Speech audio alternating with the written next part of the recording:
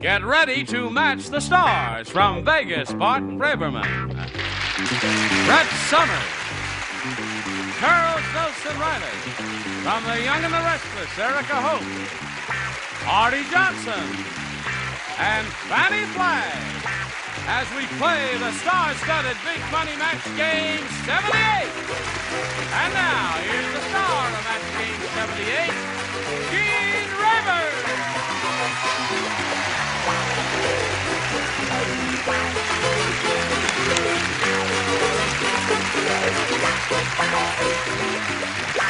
Hello, John.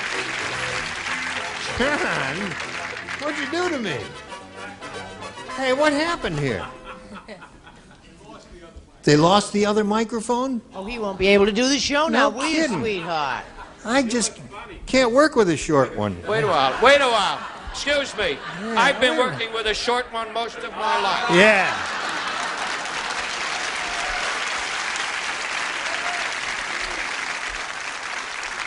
I hate this. Oh, honey. I feel so dumb. See, usually I have a microphone and you can just go. Oh. And it picks up every word. But this, as soon as you get away from it. Right? Hello there. Hi. You're the new kid, huh? New kid on the block. Yeah. You're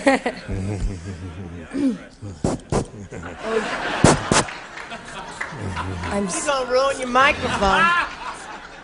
Welcome to Erica Hope of Young and Restless.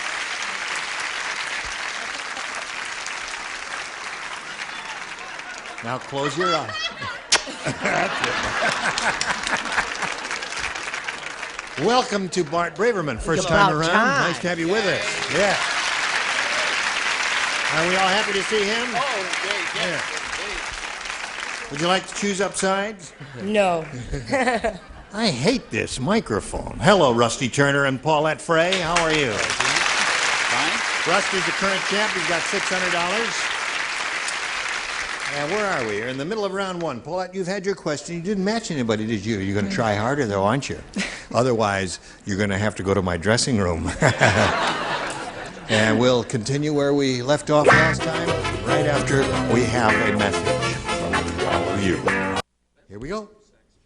Now, this is the other round one question. This belongs to Rusty, and it's A, and we'll see what we have. At the racetrack, Sam said, "No wonder that horse lost the race. Instead of horseshoes, he was wearing blanks." Erica, the way we do it is we slip it over there and flip it over and put it right in there. Then the light lights up, and I know you're finished. And here we go, Rusty. At the racetrack, Sam said, "No wonder that horse lost the race. Instead of horseshoes, he was wearing blanks." I think he would have lost the race with snowshoes. Snowshoes. He would lose it that way. Snowshoes is a good answer, a loser for that horse. I think he would have lost the race with snowshoes, but unfortunately I said hush puppies. Hush puppies. I like that. That's a very good one. I like that one. That's you're off to a good start, Bart. He's cute, isn't he cute? You'll be on for at least the next 15 minutes. I can tell you that. I said dancing pumps with very high heels. Oh, a gelding. Hello, Charles. Oh, wait a while. Oh, I haven't. Is this all right? Snowshoes. Charles, you're okay. Put her there, pal. Don't be nervous. You're all right. And stay for the whole show, Charles, just because you gave us a winner there.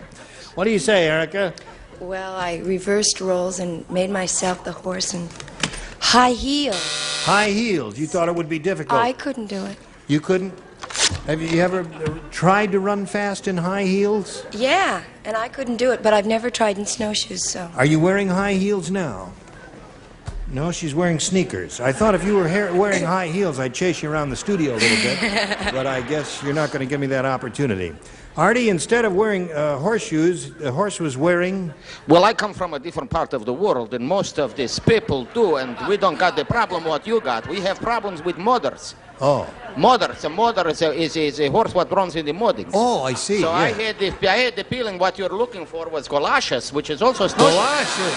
Oh. Fall in. Yes. Now, that'd really make that horse lose a race with galoshes, wouldn't it, Fanny? Really? Well, I've lost many a race wearing high heels with ankle straps. High heels with ankle straps. He's a wonderful horse. It's a good race. Okay, here we go to round 2. Paulette, you may have A or B. A. A.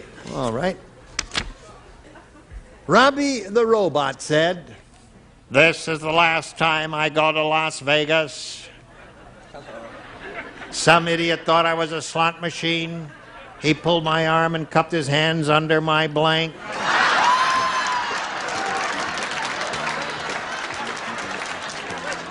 Come here, dear. There you go. What? There, you read it to yourself.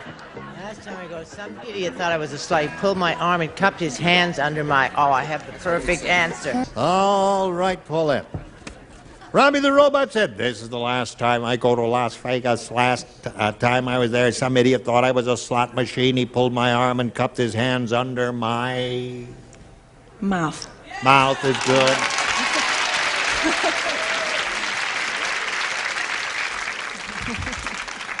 Mouth.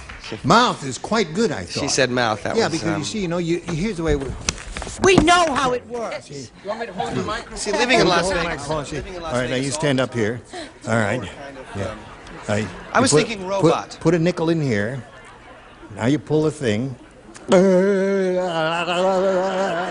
$40. You know, if I had your regular mic, I would have stuck it right up your nose. I was thinking robot, thinking a long robot. So originally I put computer, but I put that aside and I put mouth. I thought that would be Very good. Oh, Bart's on the ball. Well, I was thinking about what they're made of, you know, like old bolts and nuts and stuff like Springs, that. yeah. So I put transistor. Cupped his hands under my transistor. Think about it. Just think about it. You'll get it when you get home tonight. Now you have to think of someplace where the coins would emerge. Is it mine? I'm on now? Yeah, your turn now. Oh, you You're shouldn't do on that now. number Yeah. today.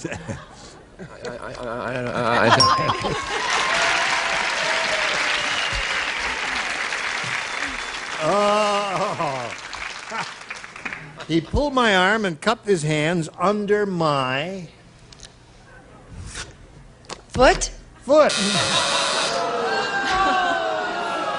Don't pick on her. Now, wait a minute. Foot is all right. Sure. It wasn't so obvious. I thought it was How a could good that answer. audience be so ugly to such an attractive young lady? Yes, how could they? I ask you, how can you be so ugly to such an attractive young lady? Besides, Show us your answer. Or What get else? out. What did you want me to show you? Show the answer. Oh.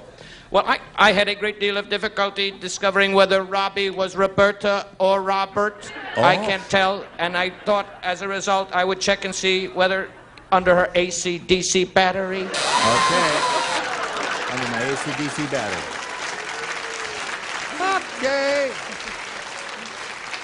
She's looking for the answer, mouth. I know she is. I said navel. Navel is good. Navel is quite good. So there we are. Middle round 2, 2-1 the score. Rusty, you need 1 to tie, 2 to win. See what happens after this. Are we ready to carry on, Rusty? Yes, sir, Remember I'm what you ready. have to do, 1 to tie, 2 to win. That puts him in a catbird seat. We'll see what happens. Ralph said, "I went to the world's cheapest school. They taught driver's education and blank education in the same car." Okay.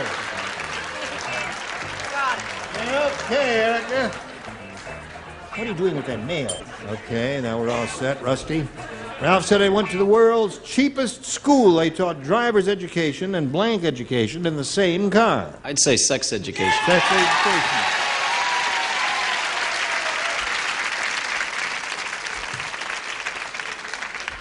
Front seat and back seat activity.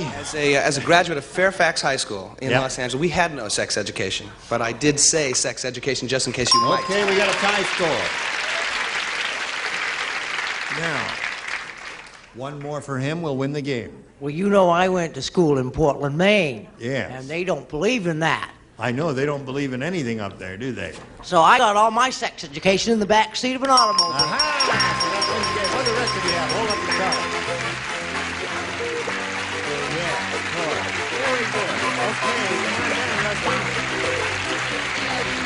We'll say goodbye to Paulette Fry here. Pleasure to meet you, my dear. I had a great time. We'll have many gifts for you. I mean, we're going to send you 1,800 pounds of bleached flour and all kinds of butter fat. That's right, pantyhose. Oh, wonderful things. You're going to love them. Hello, Rusty. Rusty's picked up another $100. He now has $700, and he's rolling along here. Now we'll see how much more he'll win. We polled a studio audience, a very high IQ bunch like these, right out here today. And we said to that group of people, we said, you write down your best answer to this. Hands blank. Now, the answer they gave most often will get you $500 if you match it. For matching the second most popular answer, you get $250. And for matching the third most popular, you get $100. 3 of the 6 stars will help you. How about Artie? How about Artie? Yes. How about him? I had animal husbandry on that last one, Oh, no, you know. that's it's over. What did you say? How about Artie? He says, how about Artie? What do you want me to say? You have to put a blank word in that blank. Easily. I would put hands off. Hands off. Okay. Just a verbal response. Oh, I don't need to write it. You don't have to write it. Just forget tear it I up wrote and forget he wrote it there.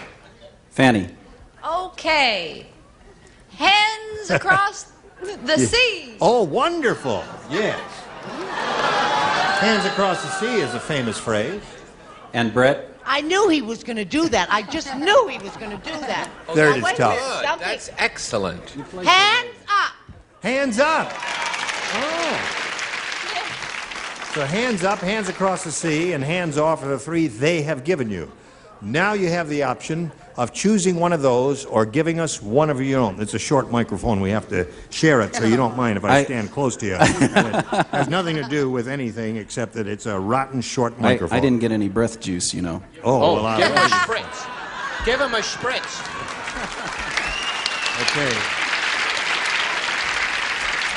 Okay. Okay. Now let's talk to each other, Rusty. I liked hands off. I You liked like hands off? Artie's answer. Artie's answer? That's the one you want. That's the one I'm going to go with. Okay, hands off is the one we're looking for. Let's turn around and find out what's up there. May we see the $100 number? Hands up. That's the one that Brett gave you. Hands up. Okay, let's see if we get another $250 number. Hands down. Uh-oh. Hands down. All right, hands up, last chance. Here we go. Yeah. Very good.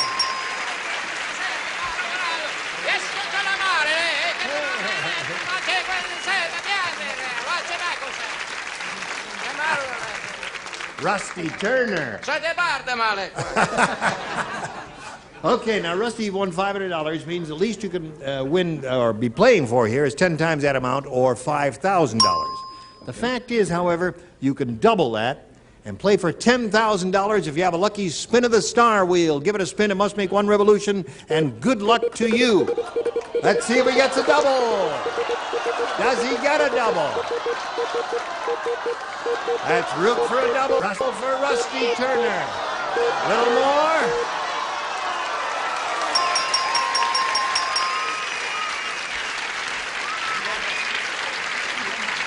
You know, this always happens. When we get a person on the show, a star who's never played the game before, usually that first spin of the wheel goes right to the one of the stars there. Well, Right Erica, you're ready. You just you'll write your response to this. He'll give us a verbal response, and good luck.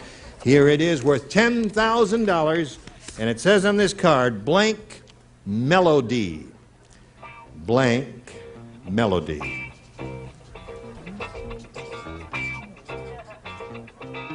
Get your thinking in tune with Erica Hopes there, and try to think of the answer that she's written on that card and is about to put in a slot, which she's done. Okay, Rusty, there it is. Blank melody. Sing me a melody. Well, he kind of drew a blank That and he was a said hard something. one. Sing me a melody. You say it was a hard one. I thought it was an easy one. What'd you say, Erica? He says, sing me a melody. Old-fashioned. Old-fashioned melody. What about thanks for the melody? That's memory. Okay, listen, Rusty, you got a total of $1,200. You're going to meet another player later. Right now, we've got this for you. Okay, Johnny O. Now, let's say hello to Dana Deniston. Applause, applause, applause.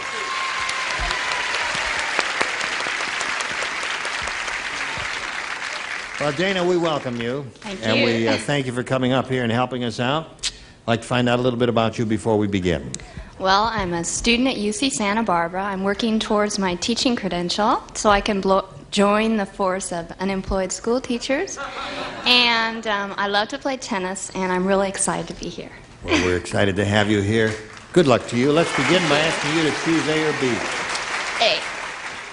All right, Dana said she wants A. Harriet said, I don't think my boyfriend loves me anymore. When we first met, he covered me with roses. Last night, he covered me with blank.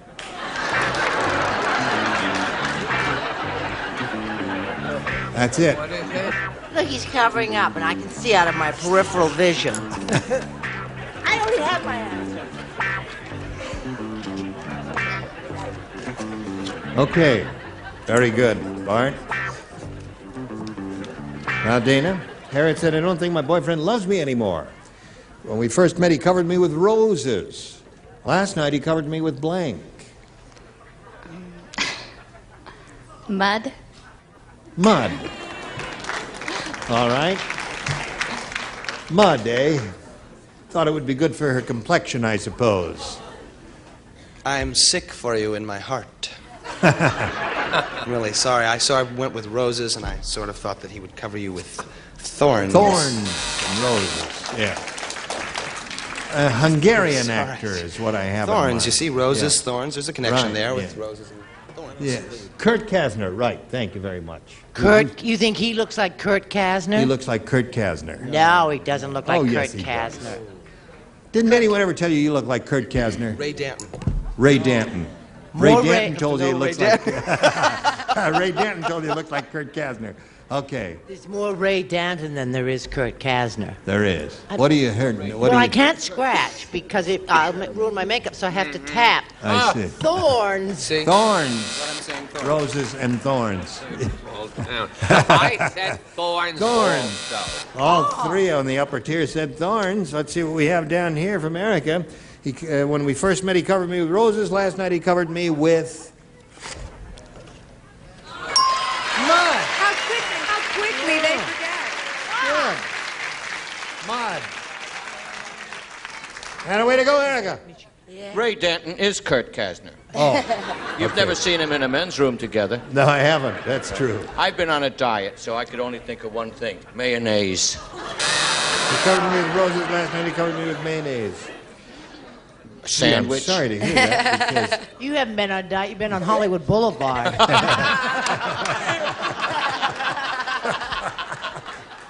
Okay. Shall we press on, folks? Press on. I have no excuse for my answer. Really? Okay. Now, Rusty, let's see what we have for you here. Jack said, I have the elephant flu. I know it's the elephant flu because I have an uncontrollable urge to blank. I have the elephant flu. I know it's the elephant flu because I have an uncontrollable urge to blank. Elephant flu. Oh, okay. Elephant flu. Elephant flu. Elephant flu. Elephant flu. We're not deaf. Elephant flu. Just But some stupid. of you is slow. Okay. Bart, we're starting without you. Jack said, I have the elephant flu. I know it's the elephant flu because I have an uncontrollable urge to blank. Eat peanuts. Eat peanuts. Is that what they do? Elephants eat peanuts, I guess. Anything that elephants do. All right, hold it up. That is the obvious one. I should have gone for that. I could think of absolutely nothing. I was a blank. I said die big. Die big. And you he are. Yeah. Okay. I said I have an uncontrollable urge to join a circus. Okay. Yes. No one here will try to stop you. You better be careful with that hair. Ooh. Would you you turn it around and Yeah, he you gets turn it if around. it matches, he ties? That's right. Why don't you tell me that earlier? Okay, there you go. Eat peanuts. 1-1 the score. Erica, may we see yours? I sneeze. Sneeze. They do that. Artie? I kept thinking, what would go with mayonnaise? Yeah. Eat peanuts. Eat peanuts. Yeah. There you go. 3-1. Now this for America. Here we go. Time to say goodbye. Join us next time. Match Game 78. Your cough is going to get better, I assure you. Gene Rayburn here. Goodbye.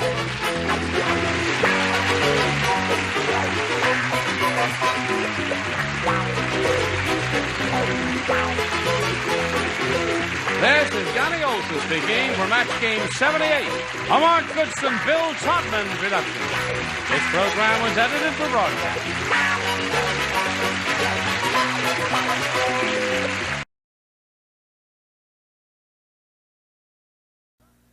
Get ready to match the stars. Scoey Mitchell, Brett Summers, Charles Nelson Riley, Hattie Duke Aston, Richard Dawson, and Patty Deutsch as we play the star-studded Big Money Match Game 75. And now here's the star of Match Game 75, Gene Rayburn.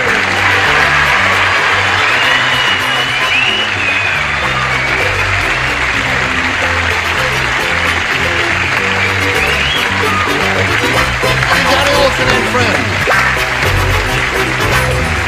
You're very kind to come in and help us out and scream and holler and laugh and applaud and do all of those things. We're very grateful to you, and we thank you for joining us. Are you all quite ready up here? Oh, golly, yes. Anything? Does anyone have anything on his or her mind? Yes, but I can't say it on CBS. No, you can then. Are you Not ready? a thing. It's Yes. completely empty. Well, then let's get right to it. Shall we do that and say hello to our two players, Monica Getz and John Schlicker? I do.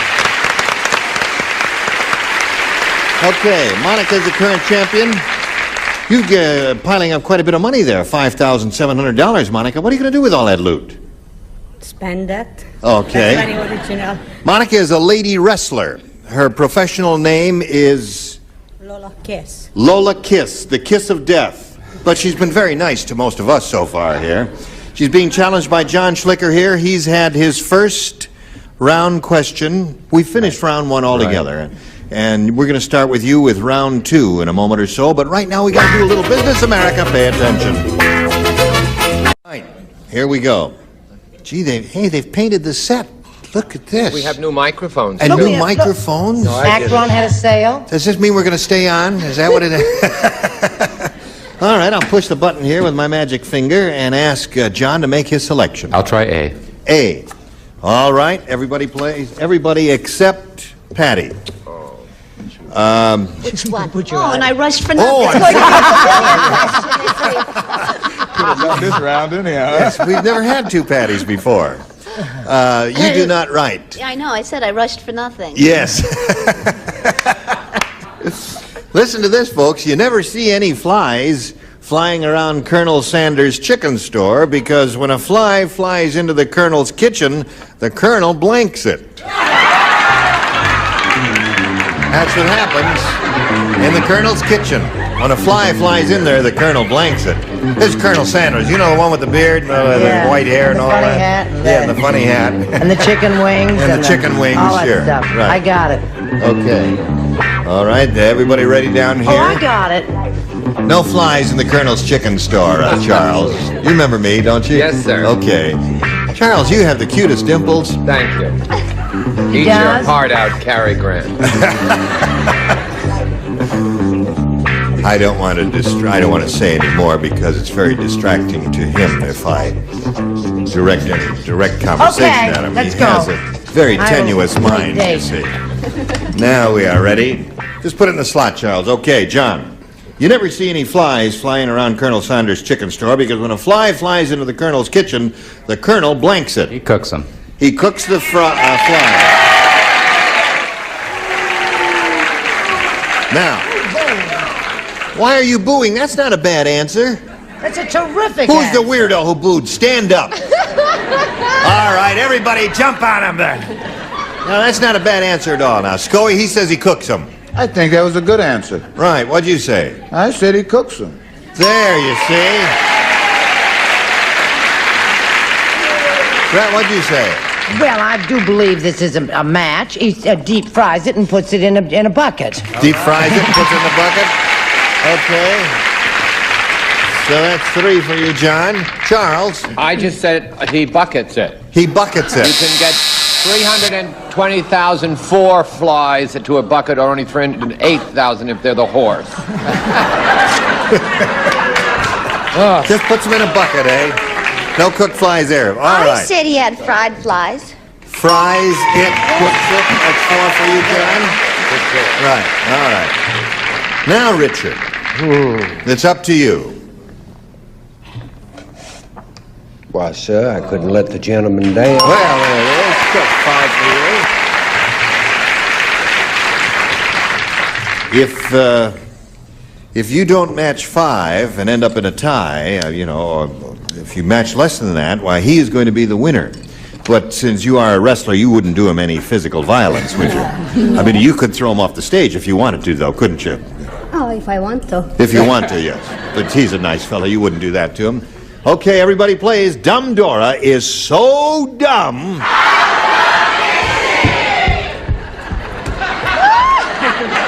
I'll tell you how dumb he is. Just shut up and wait for me. When her husband started to grow a beard, Dumb Dora wanted it to grow faster, so she blanked it. That's how dumb Dora was. When her husband wanted to start to grow a beard, she wanted it to grow faster, so she blanked. There were several terrific, so dumb. Yeah, that's good. That's very good. All right, that's fine. Everybody's got a good idea here. Oh, Scully, I don't know what's wrong with that little darling person. I would love to live inside her mind for a week. Yeah, 1 week. Wouldn't that be something? Monica, Dumb Dora is so dumb. Ask me how dumb she is. How dumb she is. How dumb she is. Is she? Okay, it's all right. No, I tell you how dumb she is. When her husband started to grow a beard, Dumb Dora wanted it to grow faster, so she blanked it. Pulled it. She pulled it.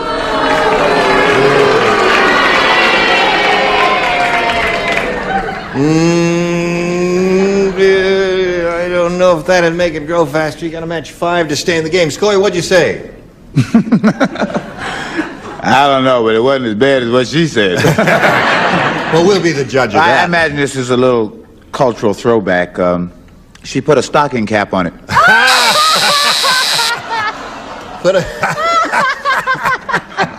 Just to make my hair grow faster. Yeah, that's why they call you fuzzy now, right? Okay, what do you say? He said she put a stocking cap on it. Is she gonna give me a half Nelson in the parking lot? No. You sure? No, she's very Because sweet. I said watered, I'm sorry. She watered it, yeah. So now, what do the rest of you have? All right, watered and fertilized. Come on down, congratulations. Thank you. You stand by for a moment or so here while we say goodbye to Lola Kiss, Lady Wrestler. Did you have a good time, Lola? I had a wonderful time. That's good, and you got $5,700 in addition to that. Monica Getz, goodbye, my dear. While she's spinning off, we're going to spin a little message for you, and then you hurry right back and see how he does with the big money here. Here's old John Schlicker. Ready, John? I'm ready. Okay. He's going to try for over $5,000 here now, and we'll get right to it, John. We polled a recent studio audience, and we got their best response to this. Trial blank. Now, the answer that audience gave most frequently is worth $500 to you if you match it. If you match the answer they gave second most frequently, you get $250, and the third most frequently given response nets you $100. 3 of our celebrities are permitted to help. Whom do you call on? I'll try Richard. Trial by jury. Trial by jury is one. And Brett? Brett? What about trial and error? Trial and error. And Charles. What do you say, Charles?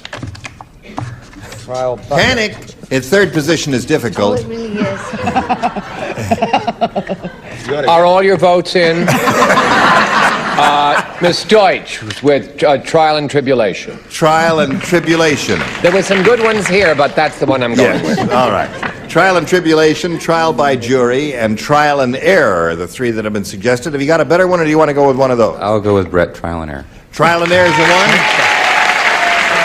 You let the audience influence you, didn't you? Yes. All right, audience. He said his decision was influenced by your enthusiastic applause for Trial and Error. And if it doesn't come out Trial and Error in the $500 spots, Lola Kiss, the lady wrestler, is going to walk among you and break your arms. Let's begin down at the bottom here and reveal, if you would please, Earl, the $100 response. Trial by Jury. That's the one that Richard gave you. Okay. We're still looking for Trial and Error. Let's see if it's under the $250 response. Trial and Error it is. Congratulations, John. You got it there, pal. There it is. Now, how is it with a mustache? Nice. That's Very good. pleasant indeed. Okay. Well, I think I'll try it. What do you think is under the big one there? Trial what? Oh, trial of... Oh, let's see it. For Slide it, heaven's Earl. sake. Oh!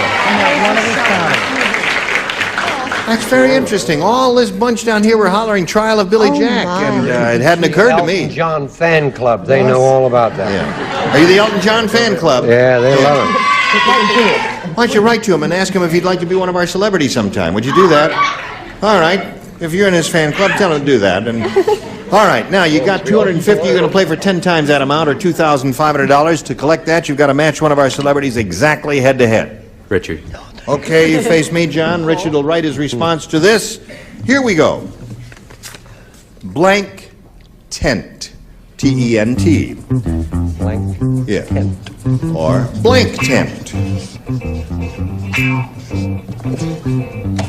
Now he's finished. John, what answer do you want to suggest that you think will match his? Pup tent. Pup tent. Well, he didn't pause at all. He came right out with it. Bing, it says pup tent. That'll match you for $2,500. What does it mean? What's a pup tent? Pup tent. It's a tent where pups sleep. A pup tent is a one-man tent used in the Army. Pup! $2,850.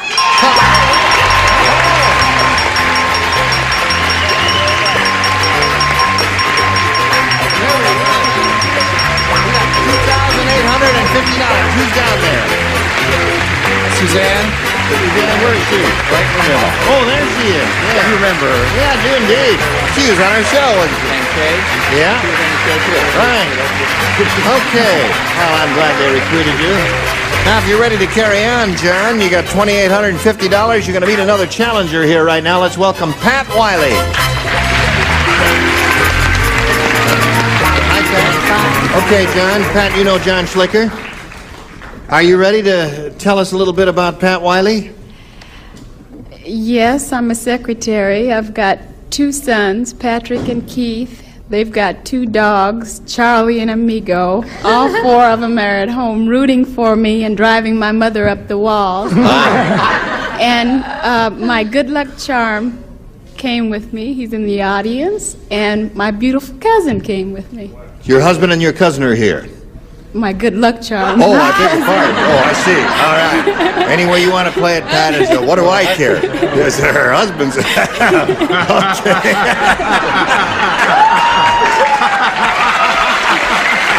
Oh, dear me. All right. Now, Pat, would you please make a selection here? I'll take B.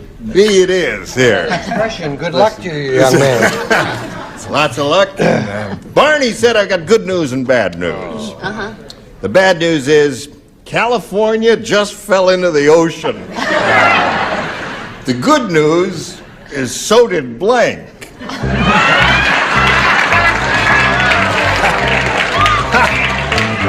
I think this is a winner. Do you really? Yes, it's a marvelous question. But we could get in so much trouble. The good news is California just fell into the ocean. No, wait a minute. The bad news is California just fell into the ocean. The good news is so did blank. Oh, kiss me, you fool. I know you love me, but just stay up there now, because you finished it. I'm finished. Would you like to see my answer? Yeah, let me just have a little peek at it. The bad news is California just fell into the ocean. The San Andreas Fault went bing like that. Yeah. And the whole state slid right into the ocean, Yeah. you see? That's the bad news. Right. Now, the good news is, so did blank. Yeah, thank you. Well, that explains. Doesn't that clarify it for Yeah. you? Okay, put it in the slot there now. Come on, now you're all creative. Good gravy, Charles, will you wake up? That's what See, sometimes you have, if you speak sharply, That's that right. snaps his brain Okay, into shape. so he's Go over there. We can get the winning. Oh, yes, John there's Lynn. John. This is the one that won him a lot of money. All right, John, there's a little souvenir for you. Everybody ready? Patty, what are you doing? Did you change your mind? Which one? I mean, Patty Deutsch. Patty Duke and Patty Deutsch. Now she's ready. So, Pat Wiley. Barney said, and that has nothing to do with the question, it's just an arbitrary, we like to change names. Barney said, I've got good news and bad news. The bad news is California just fell into the ocean.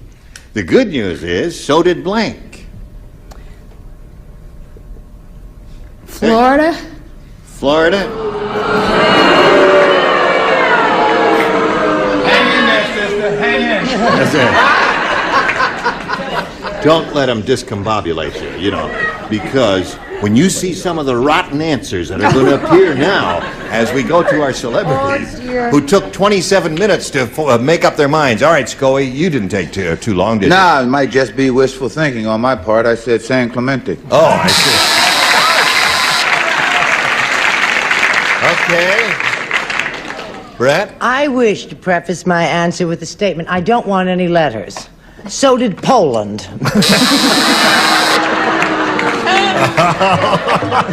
All right, Charles. This is the only show where Florida can get booed and San Clemente an ovation. Very strange. I said maybe it's a match. The rest of the USA. The rest of the USA. Which is a boring, Florida, yeah. boring answer. Yeah.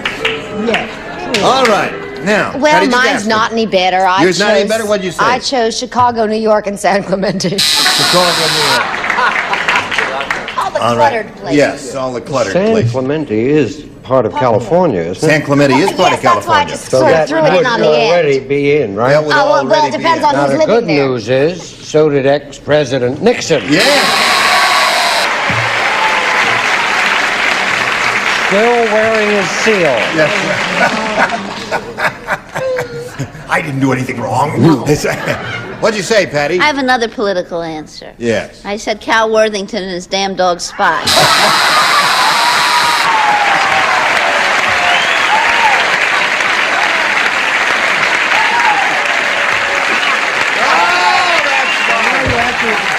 That's right. Now, now hold on.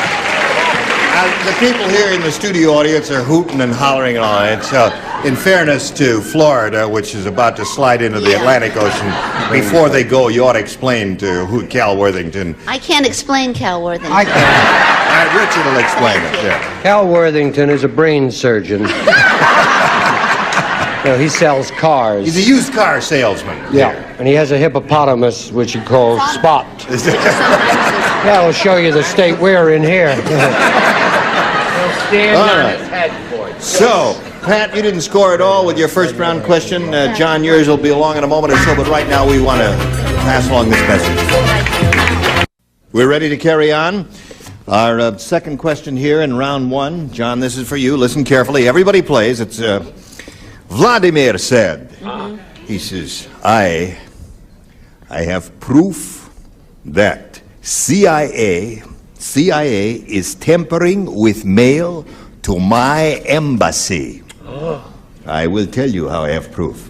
On St. Valentine's Day, I send our ambassador candygram. You know what is candygram, right?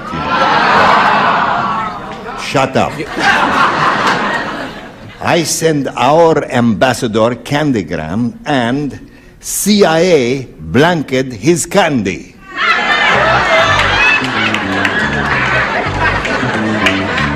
As an acting teacher, it was very good, but if the question were just a little longer, which is long enough, you could have possibly gotten the accent. I love you. I can't do it. Darling, you got just a little Swedish in the middle. Yes. No. Sounded real colored to me. Put an answer down and let's press out. I've got an answer down. I've Okay. been through for days. All right, you got it. Very good, Scully. Just put an answer. Oh, you got it. I did. All right, now we come to John Schlicker. Vladimir said, he says, I have proof that CIA is tampering with mail to my embassy. On St. Valentine's Day, I send our ambassador candygram and CIA blanket his candy. The CIA bugged it. They bugged his candy. He say, bugged his candy. So what do you say? I don't know why he said bugged his candy. Why? Well, I just said that they did something stupid like Oh, ate they it. ate the candy. All right, Brett. He didn't bug it, his candy, honey. He done ate it. He ate the candy. That's the answer, John. All right, Charles. I said the same thing, He ate the candy. They were very Patty Duke, hungry. did he ate the candy? He ate the candy. Richard, is he a candy eater? They swallowed. Swallowed the candy. Patty, I said the CIA jailed it. they jailed the candy. What do they know? Okay, so at the end of round one, we got a real squeaker going here, haven't we? I don't want to say we got a couple of dummies up here, but that's what it is. No, first round questions are difficult, and we'll go to round two a little later on, but right now we got to go to this. You have 15 seconds to sing the farewell scene from Lucia di Lammermoor. On the Again? I'm on the watch. Ready? Lucia di Lammermoor. Cut. Thank Sorry. you. You'll have to come back another time. Gene Rayburn, Match Game 75. Join us next time. Goodbye.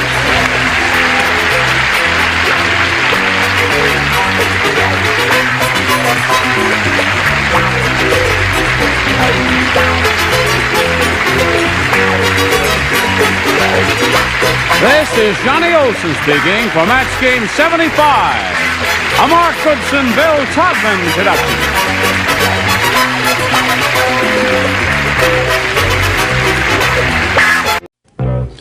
Get ready to match the stars.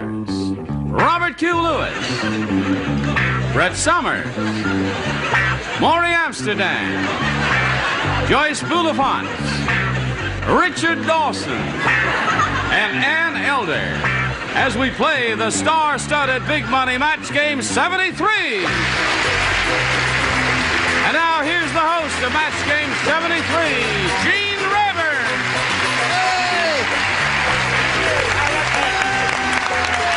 Hello there. Thank you. Hi, Johnny. How are you? All right.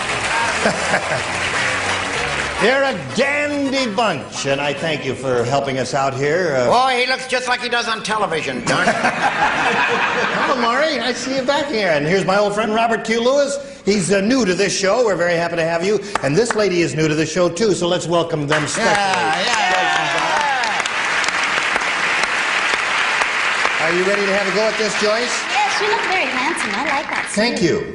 Flattery will get you everywhere. I was hoping so. Hey, listen, I saw you do an interview show today with a lady who wrote a book called No Man is Perfect. Some men are more perfect than others. I'm going to go out and buy that book. That's the name of the book, yeah. Yeah, that was very good. You As did I that said very to well. her, enough about me. Yes.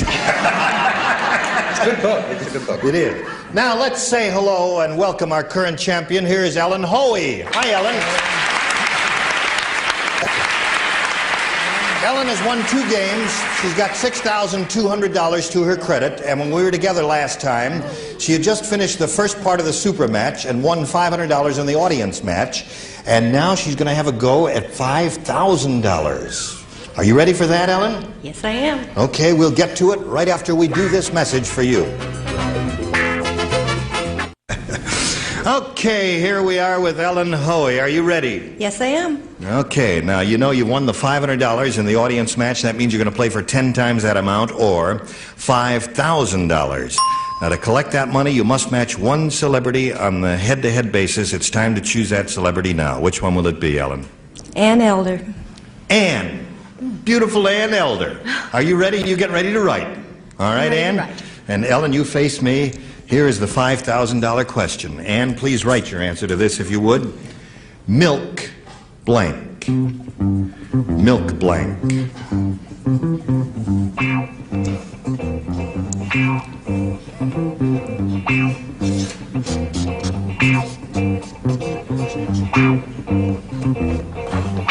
Okay, the bell indicates that Anne is finished, and now, Ellen, it's time for you to give us your response. How do you fill in the blank? Milk? Shake? Milkshake. All right, Anne, for $5,000. You like that answer? Well, won't you be surprised when you find out what Anne has written? We'll all find out together right now, Anne. May we see it? I like that answer, too. So therefore I said, shake!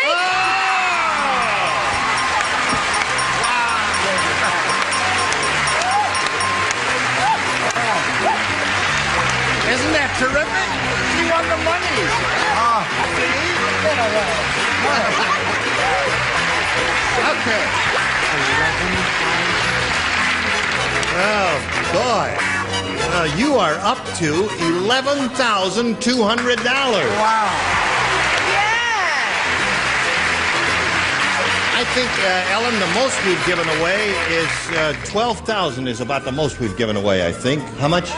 13. Well, you're getting close to the all-time high of the show. How do you feel? Nervous. Are you nervous? Money makes you nervous? Uh-huh. It calms me down. Maybe we can work something out.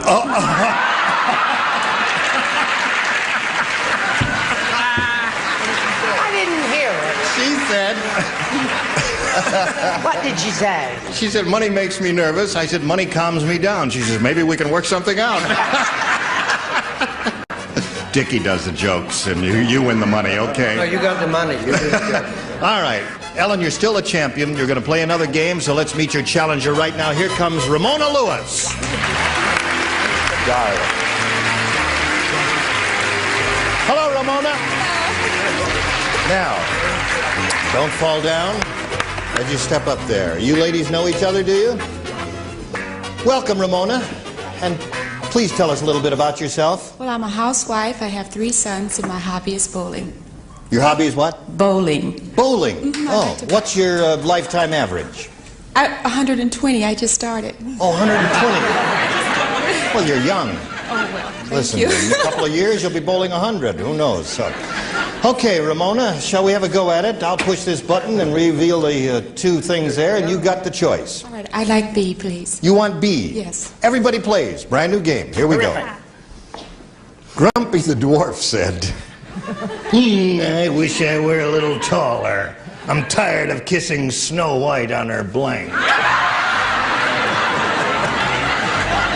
Not the idea. Listen, you can laugh out loud if you'd like that. You're out of your mind. You think about that, Ramona. Grumpy the dwarf said, I wish I were a little taller. I'm tired of kissing Snow White on her blank. There. All right, the upper tier is ready. And here we go. Now, we call for your response. I'm tired of kissing Snow White on her... Behind. Really? Depends which way you look at it. I don't... All right, Ramona, that's her answer. It's show and tell time, Robert. May we see your answer? Yeah, all I can think of is Walt Disney, and he would never have permitted that, so it's tummy. Tummy, yes. Okay. Snow White's fairy godmother said, never turn your back on a dwarf. Navel. Navel is her answer. Okay, Maury? Da-da-da-da-da. Navel is his answer. Joyce, what did you say? Well, my dwarf is very short, so he was kissing her on her knee. Boy, that is some short dwarf. Yes, indeed it is. How about you, Richard? Who put him up to it, do you think? Yeah, I said knee as well. Knee, that's 2 knees in a row. Well, thank you. Thank you. We're happy with For it. a 3rd knee in a row. Third knee there. All right, the knees have it. Okay, Ramona, you didn't score with that, and we'll see how you do with yours, Ellen, in a moment or so. But first, we've got this message for you. All right, here we go, ladies. For the second half of round 1, Ramona finished her half, did not score. And now we'll see if Ellen scores with this.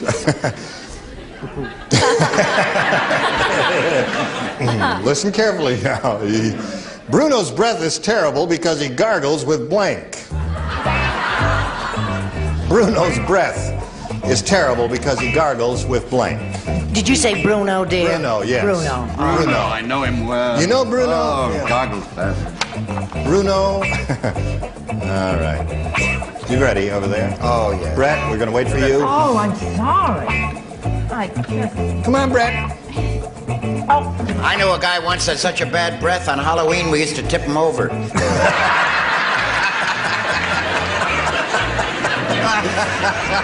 All right, Ellen.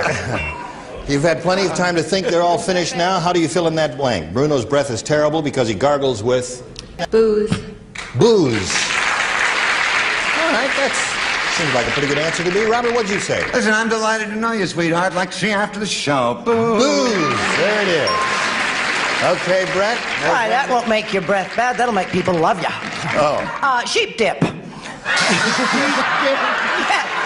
It's you make it with cream cheese and clams. Yeah. Good. I think mine is just as good. Sandy flush. Sandy flush. Boy, that'll do it. Joyce, aren't you glad you came to the party? I don't know. Sandy flush. May we see your answer? Yes, you may see my answer. I think that Bruno has a sore throat, so he's gargling with salt. Salt. P.U. Dumb answer. I can smell like a fish. It's very good for you. Clear her out of the building. Good answer. Thank Good you answer. so much. All right, Richard. You won't forget at the Christmas party. I haven't know that he gargled with garlic. Now, Garlic. I have to explain. Yes. You must never eat at his house because he makes his spaghetti sauce with Levorus. So don't ever eat this. Okay, Ann, booze is the answer we're looking for. I'm looking for that answer too, but I have to say Garlic. Yeah, well, great minds. That's all right, you can kiss because you both had garlic. That's enough. Thank you. Thank you. All right, so at the end of round one, the score is 1-0 in favor of our current champion. We go to round two and ask Ramona to make a selection. I'll try B again, please. B again it is. Since you matched no one in that first round, everyone will participate in the second round. The cannibal said, "Gee, that new restaurant is great. I ate the blank." Mind repeating that, Doctor? The cannibal said, "Gee, that new restaurant is great.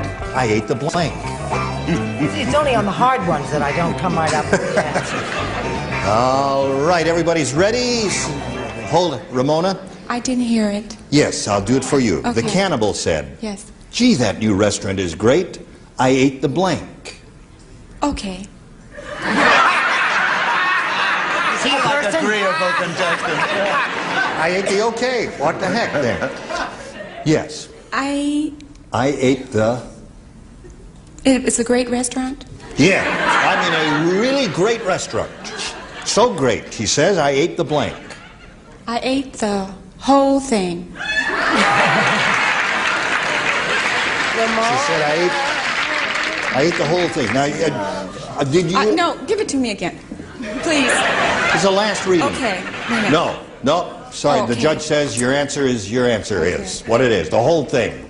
All right, Robert, what'd you say? Ramona, he had more gourmet tastes. He ate the chef. He ate the chef. Yeah. Brett? Well, that's interesting because I said chef too. Chef too, no match there. It's a cheap restaurant. He ate the cook. He ate the cook, yeah. And Joyce. I was in the same gourmet restaurant. He ate the chef. All right. And we're getting down to the wire. You've got to match one celebrity to stay in the running here. Richard? Well, the chef was the person that cooked the food. Right. He ate the waiter. He ate the waiter, right. You must match Ann or the game is over. Go, Ann. I said the waiter. The waiter. So Ellen Hoy wins another game. Congratulations, Ellen. And come on down, please. All right. Nice to see you again. Another $100 for Ellen, and for Ramona, we've got a gift for you, together with our thanks for being with us in Match Game 73. Thank you very much. Ramona Lewis. Goodbye, Ramona.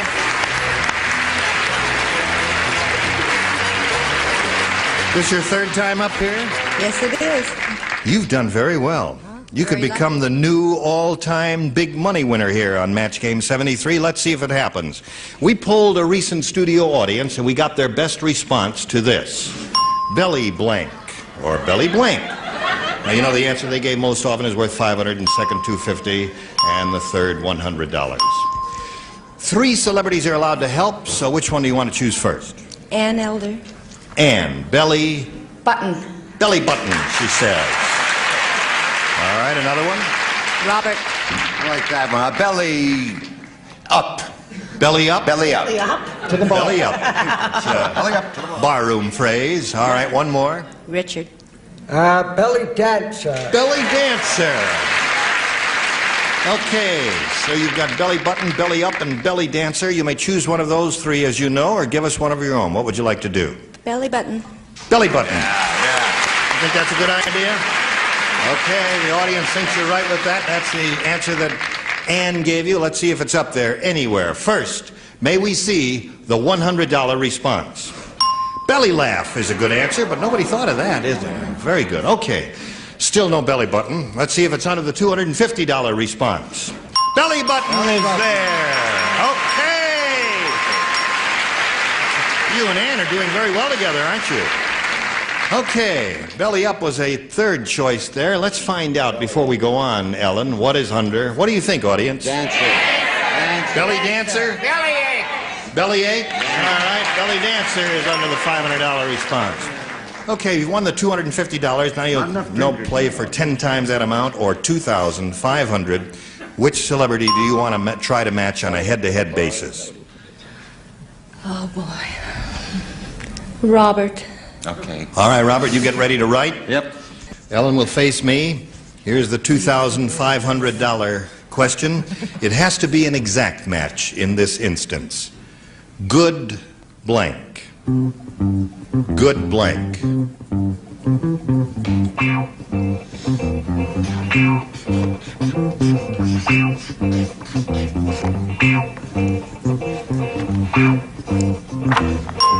Okay, he's ready now. I think a win here would make you the new all-time money champ. You're up to $11,550, is that right? And $2,500 added to that? It'd be a lot of money anyway. How do you fill in this blank? Good. Well, I'm having a good time, so that's what I'll say. Good You say time. good time. All right, Bob, for $2,500, may we see your answer? Yeah. Good night. Good night. All right, so you didn't collect the $2,500, but you did collect an additional $250, and you're still the champ. We'll meet another player right after we pass along this message to you. Okay, we're ready to play another game here on Match Game 73. To do that, we've got to introduce a new player, so let's welcome Mr. Jerry Mayo. Hi, Jerry. Hello, Ellen. Yeah. She's winning all the money. She's won a lot of money. Yeah, lots of money. Let's find out a little bit about Jerry Mayo. From Alhambra, I'm a used car dealer. Very happy used car dealer. You're all happy. I never saw an unhappy. Would you buy this car from this man? You would. Yes, you would. I've got good cars. You would buy. You married? I'm married. have? He's on. I've got. He's on. Did you bring him with you tonight? Pardon, I didn't Do you hear. have an elephant? Yes, I would. Come on over. I got anything you want if you just come over. That's enough of that. Better start selling Stanley steamers. Shall we play this game, Jerry? Yes. You know how it goes. Mm-hmm. All right, I'll push this button and ask you to make a selection. We leave that up to you because some of our contestants find some questions more difficult than others. All right. I'll take B. And some of your panel numbers. B. Are you ready? Yep. Yes. Here we go. Abdullah has 100 wives. And? And? Imagine walking in the bathroom and seeing 100 pairs of pantyhose hanging there. That's another program, Maury. Abdullah has 100 wives and not one of them is blank. I think we stopped the used car salesman there. He's thinking about it, though. Abdullah has 100 wives and not one of them is blank. All right. Lower tier is ready. All right, now we're all set over there. Jerry, so we call on you for your response. Not one of them is... Young. I am stuck with it, you know. Go the back to audience your thinks used you car. blew it, Jerry. Gene thinks you blew it, too. No, I don't know. Listen, you never know. By these people, you really can't tell. Young is his answer. Let's see if it happens. It may. You'll never know. Robert, what do you say? Abdullah, huh? Abdullah had 100 wives, and not one of them is... Jewish?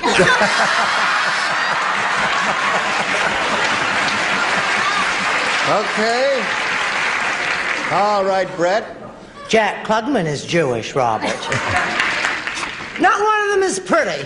Not one of them is pretty. 100 wives, not a pretty one. I Maury, said what the do you same say? thing. That's why he sleeps with his grandfather.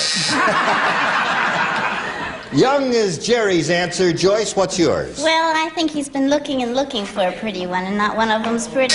Pretty is the answer. So far, it's come up more often than any others. How about you, Richard? Well, Abdullah, you know, was not a pleasant fellow. He was a bit of a pill. Oh. So not one of them was pregnant.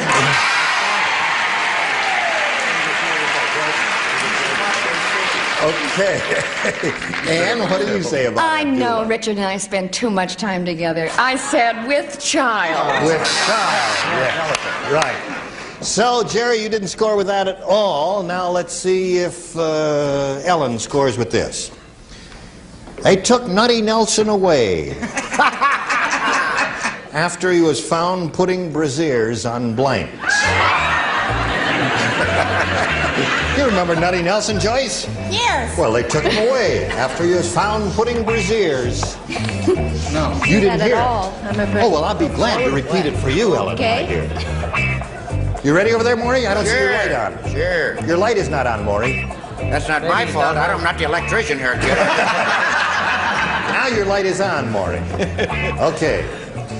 They took Nutty Nelson away after he was found putting brassieres on blanks.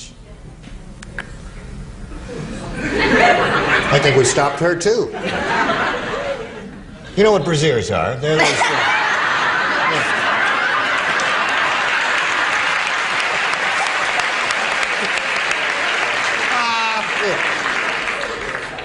They're like big earmuffs, you know? Statues. On statues. That sounded like a desperation answer, but the audience seems to approve of it. Robert, what do you say? Well, that was my second answer. My first answer, though, he was really nutty. He put him on cows. Put him on cows. I see. What did you say his name was? What's that? Nutsy Nelson. Yes, I know him well, and he used to put brassieres on boys. Boys. Well, that's Nutty Nelson, all right. I know him, too. He was in the produce business. Cantaloupes. Cantaloupes. What do you say about Nutty Nelson, Oh, he Joyce? was running around my neighborhood last week putting them on dogs. On dogs. He was nutty, all right. How about you, sir? The reason they called him Nutty Nelson was because he put them on coconuts. It's the only way you get the milk. I'm just leveling with you, folks. You won't get it from cantaloupes, believe me. And You know, I think Dickie Dawson was born in a plain brown wrapper. Yes. Actually, he put them on animals. animals. All right. Okay. Ellen, you didn't score at all with that, and we'll get back to the two of you. But first, we've got this message for you.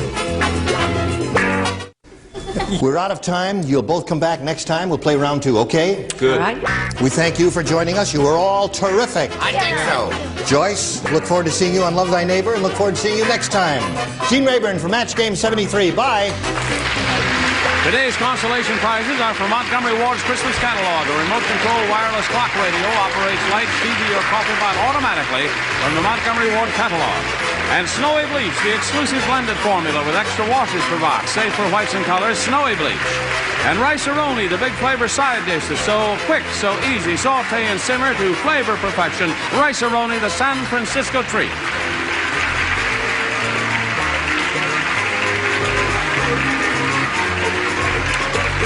This is Johnny Olson speaking for Match Game 73, a Mark Goodson, Bill Todman production.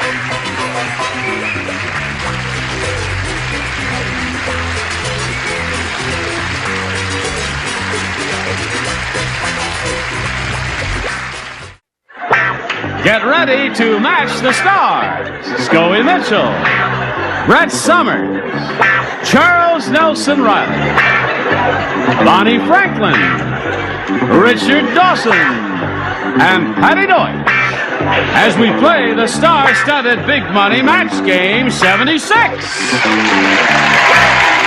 And now, here's the star of Match Game 76, Gene Rivers.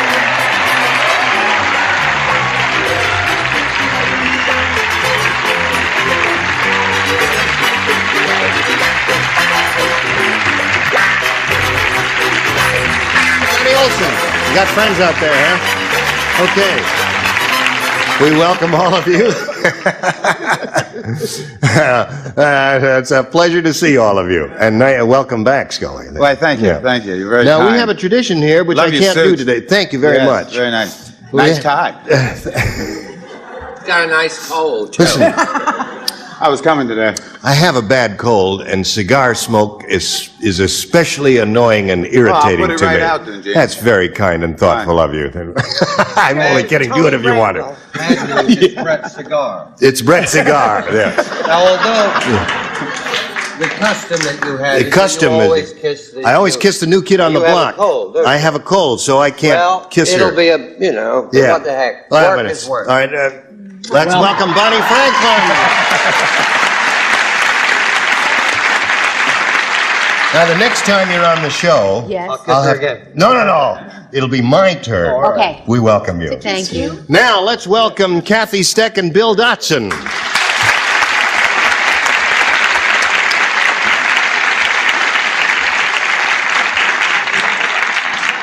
We got a new microphone man on. He just took the wire and says, the heck with it, and he shoved it all down there. Instead of coiling it nice so that when I walk out here, it uncoils. Now I got to carry this mess of junk around with me. Hello there. Listen, Kathy Steck is a current champ here. How much have you won? $600. $600. And remember, money can only buy happiness, Kathy. She's being challenged by Bill Dotson, who's had his first and second round questions, right? Right. And you've scored 2, and that means you scored 2 to tie, 3 to win. Do you both understand that? Yeah. All right. We will see how this game turns out in a moment or so, but first, this. Hello there. How's it, all right now? Is it okay now? You want to finish? Send her in. What the heck? It'll only cost us $52. Okay. All right, here we go. Second and final round. Kathy, 2 to tie, 3 to win. At the county fair, Fat Phyllis was disqualified from the eating contest because she ate the blank. Oh, there. Fat Phyllis was disqualified from the eating contest because she ate the blank. Now, where was this? Perfect. Perfect. You are a perfect person. Oh. I won't be if you breathe. At the county fair. At the county fair. Listen, Ira, all the fans going, turn on this fan and it'll blow his cigar smoke toward NBC.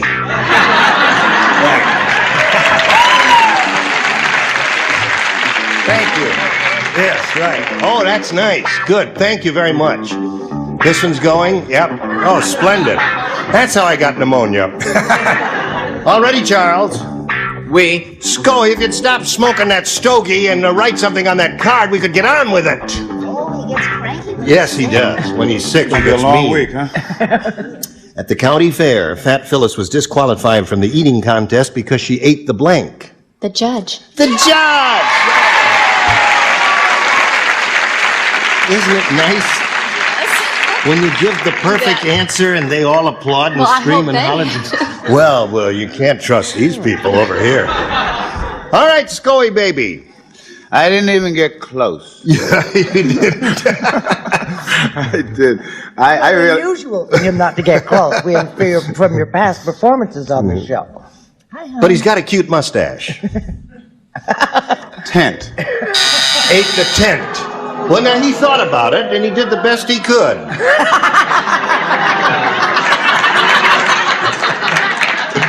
All right, Brett, baby. I'm not often ashamed, but I do feel that I am ashamed of this. I said he ate the whole fair. The whole fair. I know it. That sweet You're little right. girl gives me perfect I know answer, it. and you're letting her down. I thought of Judge. You put down what? Tent, he said. Same as you. Tent. Oh, yeah? Yeah, all the guys are putting cents. Now, Bonnie, Okay, I have. this is your first shot at it I here. know, and I have a dummy answer. You got a dummy answer? Yeah, I have But you a are not a dummy dummy, answer. I hear. That's what you hear. That's huh? what I hear. Yeah. It's not going to be borne out. Let me see. Ate the pig. Now, you have to say it. Even though you're ashamed of it, you got to say it. I have to say it out loud? Yeah, say it. Pig. Pig. Fat Phyllis was disqualified from the eating contest I know. because she Don't ate the repeat pig. it again. You're going to make me feel stupider. Well, now, wait a minute. If stupid or not, there ought to be some reason why you put pig. I don't know. It just came living to my like one day at a mind. time. One day at a time. Oh, I see. That's the name of her show. Happens to isn't be it? a new show, Right. folks. Yes, one day at a time. Bonnie Franklin. Okay. It'll be better next time, It'll be I better promise. next time. I'm Thank going to you. plug Sorry, your Kathy. show. You're going to have to come up with some bright answers. Now listen, Girl you've came got all the to way admit- from Texas, didn't she? Yes. Well, I love a judge. Right. Okay, the score is now 2-1, Kathy. You've got to match Patty to achieve a tie and stay in the game. That means we go to a tiebreaker if it happens. Hello? Hello, Patty. See, I figured only dumb Dora would be dumb enough to eat the judge. Really? Yeah, Fat Phyllis ate the judge's wife. Oh! Bill Dawson wins the game. Congratulations. For a second, I thought you were going to walk out there and belt somebody in the studio audience. Okay, Bill, I'll get back to you in a moment. Right now, we got to say goodbye to this sweet little lady, Kathy Steck, who's going to be leaving here with $600. I'm happy. Are you happy? Good. Goodbye, Kathy. And while she's spinning off, we'll spin these messages just for you. Hello. This is Bill Dotson. He's won his first game. He's got $100. He can win over $5,000 right here and now. Ready, Bill? Ready. Swade? I reckon. I get Swave and Blaze. Bill, we polled a recent studio audience, and we got their best response to this. The magnificent blank. Now, the answer that group gave most often is worth $500 to you if you match it. If you match the answer they gave second most frequently, you get $250, and the third one gets you $100. Now, whom do you call on here? Richard. Magnificent 6 and 5/8. Well, no, the Magnificent 7. The Magnificent Seven. Okay.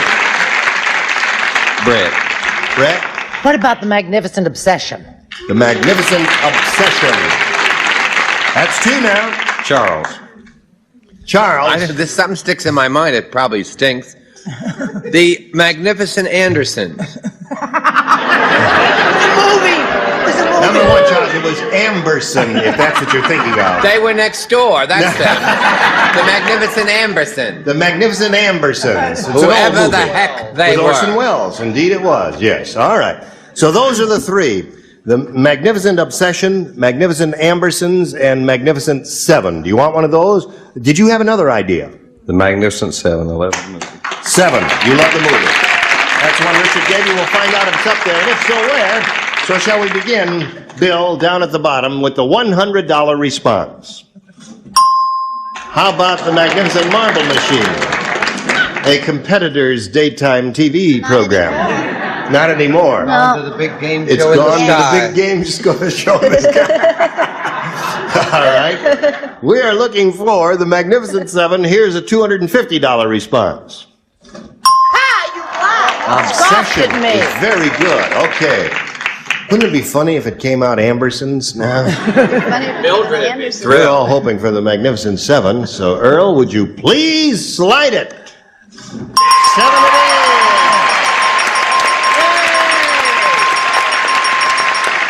Okay, Bill. Now you're up to $600. Now that means you're going to play for 10 times that amount or $5,000. Now to collect that, you got to match one head-to-head. Exactly. Which one will it be? Richard. Richard it is. Okay, you face me. You were pretty good with that old studio audience we had in here. Now let's see how your ESP is with Richard. Concentrate, both of you. Listen carefully. Here it is. Blank paste. Blank paste. P-A-S-T-E.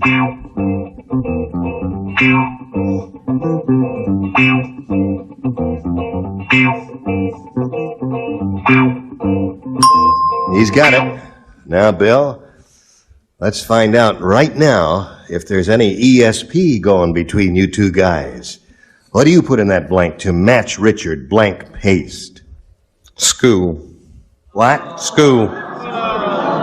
School paste? That's all I could think of. That's it, eh? That's it. Okay. Now, before you stone him out of the studio here, let's find out, you know. Occasionally, Well, I Richard think comes... They can safely stone him out of the studio.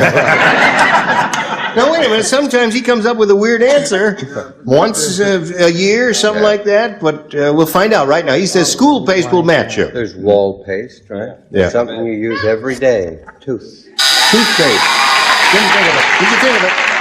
No, I didn't. Never crossed your mind. Well, that's surprising. We tried to give you the money, Bill, and you refused it. Yeah. Bill, why do you keep running away from me? Come over here. Stick around here. Right. Listen, you're going to play another game now. Are you ready to meet another player? Yes, sir. Well, let's welcome Sue Cruiser.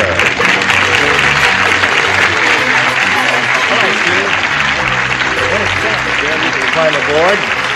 Sue, you know Bill?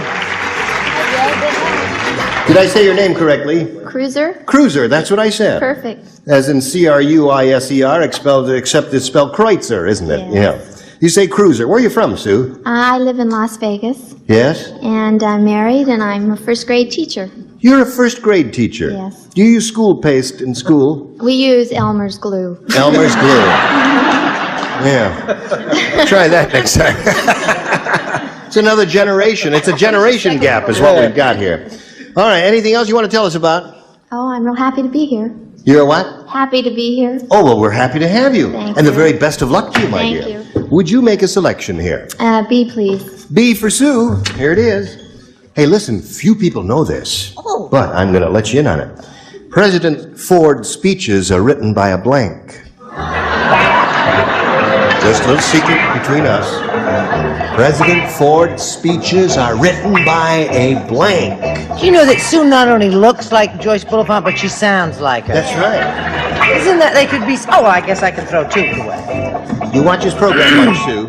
Written by... Yay. You've seen Joyce Bulifant on this program. Uh-huh. She's a very pretty blonde type lady. She sits at the end. She sits at the end, right, and you look quite like her. Okay. Few people know this, but President Ford's speeches are written by a blank. We're letting you in on something here, folks. All right, Brett's ready. Come on, Charles.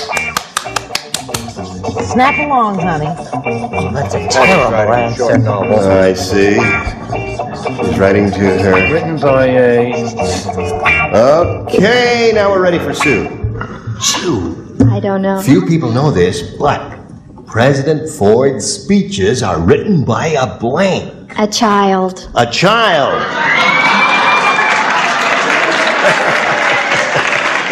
Listen, that's a good answer. That's not a bad answer at all. Have you heard any of his speeches? Yeah, well, sure. Scully? Hello, Scully. No, I thought it was a good answer if you don't like money.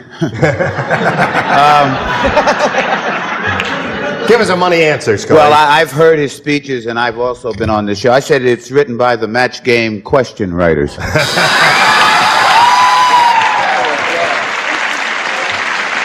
That's a money answer. What do you say, Brett? I've heard his speeches, and you'd never guess it from what he says, but they were written by a Democrat. Very good. Well, everybody's given a good answer so far. I don't... Just wait a minute. Wait a minute, I got the best. You got the best? I don't want to knock the president or the country. It's our bicentennial. So I said elf. I couldn't think of anything. Well, all right. There could be those gremlins running around the White House. Bonnie, what do you say? Few people know this, but President Ford's speeches are written by a child. You see, I think this should match. Well, It's not going to, but I think it should. hold it up and say it loud, and we'll see what they say. First grader. Hey, first grader. Don't be negative. That should match. It is a match. Good. So, What do I do with it now? you said you'd get better, and you were right. Yeah. Yeah, well, she teaches first grade, right? Right. All right, Richie. I actually do know. You do know? Yeah, who writes this? Oh, you do? Chimpanzee. Chimpanzee.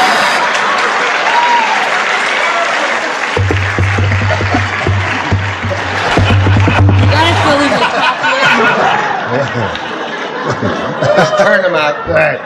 Okay, that's now. And now for a little monkey business. All right, Patty, chop that, can't you? Would you like to follow that? Not at all. No, all right. However, I have to, Yes, don't you I? do. Yes. No, his speeches are written by his pet, his golden retriever. His golden retriever. Okay, so we had a veritable gallimifery of answers there, didn't we? And we'll have more of those, but first we have to have some of these.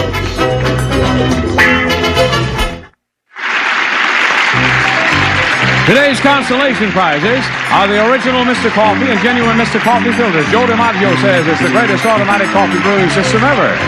And from Amarok, the beautiful Monterey collection of Max hardware designed to give your home a distinctive touch. Amarok, a leading name in total home decorative hardware. And bath towels from Stay Puft Pink Fabric Softener leaves your washable soft and fresh and towels more absorbent. Stay Puft Pink, soft and absorbent. Remember, eat, drink, and be merry, for tomorrow ye may blank. Which means Match Game 76 starring Gene Raven returns in a minute. Hello, here we go. Second half of round one. Bill, this is all yours. Pay attention. Hey, I have a bicentennial message for you. Okay. 200 years ago today, Benjamin Franklin invented bifocals and was able to see clearly for the first time. When Franklin saw what his wife really looked like, he blanked. That's the way it was 200 years ago today. I think you're going to get another gallimifery. Gallimifery? No kidding. With this group, it's a gallimifery. When he saw what his wife really looked like, he blanked. Anything in the past tense is what we're looking for. Do you all understand? Good. That's not bad. I should keep that? Well, that's okay. It's boring. Okay. If you got a better one, put it in there. But that's okay. All right. Hurry up. It's boring. Are we waiting for the two end people, one down and one up? Oh. Patty, you really don't have to be so neat. You're such a neat person. Now we call on Bill Dotson. Bicentennial message. 200 years ago today, Benjamin Franklin invented bifocals and was able to see clearly for the first time. When Franklin saw what his wife really looked like, he blanked. Threw up.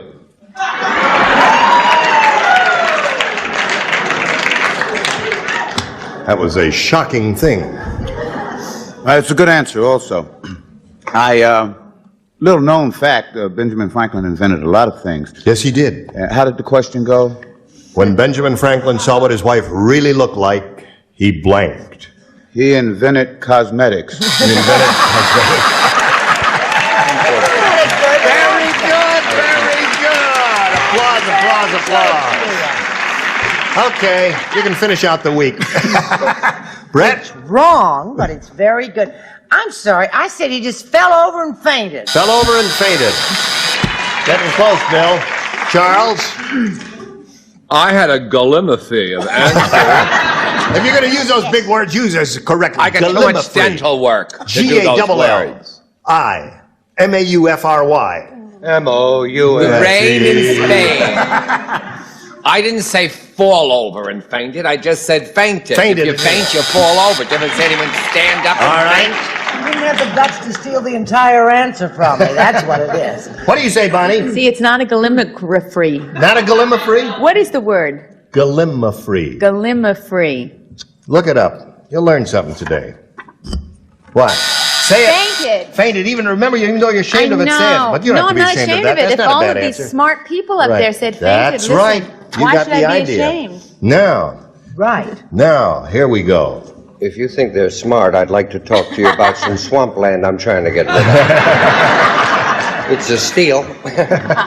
He was very famous at quotations as well as inventions. Oh, that's right. Stitch in time saves nine. Right. When he looked at his wife for the first time, he wrote the quotation, "The early bird catches the worm."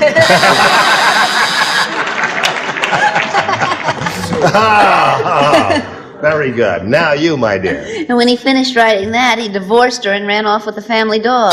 That's terrific. Okay, that's the story of Ben Franklin, and that's the story in round 1, 1-0, favor of Sue. Round 2 coming up after this.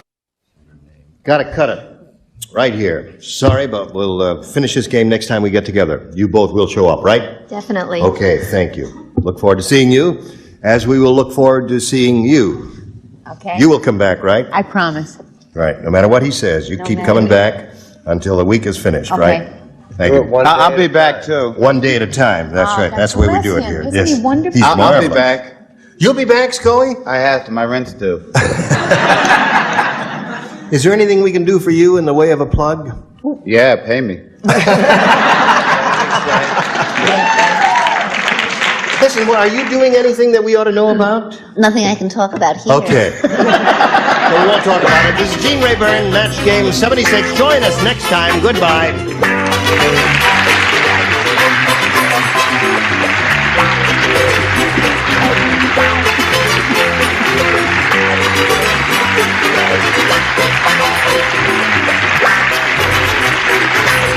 This is Johnny Olson speaking for Match Game 76, a Mark Goodson, Bill Todman production.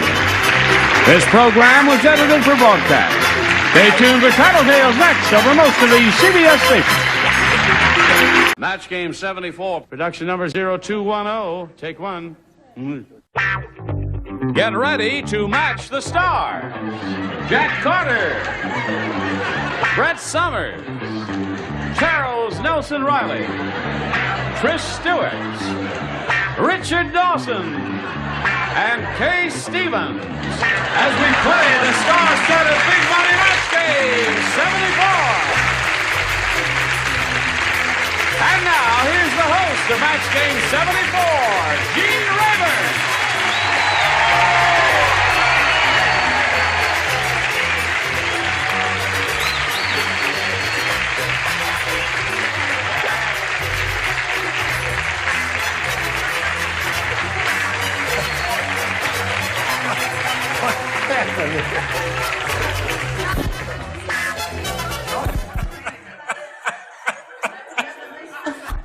Hello there.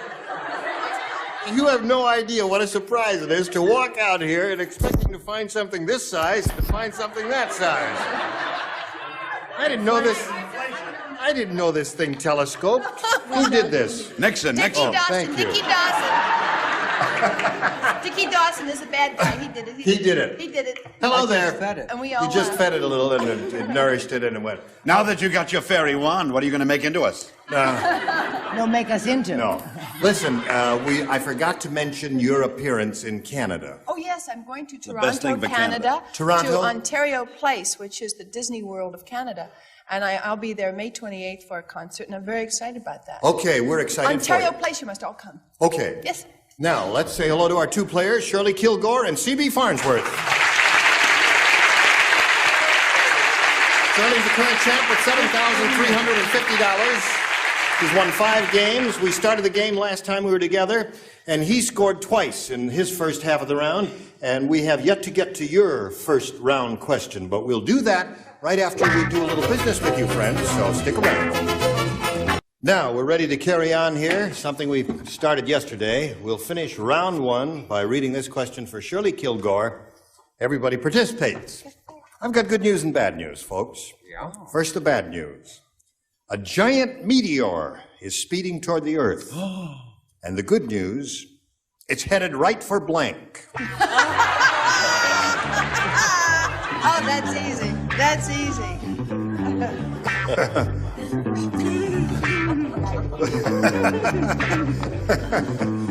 Oh, did you hear that, Shirley? Good news and bad news. First, the bad news. A giant meteor is speeding toward the Earth. The good news, it's headed right for blank. Everybody ready over there? Charles, did you think of one?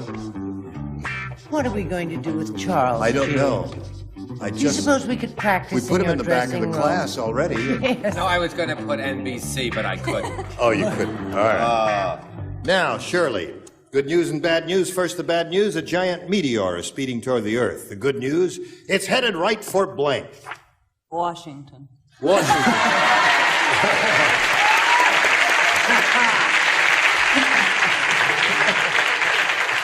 I think she has a point there. I think she's made a very wise choice, Ollie. What did you say? It's a new game show called Beat the Cup. I put Washington, too. Washington, Does she mean Washington State? No, D.C. Darn D.C. crowded. I didn't ask you, dear. Democrat. I asked the lady over there. Oh, I certainly hope so. I said Washington. That's what she said, Washington. Charles, what did you say? Well, I think we should stand behind the country in a time of turmoil. I really do. Yeah. Because enough jokes have been made, so here's another one.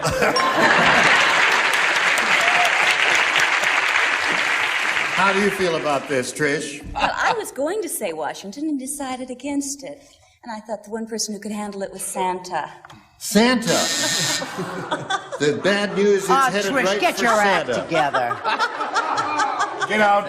A girl who would wear a see-through blouse like you're wearing would say Santa Claus? The meteor is headed for Santa Claus? I didn't know. What did you say? Back down. Well, obviously, it would have to be good news to head for Washington. I was a little more specific. I said the White House. That's in Washington. Come on, click it up. No, sorry All right, about that. I'm not moving till I get the tape. And don't tell me they're erased. Isn't that in Washington? That's where it is. No, Last it's a I heard, restaurant in White House. Kentucky. But her answer was Washington. We have to be a little more specific. Kay, what did you say? Just a second. Well, Washington. I was thinking of pollution. About polluted lakes. And this is where I know the most polluted waters are, in Cleveland. Cleveland. And I thought, we could start all over. Well, I tried. Lake Erie. Lake Erie, yeah. Okay, so at the end of round one, the score is 3-2 in favor of the champ. We go to round two and ask CB to make a selection. B. Okay. Now, let's see. Last time out, you matched Jack and Brett. The two of you will lay out, and the rest of you will write. The farmer said... That'll be enough of that. The farmer said, "My new scarecrow is so scary that when my wife saw it, she blanked." She what? When my wife saw it, she blanked. That's a scary scarecrow. You hear that? Okay.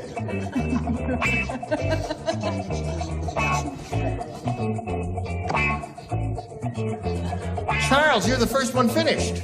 No, And Yes, bloody he well was. about been writing a time. novel while I've been No, waiting no, for it. Charles was the first one. No, that I round. wish C.B. Farnsworth became a famous producer, because I would love to be his secretary, so you could say every morning, "Good morning, C.B. Farnsworth Productions."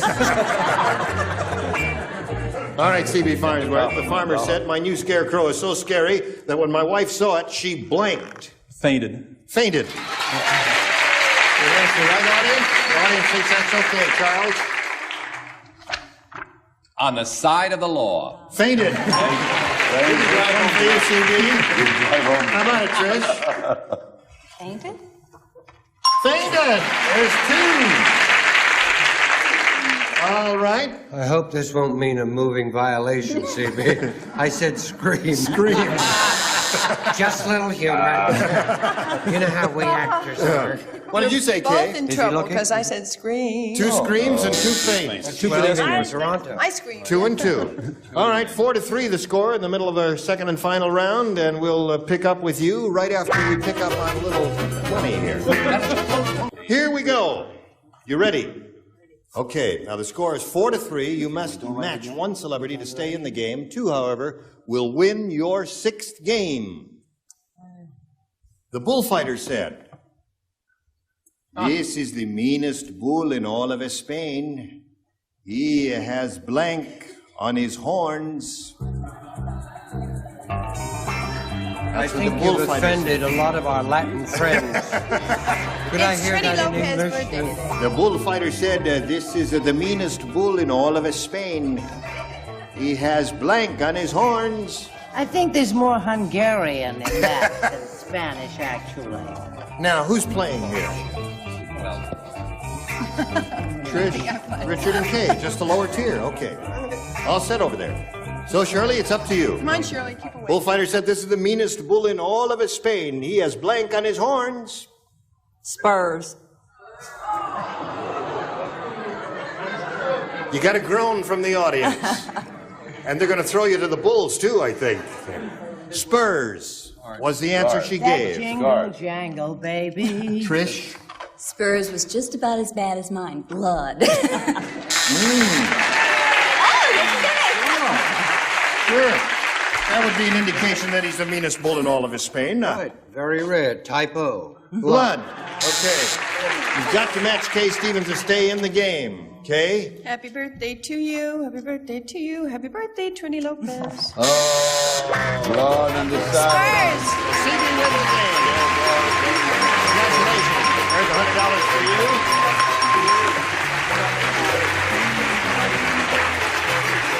Well, we've really gotten to know Shirley Kilgore very well. She's been here a long, long time. She's won 5 games and a total of $7,350. It's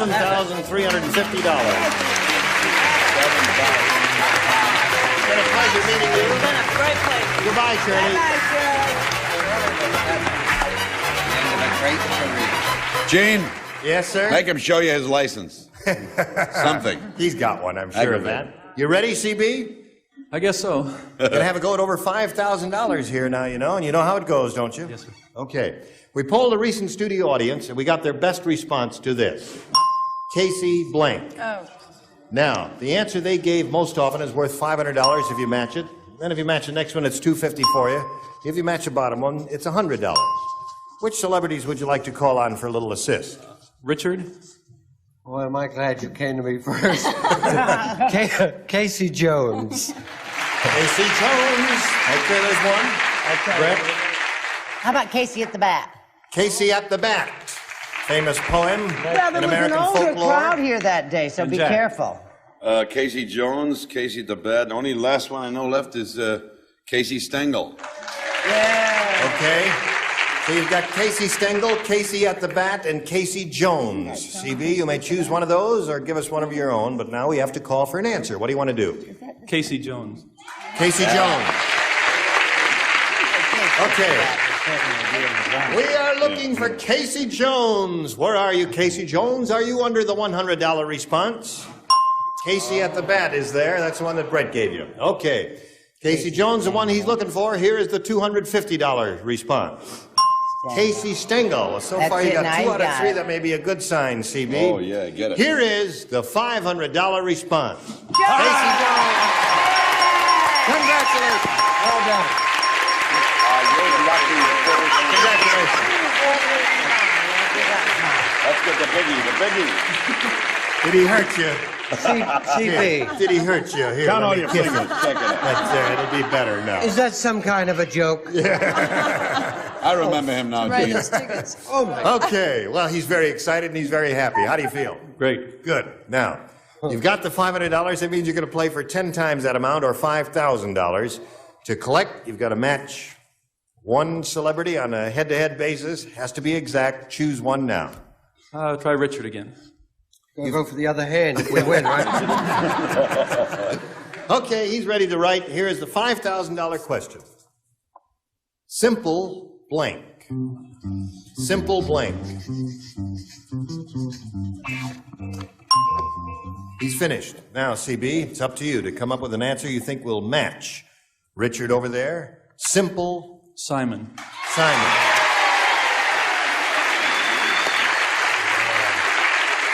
Simple Simon, eh? Check your We didn't quite get the shot. Would you do Well, it I'll again? save there? any embarrassment. All right, Frisco. right. Well, CB, I have good news and bad news. The bad news is my car won't start up there. Good news is I have Simon.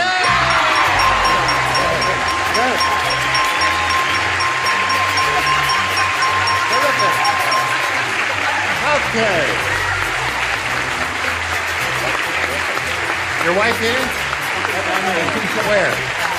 Third row back. Green. Oh, yeah. Oh, there. There's one. Oh, we're very happy for you. You've got $5,600. You have any plans for the money, or didn't you plan to win any money tonight? We can pay the doctor now. We get our baby.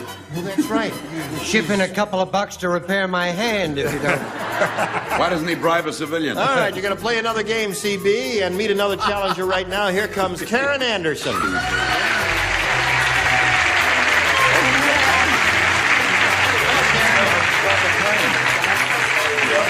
You know CB? Hi. How's Karen Anderson? Just fine, thank you. He's very excited. And I'm so happy for him. It's fantastic. Good. Where are you from, Karen? Well, I'm originally from Wolf Point, Montana, would you believe? And now we're living in Claremont. And I have a husband who just recently was promoted to sergeant, police sergeant. And I have... It's a raid. The whole show's a raid. Greg. You're just the lowest on the ladder, huh? Her husband's a sergeant. He'll get you. I'm sergeant. I have to come back to Los Angeles. And I have 2 wonderful children. Okay. All right. Good luck to both players. We'll get back to them after we do a little business with you. Here we go. Today's consolation prize is our Lava Light, the exotic light of 1,000,000 moving shapes with a soothing glow that intrigues and entertains from Lava Simplex Corporation, Chicago. And an assortment from the Bruce family of quality floor care products, including clean and wax, cleans, waxes, and buffs to that rich, warm glow of face wax beauty. And a supply of Golden Dip. Quality meat, seafood, and chicken deserve this fine breading, not leftover crumbs. You can bake or fry with Golden Dip. In the merry, merry month of May, complete the day by watching Match Game 74 as it blanks ahead in 1 minute. All right, here we go. I'll push a button and reveal 2 questions and ask Karen, our challenger, to make a selection. A. You just made up your mind about that, right? Okay. Gertrude said to Harvey,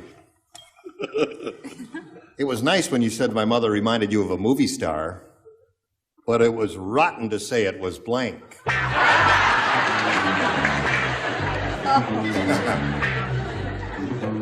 Did you hear that, Karen? Gertrude said to Harvey, "It was nice when you said my mother reminded you of a movie star, but it was rotten to say it was blank." All right, the lower tier is ready, upper tier. Upper tier ready. Anytime. I drew the cup. It does look like him a little bit. Little gift from Jack Carter there for you, CB. Ready? Okay, here we go. Karen Anderson. Gertrude said to Harvey, "It was nice when you said my mother reminded you of a movie star, but it was rotten to say it was..." Frankenstein. Frankenstein. That's a very original answer. Very clever answer, I think. Jack, what do you say? Well, when Harvey started sending Gertrude's mother Gainsburgers, he knew he was in trouble because she reminded him of Lassie. Lassie. All right, Brett. Oh, golly, I went for every old character lady that ever lived, including Margaret Hamilton, Ethel Griffiths. Funny, I ended up with Marjorie May. Marjorie May. Charles? I went back to the dogs. Lassie. Go home and stay there. My generation would have said Rin Tin Tin. What does your generation say? What do you mean your generation? Mine said Lassie. Lassie. Too. Yeah, that Karen seems to be the answer. All right, Richard. Have you got the popular favorite? I do. Lassie. Lassie is the popular favorite. I played the lead in it. Yes. I don't want to discuss it. I said Rin Tin Tin. Okay. All right. I take it all back. There was nothing wrong with silent movies. The only trouble is that Rin Tin Tin's a boy. Lassie was a girl. Okay. Silent people. All right, where are we? We got this for you, CB. You ready? Guess so. Ready when you are, CB. Oh, yes. Dr. Welby said. You remember Dr. Welby? Kidding? He said, "Consuela, why don't you come over for dinner tonight? I'm making my specialty, a meatloaf in the shape of a blank."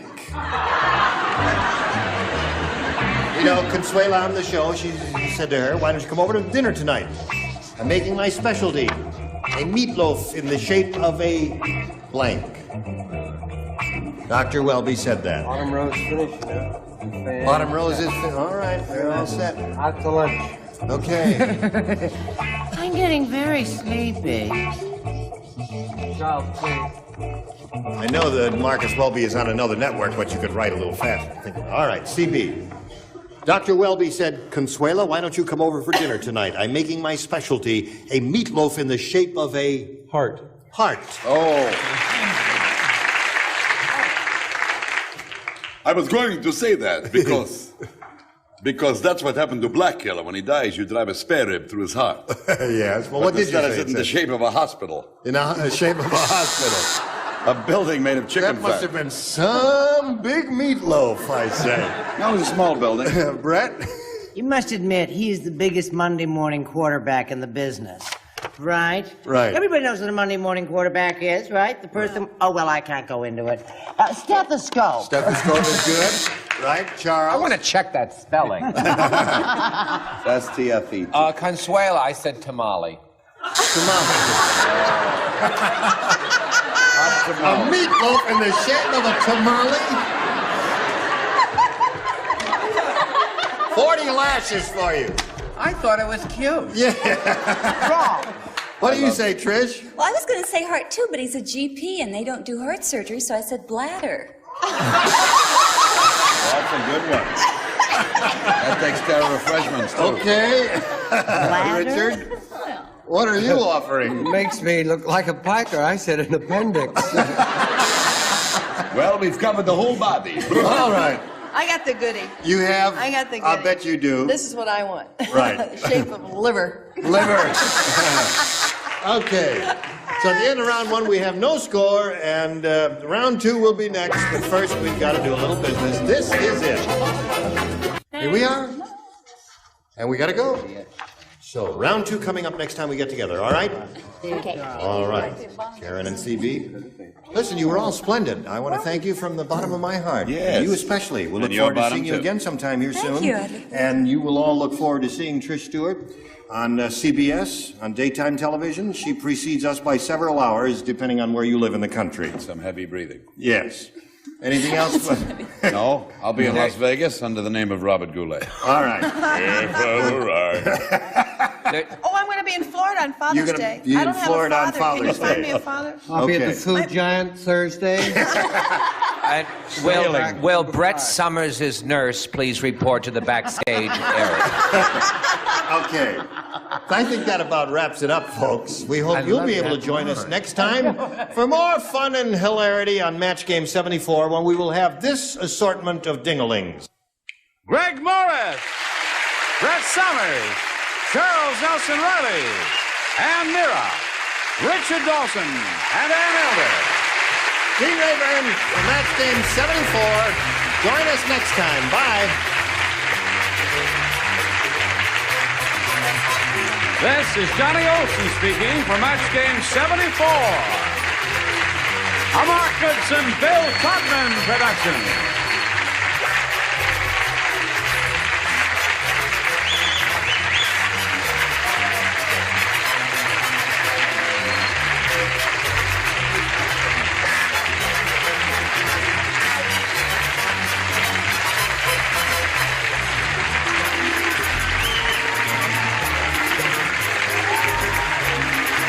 Stay tuned for Tattletales next over most of these CBS stations.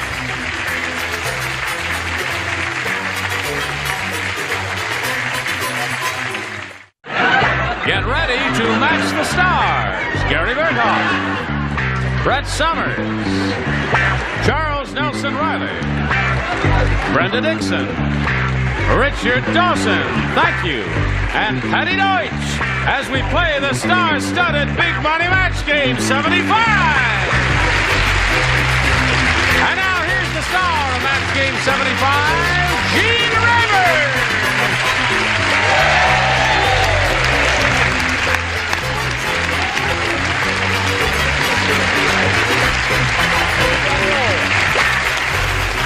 Thank you, dear friend. Are you all ready? Ready. Are you ready? You have another Listen, new I don't want you to suit. take this very personally, but where I live, Young and Restless, which is a show you're on, is on at 1 o'clock. And most of the, and I've seen you, and I think you're marvelous on it, but most of the time, I'm doing something else. You will forgive me for that, won't you? Maybe. He's watching Love of Life. Are you young or are you restless, sir? Are you both? I'm both. You I'm are? good. Oh, Yeah, really? yeah. What do you think of this? I know all about her. You do know all He about knows her. everything She about it. plays Jill. Yeah. Married a millionaire on his deathbed. Yeah. She's having his child. Oh, really? Inherited all the money. Yeah. The ex-wife who drove her husband over the cliff is still alive. Yeah. Oh, I've got to tune in tomorrow. What time is that? 1 o'clock on the east? 11 o'clock. 11 o'clock on the west. On the west and on the east it's 12 o'clock. Oh, it's 12 o'clock. 12 o'clock, Yeah. so you can watch me. Okay, I'll You're watch up by it. 12. All right. Thank you very much. All right. Now let's say hello to our two players, Barbara Geib and Lynette Johnson. How are you? Good. Barbara's the current champ. She's won one game. She has her $100, and we congratulate you. And now you're going to be challenged by this lady, whom we haven't heard about. Would you please tell us the Lynette Johnson story? Okay, Lynette is married to George, and they live in Pasadena, and she's a staff specialist. They call you that when they don't know what else to call you, with the YWCA Job Corps Training Center. I see. Where is that, in Pasadena? No, that's in Los Angeles. Oh, that's here, yes. And you commute from Pasadena? Uh-huh. How do you do that, by car? By car, by the little old freeway. I see. What are you doing with this rubber band? You look like you're kneading dough or baking bread or something. Well, no, play with that. I don't want you to touch a microphone. If you have to have something to play with while you're doing that, it's all right there. While she's playing with a rubber band, you'll watch this commercial message there. All right?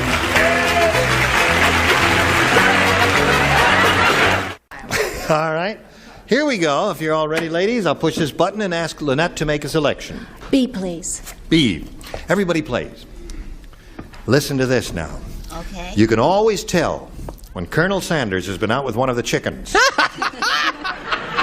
I'll tell you how you can tell. He comes home with chicken fat on his blank.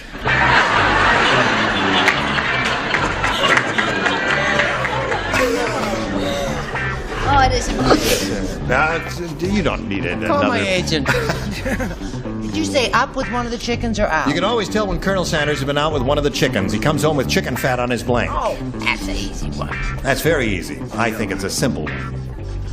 Very easy. It's easy for you. Oh, it's difficult. It's difficult for you? It's difficult. For me, it's easy. Easy for you? Yes, it's very easy for me. Why do you say it's easy for you? It's not easy for me. It's difficult. Why is it not difficult for you? It's difficult. You young, should be very easy for you. But I'm real weird. Oh, I see. All right. How are you going to get out of that? Thank you. All right. Now we come over here to Lynette Johnson. You can always tell when Colonel Sanders has been out with one of the chickens. He comes home with chicken fat on his blank.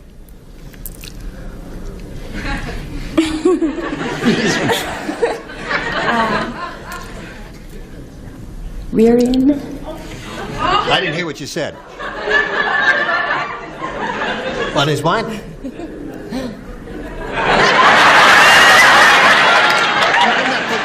just didn't hear what you said. What'd she say? Rear end. Oh, she said rear end. Oh. She said rear end.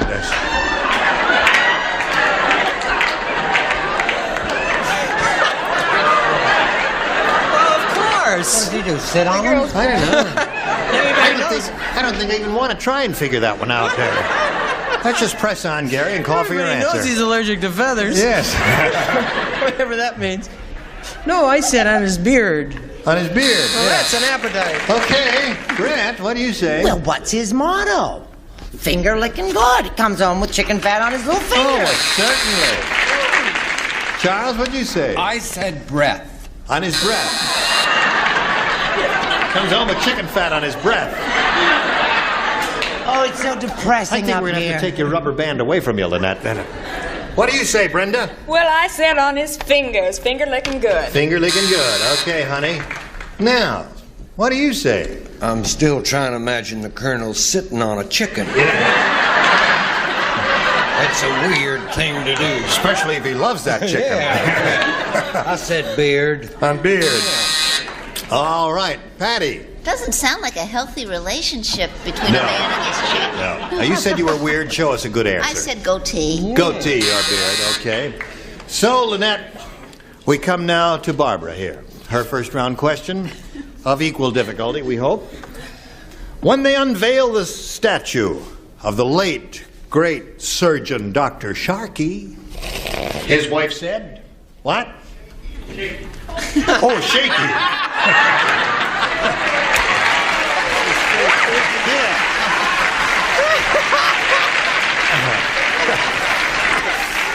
Doesn't make a difference whether he's shaky or sharky. Yeah.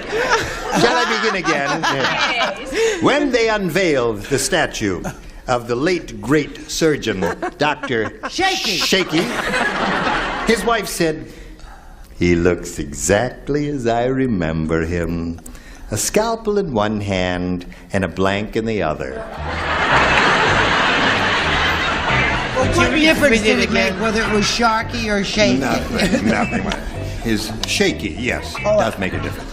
His wife said he looks exactly as I remember him, a scalpel in one hand and a blank in the other. Read the first part.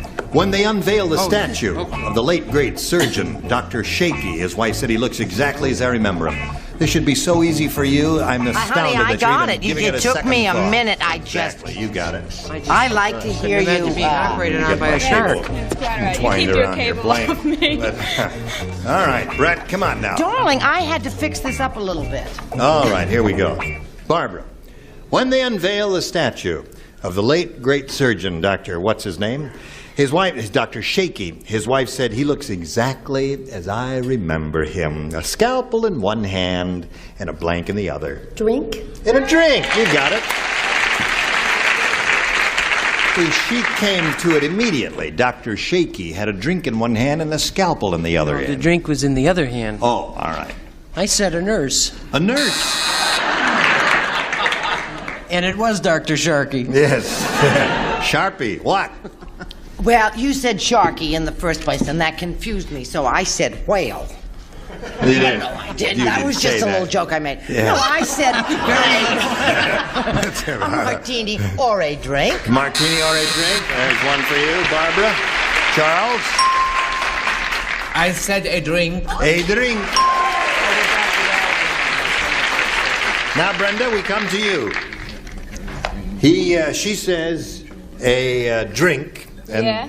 what do you say? I'm not going to tell you. No. Drink. There's another one for you. So far, that's 3 belts of booze for the good doctor. I knew the Dr. well. You did. He never just had one drink. He had a lot of them. A bottle of booze. Bottle of booze. Okay. Had more than one drink. Actually, according to him, what about according to you? Yeah, well, he was really shaky. Yes. Yeah, he had a scalpel in one hand and a shovel in the other.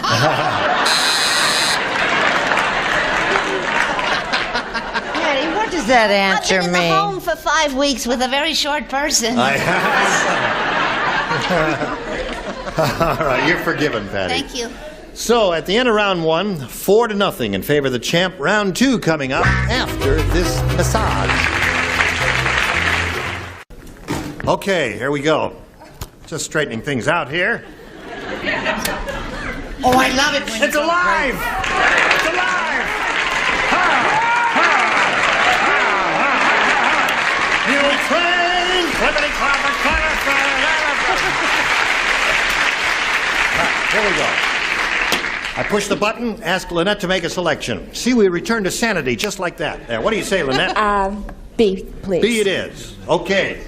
Ready? Everybody plays. Ugly Edna is so ugly. How ugly is she? She has more warts than a blank. Thank you for your fine performance, audience. Well done. Okay, ready down here. Ready up there. All right. Listen, are you, yeah, you must be. What happened? I missed that. It's a little something. Lynette, Ugly Edna is so ugly, she has more warts than a... Toad frog. Than a toad frog.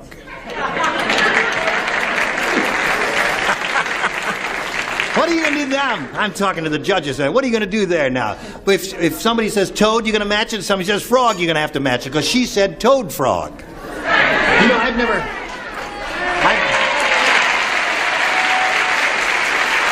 Is that an expression where you come from?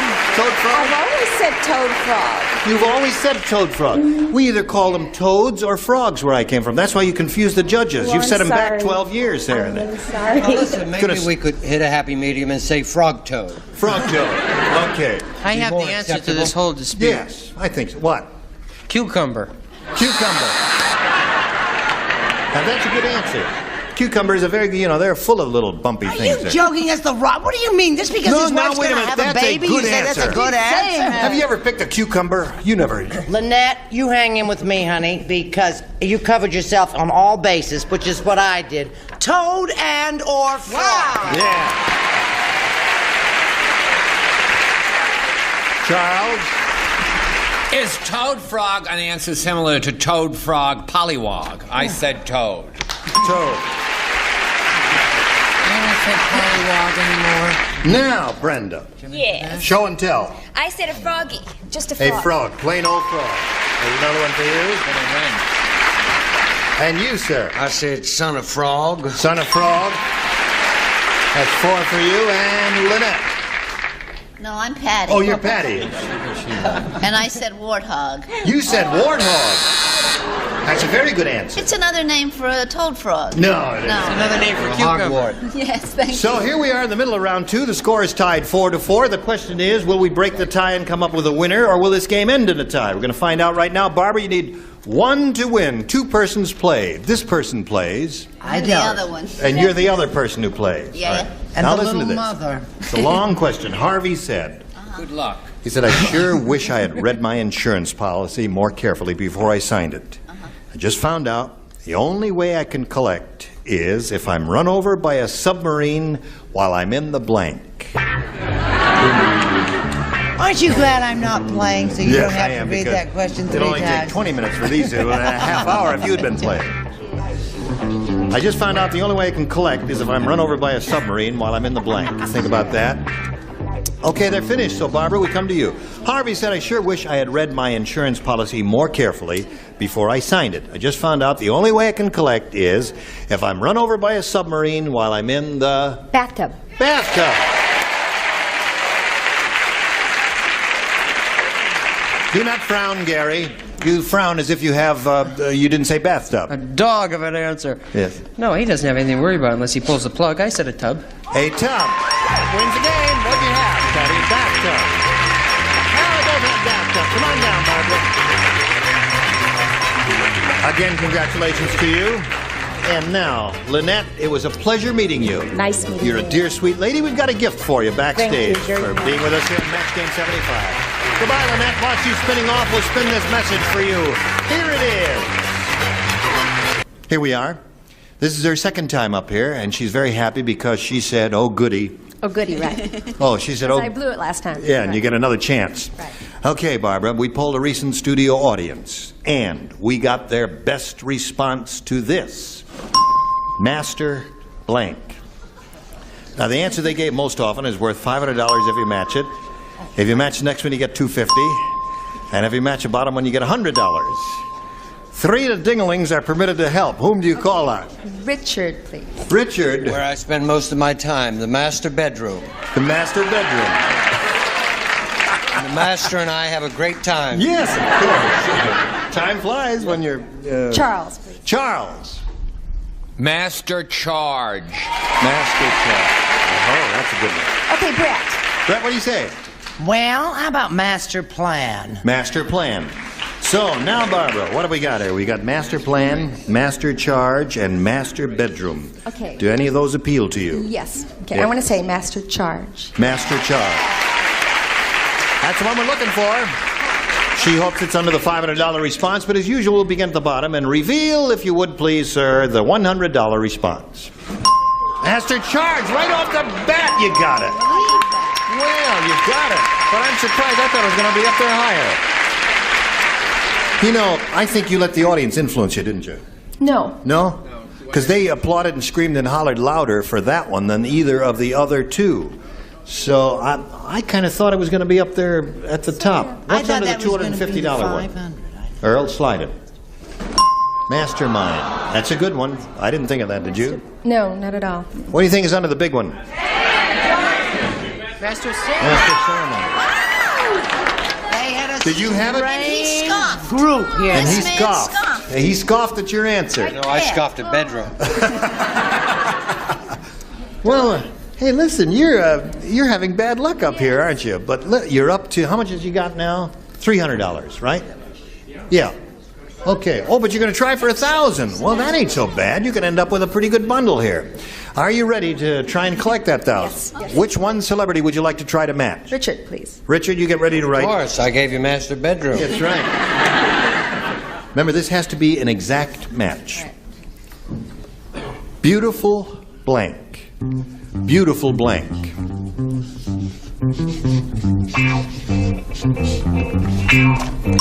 All right, he's finished. Now, Barbara, we need an answer from you. Your response. What do you think will match him? Beautiful? I don't know. Beautiful baby? Beautiful baby? What makes you say that? I don't know. I couldn't think of anything. Couldn't think of anything? No. Yeah, I could only think of that old Stephen Foster song, Beautiful Dreamer, wake up to me. You think of that? No. No? No. It's too old for me. Too old for you? Yes. Okay, get off the show. All right. She says beautiful baby will match you for $1,000. Richard, what do you say? I could just think of the jet setters who are called the beautiful people. Oh, beautiful people. So I Yeah, thought from that's when good. they were young and said, baby.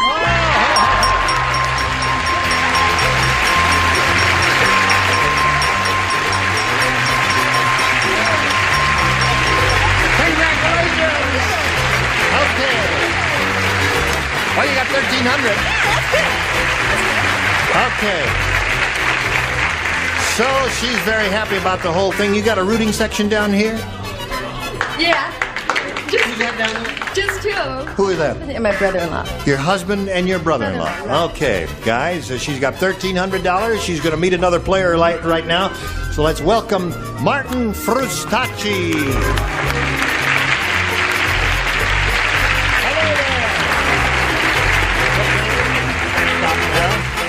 How are you, Martin? Pretty good, pretty You good. know this lucky lady, don't you? Pretty good. Martin, please tell us about yourself. Well, I'm a graduate teaching assistant up at Brigham Young University where I'm getting my master's degree in PE. Okay, good luck to you, Martin. Let's begin right now and ask you to make a selection. I'll take A because that's my middle initial. A is your middle initial. Frustacci. That's a pretty name, isn't it? When Mean Murray went to the computer dating service, they decided he was too mean for any girl, so they matched him up with a blank. That's what happened to him. Mean Murray. He went to the computer dating service. They decided he was too mean for any girl, so they matched him up with a blank. And it's entirely up to you. That's a little difficult. The first round questions are a little more difficult than the second round questions. I don't even know how to spell this. Spelling doesn't count. Doesn't? No.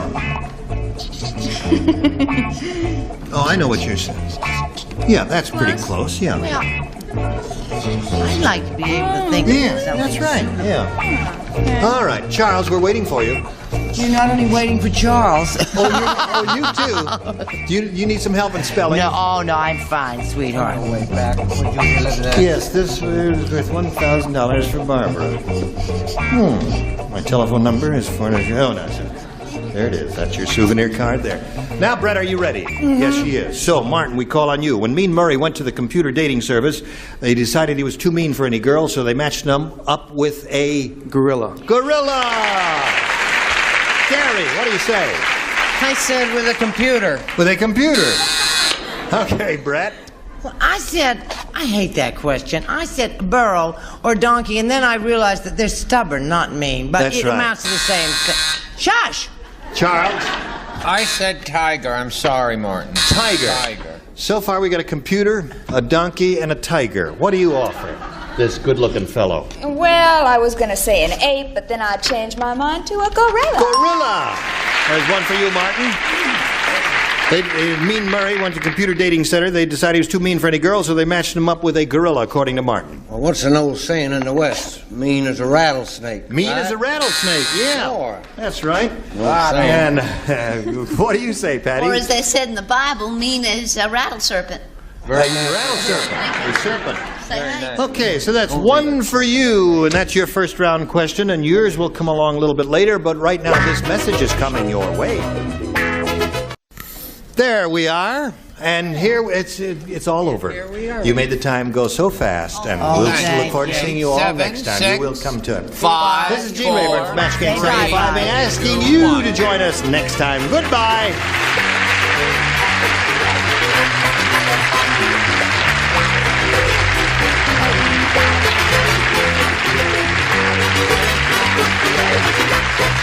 This is Johnny Olson's speaking for Match Game 75, a Mark Goodson, Bill Todman production.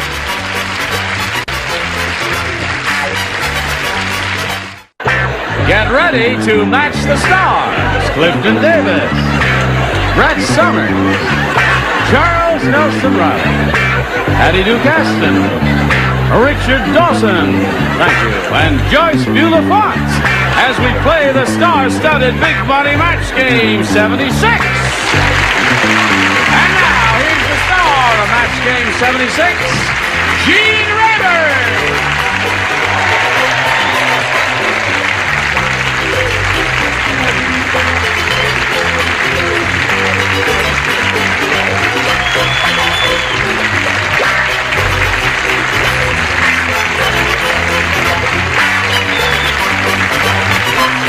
Johnny Olson and friends. Someone made my microphone small. I've got to make it big. Thank you. I agree. What? Wait a minute. Hold. Don't nobody move. Don't stop the tape or do any of those foolish things. Where's the other spare mic? It's probably my son's hamster. Where is the spare mic? What? Is it okay now? Oh, here it is down here. Got a spare down here in case we need it. It's okay. All right. Everything's okay. I'll just handle it delicately. You know, that was so subtle, nobody knew what, no one even noticed there was anything wrong. You did that so subtly. Crack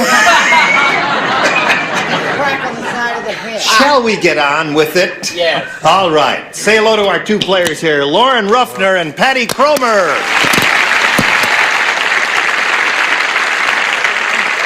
Hi. Now, for my next number, I will blow. No. Let's see now. You're the champ, huh? How much money you won? $100. $100. Okay. And you're being challenged by Patty. Now, you've had your two questions, Yes, and I you've have. matched all the celebrities, and you've got your work cut out for you. Are you ready for it? Yes. Okay, we'll get with you in a moment or so, but right now we want to do a little business with America. Hello there. Just testing. All right, we're all set here. Ready to go. Here we go. This is all yours, Lauren. Listen carefully. Forgetful Frida said, oh, nice to see you again. Haven't seen you in a long time. Yeah, and your Just sitting up sartorial there so splendor. quiet. Forgetful Frida said, this year, I'm not going to forget my anniversary. Instead of tying a string around my finger, I'm going to tie the string around my blank. You are amused. How are you? I can tell you're amused. You look 10 years younger. Thank you. Really? What was it? I don't know. It's the glow in my cheeks. It's gorgeous. How are you? I'm fine. That's gorgeous. Thank you. And the suit, I can't take my eyes off of you. All right, come to my dressing room and bring a loaf of rye bread. Do something We there. have the same barber. Except yours is... Never mind. Oh, okay. So is yours. Would you write this? Okay. See, they're finished. Oh, yes. Are you ready? For what? Oh, whatever. Oh, okay. Now we're coming over here to Lauren Ruffner. Lauren, Forgetful Frida said this year, I am not going to forget my anniversary. Instead of tying a string around my finger, I'm going to tie the string around my blank. Nose. Nose. Now, what would you say? Nose is not Dave. What would you say? Waist. You don't know either. What? Okay, Clifton, she says nose. Well, I figured she wouldn't forget at all. Yeah. If she tied it around her boob. Her boob. Okay.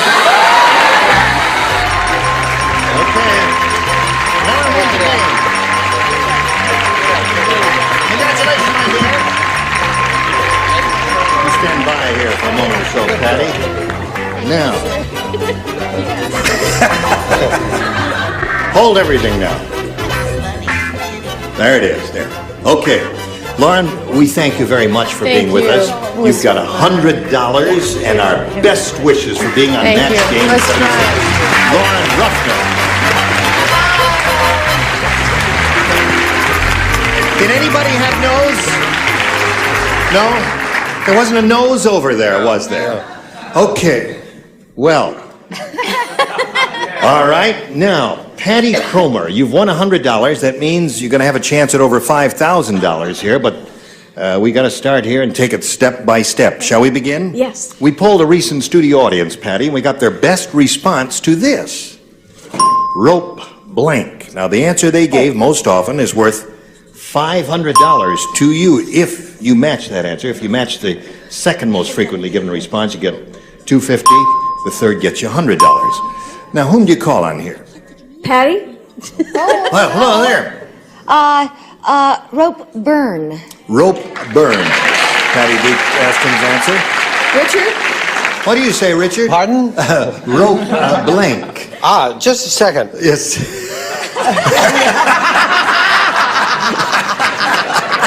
One of my favorites. What's that? Muhammad Ali, rope-a-dope. Rope-a-dope. Oh, Yeah. that's that, yeah. And you a boxer and you didn't think of that? Yes, I did the moment I looked at Clifton's car. Okay, you got two now. Charles? Charles. It's tough to be in third I don't position, need Charles. help. I have my answer right here, miss. Well, This is a cooperative. That's better. According to the news this morning. No, I had rope dance, which is not as good as the one that just went down here, which is rope tricks. Rope trick. Is that what you want? So those are three. You got rope trick, rope burn, and rope-a-dope. You can choose your own if you want, or choose one of those. What do you want to do? I'm going to go with Patty. Say rope burn. Rope burn. Okay. Rope burn is what she's looking for. Let's find out if it's up there, and if it is, where is it? That is the question. Is it under the $100 response? Rope-a-dope is the one that Richard gave. I'm not surprised. Yes. Rope burn is what we're looking for. Let's see if we get a rope burn under the $250 number. ta-da. Rope burn, we do. Congratulations. That's $250 more. You now got a total of $350. How's that, Bradley? I'm excited. Good. Okay, now, what do you think is under the big one? Rope a cow, Rope rope trick. a steer, maybe. Rope a cow, rope a steer, rope trick. All right, Earl, slide it. Rope trick. But they had a consultation. That's right, that was a collective answer. Everybody in the top tier had rope trick. Now, you got $250, you play for 10 times that amount, or $2,500. To collect it, you got to match one exactly. Which one will it be? Well, Patty is my favorite actress in the whole world, but I'm going to go with Richard. I'm glad you're going with Richard, and thank you. She said Patty's her favorite actress in the whole world, but she wants you. Talk about Am I your second favorite actress? All right, stand on the adhesive tape there. It came off of somebody's finger. And we got the $2,500 number for you. It reads as follows. Blank arm, A-R-M. Arm. Blank arm.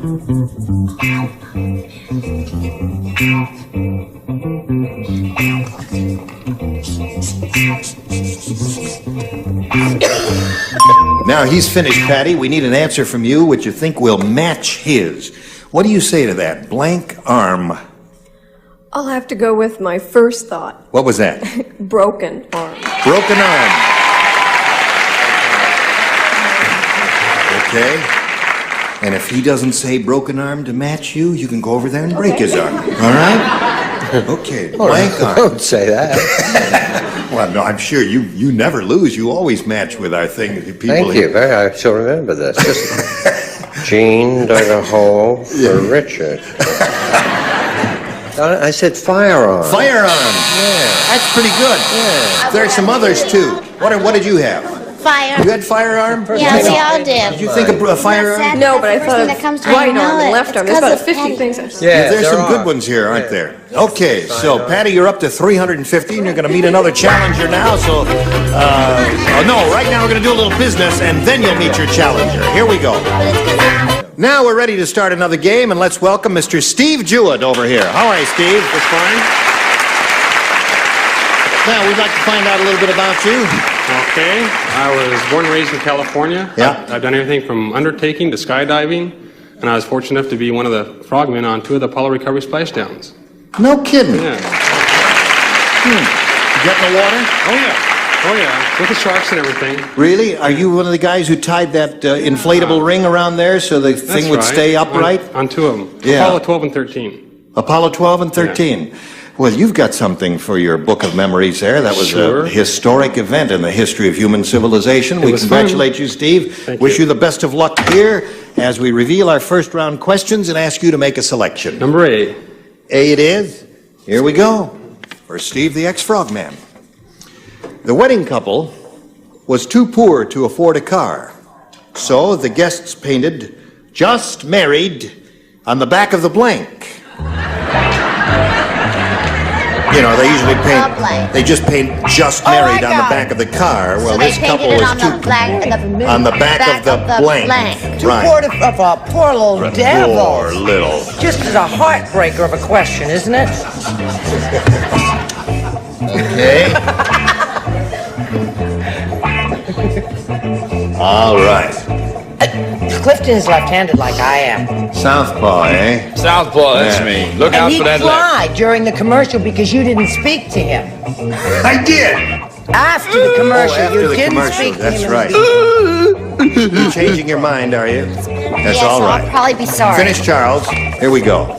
Steve, the wedding couple was too poor to afford a car, so the guests painted "Just Married" on the back of the horse.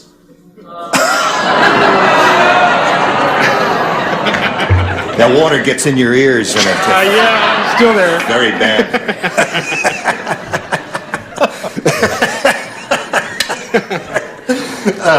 What horse? Eh? What horse? That's the question there. What do you say? Frogman? Well, it's sink or swim. And I rode a bike. So I guess it's sinking. Yeah. His is worse than yours. That was my second thought. That was your second thought, Mike?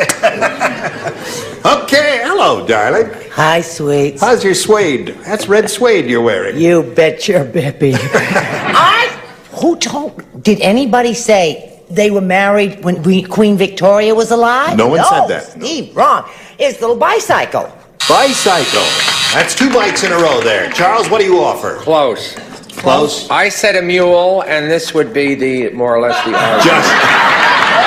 Wait a minute. Now listen, let's talk to the judges about this. Hold everything now. If he had just held that up and said "Just Married," you'd have to give him a match, wouldn't you? Just because he said mule, you're not going to do it. A mule is part horse, isn't it? Yes, it is. Now wait a minute. You have to cross a donkey with a horse, and so therefore.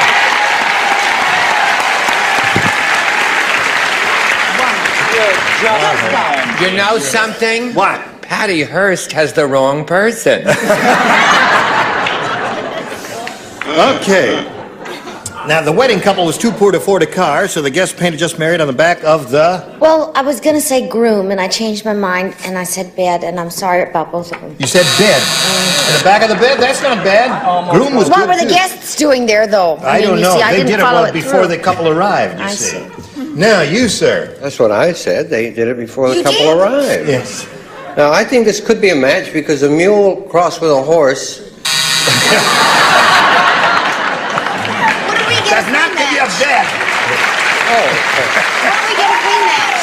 Pardon? The bed. Yeah. All right, now, if you want to hear a real weird answer, here we go. How could you I've missed possibly you. say that? Go ahead, Miss Weirdo. You got younger while I was away. Did I really? Yeah, you It's just really a look so simple haircut. There. And a facelift. Wrong.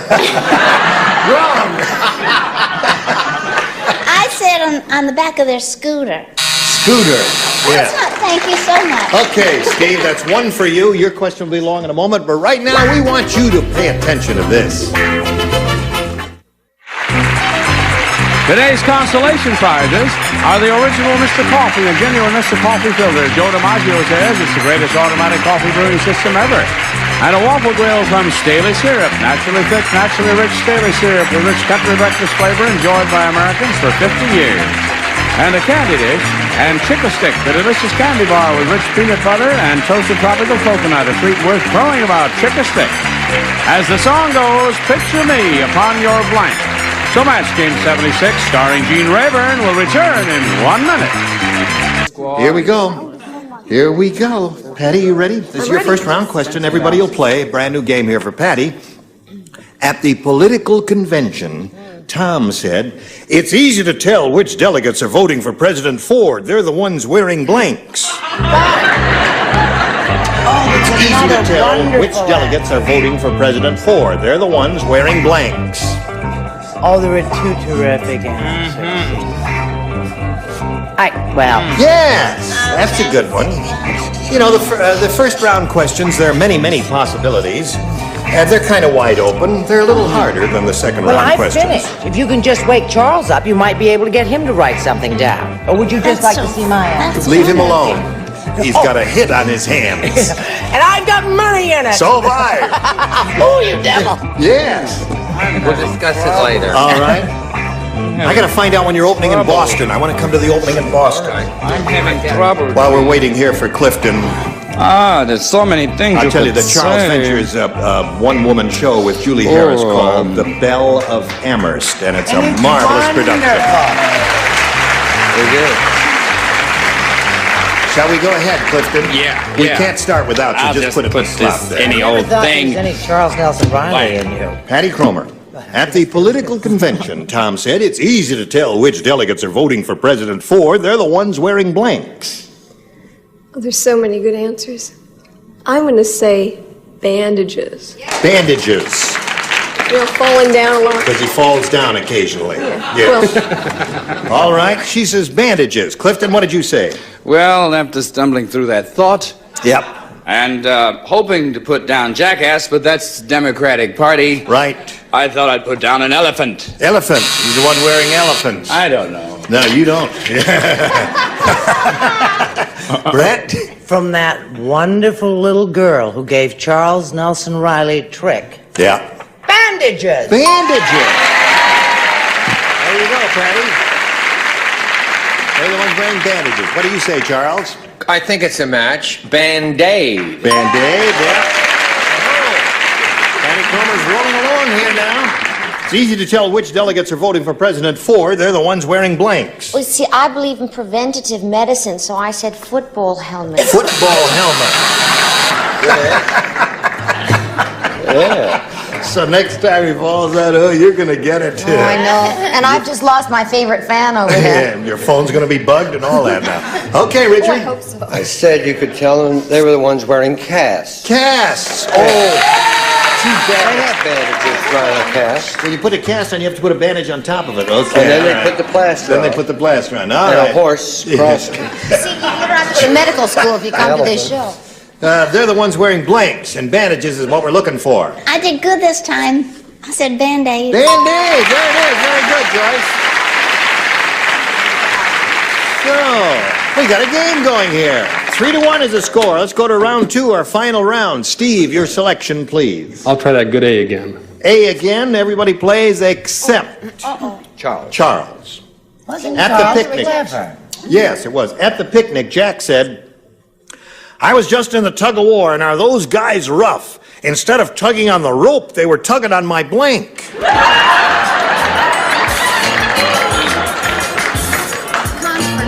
They were, huh? Yes, there is. At the picnic, Jack said. At the picnic, Jack said, "I was just in the tug-of-war, and are those guys rough? Instead of tugging on the rope, they were tugging on my blank."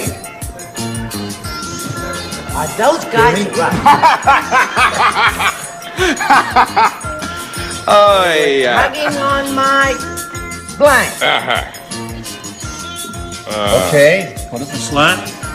I don't like that question. I don't like this one either. You don't like that question? No. But there are many possibilities. I like those. I like romantic questions. I like heartbreaking questions. There are about a half I like, a dozen good answers. I like here. human interest questions. Yes. But I don't like that one. Okay. All right, that's a good one.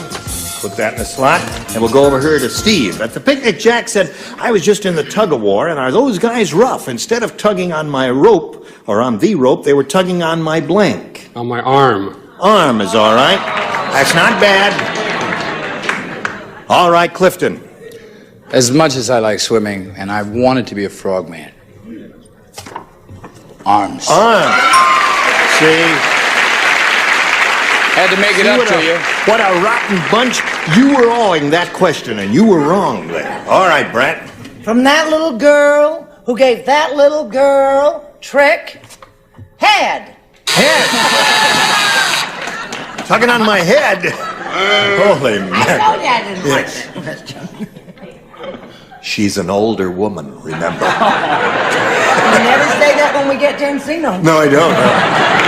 Somehow it transformed. Yes, Charles. At the dewdrop. I don't play this one. Oh, you don't play.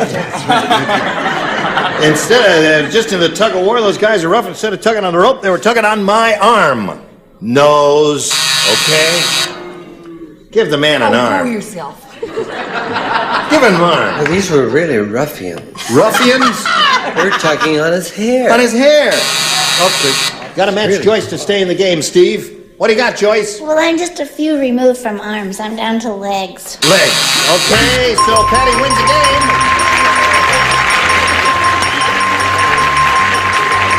Congratulations, you've done it again. Now you stand by for a moment or so, Patty, and Steve, we're going to have to say goodbye to you. It was a pleasure meeting you. Thank you very much. And we wish you the very best of luck. We've got some gifts for you, together with our thanks. Steve Jewett, ladies and gentlemen. Goodbye. Now, while he's spinning off, we'll spin these messages for you. Come back and see if she wins more money. Just a few seconds of thank you for being with us. Join us next time for Match Game 76. Gene Rayburn here. Goodbye.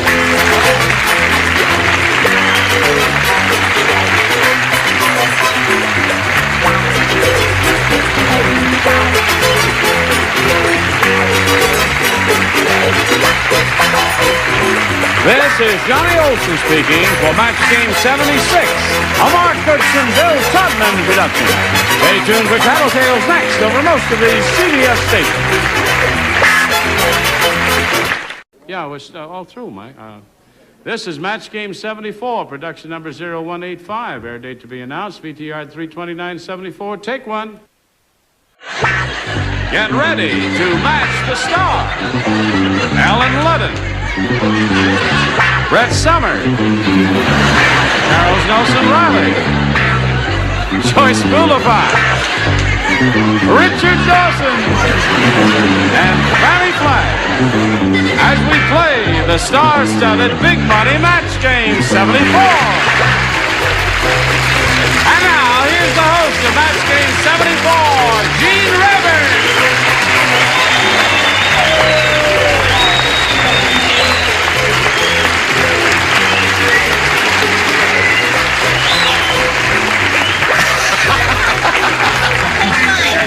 Now there's a microphone here somewhere. You rascal. Thanks, I needed that. I need it. Oh, how can I do the show without a microphone? How are you, honey? I missed you. Thank you. How have you been? Yes, the rest of you are right. dismissed. You really are a dirty old man. That's true. Yeah. DOM for short. Yeah. What happened? You said you'd call. I waited in all day. That's enough of that. Well, it's the His truth. reputation is bad enough. Fanny, kiss me. See? You knew that when Betty's sitting there. Have you had any of the diseases on this list? Let's welcome our two players here, Mary Duncan and Laurie Healy.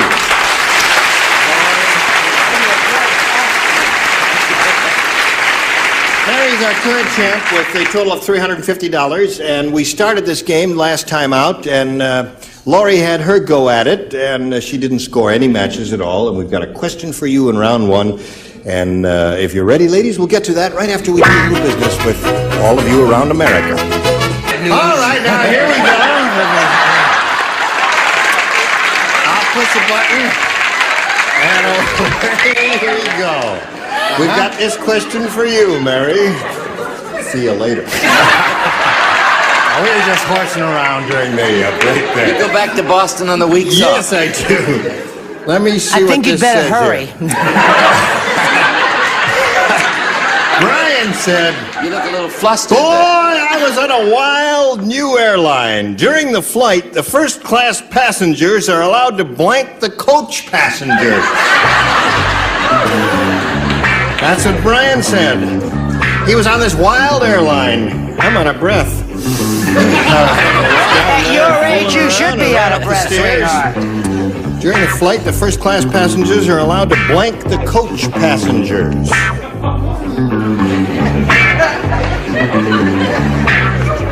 All right, bottom tier is ready. Well, except for Fanny. You're thinking too hard, Fanny. Just trust your first judgment, honey. It'll be all right. Was to leave. Oh. Fanny, today, dear, today. I know. It isn't a 24-hour show. It's just a half-hour show, darling. Now we're ready to get an answer from Mary Duncan. Brian said, boy, I was on a wild new airline. During the flight, the first-class passengers are allowed to blank the coach passengers. Play around with them? Play around with them. I'll let the judge interpret that any way he wants. He's over there. He's already talking to the guy in the control room. It's going to be a decision involving 3 people there. Okay, play around is our answer. Alan, what's yours? Going to be a decision involving 4 people. I said sleep with. No match? Well, it all depends on how you sleep. Okay. Don't turn on this man. He's married to Betty White. What did he say about those passengers? Well, I sort of said play around with. I said streak. Streak with.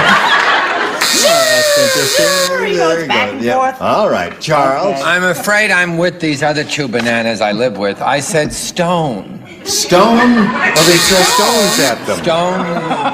The first-class passengers are allowed to, and she said play around the coach passengers. What do you say, Joyce? Brett, were you on that same flight I was? Where I said that, Streak. we streaked with them. Took them out. You did it, yeah. Right down in the raw and Bing, up and down the aisle If 2 we gotta times. move on, I've got a plane to catch. Oh, all right.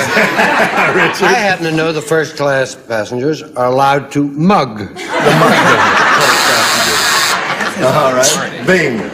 Okay, Fanny, we're up to you. First of all, people were hollering at me, and I was very pressured, and I get very upset. And I was a Girl Scout, and I'm a very sweet person, and I didn't know what to write, so I wrote pickle.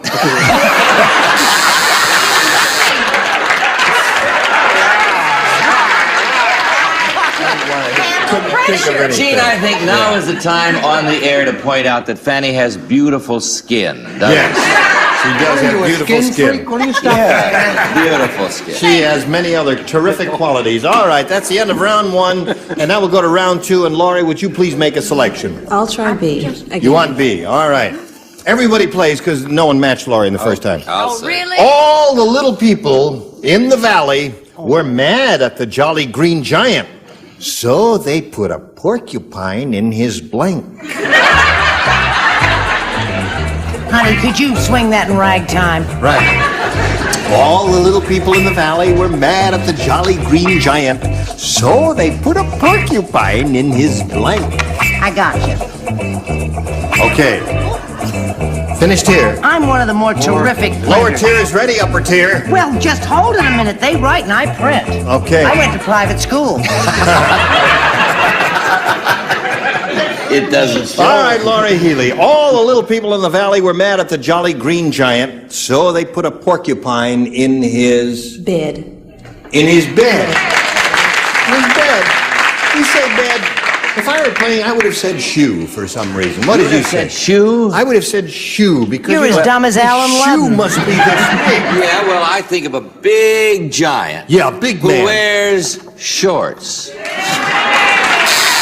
Okay. But I didn't get anything. Porcupine in his shorts there. Bed is the answer she's looking for, Brett. I'll tell you exactly where they put that porcupine, my darling. They put it in his vegetable patch. In his vegetable patch. You bet your old-fashioned tintype, my Thank you, Toulouse. Now, Charles. I said cello should, well, no matter. In a teapot. In a teapot. Well, that didn't hurt. What do you say? For Pete's sakes, if I was one of them little folks, I'd put the porcupine in his bed. In his bed. Okay. That would hurt. Richard? I happen to know. They put a porcupine in his pants. That would hurt too. Oh, Fanny, thank you. We're happy. what did the little people do to the Jolly Green Giant? My grandmother was a member of the Eastern Star for a long time. I put green suit. In his green suit. You know, Now that's as bad as President Arthur. You know, you're going downhill slowly, Fanny, but it's okay. We love you anyway because you got great skin. Thank you. Now it's 1-0 in the middle of round 2, and we've got to pause here for a little message, and we'll be right back after something goes on here in Halloween. Here we are.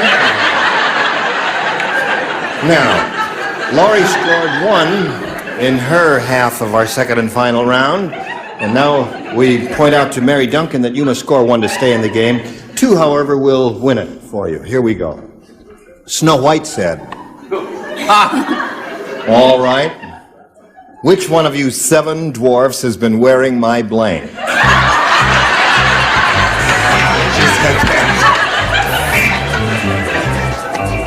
She was sweet. She talked in this sweet, gentle voice. Which one of you 7 dwarfs has been wearing my blank? That's what she said.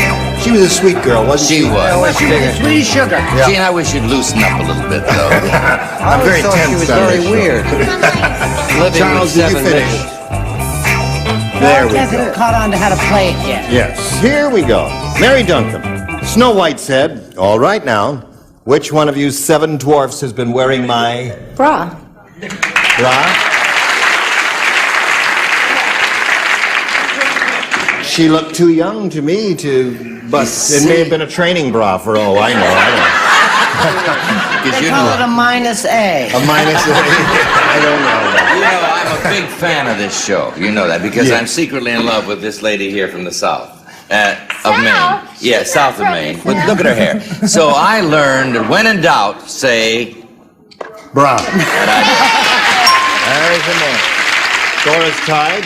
1 more bra wins the game.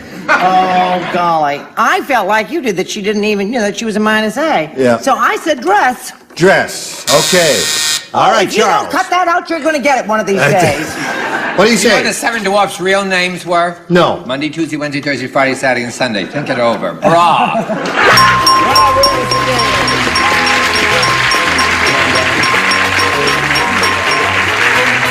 Congratulations.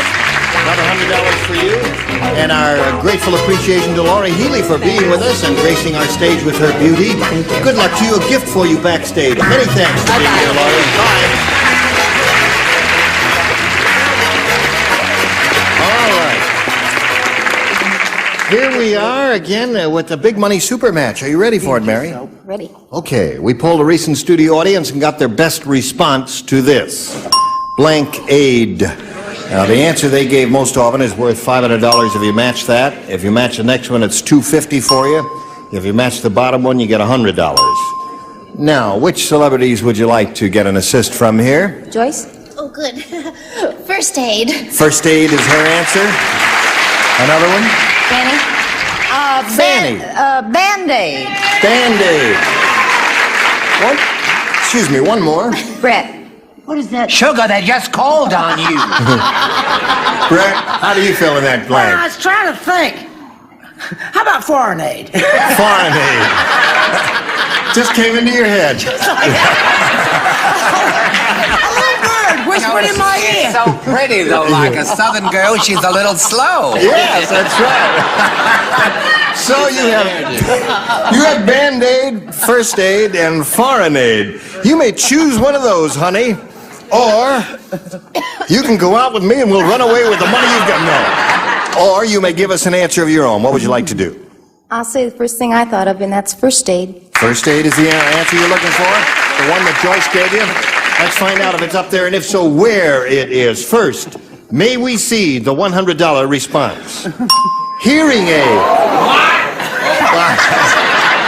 What was that? The old people from the home were here that day. Anyway, we are looking for First Aid. May we see the $250 response? Band-Aid is up there, the one that Fanny gave you. I hope that's a good sign for you, Mary. Here is your third and last shot at it. Looking for First Aid, the $500 response. First Aid it is, you got it. Well done, Joyce. Okay. So you've got the $500. You know that means now you play for 10 times that amount or $5,000. Now remember to collect. You've got to match one celebrity head-to-head. Which one will it be? I think I'll pick Alan. Since I Did him last time. Alan who? What did you say? What did you say? She matched you last time. Yeah. And yes, so, I did. So she's choosing you, Ellen. You get ready to write. Sweet, that something came to our floor at last. And you face me, Mary. Here is the $5,000 question. He can't even get it out. He's so nervous about Alan. No, I've got all the confidence in the world in Alan. All right, just don't worry. Buffalo blank. We appreciate your enthusiasm, but remember your answer may be rotten. Okay, how do you fill in this blank to match Alan? Buffalo blank. Bill. Bill, all right. The audience thinks you've chosen a winning answer, and the moment of truth is at hand now, Mary, as we ask Alan for $5,000 to reveal his answer. You may have saved my marriage. Why is that? You really may have saved my marriage, because if I'd blown this... You never heard the end of it. I'd have never heard the end of it. You didn't blow it. You blow it!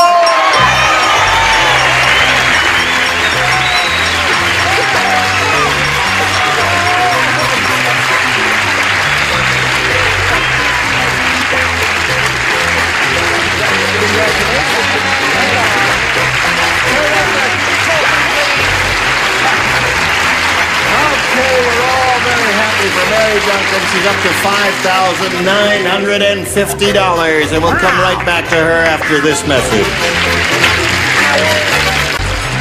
Today's consolation prize is our Clairol's four-way lighted mirror, so you can make up for the light you'll be seen in. And Clairol's three-way hair setter gives your curl more choices: water mist, conditioning mist, or regular set. And mini refrigerator from Arm & Hammer Baking Soda, the nice little secret in your refrigerator, Arm & Hammer Baking Soda. And Profile with its own great flavor from the special formula of cracked wheat and wheat germ, just right for toast. Profile, it's a matter of taste. Tell your friends they've just got time to tune in the next part of Match Game 74 in 60 seconds.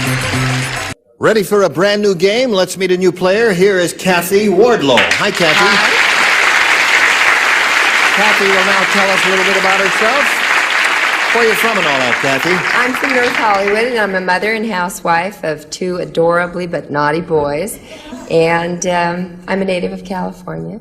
Nice to have you with us, and good luck to you. Good luck to you, Mary. How do you feel? I can't believe it. You can't believe it? Just can't believe it. Better believe it. It's all there. It's yours. $5,950. Okay, challenger, please make a selection. I'll take A. A, everybody plays. Arnold was so sleepy when he came to breakfast, he ate his tie and put a blank around his neck. Can you believe that? Arnold was so sleepy when he came down to breakfast, he ate his tie and put a blank around his neck. Okay, honey, anything you say.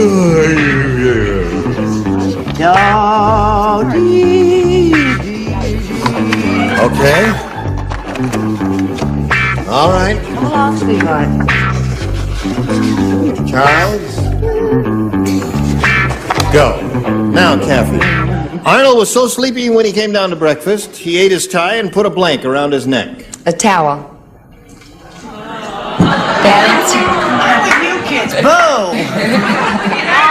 I guess you really didn't get the idea then, Kathy. I guess But I did. Towel is the answer we have to accept because that's what we heard and you said it, and there it is. Alan, she says towel. I don't have towels for breakfast too often. No, you don't. But I do have pancakes. Pancakes. And that's what I say. All right. Brett, what do you say? I hate his answer. I said donut. And so... Put a donut. Ate his tie and put a donut around his neck. Bacon strip. Bacon strip is a very good answer. The audience thinks that's the answer. Isn't any good. Yeah, because it's something you can put around your neck. It's elongated. What do you say? Oh, I think that's dumb. A piece of bacon. Piece of bacon.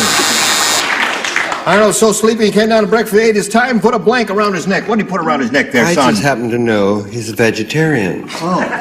So he put a banana around his neck. How'd he look? Very, very dashing. Okay. You like it, so... What's wrong with you? Fanny, what do you say? Kathy, that was a hard one, wasn't it? It really was. Towel. I put newspaper. Newspaper.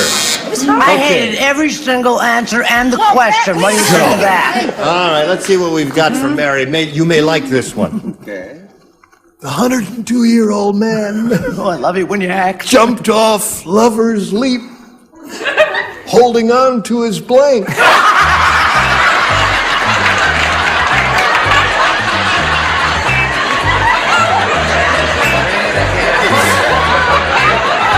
The 102-year-old man jumped off Lover's Leap, holding on to his blank. I'll show you how he did it.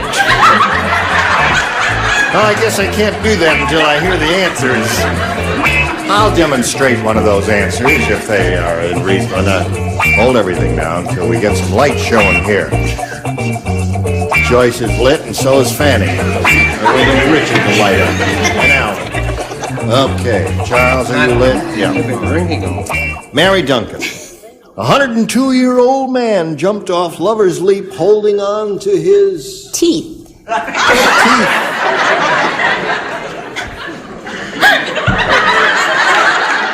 I don't know.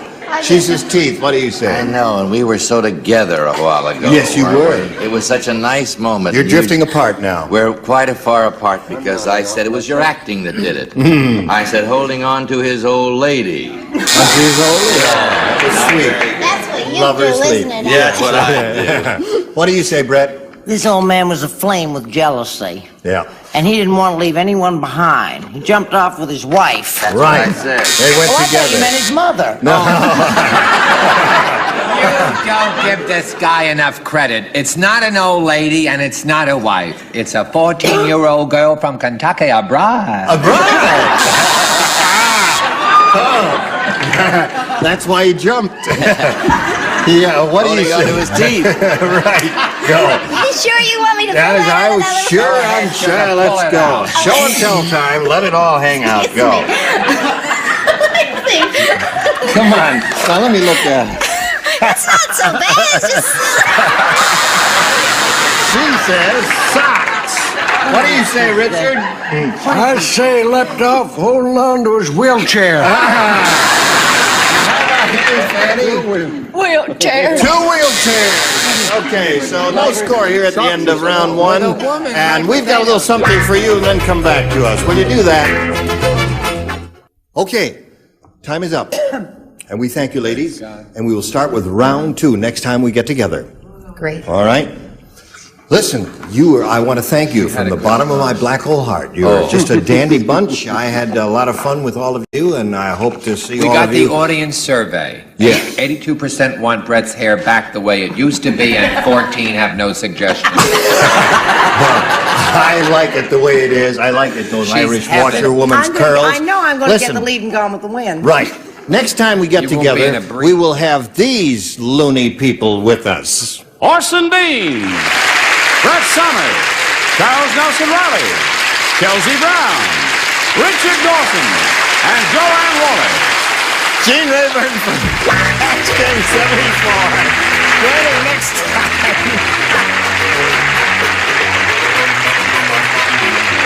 This is Johnny Olson speaking for Match Game 74.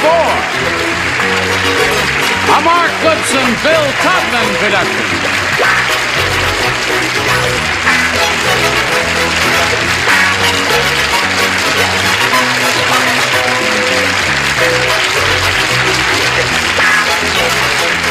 Stay tuned for Tattletales next over most of these CBS stations.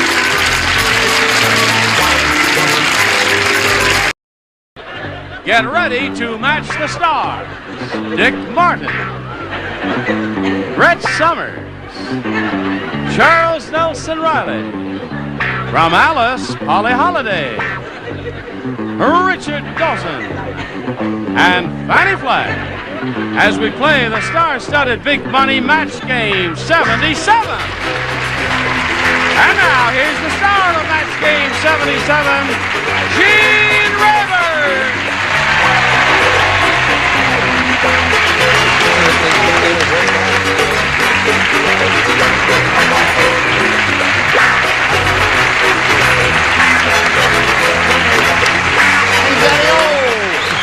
people seem to like it. Very good. Thank you for joining us.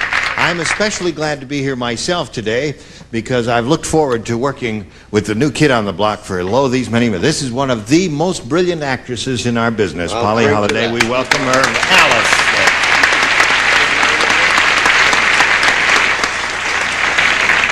And Polly, you're probably working all the time. You don't know the tradition we have here. When we get a new kid on the block, she has to be welcomed properly. Well, do I get any of that? Do you need it? Sure, if you Then do, don't use it. If you need it, don't use it. Serve him right. Nothing fancy, Oh, Polly. I see. Oh, I didn't know what was coming. This is not a bowling league, you know. Okay, G. Now, this isn't going to hurt. Oh. Yeah. Oh, you sure? Listen, you know, I've thought you were so handsome all my life, I don't think I could stand this. Oh, yes, you will now. Close your eyes. Cut that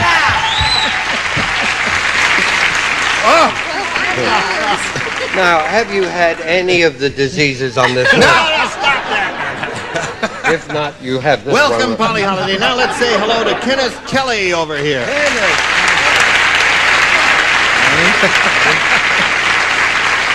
Kenneth has won one game. Just as the time expired, he won the game. He's got his $100. Now he's going to try for over $5,000. Are you ready for that, Kevin? Yes, I am. Good. We're ready for you after we do this business with America. All right. Here we go with Kenneth Kelly. It's his first shot at this big money super match. Let's see how it goes. Ken, not too long ago, we polled a studio audience right in this very room, and we said, write down your best answer to this. The best of blank. Now, the answer they gave us most often will get you $500 if you match it. Now, for matching their second most popular answer, you get $250 and then $100 for matching the third. And 3 of our 6 celebrities will help you here. Okay, Charles, please. Hope Lang's movie. Well, Yes. she's a friend. I know that sounded like a plug. Yes. The best of everything. Yes, indeed.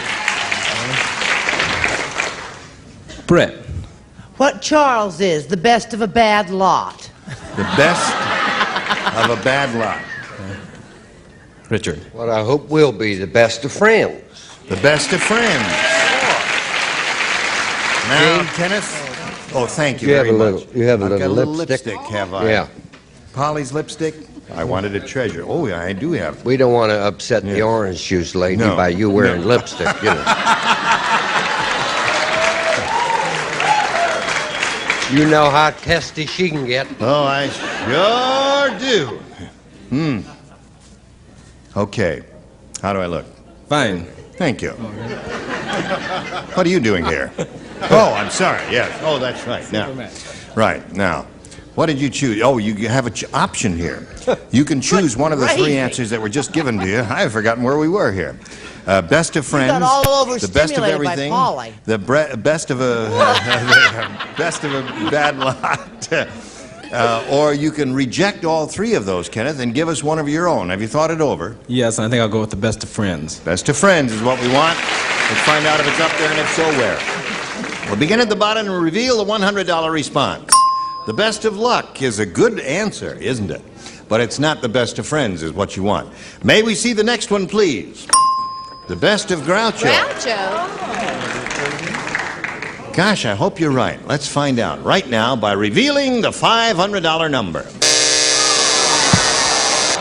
Charles was right with us. I can't believe it. Yeah, I can't either. I cannot believe it. I cannot believe that. Well, Kenneth, you gave us a good answer, but that audience that was here a month ago, they were rotten. Anyway.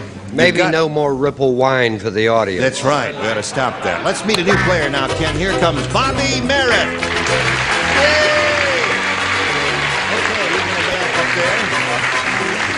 Bobby, you know Ken Kelly? Yes.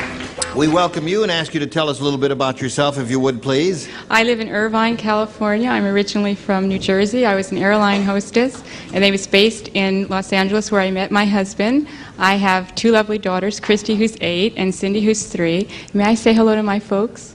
Where are they? In Florida, in Hollandale, Florida. I mean, you're too cheap to give them a phone call, is that it? What's their names? Lillian and Edward Stoop. Lily and Edward Stoop. Right. Sorry, you can't say hello to them, but it was It's a nice try, Bobby. Thank Well, you. good luck to you. I see you've matched our set here. You're all in russet. That's a wonderful color on you, Bobby. Thank you. Are you ready to play? Yes. B B. for Bobby. B for Bobby. That's her name, Bobby Merritt. Vito said, "The Godfather is my second cousin once removed. That's because when I crossed him once, he removed my blank."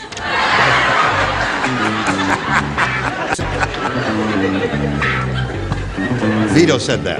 The Godfather. Yeah, remember the first round ones are a little tough, and they're, you know, anything that comes into your head is probably a pretty good answer. Anything that comes into my head, well, we can't go into it. How is your head today? Well, it's much better, thank you. My Right. foot's improved. Good. Everything, yeah. Oh, fine. Your disposition seems better, too. Oh, sure. Well, Dick Martin is here. He That's always right. works me Sweet, out. lovable Dick Martin. He's so adorable. How are you? You've spilled some coffee on your left chest. Oh, you noticed. Yes. And you had to tell America. Over here. Spill some over there, and people think that, no, they won't think that at all. All right, here we go. In a second, dear. Now, Bobby, Vito said the Godfather is my second cousin once removed. That's because when I crossed him once, he removed my blank. The only thing I can think of is head. Head. Good answer. No, that's a good answer. Now, why are you going that? What would you say? How would he Life? speak? Wife? Gene, You're a weirdo. how would he speak if his head's removed? How would he speak as his head's I removed? asked you first. It's a figure. It's a figure of speech. Is it? He didn't literally remove his head, but you know, like I said, well, you've say said. figuratively then? No, that's it. But you've used the expression. You hit me so hard, and nearly tore my head off. No, never have. Yes, you have. Don't argue with me. I don't do that. You nearly tore my shoulder off. Oh, you see? I hate that. Oh. What do you say? I say he removed his first cousin. His first. Yes. It says my second. Well, round one questions are strange, aren't they? I love him. Yes. Okay, he removed my legs. Okay, there's another possibility. Almost anything would work in this instance. What do you say? He removed my cheek. Your teeth. Okay, buddy. It's a personal reference on his part. As you can see, Polly, there is no unanimity on the upper tier, is there? No, and I'm contributing to it. I said nose. Nose. 4 different answers so far, Bobby. She's looking for the answer head. My second cousin once removed. That's because when I crossed him once, he removed my wife. Wife. You heard the expression. Yes. Take my wife, Take my please. wife, please. Okay, Fanny. Well, I thought he just got mad and removed his face, his whole face. Yeah. Oh, that would hurt. Okay. So, Bobby, there you go. And Kenneth, you'll be going in a moment or so. One of equal difficulty for you after this. We're ready if you are. Kenneth, this is all yours. You know how it goes. Here it is. Say, did you hear about the new brand of cigarettes? No. Shall I tell you about them? Yeah. I will anyway. These cigarettes, they're so bad, they don't come rolled in cigarette paper, they come rolled in blank paper.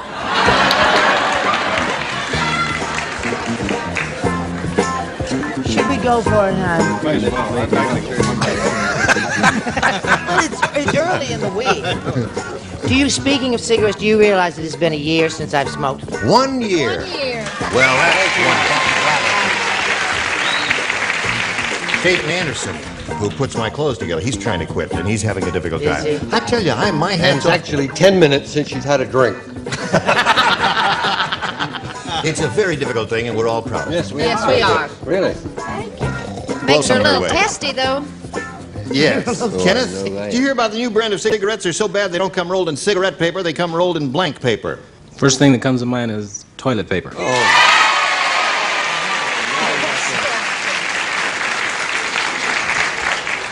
You would cheer toilet paper? Really? I really feel the fool. I matched so early in the game. Medic! Help! Oh, I'm sorry. I'll get over it. We're not going to book you again. You're going to start matching and all that. What do you say? And on the very first day. Yes. Well, I think your answer was trashy. Thank you. I think your answer was trashy. I think they're trashy for liking that answer, and I think my answer's trashy. That's right. Birds of a feather. Yes. My answer is not trashy because I had a governess. Papier de toilette. Oh, naturally. So that's 3 for you, Ken. These cigarettes are so bad they don't come rolled in cigarette paper, they come rolled in toilet paper, according to him. What do you say there, Polly? Did you have a governess? A governess. As Charles had a governess? Oh, No. No. Were you very poor? Grew up in a very poor farm. Were you made in Japan? A poor farm in Alabama? What's that? Made in Japan. So Made in poor. Japan. Well, says your Hayakawa was. Yes. Yeah. Would you like to show us your answer? Yes, I certainly would. I think I did pretty What? well. Wait, hold on. Oh, don't worry. Then we'll share a microphone here. Your microphone is dead, so... Well, just a second. There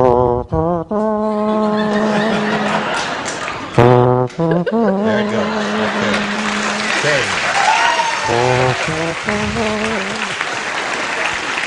Now, Polly? I didn't know him well, but he served the company long and faithfully. He's gone to the big radio shack in the sky. Goodbye. Now, you go. We'll share it. We'll share it. All right. Now, you speak up now. All right, I may as well go down the tubes like everybody else with toilet paper. Very nice and good. Okay. I got to be gentle because he was related to this one over here. I see. Be very careful. Bereaved at the moment, as he should be. El Toiledo. There it is. 5 for Kenneth. I suppose you're going to break this magic spell the others have been weaving. Aunt Bluebell says toilet paper. Oh, Now, Bobby Merritt, you got one shot at it here. You may have A or B. B. B. The best you could do is tie, and so that means you've got to match all 6 celebrities. Everybody will play. Here it is. One elephant said to another. Aha. One alert member of the studio audience said, "What did they say?" Well, it could be that the others didn't give a damn. Now,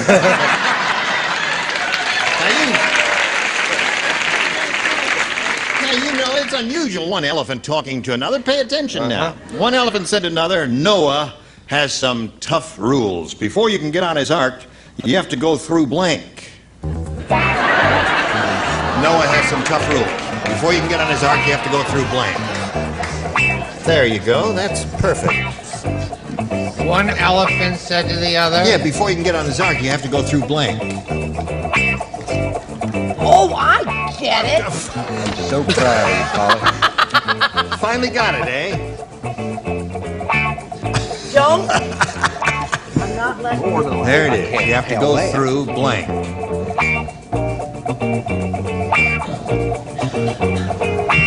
I can't. Don't let him look at my answer. Isn't this amazing? Look, we're all through here. They've played 3 hands of bridge while you're thinking about it up here. Shush. I'd tear their heads off. I'd horse whip them if I had a horse. Can't stall much longer now, boys and girls. I don't The sad thing about Mike is we didn't even know he was feeling sickly and just keeled over right here. I guess the change from the afternoon to the morning, as you know we're now on in the morning, he never was an early riser. And he just keeled over here. Well, we'll miss him. We will. All right. Ready? Everybody ready? Thank Hey, you, Richard. it's our I'm pleasure. deeply in your debt there. Please. One elephant said to another, Bobby, "Noah has some tough rules. Before you can get on his ark, you have to go through blank." The only thing I can think of is a pear. You know, like What? A pear. Like You have to go through a pear?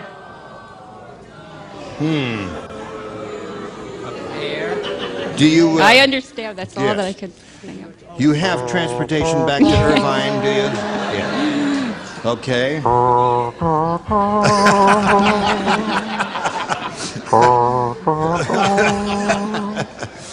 Dear friends, Bobby Merritt will be leaving us soon. No, she's got to match all 6 celebrities to stay in the game and achieve a tie. Money in the and bank. she's looking for the answer, a pair. I've got a pair. I say, everybody says you've got a beautiful pair, Fanny. Yeah. What do you say? You don't have a pair. Oh, I do. You do? There's my answer. Come on now, don't put me on. What do you say, It's Dick? obvious that she'd have to go through Cleveland. Oh, no! So that means Kenneth Kelly wins again. What do the rest of you have? Let's hold it up there. Let's see. Customs seems to be the answer. Everybody said customs. Come on down. Good girl. Stand right there. Customs is what. That's what it should have been. Gee, I'm sorry, Bobby. That's okay. We've got some gifts for you together with our thanks for being with us here on Match Game 77. Bobby Merritt, ladies and gentlemen. Now, a little message for you while we spin her off. Hurry back. Here's Kenneth Kelly for the second time, going to have a shot at the big money. Kenneth, good luck to you this time. We polled the studio audience again not too long ago, and we said, write down your best answer to this. Blank Navy. Now, the answer they wrote most frequently, remember, will get you $500 if you match it. For matching the second most popular answer, you get $250 and $100 for matching the third. And 3 of the 6 celebrities, remember, will assist you. Polly. Oh, gosh. Blank Navy. Speak up. Oh, you need a mic. Army and Navy. Army and Navy. All right. Thank you, Richard. Fanny. The United States Navy. And Dick. Dick. What they're saying on the football field. Go Navy. Go Navy. All right. So there you are. Kenneth, you've got 3. You got Go Navy, the United States Navy, and you have Army and Navy. Remember, it's your option to choose one of those or give us one of your own. I'll go with the U.S. Navy. The U.S. Navy. Did you just have an afterthought, Fanny? Yeah. Yo, I left the baby on the bus, but never mind. Oh, all right.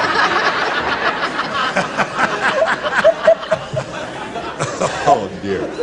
Let's go over here and reveal the $100 response. Go Navy. All right, Dick, there it is. Let's see the $250 answer. McHale's Navy. All right, last chance for the U.S. Navy. And you, Kenneth, may we see it, please?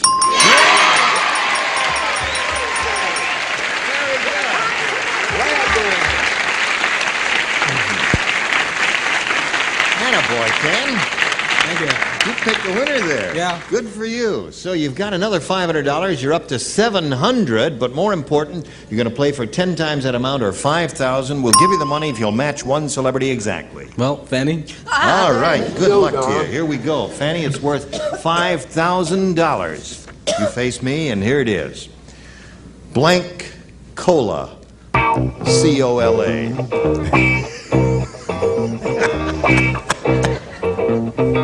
Blank Cola.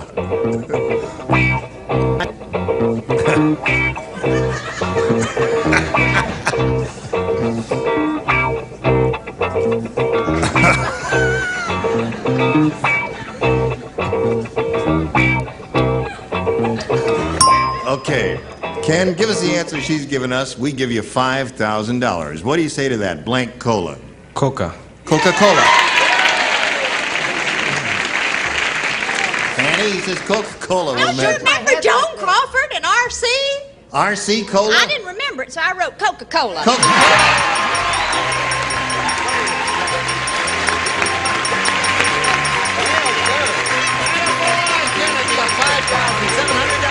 you very much. Good for you. Kenneth is very happy, and while he's celebrating, we want to spin these messages for you.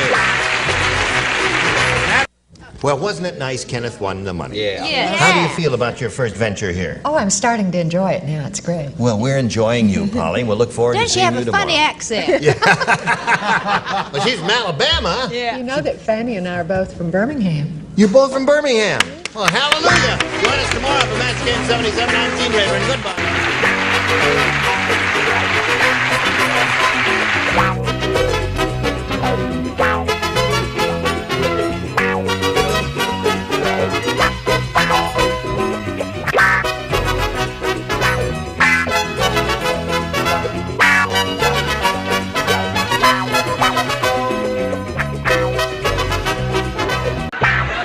Get ready to match the stars. Bill Daly, Brett Summers, Charles Nelson Riley, Ethel Merman, Richard Dawson, and Fanny Flagg as we play the star-studded Big Money Match Game 75. And now here's the star of Match Game 75, Gene Rivers.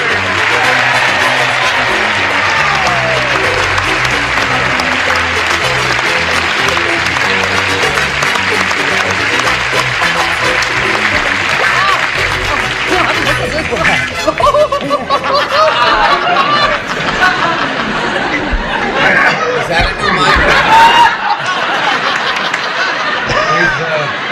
We've had to, make several cuts financially, and those other thin ones cost. B3. Oh. Right. They cost so much, so I got that one out of radio. I haven't seen one. This is an old cardioid microphone. They used to use these in the early days of radio. We used to call it fondly hernia time. Come on now. No, you're going to work with it. All right. That's it, huh? I, however, am going to work with this. All right. Now listen. We're a little late, folks, so good night. I'll let you borrow this one. Oh, all right. Excuse me. I'll just test for bombs. All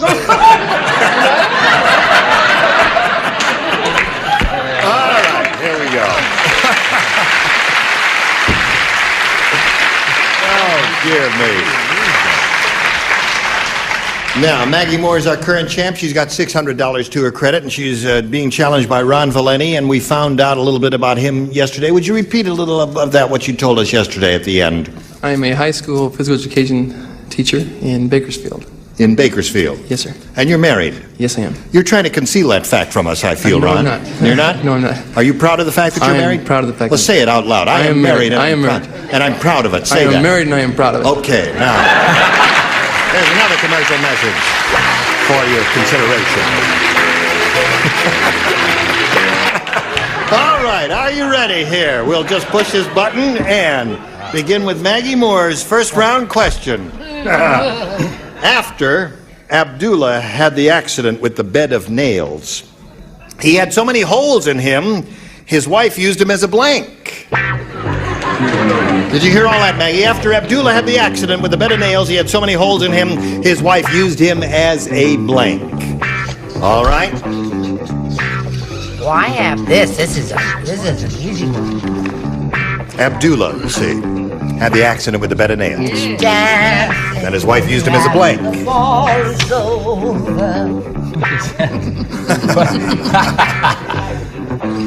I'm all through. Oh, you're finished? Yes, darling. I don't. I never sing Isn't that unless funny? The I'm upper tier is finished way ahead of the lower tier for a change.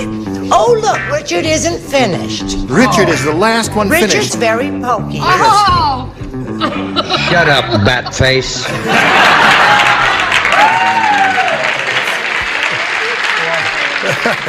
All right, here we come with Maggie Moore now. After Abdullah had the accident with the bed of nails, he had so many holes in him, his wife used him as a... Strainer? As a strainer, that's good. Very good. His wife used him as a strainer, she says, Bill. Well, I'm sure glad to have a series because I'm real bad at this, man. I'm really awful. I said salt shaker. That's yes, salt shaker. That's pretty good. That's okay. Yeah. You do have. You say you have a series, yes? What? You do have a series, do you? Yes, I don't know now. Yes. After that, I may not have. I may not. What's your series called?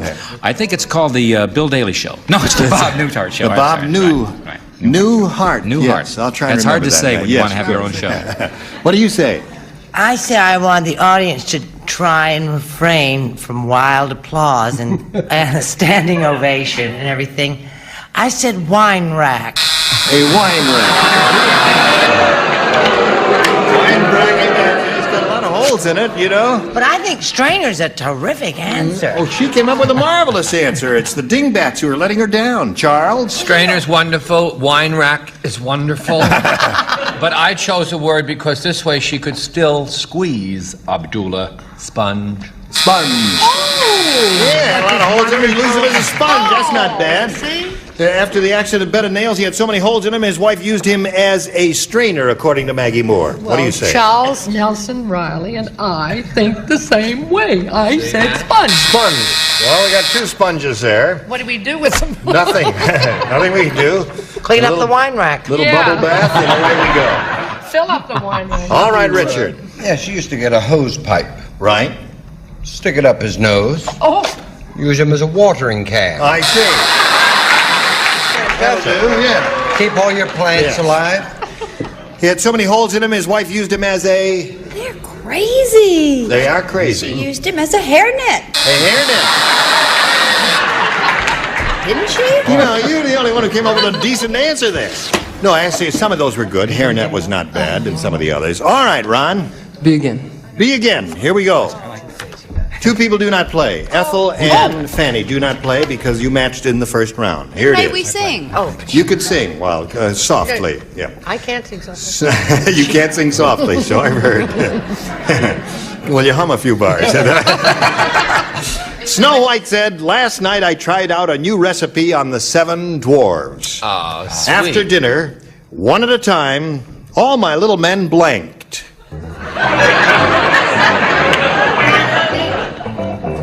Snow White said, last night I tried out a new recipe on the 7 dwarves. After dinner, one at a time, all my little men blanked.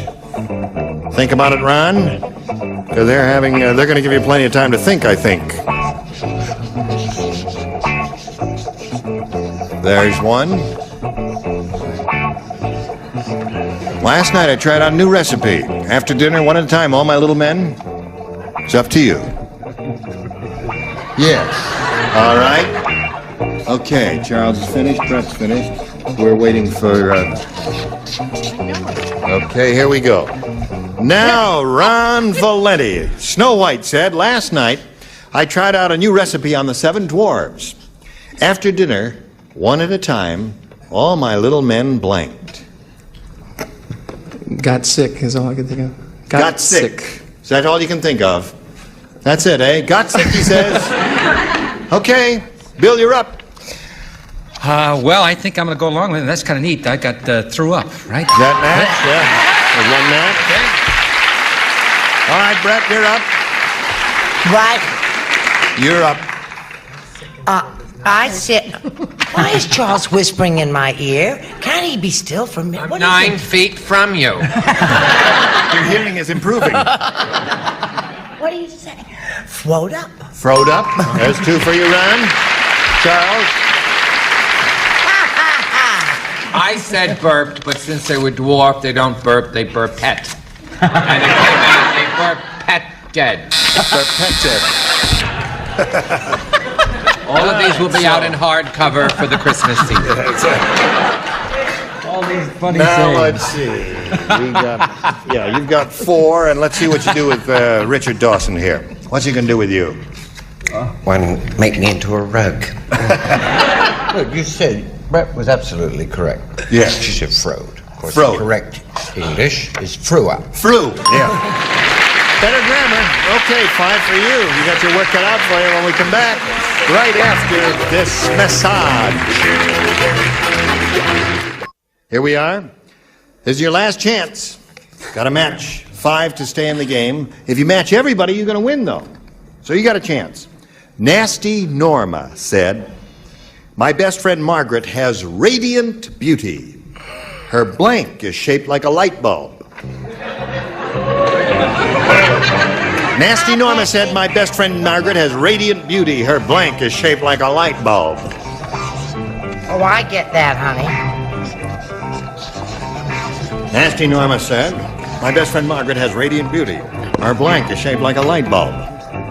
Her blank is shaped like a light bulb. Oh. All right. I got the idea. I guess we could put a chair over here if you really wanted it. Think up your own answers today, dear. Do you think there's a little bit of hostility going on between the 2 of those? Well, I don't know if you'd call it hostility, but there's something going on. Oh, really? Just in love. She She does you pretty good, you know. Oh, yes, I'm getting out of the business. I'm not going to... Yeah, as long as that's Sure. Very versatile. Can you do her? Do her doing what? You.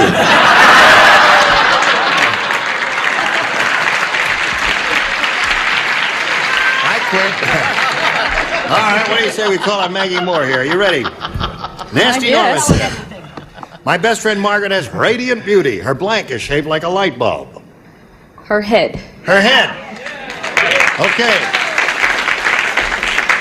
Her head is shaped like a light bulb, she says. What do you say, Bill? Well, so far, I think I'm going to, that children's show I do, I think I'm going to lose my audience, because so far I've had a couple tinkles, and now I'm coming up with the boobs, so I'm really going to... Now you got to match everybody else, Maggie, to stay in the game. Brett, she's looking for the answer. Her head is shaped like a light bulb. Brett, you're responsible. Go ahead. You're responsible. Go, boom. Excel. I'm so You're embarrassed. responsible. I hate Fanny Flagg. I'm never going to New York with you again. You can Aren't go by you yourself. guilty? I said no. No! What do the rest of you have here? May I see your card? No! No! Come down there, Ron Valenti. So we congratulate you. Sorry to see you go, my dear. So I'm sorry to go. Pretty lady here with the ochi charnia, beautiful dark eyes, is going to leave us now $600 richer, together with our thanks for being with us on Match Game 75. Thank you. Goodbye, Maggie. Now, Ron, see this big thing? Come over here. Stan, you don't have to be afraid to stand next to me just because I'm a star. And you're a big athletic director. Sorry if I put my arm around you? No?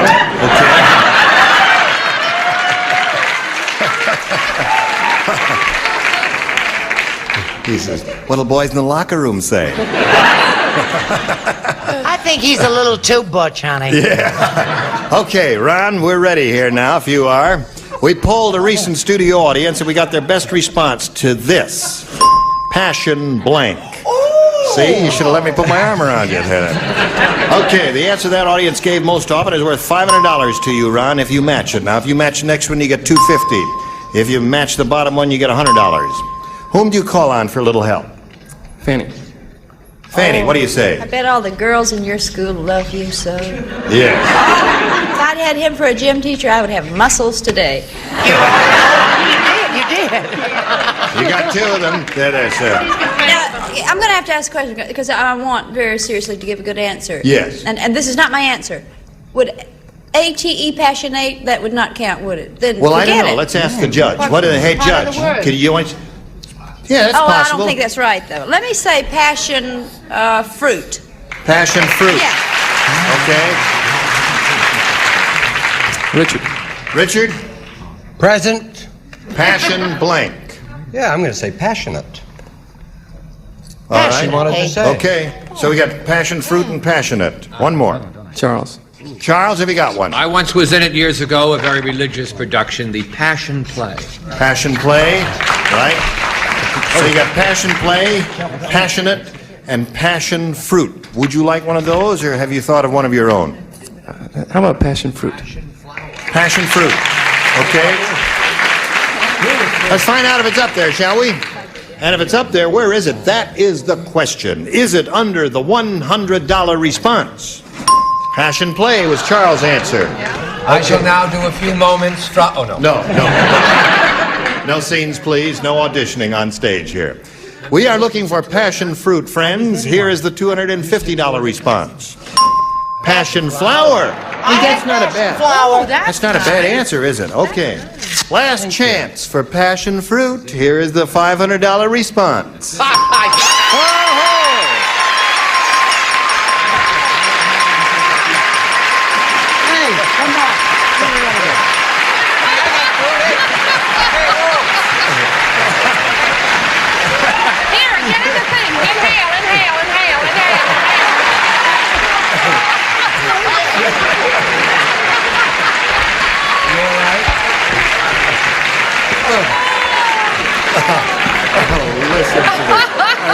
We're a bunch of fruits, that's what we are. Listen, You can't say that. that passion fruit gets to you, doesn't it? He must be quite a kisser. Oh, he is quite a kisser You all in right there. now? All right. Now listen, you're up to $600, Ron. Now, since you won the $500, that means you play for 10 times that amount, or $5,000. But before you collect, you have to match one person. This has to be an exact match, and you got to pick somebody now, as if we didn't know. Fanny. Fanny, he's picking you. Oh boy, if he wins.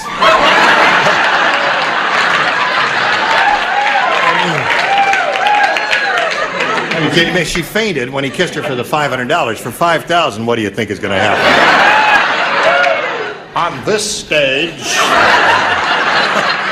a first in television. All right, here we go. $5,000. Atomic blank. Atomic blank.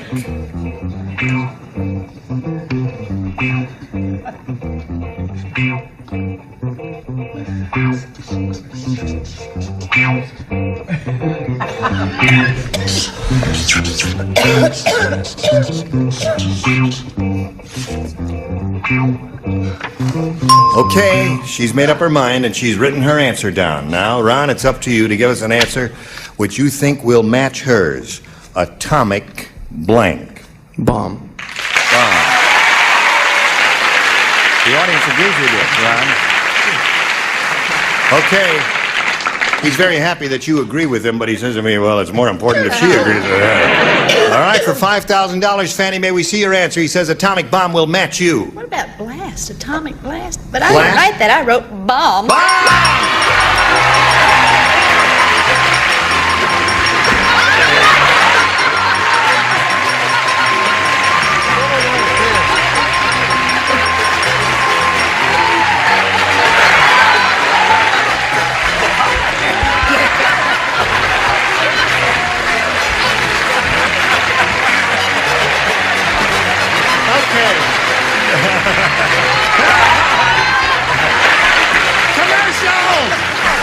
Commercial message! Turn to black! Fade! Bye! Fade! Go to black! Commercial! Fade! Go to black! Fade the camera! Here we go. Are you ready? All right, Ron's ready, and we're going to present a new player now. We very happily welcome Karen Moe. How are you, Karen? Fine, thank you. Good. Karen, what do you say we get right to it, and we'll talk to you later and find out a little bit about your life, all right? Let's see what we've got here, A and B. For my youngest daughter, I would like A, please. A, all right. Does her name begin with A? No, but she just picked the number A, Oh, or the she letter did A. that. Oh, I see. Larry the Lush said, Innkeeper, I had a terrible accident at the tavern across the street last night. While I was drinking, I got a blank caught in my throat. Is what he said. That's what he said. He says, Innkeeper, I had a terrible accident at the tavern across the street last night. While I was drinking, I got a blank caught in my throat. I like This is Larry the Lush. No, it's not a bad question. It's a rotten question. Here's a man who has a little drinking problem. He's called Larry the Lush. I get it. My father was one. I No see. offense, Dad. Yeah. While I was drinking, I got a blank caught in my throat. See? Okay, here we go, Karen Moe. Larry the Lush said, Innkeeper, I had a terrible accident at the tavern across the street last night. While I was drinking, I got a blank caught in my throat. Toothpick? I guess the toothpick could have been in the... On an olive. On the olive, and he got it caught in his throat. There's some logic to her answer, Bill. I got, well, could we be, I have an olive with a toothpick on the end. Yeah, there's... Right? Yeah. No, wrong. Some olives have no toothpick, so we can't do that. don't. Yeah, right. Oh, All right, Brett. Okay. Did everybody hate that answer too? Not bad. Why, you got to write a funnier one? Olive. Oh, all right. 2 olives so far. Charles? It's a dated chick named Olive. Ice Cube. Ice Cube? Toothpick, olives, ice cubes, all the answers are good so far, but no match. What do you say, Ethel? He was a martini drinker, so He was? got an old. Yeah, lots of olives here, Karen. And Richard. Well, I used Chuck's maiden name. Olive. And you? Olive. Olive. All right, sorry. No toothpicks, lots of olives, though. And so that's your first round question, and yours is yet to come, Ron. But right now, friends, we've got to do a little business, and this is it. We just have time to say goodbye. Goodbye.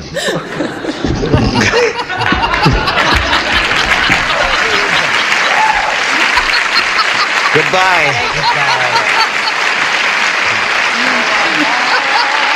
This is Charles Atlas saying goodbye. Goodbye. This is Johnny Olson speaking for Match Game 75, a Mark Goodson, Bill Todman production.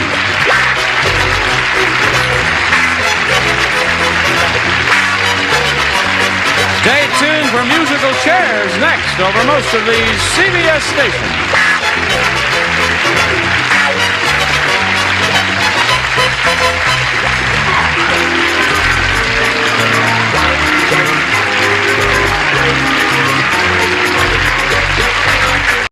Get ready to match the stars from Match. Gary Burghoff, Brett Somers, Charles Nelson Riley, Joanne Flew, Richard Dawson, and Fannie Flagg as we play the star-studded Big Money Match Game 78. And now, here's the star of Match Game 78, Gene Rivers.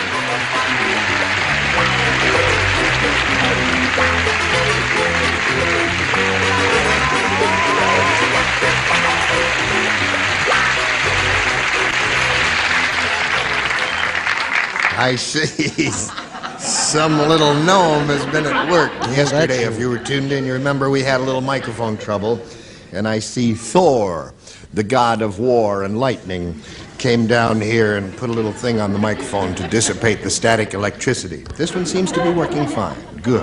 I will handle it very gingerly now as I greet you. Is everything all right? Everything's terrific. Aren't How you about gay and colorful? Oh, why, thank you. No, just gay. Oh.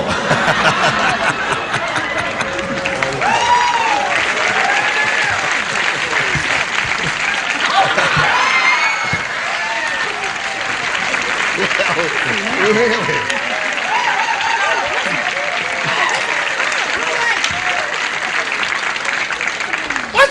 What's going on here? let's get on with Why it. don't you try the whole thing without that fakakta arrow? No, I'm going to leave that on there. I think that gives it character. Let's say hello to the current champ, Terry Harrow. $2,600. Now, as the time expired last time, she won another game. That's her 5th game, and that means she's going to have a go at over $5,000. Are you ready for that, Terry? I think so. We're ready for you. We'll do that right after we do this with you. Here we go. Terry Harrow. Now, I said she's going to try for over $5,000. What she's going to try for is $2,500 because she won the $250. Now, to collect that $2,500, you must match one celebrity exactly, and it's time for you to choose one. Richard. Okay. You swing around here and face me. I'll get the question worth $2,500. Wish you the very best of luck. I hope you win it. Richard, here it is. Blank trial. That's T-R-I-A-L. Blank trial. Blank trial.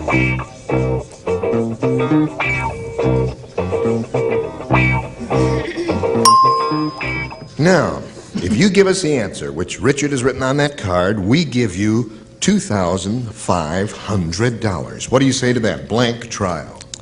I have 2 good answers. We'll be the judge of that. Court trial. Court trial. Just for the heck of it, what was the other? Jury. Jury trial was the other choice. They don't like either one of them there. No, I might have said jury trial. What do you say, Richard? Murder trial. Murder trial. Oh, that's a good one. Yeah. Well, I guess all three were really good. Number of good choices. Now, Terry, you've got $2,600. You are going to meet another player now. Here comes Deborah Colburn.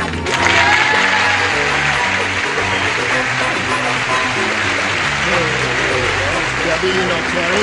Yes. We welcome you and ask you to tell us a little bit about yourself, if you would, please. Okay, I'm here from Orange County. Yeah? And I'm married. I have 2 boys. Michael's 7, and Todd is 19 months. And I'm a housewife. Well, we welcome you, Deborah, and wish you the best of luck. Thank you. Shall we have a go at it? B, please. Which? B. B it is. Deborah said she wants B, and she gets B. Yeah. Harry said, my ex-wife really hates me. Instead of sending me a singing telegram for my birthday, she sent me a blanking telegram. My ex-wife really hates me. Instead of sending me a singing telegram for my birthday, she sent me a blanking telegram. Come here, honey. Oh, you're not a well person. I'll go to you. All right.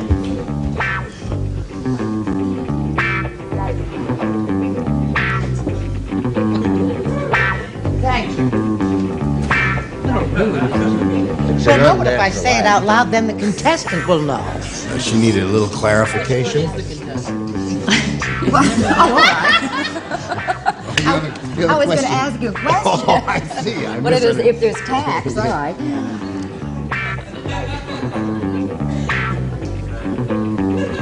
Listen, I don't want to ask you a question. I just want to blow in your ear. Is that all right? I want you sneaky like that. All right. Now, I didn't Deborah. get an answer. Oh, you wanted an Well, you finished yours. Harry said, my ex-wife really hates me. Instead of sending me a singing telegram for my birthday, she sent me a blanking telegram. The only thing I could think of was shooting. A shooting telegram. You mean like, Yeah. bang, you're Come dead? out shooting. You sure have pretty teeth, Deborah. Thank you. This is for you. Yes, Gary? They said a punching telegram. A punching telegram. Any hostile Thank you, thought sir. would be acceptable here? Thank you. The one with the black eye. Thank you very much. Yes. I guess I went. Certainly did. This is the runner-up to a pathetic award. It's not as bad as. No, I thought it had to be within the framework of the kind of telegram you could send, as in a condolence telegram. A condolence telegram. Oh, don't pick on me. Look Now, how wait a cute minute. I was yesterday.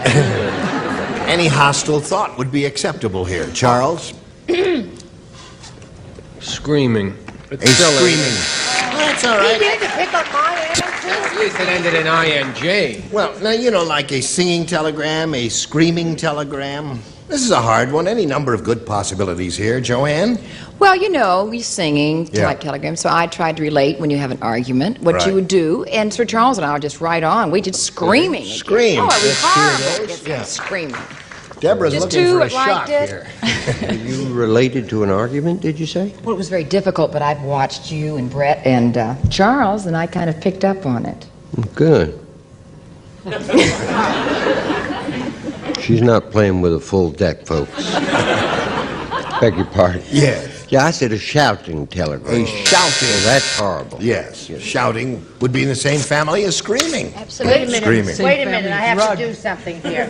Just a minute. Hold it. Don't give your answer yet, honey. Okay. Go ahead. Shooting.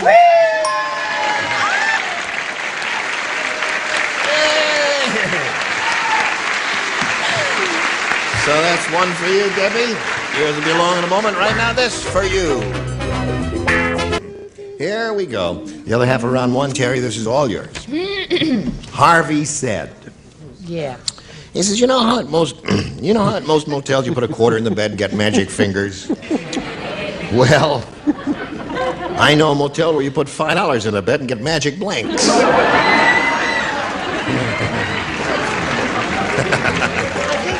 But I think I better look at it to make sure. You know, at most motels you put a quarter in the bed and you get magic fingers. I know a hotel where you put $5 in the bed and you get magic blanks.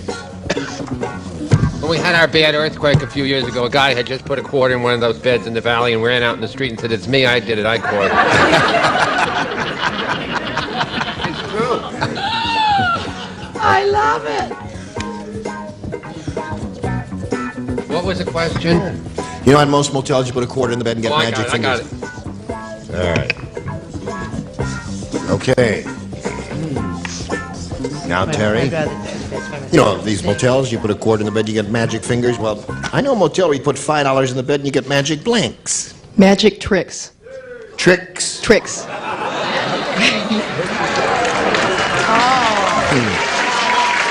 Okay. Take me to your motel. We've already been there. She's prettier when she blushes. Look. Yes, I see The that. trouble with your answer is it's too good for Yeah. this panel. Speak for myself, I know. Oh, I said magic bodies. Magic bodies. Right, okay. Brett? Talk about too smart for the room. Listen, it's in this. This should be an tricks or hookers. Nice try. Okay. Charles? Sorry. Chuck chose broads. Okay. Hurts when I Oh, go. really? Magic fingers for a quarter, well, $5, you get magic. Well, magic fingers mean massage to me. Right. So the best kind of massage is with your feet. Oh, yeah. These do are that? run up and down your Run back. up in the back. Thanks, Joanne. Throw it out. What do I know? Yeah, your feet stink. Okay, Richard. Dr. Scholl says howdy. Magic boobs. $5, did it? $5 worth, eh? Yeah. Right. And speaking of, Worth every penny. right. Well, of course. Oh, yeah. Well, so there we are at the end of round one. Let's go to round two and see what happens. This is a final round. Deborah, you may have A or B. I'll try A this time, please. All right. Who will not play? Fanny, you do not play. Imagine that. The doctor said, Uh-oh. today I treated the worst case of heartburn I ever saw. When the man came into my office, smoke was coming out of his blank. Now that's heartburn. And I know the answer to that, and I can't play. Worst case of heartburn I ever saw. The man came into my office, smoke was coming out of his blank. What's that wonderful Buddy Hackett joke? He says he thought that heartburn was a permanent state of affairs until he went into the army and got rid of it. Because of his mother. Yeah, remember. You remember it, Richard. To do the game, to heck with the all. I was stalling for time trying to think of a brilliant answer. Oh, this is an easy one. Oh, sure, of course it is. Just go with it. All right. Okay. Ready there? We're ready. All right. Deborah, the doctor said today I treated the worst case of heartburn I've ever seen in my life. Man walked into my office, smoke was coming out of his blank. His mouth. No, straightforward. Now that's straightforward and direct and to the point, isn't it? There it is. And there. Yes? Boy, heartburn. For all the pregnant women in America, God love them. Mouth. Mouth. What do you say, Chuck? I disagree with that. I mean, you didn't get heartburn when you were pregnant? I mean, those are like old wives' tales. If your diet is correct, there should be no symptom of heartburn or agitation in the entire That's right. Let's hear it, respiratory folks. Right. Those were all men who gave that round of applause. We've all got heartburn, too. Ears. Where did you put Charles? Ears was his Ears. answer. Deborah is looking for mouth. There. Oh. Now, Joanne, we come to you. Heartburn was so bad, smoke was coming out of his... I have another winner for you. A winner. Well, chest. Chest. Close, but no cigar. All right. Richard? Probably one of the saddest answers I've ever seen. Well, tears. Chest? Chest. So that's 3 for her. Now, Terry, 3 to tie, 4 to win. Gloria said, that musician must be high on something. Look, he's trying to blow a blank horn. That musician must be high on something. Look at that, he's trying to blow a blank horn. The answer came to me so fast, I figured it had to be wrong. Put it right down, trust your first instinct, that's what we say on this show. Oh, I love you when you get angry. That's what I like. A blank horn. Well, just stay there. Just go. He's a musician? Sure. That musician must be high on something. Why do you need all this special attention? He's trying to blow a blank. I can read lips. That's a good answer. He's trying to blow a blank horn because he's high. Don't make me talk too much. No, it hurts. but I get it. I'm just trying to think of another brilliant answer like the last We're one. gonna start without you. Terry, have you thought about it? I've thought about it. Okay. Come on now. All right. Gloria said. Smarty Pants hasn't finished over here. Too busy talking. Come on, Charles. I got heartburn. Well, if you watched your diet. Gloria said that musician must be high on something. Look, he's trying to blow a blank horn. A foghorn. Foghorn is a good answer. Now, that's not a bad answer at all, is it? No, you want to see a bad answer? I'll give you a bad answer. Right, show me a bad answer. answer. A unicorn. Oh, that's really bad. You came all this way from Malibu to show us that rotten Don't answer. tell people where I live. Oh, you did. Yes? I'm sick of her being smart. How'd you get on this show? She's too clever. I said elk. Fanny gave it to me. Never heard How'd you get on the show? Well, mine isn't smart. Hers are all smart. Charles? I said bull. A bullhorn. Well, Terry, we're down to it one more time. Let's see if you're going to tie again this time. Musician must be high on something. He's trying to blow a foghorn, according to Terry. A good response. Well, I had fog, and they told me it was just rotten, so I picked another one. And I said car horn. Car horn. So that means Deborah Colburn wins again. There's a foghorn, and there's a car horn.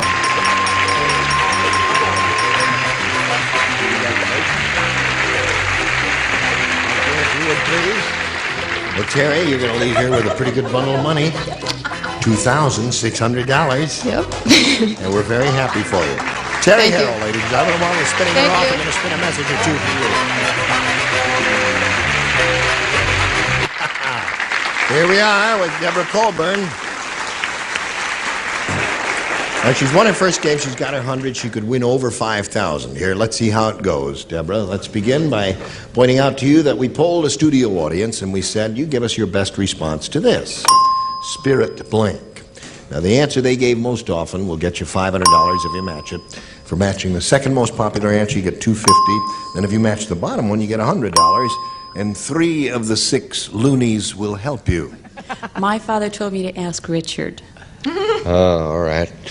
My place or yours? Oh, I'm sorry. Well, I was so happy to hear from her dad again. I'll say the Spirit of St. Louis. Spirit of St. Louis? Yeah. Okay. Lindbergh Fanny? played it. Wasn't it? I saw the Spirit of St. Louis, the original, just a few days ago. I went to that wonderful Aerospace Museum in Washington, D.C., and it's a beautiful place.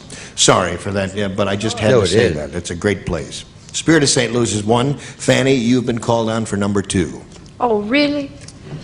Spirit of 76. Okay.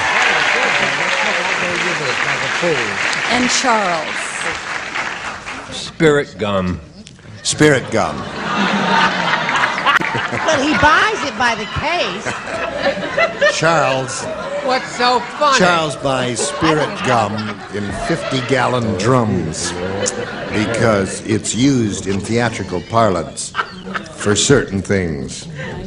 Keeps his hair down. That's not true. I use tape. Oh, God. Now, you may have Spirit gum, Spirit of St. Louis, or Spirit of 76, or reject all 3 and give us one of your own. What is your pleasure? I'm going to go with 76. Spirit of 76. All right. We'll begin down at the bottom, and we will reveal the $100 response. Spirit World. Oh. That's where I wish Charles was. May we see the $250 response. Spirit of St. Louis is Richard's answer. Well, you're getting close to it, Deborah. I hope it's going to be up there. May we see it, please? Yeah! Very good. Very good. Congratulations. Now you picked up another $500. Are you going to play for 10 times that amount or $5,000? And we'll give you the money if you'll match one celebrity.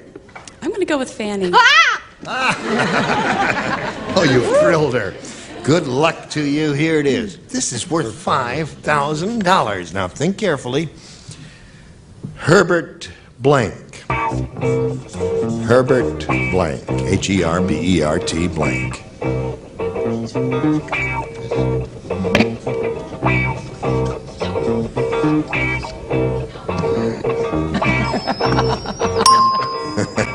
All right, Deborah, give us the answer she's written on the card. We give you $5,000. Herbert Blank. I'm drawing a blank. Herbert Blank. Something must come to your All I can mind. think of is Einstein. Well, that was Albert Einstein. I know. Oh, Just take a deep That's breath. it. That's okay, all right. Sorry, I guess we have to go with that because that's what you said. Oh, sweet. All right, Fanny, what have you got there? Hoover. Herbert Hoover. Herbert Hoover. Gone. All right. Now, listen, it wasn't a total loss because you did pick up a little money. You've got $600, and that's not bad. And you're going to meet another player later, but right now we've got this for you.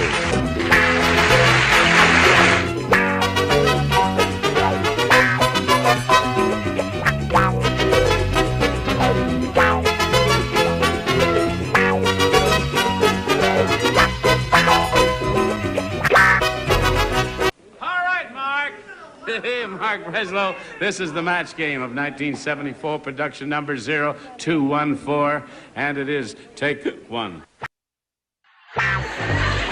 Get ready to match the stars. Greg Morris, Brett Summers, Charles Nelson Riley, Ann Mira, Richard Dawson, and Ann Elder as we play the star-studded Big Money Match Game 74. And now, here's the host of Match Game 74, Gene Rader.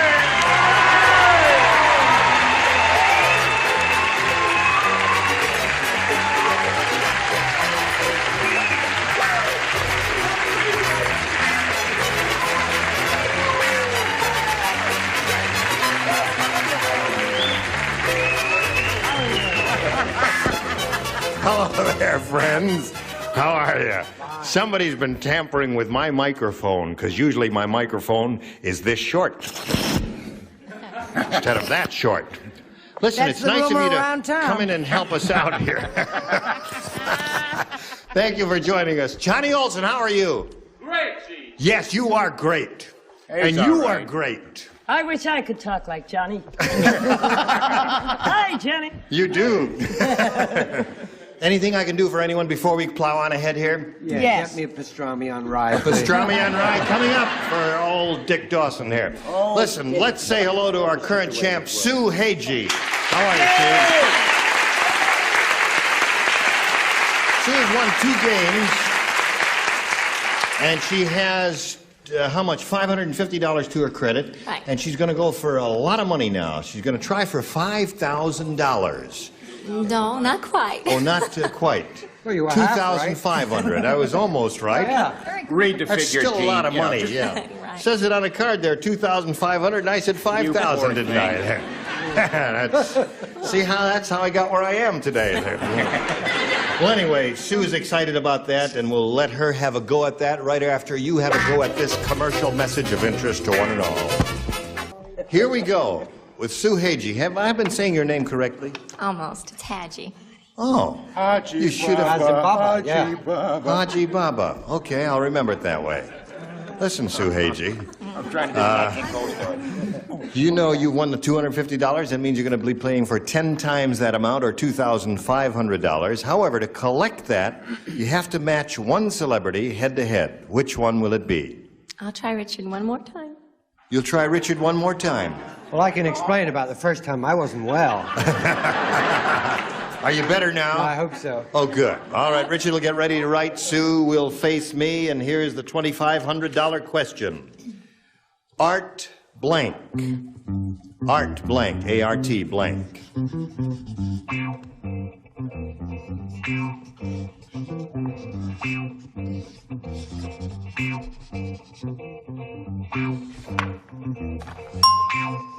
He is finished. Now it's up to you.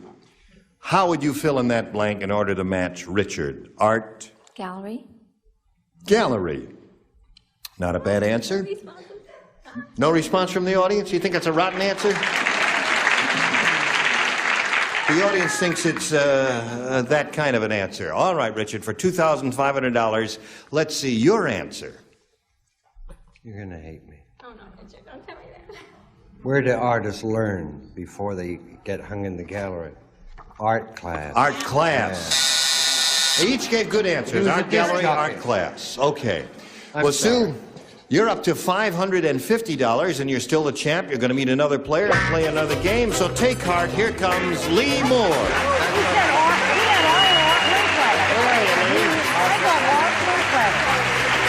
Hello there. Hi, Lee. Hi. You know Sue? Yes. How are you today? Oh, I'm great. You are? Yeah. You feeling grand and ready to have a go at it? Oh, yes. Would you like to tell us your life story in 8 seconds? Time's up. Huh?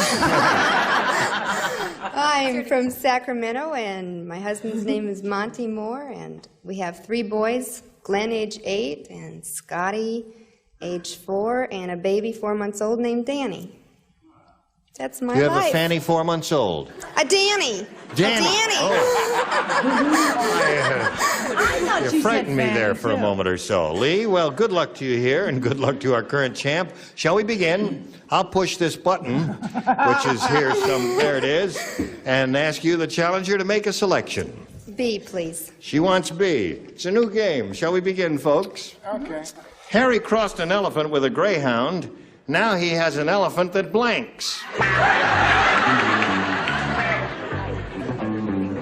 It's a serious show, you know. No, I know. I just want to... Harry crossed an elephant with a greyhound. Now he has an elephant that blanks. Lee's thinking about that while you're writing your answers.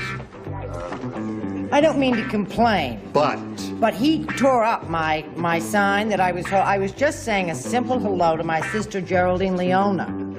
Now, and Dickie took it away from me, so while we're waiting for Charles to finish, I'll hold it up. Was Hello, that Geraldine the very beginning? Yes, Let me thank explain. She does not have a sister, Leo. Thank you. She doesn't have a sister. I didn't want her to be embarrassed. I see. But Or you could say, she does have dizzy spells. Is your sister as pretty as you are?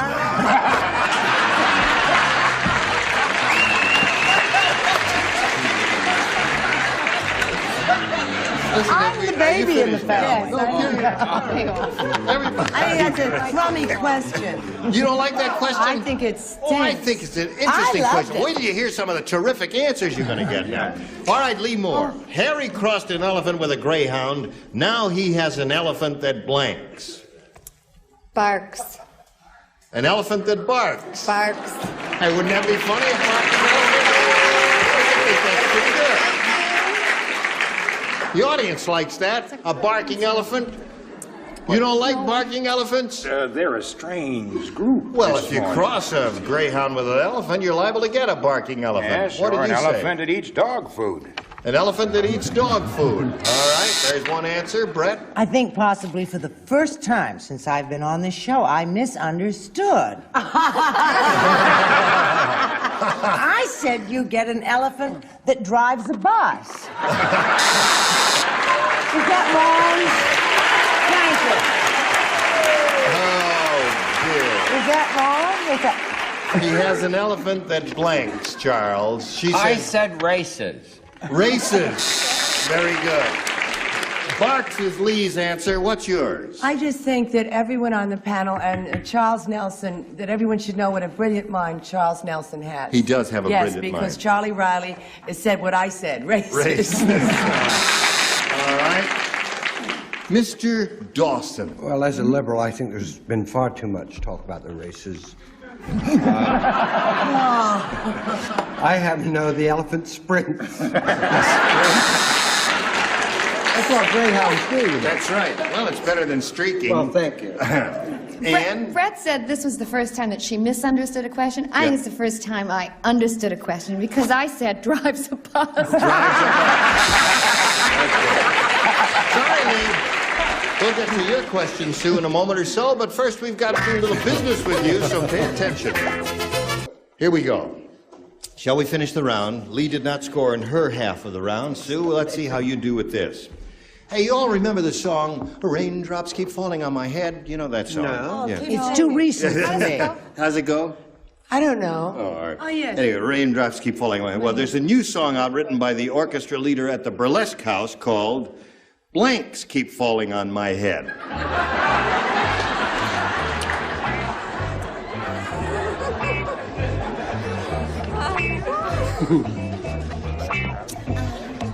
Did you hear all of that, Sue? You did hear all of that. You see, the orchestra leader, you're too young, and I'm sure you've never been in a burlesque house, but the orchestra leader stands down there in a pit, and that's where the orchestra is, and the stage is up here, you see.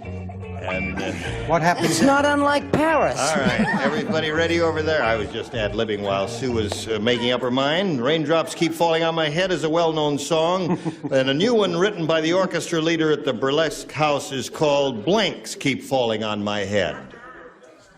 G-straps? See how naive she is?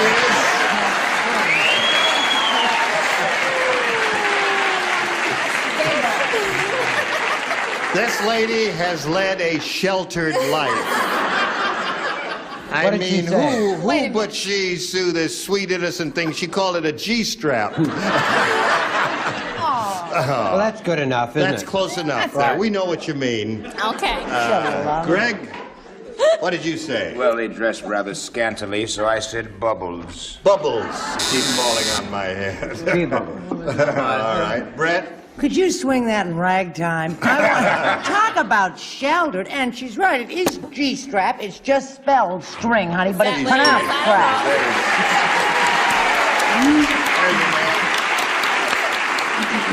Charles, what did you say?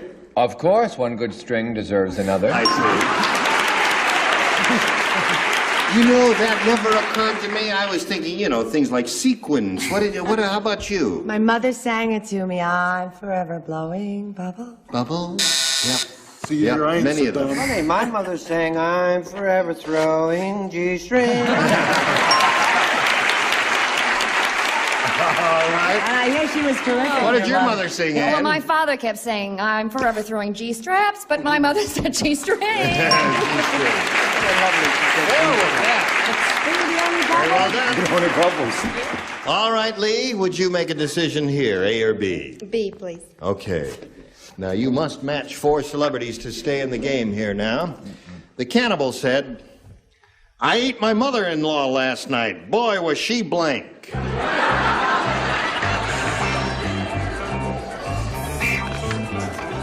Did you hear that, Lee? The cannibal said, I ate my mother-in-law last night. Boy, was she blank.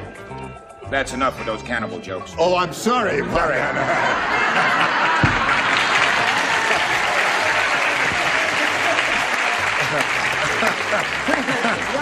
Yes. Okay, everybody ready? And we'll call on Lee. The cannibal said, I ate my mother-in-law last night. Boy, was she... Tough.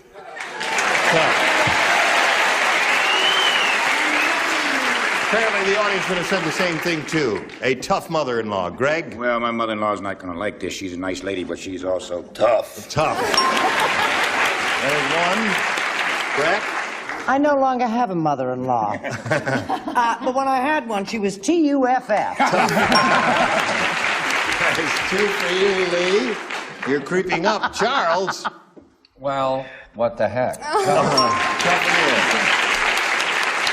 I need one more to tie. What do you say? Well, I was going to put stringy, but I put tough.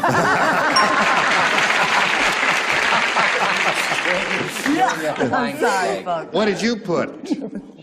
I put $2 on the nose to win. Why not? Well, you're gonna hate me, aren't you? What? Are you really? Tell me, Lee. Oh, in that case, I'll write Tough. Okay. 5. It's right up to you, Ann Elder. Yep. I was going to say a pain, but I said tough. Tough it is. The first round. Congratulations. Your question coming up in a moment, but right now we've got this coming up for you, friends, so you hurry right back. Today's consolation prizes are Westclock's Big Ben Futura, traditional Big Ben quality and craftsmanship, colorful, easy-to-read dials, adjustable alarm from Westclock's Italian Industries Company, and the Bruce family of quality floor care products, including Bruce 5-minute wax remover. Its hard-working formula easily removes old acrylic and wax buildup fast. And a supply of Tropicana, the 100% pure orange juice, the orange juice from fresh oranges from Tropicana. Match game 74 will return with its fun and blanks right after this. Hello there. Here we go. It's 6-4 in favor of Lee. This is the second half of our second and final round. Sue must score 2 matches to stay in the game and achieve a tie. Let's see if it happens. The only ones participating will be Greg and Ann. The 2 dummies. No, I wouldn't say that. I would. Of course you would. You're cruel and vicious. And truthful. Sam the garbage man said, believe it or not, I found my blank down at the dump. Sam the garbage man said that. Believe it or not, I found my blank down at the dump. Yeah. Sorrento. What is that song? Sam the garbage man Why said is it that. always Sam? I don't like it. Well, George the garbage man that's said, it. believe it or not, I found my blank down at the dump. Okay. All right, Sue. Did you hear it? Sam the garbage man said, believe it or not, I found my blank down at the dump. My wife. Wife. All right, got to match both celebrities to stay in the game. Let's see if it happens. We'll begin with Greg. That is so terrible. What? And that's a married lady. Find To a say wife finding in a the wife dump? at the dump, it could happen. Of course it is. Oh. It's squarely up to you, my dear. She must match you or the game is over. The game is not over. It is on.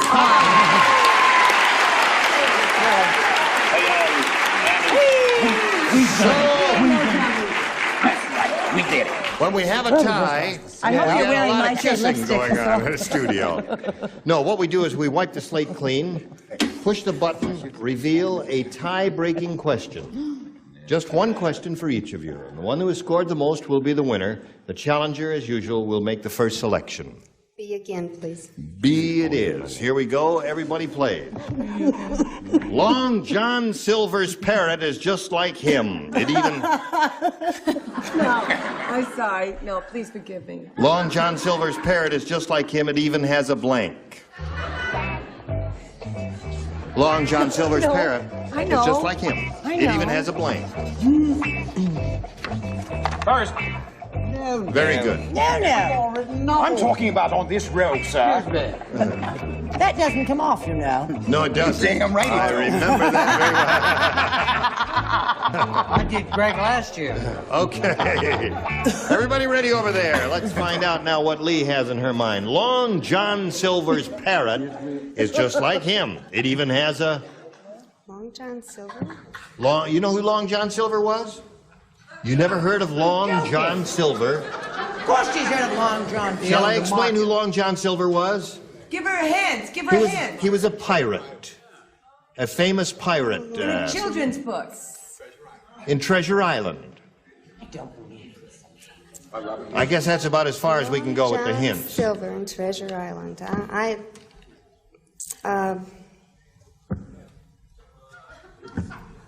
Well, I'll...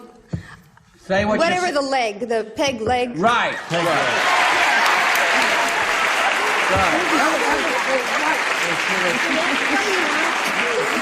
That's she about as was far as we pointing can go down. with the hint. We just could tell you he's a pirate, so. All right, her answer is peg leg or wooden leg or whatever that is, and we'll see how it matches up here, if it does at all. Greg? I now believe in ESP. I sent waves. You did say Peg leg. leg. Peg leg. So there's one for me. Brett? Did you really never hear of Long John Silver? The lady Long said John that. No, but she heard about him at the right moment, thank you. I didn't say peg leg. What'd you say? Because I've never heard of John Long Silver either. I said wooden. Wooden leg and peg leg are the same thing. Charles? You know Long John Silver is a Jewish pirate. Wooden leg. Wooden leg. Silver Long John, did she say? I don't know what she said. Silver Go Long ahead. John. What did you say, dear lady? I said that, peg leg. You yes, said ma'am. that. That's good answer. How about you? He was an Englishman, you know, Long John was. I know. Yeah. Don't apologize. I'm Irish descent, so judge me. Your credit to your race. I said wooden leg, of course. Naturally. So that's 5 for you. And Elder, for the second time, it's up to you. Yes. To see if we have a perfect round Well, here. I said a wooden part, and then I said leg. Wooden part Okay. Wooden leg. All right. So that she has a perfect round, and you've got to have a perfect round to achieve another tie. Let's see if it happens twice in a row. The camp counselor telephone. Hello, Mrs. Farber? I called you to tell you your daughter is blank. The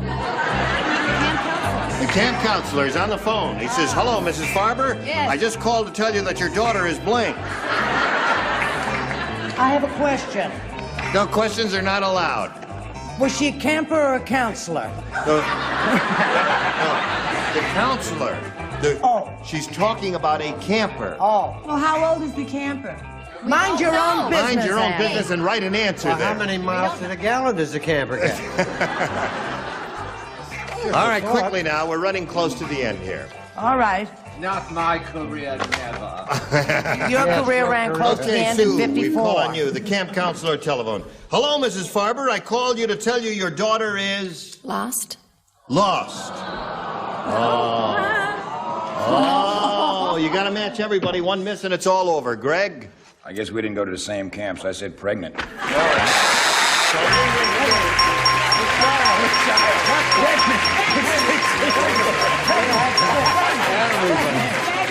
Six pregnancies. I can see that. Well, congratulations to you. You'll stand by for a moment while we say goodbye to Sue. Well, Sue, it's thank been terrific having you here with us. You've won $550. Had a good time. Many Thank thanks, you. Sue. Thank you. Goodbye. We'll come back here right after this message. Well, Lee stepped aside here, but we're going to look forward to seeing her next Nice time. name, Lee Step Aside. Lee Moore is her name. Oh. Lee stepped aside. No. Lee Moore is whose name? Well, that's right. Will you all come back next time? I No.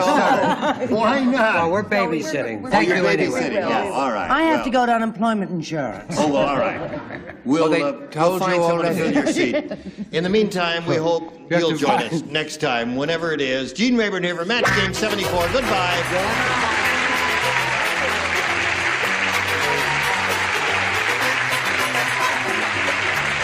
This is Johnny Olson speaking for Match Game 74. A Mark Goodson, Bill Todman production.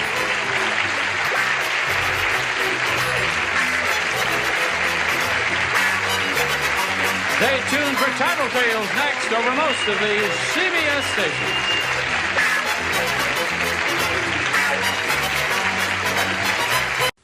Get ready to match the stars from Vegas. Bart Braverman, Brett Summers, Charles Nelson Riley, Jamie Lee Curtis, Richard Paul, and Fanny Flagg as we play the star-studded Big Money Match Game.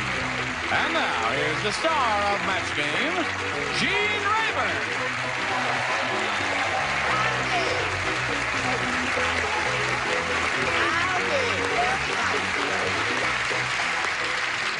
I have a microphone around here someplace.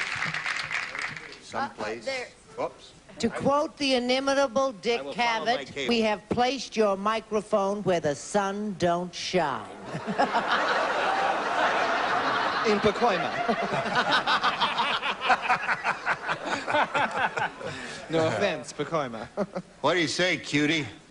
I just received the Looks Bad in a Light Blue Terry Cloth Hat Award for 1981. Right. You look like somebody's grandmother in that hat. These hats are advertised sometimes in sporting... You tried to stab me. Sporting goods magazines, and I always wanted, when I got three, a light blue, a dark blue, and a white. Yes. And you want to know something? Yes. They look better in the magazine. We all agree. Let's say hello to Deb Swanson and Pete Carpin over here. Hello there. While we're in round two, at the beginning of round two, you've each had your round one question, and both of you struck out on that, but they were hard questions. And since he went first last time, Deb will ask you to go first this time. All right. B? All right, you can take it out if you want. Take it out. All right. Put it back. Put it back? No, I'm only kidding. All right, here we go. What's it say here? Mike said, he says, I don't think... You're crazy. Let's see. That's a guy with a pointy nose. Mike said, I don't think that soul food restaurant is really authentic. I'm sorry, sweetheart. I apologize. Someone sneezed in the soup. Mike said, I don't think that soul food restaurant is really authentic. Their chef is blank.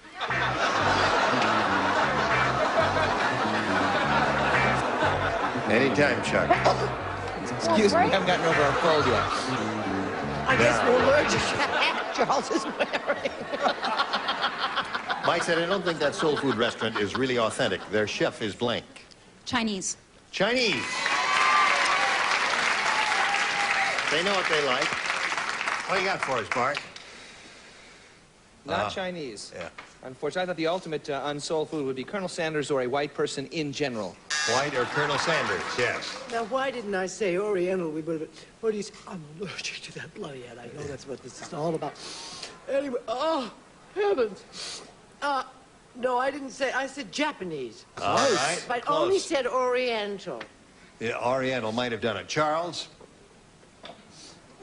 Take off your hat. We know you. We know it's you, Charles. You can't fool us. Charles Nelson Riley, star of Broadway, motion pictures, television, all that. This hat, which is, as a matter of fact, based on an Oriental design, is destined to always give you a match. Aha! Look at that! He even wrote the characters there. All right. I don't think that soul food restaurant is authentic. Their chef is. All right, I equate soul food with... Yes. His chef was tone deaf.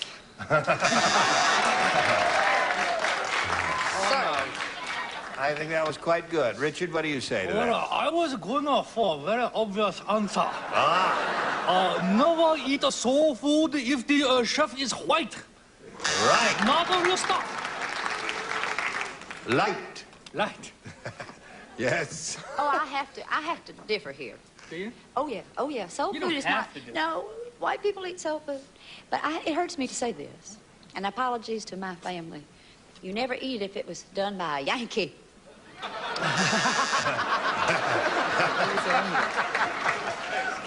That was the name of a Broadway show, well-known Broadway show. Well, Deb, you picked up one. Now, Pete, you need one to tie, two to win. Thank you.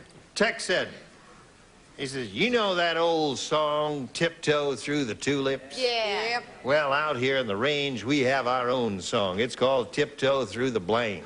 Yeah, well, I guess we're all ready for it, Pete. You know that old song, Tiptoe Through the Tulips? Yes, sir, I do. Like to hum a little of it? Tiptoe through the tulips. That's very good. That's funny, yes. All right. Well, let's talk Tex. He says, out here in the range, we have our own song. It's called Tiptoe Through the Blank. Tiptoe through the cactus. Through the cactus. Through the cactus. Right. Tiptoe through the cactus. What do you say, Bart? Tiptoe through the tulips and ever so carefully through the cow chips. Cow chips. Did you see that, Pete? I thought of it. You thought of it and rejected it? Since I was an Iowa farmer in the dairy business. They don't do that in Iowa. You must know about cow chips then. I do. Yes. In fact, I was going to say that. Say anything like potato But chips. I didn't. No. No, it's different. It's the reason he left Iowa. He got tired of tiptoeing through the cow chips. Actually, it's called a cow flap. Is that not true? It's true. It's called a cow flap. I don't want to go into the subject in any great depth. Why not? I find it totally revolting and uninteresting. Wait till you see your answer. Your Tattersall shirt, there's no living with you, babe. Okay, it's your cow, and you had to step very, very carefully and wash your boots off. Cow dung. Cow dung. Yes, that's Charles. As Love I your hat. said, See you Thursday. it's not easy to wear a Chinese terry cloth mystical magical hat because one's mind is constantly bombarded by what it picks up. It is a fabulous hat. The correct answer once again. Aha, the plural of cactus tactile. So the score is now tied 1-1. And we go through the bottom tier here and see if we break the tie or if the game ends in a tie. What say you, Jamie? Cow stuff. Cow stuff. What say you, Yamamoto? We have a lot of musical cowpokes where I live, and all the guys get together and sing, tiptoe through the cow pies, through the cow pies, Very good. Oh, it's nice to be surrounded with crazies. I love it. Another Yellow Brick Road song. Fannies. Is he on tape? Yes. Pete, I knew we had something. I knew it was What? some sort of bond. Cactus. Oh,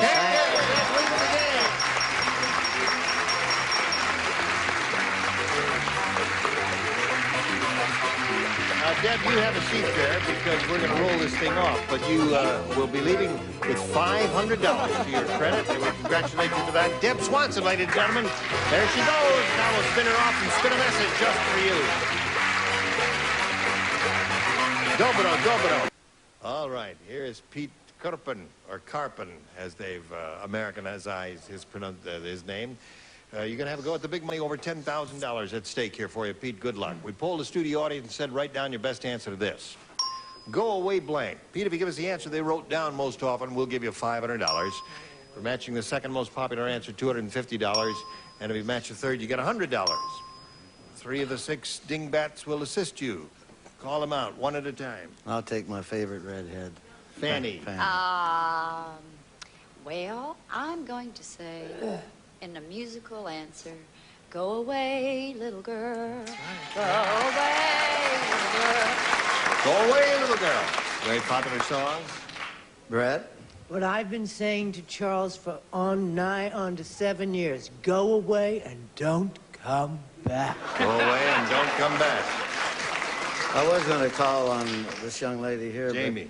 Jamie, but I wanted Charles to have a chance to talk back to Brett. He'll be the so best I'll pick because he has Charles. the magic hat. All right. Go away, Rodriguez. Who was Rodriguez? Well, he was a Mexican landlord, and when he came for the rent, everyone would say, go away, Rodriguez. Okay, so you have go away, An Rodriguez. old custom. Yes, and don't go away, don't come back, and go away, little girl. You want one of those? And go away, Rodriguez. I said that. Oh. I said go away, Rodriguez, go away and don't come back, and go away, little girl. I'll stay with Fanny. Little girl. Little girl. Yes. All right, let's see if it's up there, and if so, where. We'll begin down here at the bottom and reveal the $100 response.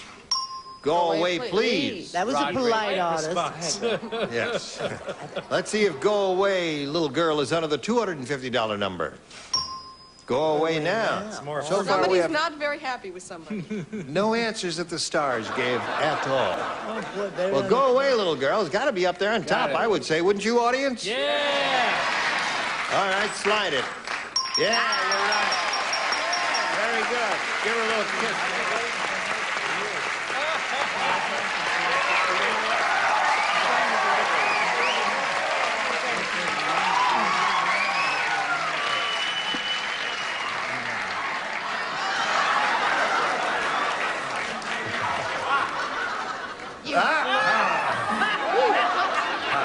When you're hot, you're hot. Now, You got the $500, means the least you'll play for is 10 times that amount, or $5,000. But we want you to come up here and spin the wheel, and if you get lucky, you'll play for $10,000. Double. Just grab any peg and have a go at it here.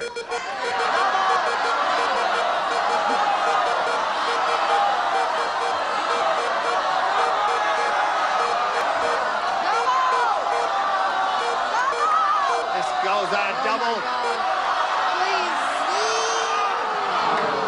Was a nice try, Charles. Chinese hats stink. Okay, I'll wear it. See if it brings him any luck if I wear it. All right. You ready? Advantage, Rayburn. Miss Jamie, you ready? Yes, sir. All right, here it is. It's only a blank.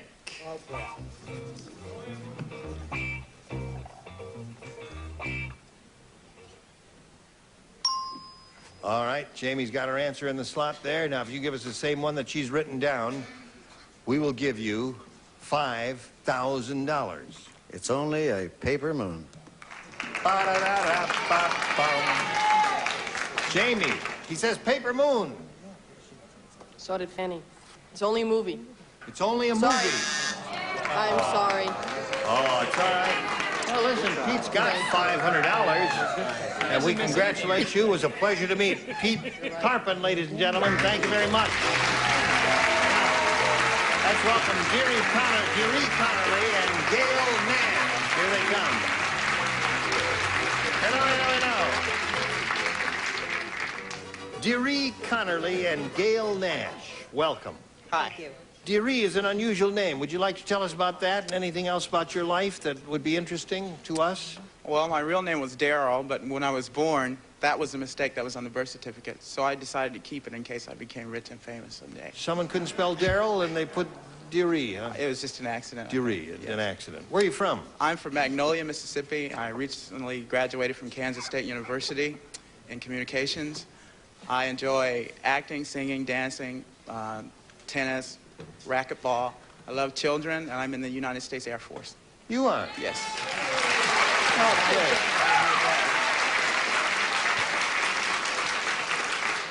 Get a little hazing on your name. Have you ever thought of changing it back to Daryl? No. No.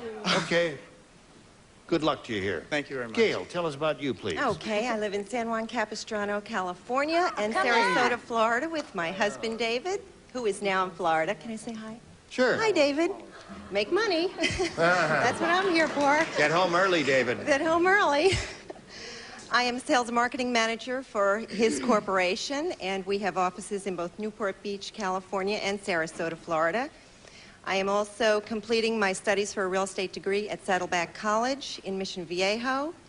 And do I have time to tell you about a hobby? Sure. Okay. My husband and I enjoy sailing on our 34-foot sailboat. 34 What are you doing here? Oh, that's We have nice. it down in Dana Point. We Yeah. thoroughly enjoy that. What kind of rigging is it? Oh, gosh, you'd have to ask me that. He's Oh. going to kill me when he sees the show, and I'm not knowing what you mean by that. Yeah. I'm the galley slave, and he's the captain. well, he that- just he would throws know. orders at me. Games people play. Right. Sounds like a good And one. I'm into stained glass, and you You're can ask into me... stained glass? Yes. You can ask me something She's about into that. That's another game people play. Fanny's into stained clothes. I don't have any children, but I do have a little dachshund named Heidi. And I had to That's leave all her right, home. honey. Try again. Well, you have a rich, full life. No, and that was tough. All right. It was a tough delivery. Before anything happens, we're going to do a little business with America, so you two stand by. Now, this for you. We found out who these people are and where they're from. Let's begin now. Good luck to both of you. Dearie, A or B? I'll take A, please. A it is for Dearie.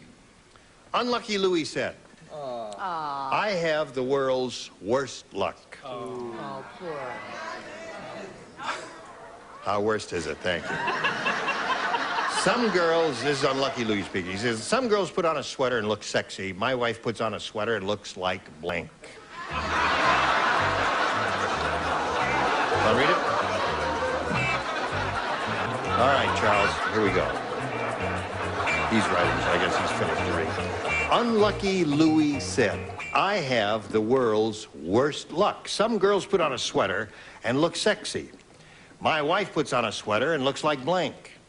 May I say H-E-L-L? Hell? You would say that word on television? That's why I ask. That's a hell of a question, I say. Yeah, you can say it if you want. Hell. All right. What'd you say? Well, so what do you want to do tonight, Marty? I don't know, Angie. What do you want to do tonight? I think it looks like Ernest Borgnine, you know what I mean? Oh, Ernest Borgnine. Hey, okay.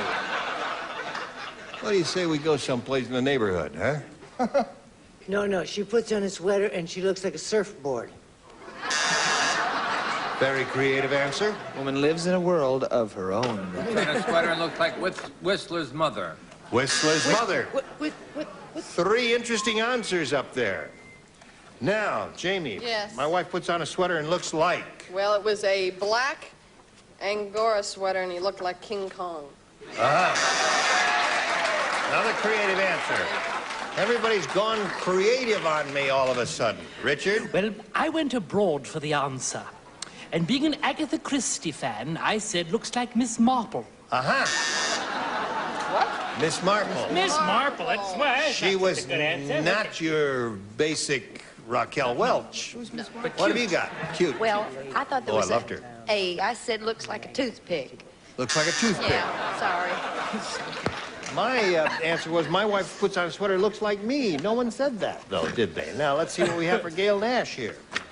Lily said my husband is not too handy. Not too handy at all. No, after he fixed the toaster, the toast started popping out of the blank. Not a handy guy at all. He repaired the toaster. Not a handy guy. He repaired the toaster. And after he repaired it, the toast started popping out of the blank.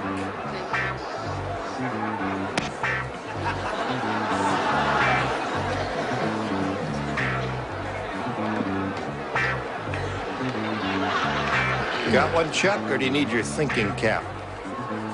Won't help, darling. Trust me. Okay, Gene, let her go, baby. Lily said my husband is not too handy. After he fixed the toaster, the toast started popping out of the blank. I have a number of stupid answers, but Give us your good one. stupidest. What's the first one that came to your head? Dishwasher. Dishwasher's good. Good. That's stupid, but it's. Well, sure. This is well, the match game. he's not a handy guy. He's got his wires crossed. What? He said it's stupid, but this is the match game. I think we should throw cards at her. Right. All right, Bart. Now, I swear to you, that's not what I wrote, but I swear that's the first thing I thought. Dishwasher. Dumb as that is, that is the first thing I figured the refrigerator was Fridge. probably the first thing. Well, now, You know, anything that's in where the you kitchen. keep the toast, Dishwasher, the bread, fridge, you know. yes, that's oh, no, good. it was all toasty and it was warm as brown and all and swelled like that oven. Out of the oven. All right. Thank you, sweetheart. Waffle iron. Waffle iron, another place. Any place in the kitchen here is what we're after here. She named one. No one else has named it yet, but maybe Jamie will. Nope, this is the stupid. Dumber? A cord. A cord. The electric cord. Toast started popping right out of the cord, eh? What do you got? I like soggy toast. You do? Yeah, came out of the sink. Came right out of the sink. Look. All right, Fanny, where'd it come from? You're not going to believe this. I don't believe it in advance. All right, dishwasher. Aha! Yay, Fanny! All right, one for you. There's round one, and now this for you, if you please. That means 30 seconds. Yes. Now, what can we do in 30 seconds? Don't The answer that same thing we question. used to do in 30 minutes.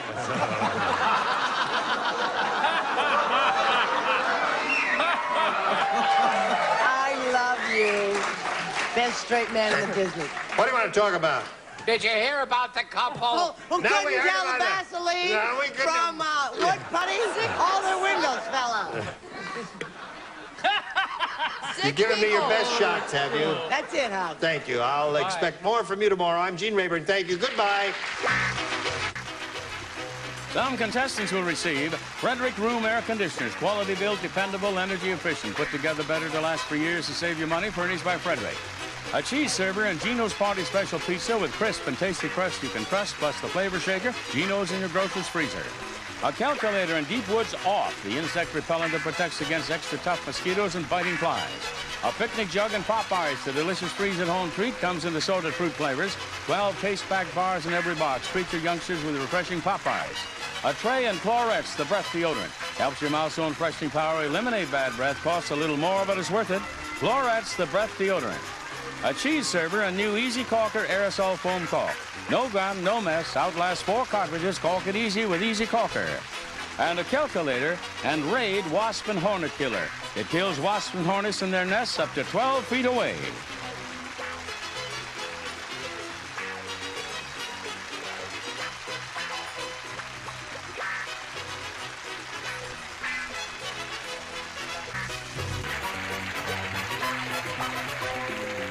This is Johnny Olson speaking for Match Game, a Mark Goodson, Bill Todman production.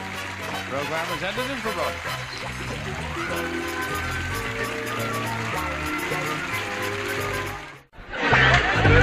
Get ready to match the stars. Bill Daly, Brett Summers, Charles Nelson Riley, Dr. Joyce Brothers, Richard Dawson, and Patty Deutsch as we play the star-studded Big Money Match Game 75. And now here's the star of Match Game 75, Gene Rivers.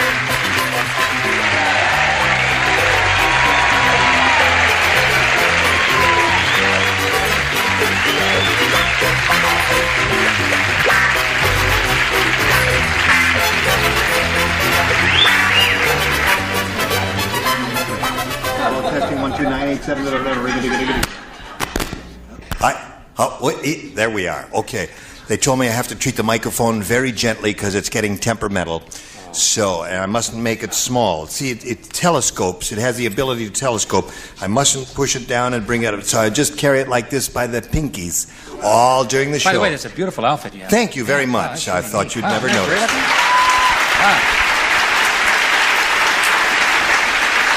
Okay. There's a touch of the tomboy in you, Jim. What? Yeah. Our vest still in style? You're through. Yes. Oh, I feel so much better now. See, I'm not touching it. I'm not making it big or small, but it's making that funny noise. That's my stomach. I just ate. It is. Yes, that's right. It's their indigestion things. I'll just be very careful. Whoops. You're stepping on the. Shall I grab the other one? Wait a minute now. Hold everything. Get the spare mic. Get the spare. Hold everything now. Is this the spare? No, that's the coupling. Where's the spare? Where's the spare? Where do you keep the spare mic? Hey, where's the spare mic?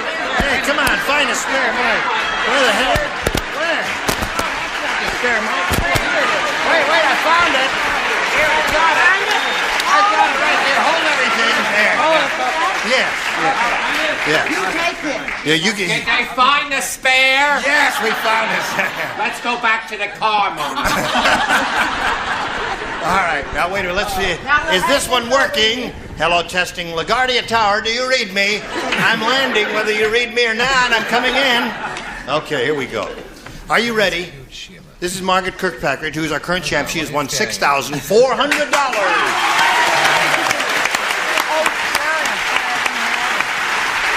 Margie Johnson is being challenging her, and they both had their first round questions, and as any fool can plainly see, nobody has done nothing so far. It's zip to zip here. And after this commercial message of terrific importance, during which absence we will get another microphone, you will come back and see how the game will end. Doodah.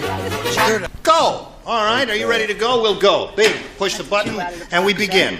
Now, it's the beginning of our second and final round. We have no score, and Margie, you are first here.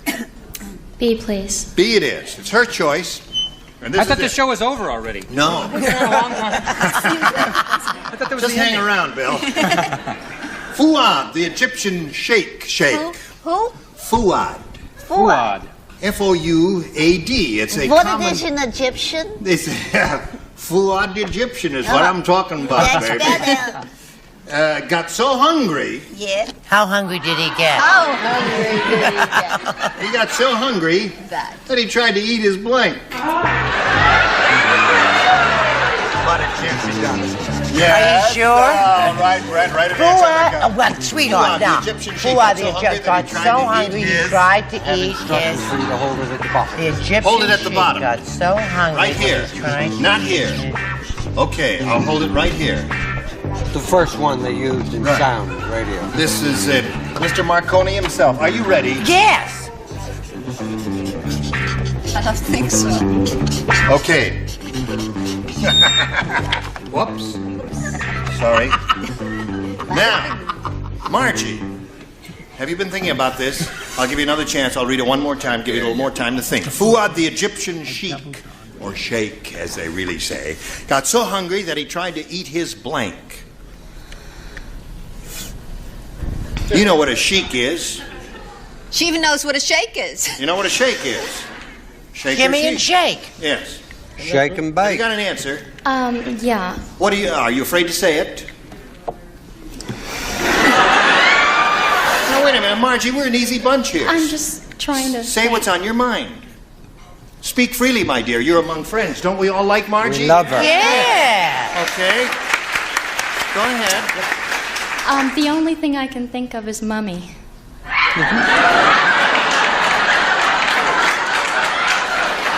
Margie, Wonderful answer. I think I'll you write just that lost down. 7 friends.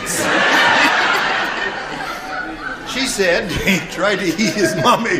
Now that I think about it, it's rotten. What do you say? Well, Come on, Bill, show your answer. well, I swear to now, I don't know how we can get out of this, but I swear to you that that's what I meant. But I said dummy, but I meant mummy. I really meant mummy, but I You get the really buzz. swear I meant That's mummy. it. No, Bill, Sorry. we're sorry, dear. You But must I meant say mummy. mummy. I don't know why I if said you- dummy. Yes. I don't know Okay. why you did either. I meant mummy. There's one dummy, I Brett. said dummy. Here's One another dummy, dummy. One dummy. I said he tried. He was so hungry. Is it camels that have humps? Camels have humps. Good. He tried to eat his camel's hump. Tried to eat his camel's hump. Oh, Okay. no, that's a wonderful answer. All right, Charles, what do you say? There's no meat on a mummy. I said camel. Camel. Camel. Margie would be a terrific answer if you'd only thought of camel. Okay. Joyce Brothers, you're up.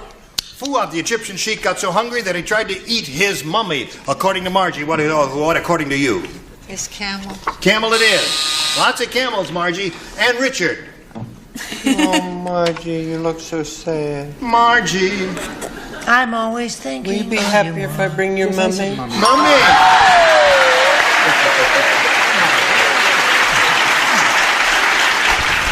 Trying to eat his mummy, eh? Go ahead, Patty. Fat pulley, Mummy. Yes. Tried to eat his caftan. His caftan. Well, it's a little dry, I suppose, but if you put a little sauce on it, who knows? So, that's one for her, and now your task is easy. You need to match 1 to tie, 2 to win. Jerry, the football player, was so dumb. You're getting better. When the coach told him he was going to be a guard, Jerry came to the huddle with a blank. When the coach told him he was going to be a guard, I think came to the huddle with a blank. I think I have it. Say it I one think more you've got time. it. I think I have it. Jerry, the football player, was so dumb, when the coach told him he was going to be a guard, Jerry came to the huddle with a blank. Jump through that, honey. You know, in football teams, they have quarterbacks and fullbacks and tackles. Be careful now. We and don't want to guards alienate anybody. And halfbacks and all that. And when the coach told him he was going to be a guard, Jerry came to the huddle with a blank. The best answer I've had this week. Everybody ready? We go over here to Margaret Kirkpatrick. Jerry, the football player, was so dumb. How dumb was he? When the coach told him he was going to be a guard, Jerry came to the huddle with a... What would you say? Sneaky little rascal, isn't she? This is an easy one. This is an easy You one. drew an easy one. I drew an easy one. All right. I think my answer is very stupid. What? Well, guard, my husband being a cop. Yeah. I think of security guard, and I think of gun. I thought it was very stupid. You think that's a stupid answer? I don't. I thought so, but it got kind of a good reaction. Yeah. Happens to be the perfect answer. Oh. Bill, tell her how good an answer it is and show us your gun.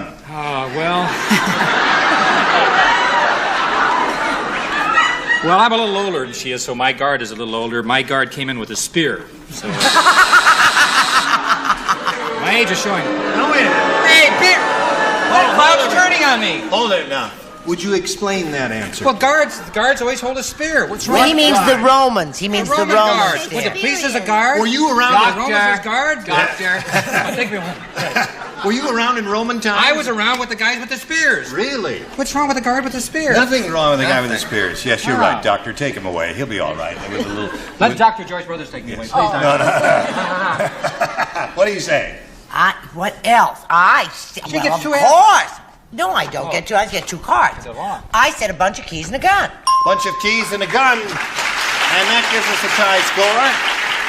Charles, one more gun wins a game for... You told me this was the first A round. rifle. A rifle wins the game. What are the rest of the guns? 45. Okay. Here we go again. Wait a minute now. I don't want you to step on that, and they'll holler at me because of... Margie, you're going to leave us. Oh, that's all. Margie, it was a pleasure meeting you. We've got gifts for you, and our thanks for being on Match Game 75. Margie done. Goodbye. While she's spinning off, we're going to spin this commercial for you, and you come back and see how she does here in the Big Money Supermatch. Here we are with Margaret once again for the 5th time, right? Right. How do you feel about it now? You getting used to it? I feel at home, yes. Good. Now, at this moment, you have $6,500. You're going to try for over $5,000 one more time, and we'll begin right now by pointing out to you that we polled a recent studio audience here, right in this very studio, and we got their best response to this. Life of blank. Now, the answer they gave most often is worth $500 if you match it. If you match the middle one, you get $250, and the bottom one gets you $100. 3 of our celebrities are permitted to help. Whom do you call on? Richard, of course. Life of Riley. Life of Riley is one. Joyce. Life of Ease. Life of Ease. All right. You got 2 now. Oh, could I take that back? What? No, you can't take it back. Can she take it back? No, I guess she can't take it back once she said it. No refund. Brett. Life! What I always am, my darling. What? Life of the party. Life of the party. Thank you, Jalou.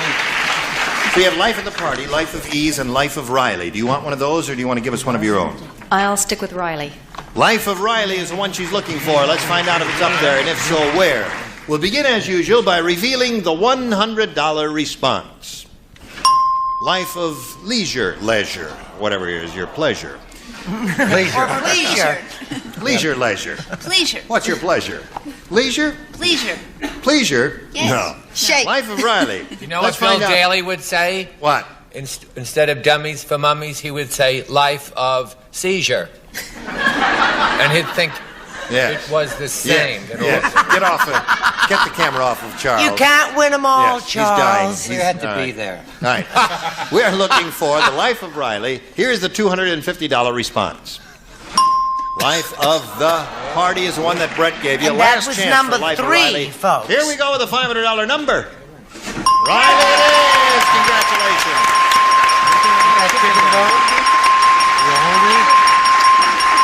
I think these 2 should get married, man. It's getting obscene down there.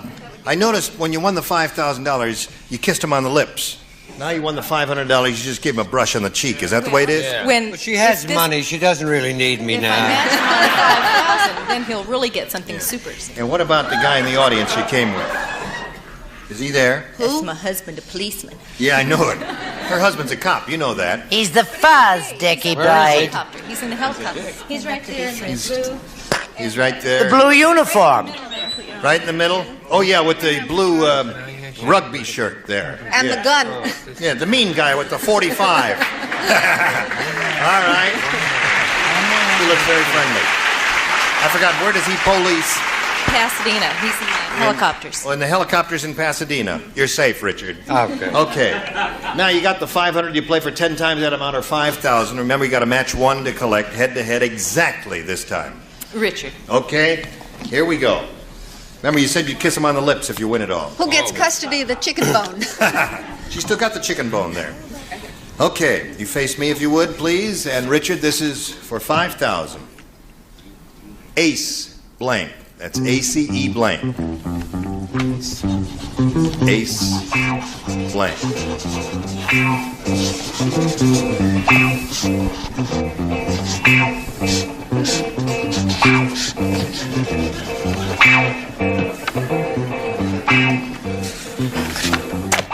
Okay.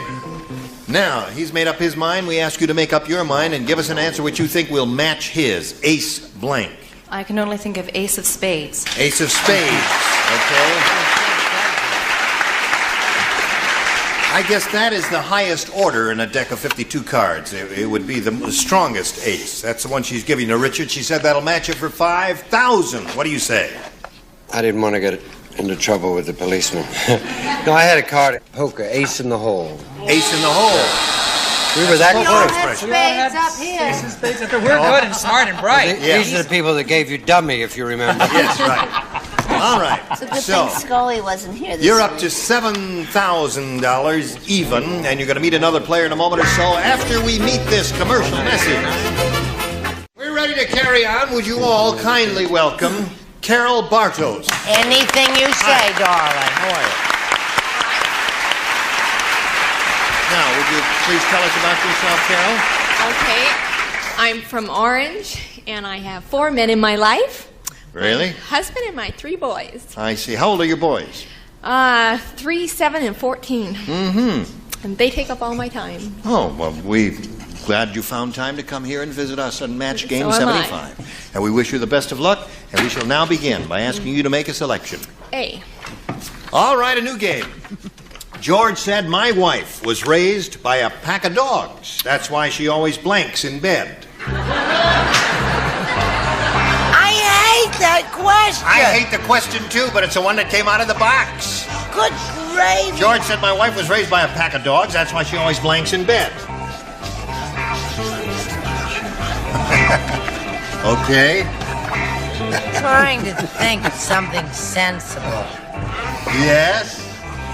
Wasn't that speedy of you, Charles? The window's closed, sir, if you come to our other office in No, I'm Pasadena. sorry. Now look what she's doing. Now look at They see that. You can't do I that. know, I have my answer. I just wanted to see what he said. Well, Let me now, see if what you he have said. your answer, put it in the slot.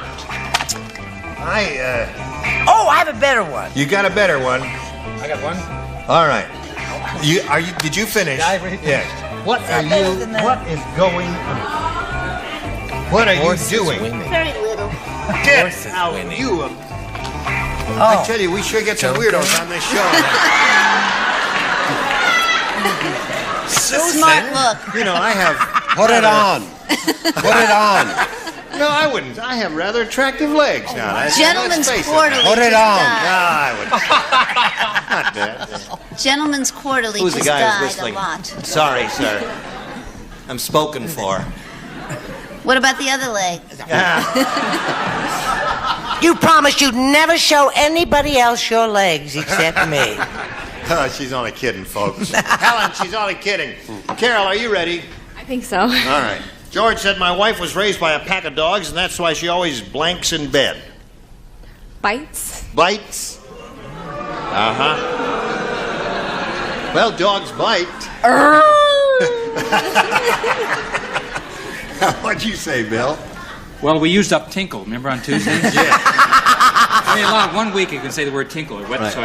So I said growls. Growls? Yeah. Well, that's getting ready to bite, isn't it? growl, yeah. It Well, does, really. Now, Brett. I hated the question. I feel I should know you state did. You that probably right gave up a rotten front. answer. Well, I said barks. Barks ain't bad. That's good. Charles? What all chicks should do in bed, they should. They should.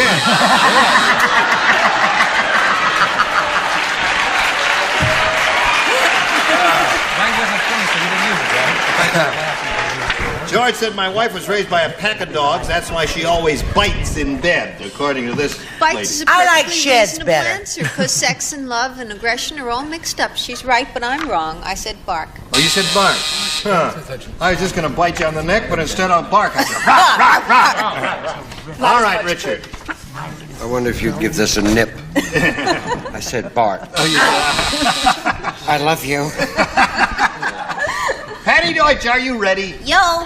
Bikes. Nisht. Nisht. No, I said rolls over and scratches and plays dead. Rolls over and scratches and plays dead. Not tonight, dear. I have a headache. Yeah. Not bad idea, though. So, Carol, that's nothing for you in your first round. Margaret, yours is yet to come. But before anything happens, we want to do a little business, America. And this is the business we want to do with you. Yeah. That's an interesting. Ready? Here I come. Ready or not? I got this question for you. It's your first round question. Okay. Okay, the answer is door knob. The chief of police said, around here we don't send lawbreakers to jail. Instead, we chain them to a TV set and make them watch blank. Got it. Got it. Okay, I'm ready. Are you ready, Charles? Very good. Okay, you've all Ready. Okay, everybody's got it. All right. Waiting for That's you, a Patty very Deutsch. good answer. It's not a winner, but it's a good answer. Margaret, the chief of police said, around here we don't send lawbreakers to jail. Instead, we chain them to a TV set and make them watch blank. There's so many police movies on. So What's your answer? Police Story. Police Story. Oh, they're groaning. The audience is indicating she gave a rotten answer. Well, I you gotta wait chose till he finishes. a good answer. I said the reruns of Highway Patrol. Everybody likes that show. What'd you say? I say speed up. Match game. Match game. We're going to get you in the parking lot for that. Charles? We are supposed to go fast. Yeah. Match game. All right, Joyce. I'll meet you all in the parking lot, Match fellas. game, Richard. MG 75. Match game A little-known 75. detective series, Catherine Coleman. All the regulars at Match Match game 75. We hope you join us next time. Until then, goodbye.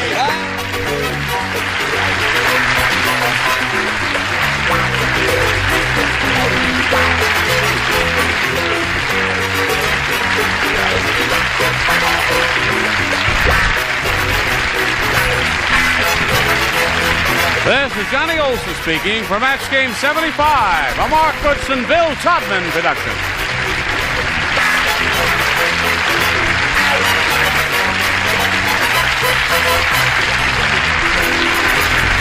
Stay tuned for Tattletales next over most of the CBS stations.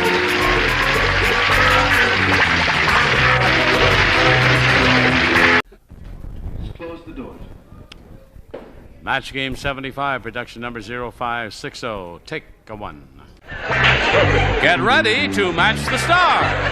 Bill Daly, Brett Summers, Charles Nelson Riley, Dr. Joyce Brothers, Richard Dawson, and Patty Deutsch as we play the star-studded Big Money Match Game 75. And now here's the star of Match Game 75, Gene Rivers.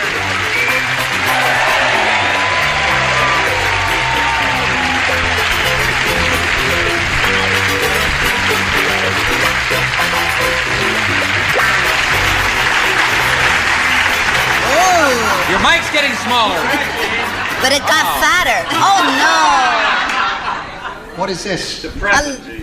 Thank you. From the 40s. Are you getting taller or is that mic getting smaller? No, the mic is getting smaller. You gained 4 feet. And fatter. no. Yeah, it got fatter. What do you call this? A microphone. I bet it's a special kind, isn't it? It's a thing, Gene. Yes. Is this tougher? This one won't break like the others, huh? That's a you can working do anything mic. with this one, and it will not break, right? Mike. Can you do that with it? No. No. Okay, I won't do that with it. Can't do that either. Nicely Got done, my though. stripe tie. Okay. Got my... Hey, we say hello to Margaret Kirkpatrick and Carlo Bear. Carlo Bartle.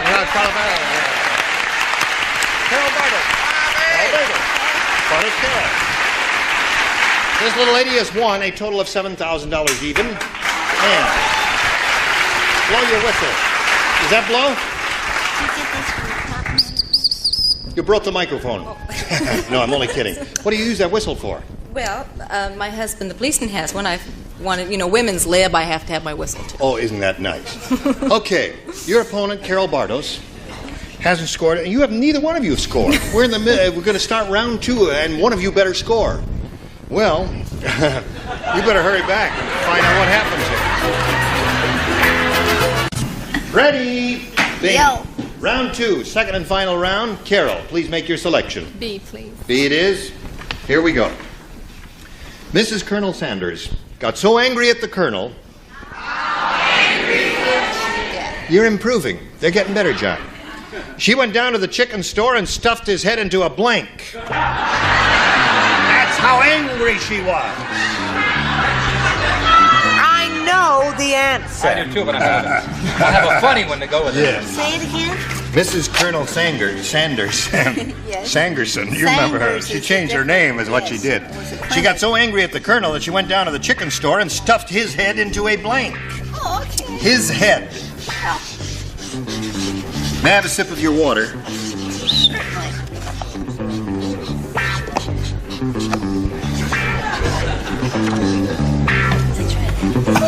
Thank you. Anytime. Hey! Oh, I'm terribly sorry.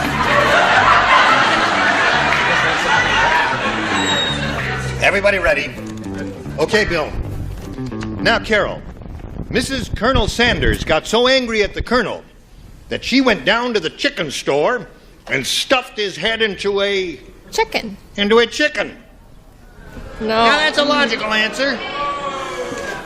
Wait until you see what the weirdos say. Bill, what do you say? Did she say, what'd she say? She said stuffed his head into a chicken. I was going to say breast, but we can't say it on the air. Right. So I'll say bucket. I thought bucket. Into a bucket. Yeah. That's a pretty good answer. Thank you. Good not to have booze today. That's right. You got the right one there. Brett, what do you say? This is a religious question. Yes. Do you know what the Pope's nose is? Yes, I do. So she stuck it into the chicken's neck.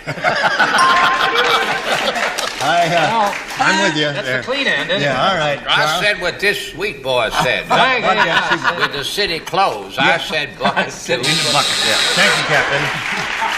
All right. What do you say, Joyce? How much do I have to pay you not to show my answer?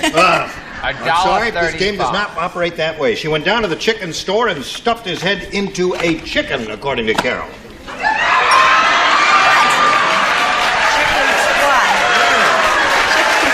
Chicken. Joyce!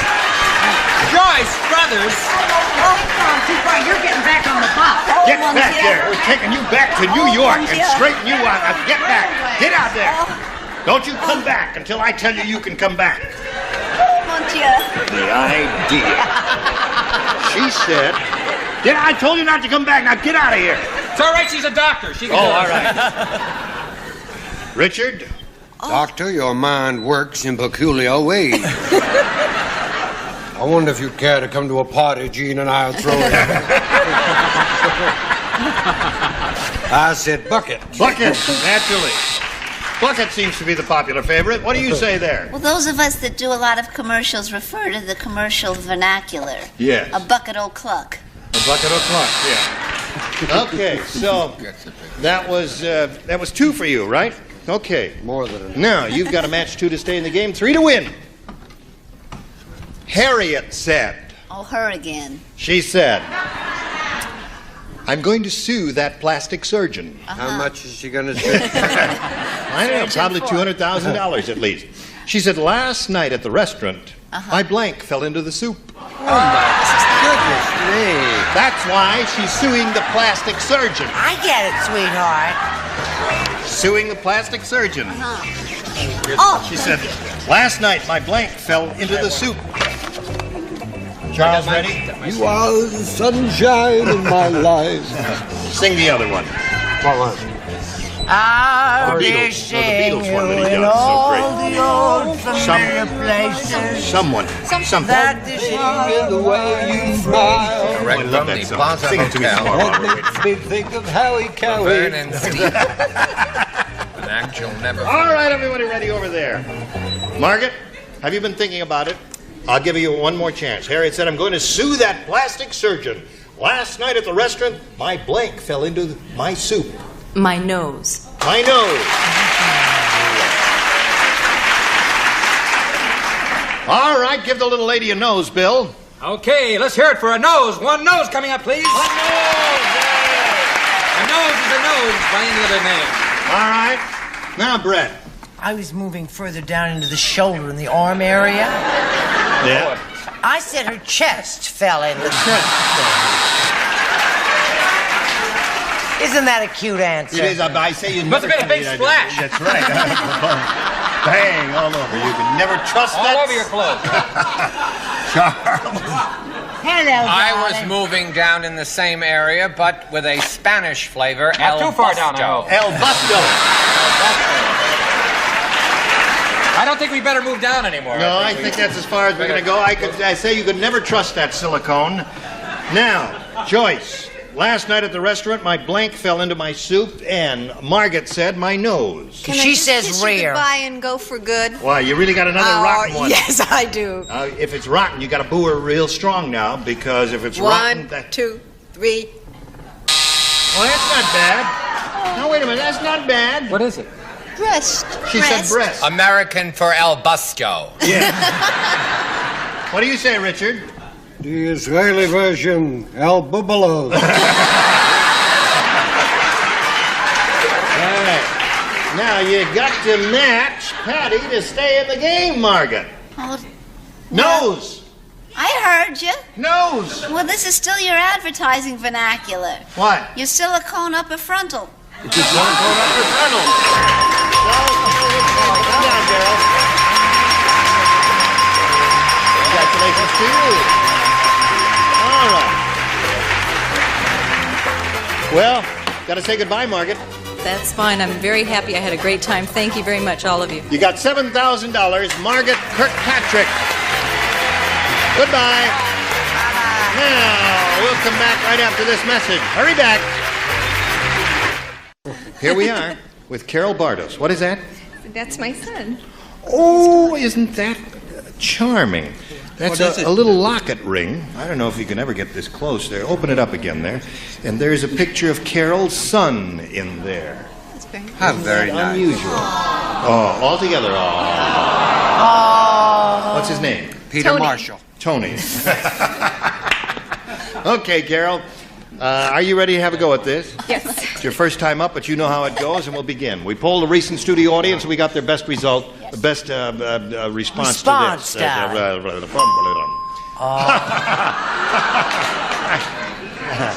Says Gene Blank. Okay, the answer they gave most often is worth $500 if you match it. If you match the next one, you get $250, and if you match the bottom one, you get $100. Whom do you call on for a little help here? Richard. Richard? I was going to say Harlow, but Gene I'll Harlow. say Rayburn. You'll say Rayburn. Yay!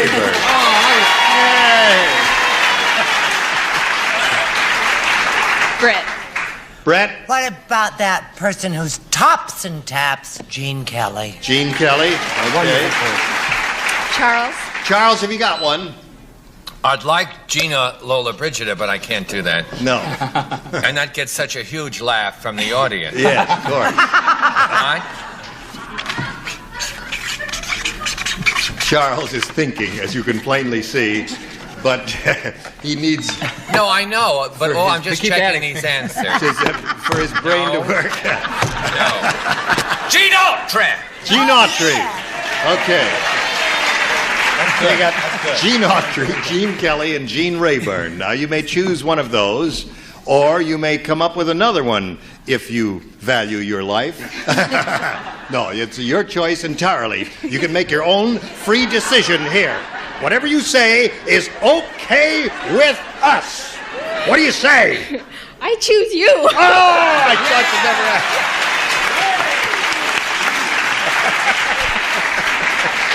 asked. All right. Now, let's begin down at the bottom as usual and see if Gene Rayburn is hiding, that rascal, if he's hiding under the $100 response. Gene Kelly. Whose answer was that? That was your friend. That was Brett's answer. Yes, indeed it was. No, I wouldn't expect Gene Rayburn to be hiding under the $100 number. I wouldn't even expect him to be hiding under the $250 number. Would I? No, I wouldn't. That's the one that Charles gave you. Won't it be embarrassing if you're not up here? Gene Harlow. Gene Schwartz. Earl, are you in there? If this doesn't come out Gene Rayburn, don't you come out either. You're not only going to stay in there, but you're going to go to the back of the box there, okay? All right. You're in the corner now. All right. I'm not going to look, Earl. All right, Earl, slide it!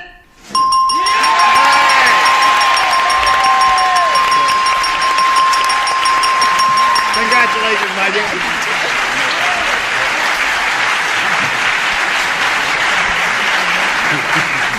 Eat your heart out, Gene Kelly. Okay, now you got the 500. That means you have a total of 600. Don't take the same pole at a dance school.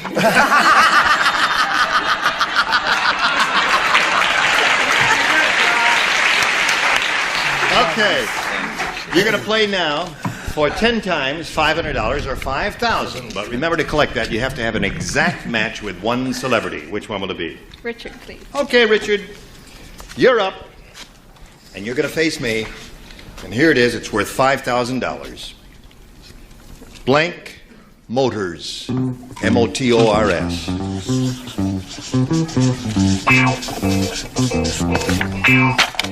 Now, he's finished.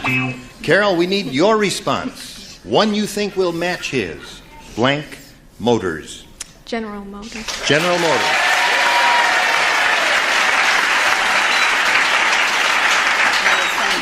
You're not trying to put American Motors out of business, are you? No. No, okay. All right, she says General Motors will match you for $5,000. Richard, what do you say to that? I didn't know we could advertise. Oh, you can't advertise. All right, General Motors. Oh!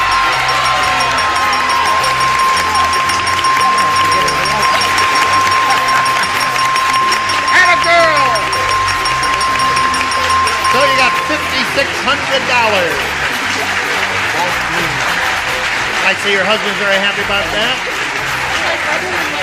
They're right over there. Okay, isn't that grand? The fella in the blue shirt down there is her husband, and who's that with him there? Right beside him is my son. Your son is to the right of your husband, right? Yeah. My neighbor, my brother, my mother, my father. You got a regular clack here. Okay, well, you're all very happy for her, and we are too. And now let's press on and meet her next challenger and welcome David Olson.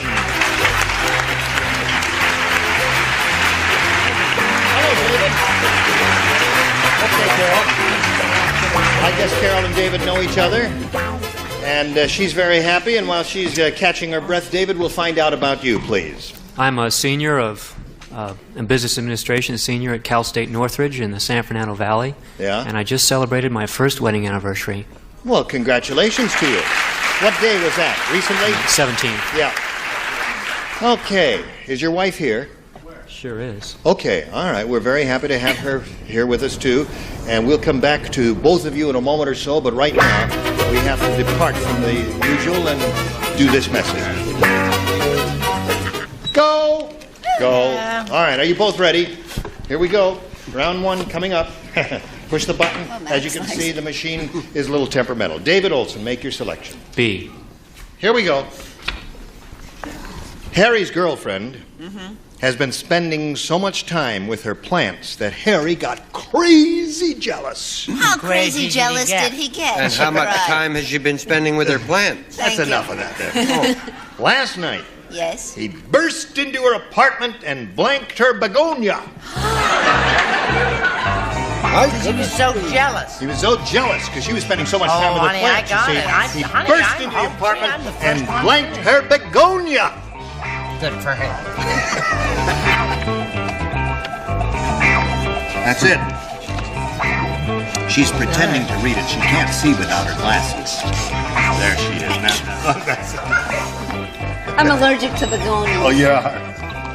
Oh, What is a begonia? this is not A begonia You is remember ruby begonia? Yes, you remember. A begonia has a tuberous stem and a very fragile, irregular flower. And it's very beautiful, and the colors are varied. Some of them are very, very I went out attractive. with one of those last night, I think. It's a tuberous stem. Yeah, very irregular, and the colors were varied. She had sort of red head here and black there. It was disgusting. All right, now Patty's ready, and we'll call on David half Olson. the time. Harry's girlfriend has been spending so much time with her plants that Harry got crazy jealous. Last night, he burst into her apartment and blanked her begonia. Bit. He bit her begonia. He bit her begonia, folks. How does that grab you, Bill? What show am I doing? This is Match Game. I'm doing very badly. I put, he watered on it.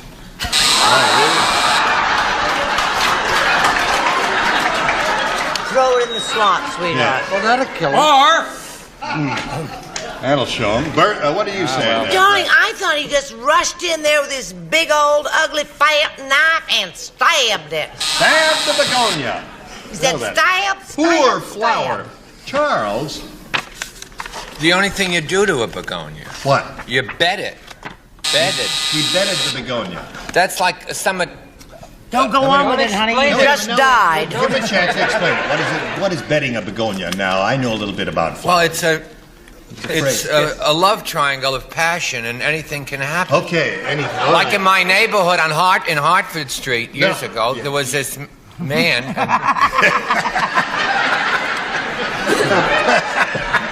And a nurse and a librarian. Take three. Bing, three. Come on, three. We're rolling for and three. The librarian found a nurse. Well, the doctor, she must have read. Three. There you go. Camera three.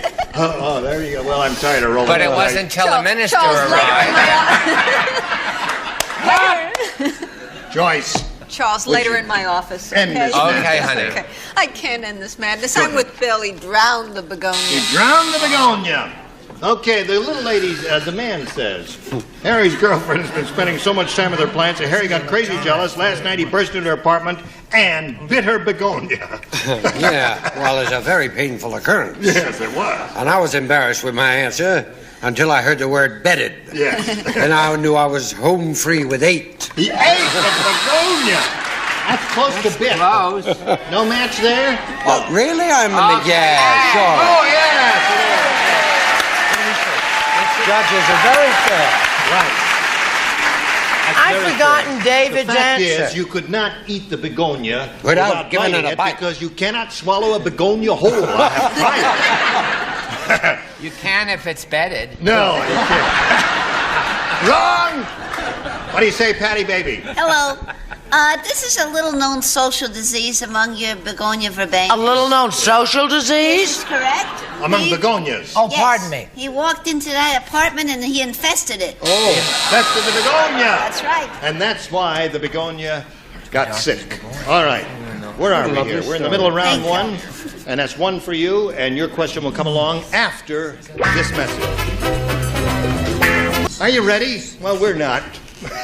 Yes, we are. Listen, we got to stop right here, but you will come back next time, won't you? Say yes. Yes. No, they're a dandy bunch there. And you're a dandy bunch, too. And I want to thank all of you for being here. Some of you will come back, and some of you won't come back. Now, Charles has more to tell you about bedding and all that. I don't want to hear anymore. I've When heard the more. nurse found the librarian's hairpin. Who's coming back quickly? I'll tell you who's coming back. These are the ones who'll come back. Bob Barker, Brett Summers, Charles Nelson Riley, Arlene Francis, Richard Dawson, and Fanny Flagg. Gene Raven here for Match Game 75. Join us next time. Thank you. Goodbye.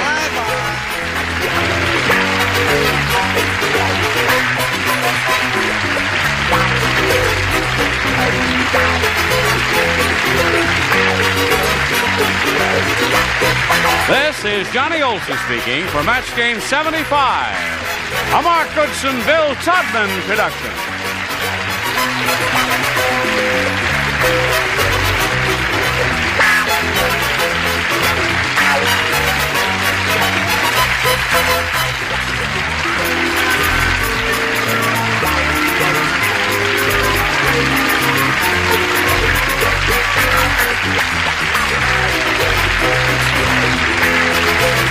Stay tuned for Tattletales next over most of these CBS stations.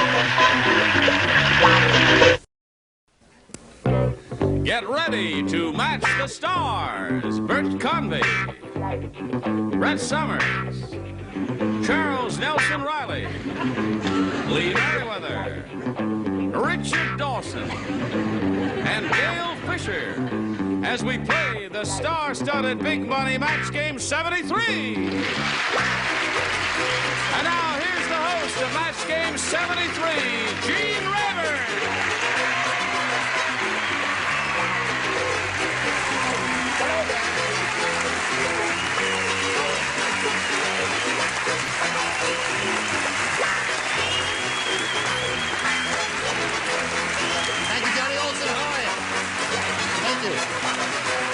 I thank you one and all for joining us here in Match Game 73. And I guess all of us regular folks on this show would like to say hello and welcome to the two new kids on the block, Lee Merriweather and Gail Fisher.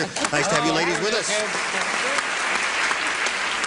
I know that this lady is good at fun and games because I've worked with her before, but this is the first time I've worked with you. How are you at fun and games? Oh, we're going to have a lot of fun. Oh, terrific. Now, let's say hello to our current champion, Judy Ross. Hi, Judy.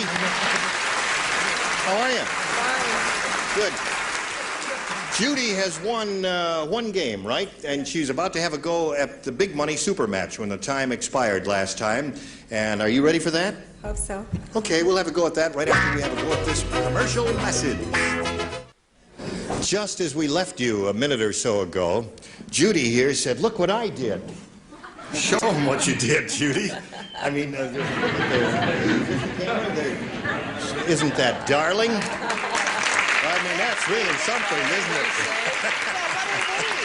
We're not allowed to. Oh, would you show Brett, please? She wants to see, too. That's not bad. Did you do that yourself, Judy? Yes. Yeah. How did you do that? With a studying machine. A studying machine? That'll be enough of that kind of talk. I wouldn't touch that. Took the words right out of my mouth. Are those multicolored sequins? Depends where you're looking. I see.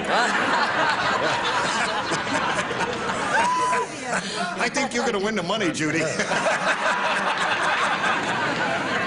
All right, Judy, you know that you're going to have a go at over $5,000 here now in the Big Money Super Match. And you know that we polled a recent studio audience. We got their best response to this. Blank grinder. Now, the answer they gave most often is worth $500 to you if you can match it. The second most frequent response, $250, and the third, $100. Now, you can get a little help from three celebrities, so pick them out one at a time. Charles? Hi, sweetheart. Oh, shut up. I love it when you use your deep voice. What? Oh, okay. There's two that are pretty good, but I'll go with meat grinder. Meat grinder, he says. All right, Judy, another one? Richard. Richard Dawson. Well, something that I was before my monkey died, an organ grinder. Organ grinder.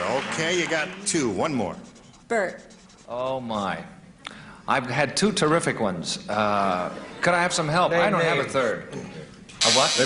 Oh, sorry. yes. You're You not can't get in. allowed to get She'll that. have to go with the two. Oh, okay. That's it. So well, you it's got to be one of those, I'm sure of that. Meat grinder Nobody and asked you organ for your grinder. opinion. Now, They were Judy, quiet. you can choose one of those two or give us one of your own. What would you like to do? I think meat grinder. Meat grinder is the one you want to choose, okay?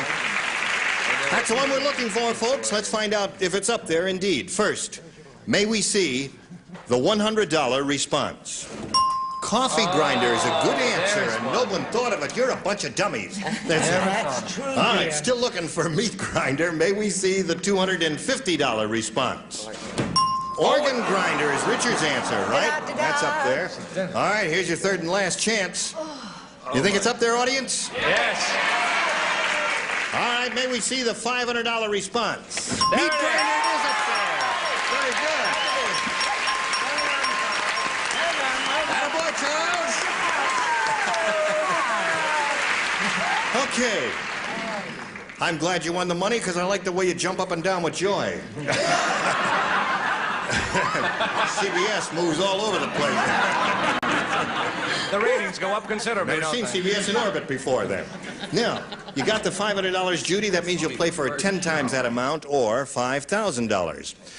To collect, you've got to match one celebrity on a head-to-head basis, and it has to be exact. Please choose one now. I'll stick with Charles. Oh, Charles. I got stuck with him once. Charles, you get ready to write. Judy, you'll face me. And I wouldn't have it any other way. And, Charles, here's the $5,000 question. Christmas blank.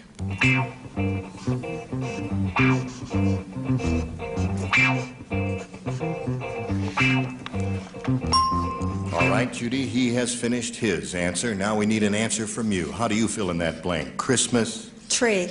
Christmas tree, Charles, for $5,000. May we see your answer, please?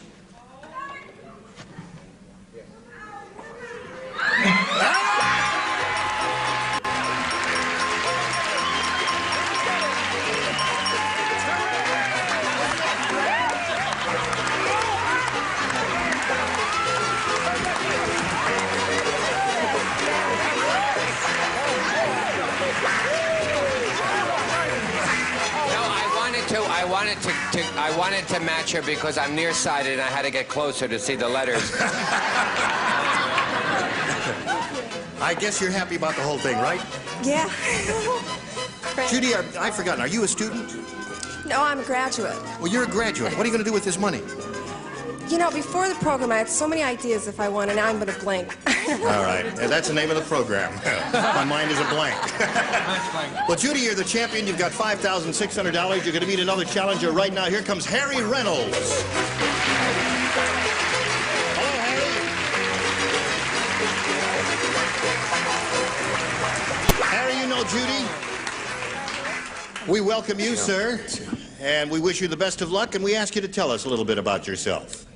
I'm an artist from Cleveland, and I'm gonna win some money for that little girl there. Is that your wife down there? Mm-hmm. Hello there. She's a very attractive lady. She looks like a big girl to me, Harry. All right. 98 pounds. 98 pounds. Well, she's a very charming lady. Good luck to both of you. Are you ready? Are you calmed down, Judy? Sort of. Okay, Harry, the challenger makes a selection. I'll push the button and reveal the two questions and ask you to do that. A. A is what Harry wants. Everybody plays. This is it. Santa Claus got really cold, so he threw one of the blanks onto the fire. Santa Claus got really cold, so he threw one of the blanks onto the fire. I wish I were a better speller. Spelling doesn't count here. If you can figure out the meaning, Well, that's I'm an all that counts. embarrassment to myself just the same. Really? And to me as well, I might add. Okay. Upper tier's ready. So is the lower tier, so we'll call on Harry for his response to this. Santa Claus got really cold, so he threw one of the blanks onto the fire. Harry, what do you put in that blank? Elves. Elves. You like that answer? The audience thinks you got a winner down there, Harry. Let's find out if it's a winner or not. Elves is his answer. Yes, Bert, we what do you think the say? same. Elves, Elves Harry. it is. Come on over the fire. A little trouble. Oh, it's a lovely thought in this Christmas season, isn't it? Brett, what do you say? I don't think it's nice to burn a person. But don't tell Betty White and don't let her watch the show. That I said reindeer. Reindeer. Okay. You know how she's All about right. animals, sweetheart. Charles, what do you Actually, say? Harry does know because you see the name of the elf was Harry. That was Bert. Harry. The elf Harry. All right, so that's 2 for you, Harry. Now, let's give Lee Merriweather a shot at it here. What did you say? Oh, I love elves and I love reindeer. Logs! Logs! Logs. Oh, she said logs. What are you burning this Yuletide season, Oh, I Richard? always say you're all right as long as you've got your elf. All right, you got 3 there, and let's go to Gail Fisher. Let's see what she said. Well, I like elves and reindeers, so I thought I'd burn coals. Coals. Okay. I don't like so either that's of those 3 for chicks. you. We'll get to you, but first we've got to get to this message, and then you hurry back. Okay. Now we'll go on with the rest of round 1 here. Harry has finished his half of it. He scored 3 matches. And Judy, we've got this for you. Melvin's tongue is so long. Wait a minute now. How long is it, Gene? Melvin's tongue is so long, he keeps blanking on it. Melvin's tongue is so long. What, sweetheart? Melvin's tongue is so long, he keeps blanking on it. Oh, I get it. I wish you'd explain it to me then. Everybody plays. All right, the lower tier is... Oh, we're ready. We're ready. Don't let them get ahead of us. Don't think too hard, Charles. Don't worry. There's not a chance of that with All right, he's all set. So, Judy, we call on you. Melvin's tongue is so long, he keeps blanking on it. Biting on it. Biting on it, she said. You don't like that answer? What would you say? Stepping on it? That's not the Melvin I know. Bert, what do you say? I said Melvin's tongue was so long, he keeps walking on it. Oh, well, that's there. I guess they like that. Brett, what do you say? Biting is hers. She said biting? Biting on Oh, no, it. that's not a long tongue at all. I said tripping. Tripping on it. That's a long tongue. Tripping. Charles says tripping. That's a rehearsal answer, Charles.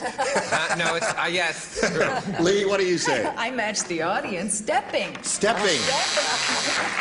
Richard, biting is her answer. Long, he had a bad cold, sneezed, and flogged himself to death. I said tripping. Tripping on his tongue. Trippingly on the tongue, as Shakespeare said. Gail? Trippingly on the tongue. Well, since it was all that long, I thought he would be biting on it, too. There it is. So there's one for you, Judy. So at the end of round one, it's 3-1 in favor of the challenger, Harry Reynolds. And now, Harry, here's another chance for you to make a selection. A. He wants A again. Is that what you had last time? Treated you well then? Let's see what it does now. When the old prospector tried out his new Geiger counter, he discovered that his blank was radioactive. What? It was only for Brett, Lee, and Gail. Well, The you'll others- have to sing it one more time, sweetheart, before I can answer it. What is it? When the old prospector tried out his new Geiger counter, he discovered that his blank was radioactive, honey. Aren't you glad you came? No. No. It's a teeny microphone, isn't it? Yeah, it's a new one we're trying. They say the quality of this mic is terrific. The quality of... Okay, everybody's ready here, so we'll call on Harry. When the old prospector tried out his new Geiger counter, he discovered that his blank was radioactive. What do you say, Harry? Donkey. Donkey. He said his donkey was radioactive. Brett, what do you donkey? say? The old prospector had a donkey with him. Actually, That Did carried you the... say he had a donkey with him? I didn't say he had a... Harry says he had a donkey with him. Harry made that up. A body. His body was radioactive. All right, Lee, what do you say? I was really thinking of you as the old prospector, and your mouth was radioactive. What kind of talk is that? I'm sorry. For former Miss America 1912.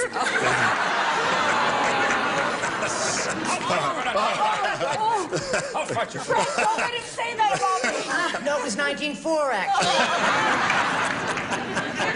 All right, Gail, what do you say about the old prospector? Well, I didn't know he had a donkey. I thought it was his body. His body. All right, so you did nothing there, huh? Nothing at all, Harry. Sorry about that. No radioactive donkeys today. Okay, we've got to pause at this moment and pass along this message, and then you hurry right back. 3-1 the score here. I point out to Judy, you must score 2 matches to achieve a tie. 3, however, will win the game. Now, let's see. Whom did you match last time? Gail. So, Gail, you lay out this time, all right? Smokey the Bear said, everybody thought my wife and I were hibernating all winter. But actually, we were blanking.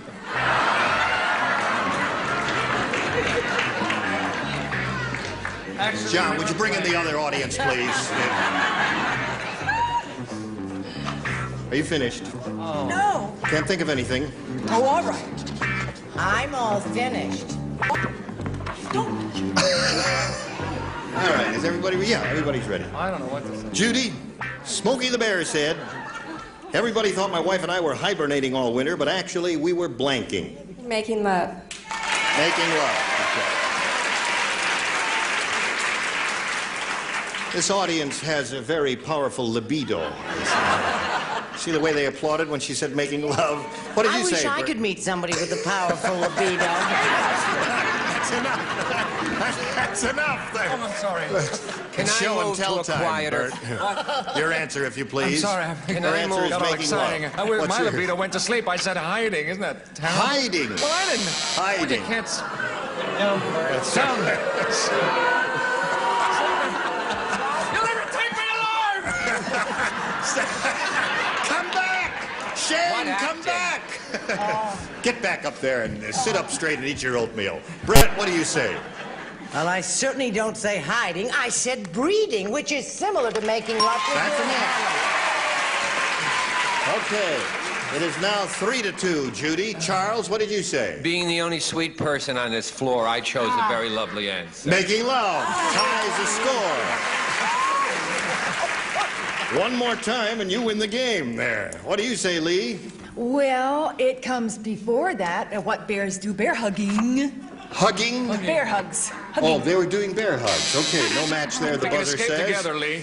Get her out of the building All immediately. right, at this moment we've got a tie. Richard, you can break the tie if you match making love. May we see it? Okay. No, that's not what I Couldn't I said. give you the answer first, then break No, the tie? no. Give me the answer first. No, we'll break the tie. It's lovely.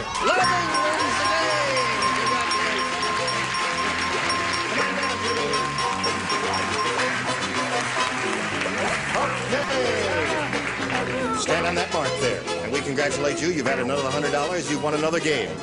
Harry, I'm sorry to say goodbye to you. You're a terrific contestant. You're a sweet fellow, and you've got a sweet life. We've got something for you, a gift waiting for you backstage, and our thanks for being with us on Match Game 73. Harry Reynolds.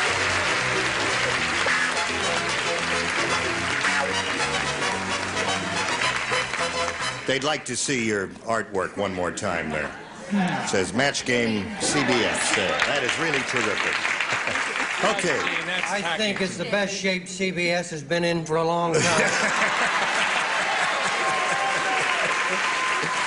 Here. Okay, Judy, here we so we have another go at it.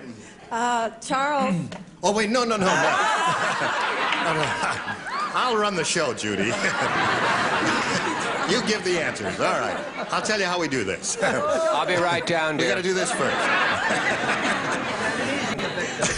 We polled a recent studio audience, and we got their best response to this. Sergeant Blank. Now, you know the answer. They gave Mulfausen 500, 250, and 100. You know all that. Now you can start choosing one at a time. Charles. Charles, you have been chosen. York! Sergeant York, he said. Loud and clear. Gail. Sergeant Bilko. Bilko. Oh, that could Big be hit it. TV show for many years. One more. Lee. Sergeant Stripes. Sergeant Stripes. Who the hell is that? Don't let him Stars intimidate and you. Stripes, now. not So you've got Sergeant Sergeant Sergeant York, Sergeant Bilko, and Sergeant Stripes. A dubious answer if I've ever heard one. But you may choose one of those or give us one of your own. What do you want to do, Judy? Sergeant York. Sergeant York is the answer? That's the one we're looking for. Let's find out if it's up there at all. First, the $100 response. Sergeant Friday. Oh, that's a well-known character, isn't it? All right, we're still looking for Sergeant York. May we see the $250 response? Sergeant Pepper.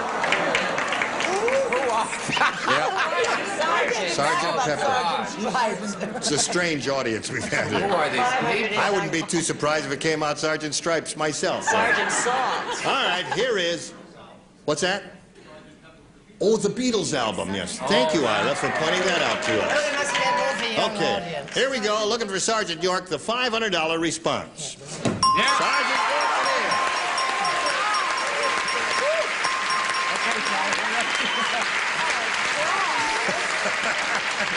Okay, Charles, you did it again.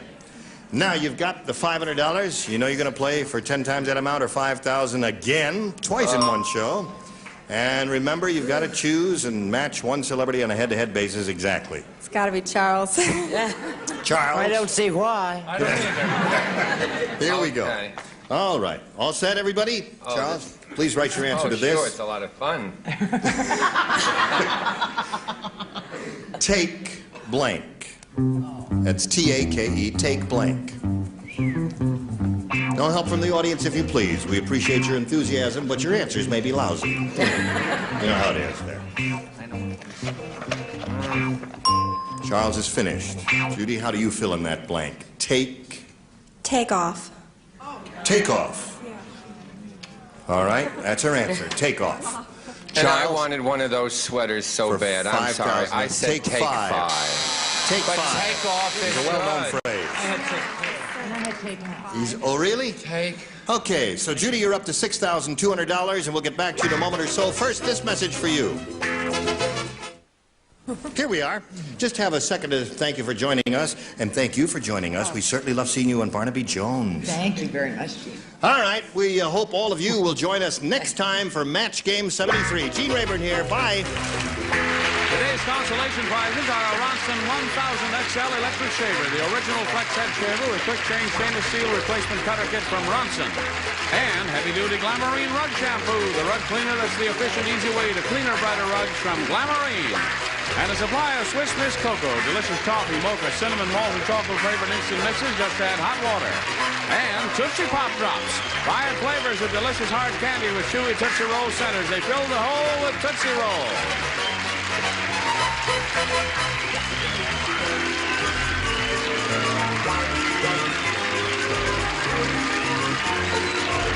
This is Johnny Olson speaking. Match game 73. Lamar Phipps and Bill Tottenham.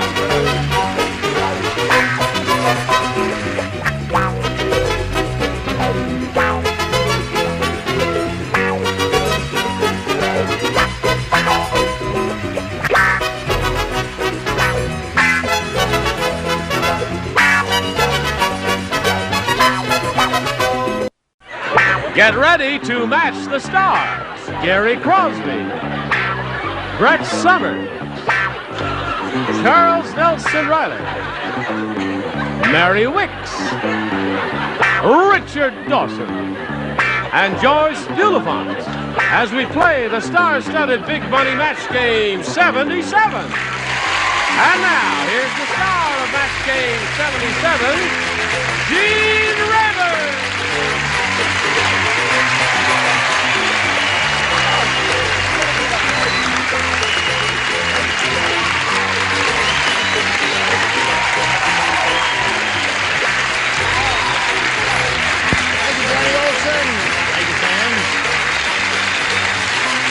Here we go.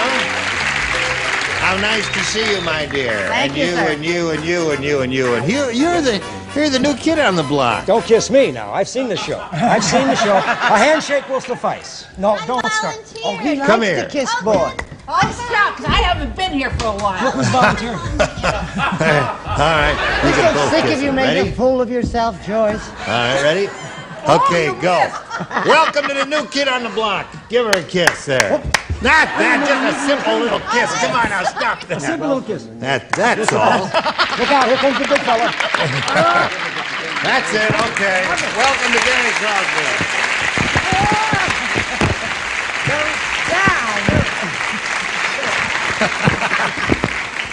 And now that we've got that out of the way, let's say hello to our two players, Doris Haddock and Gene Birch. Here we go.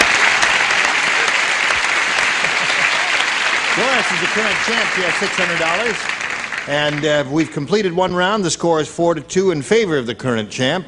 And, Gene, you're going to have to go to work. You ready to do that? Yes, sir. All right. We'll go to round 2 right after we go to this. Hello? Oh. My regular microphone broke, and I feel naked with the short mic. I really do. Makes you look taller. It does make me look taller? Well, anyway, I guess we've got to make the best out of it, right? Now, Gene, you may have A or B. B, please. B it is. Two people do not play. Charles and Joyce, you lay out. Ugly Edna just got sent to prison. And the warden is really mean to her. He covered the walls of Ugly Edna's cell with blanks.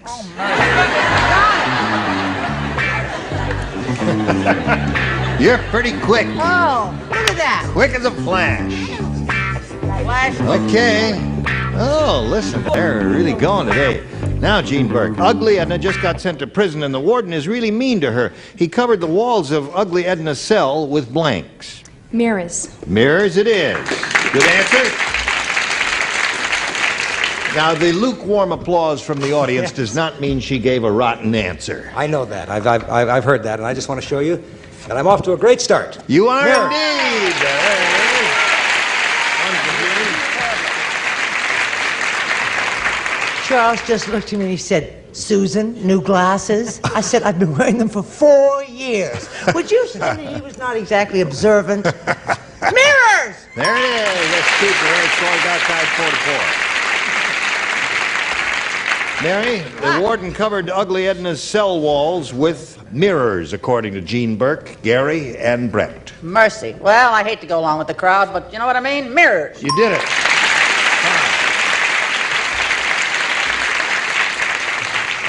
right, Richard, show us your mirror. Mirror on the wall, who's the fairest of them all? Says here Joan Rivers. Okay, so there we have all 6 for her. Now, Doris, the best you can do is achieve a tie. And you can do that by matching Gary and Brett, who are the only 2 who will be playing. Listen carefully now. Big time. Here it is. The bookie, excuse me, the bookie said to Cynthia, I can see you've never placed a bet before. You're supposed to put your money on the horse's nose, not on his blank. I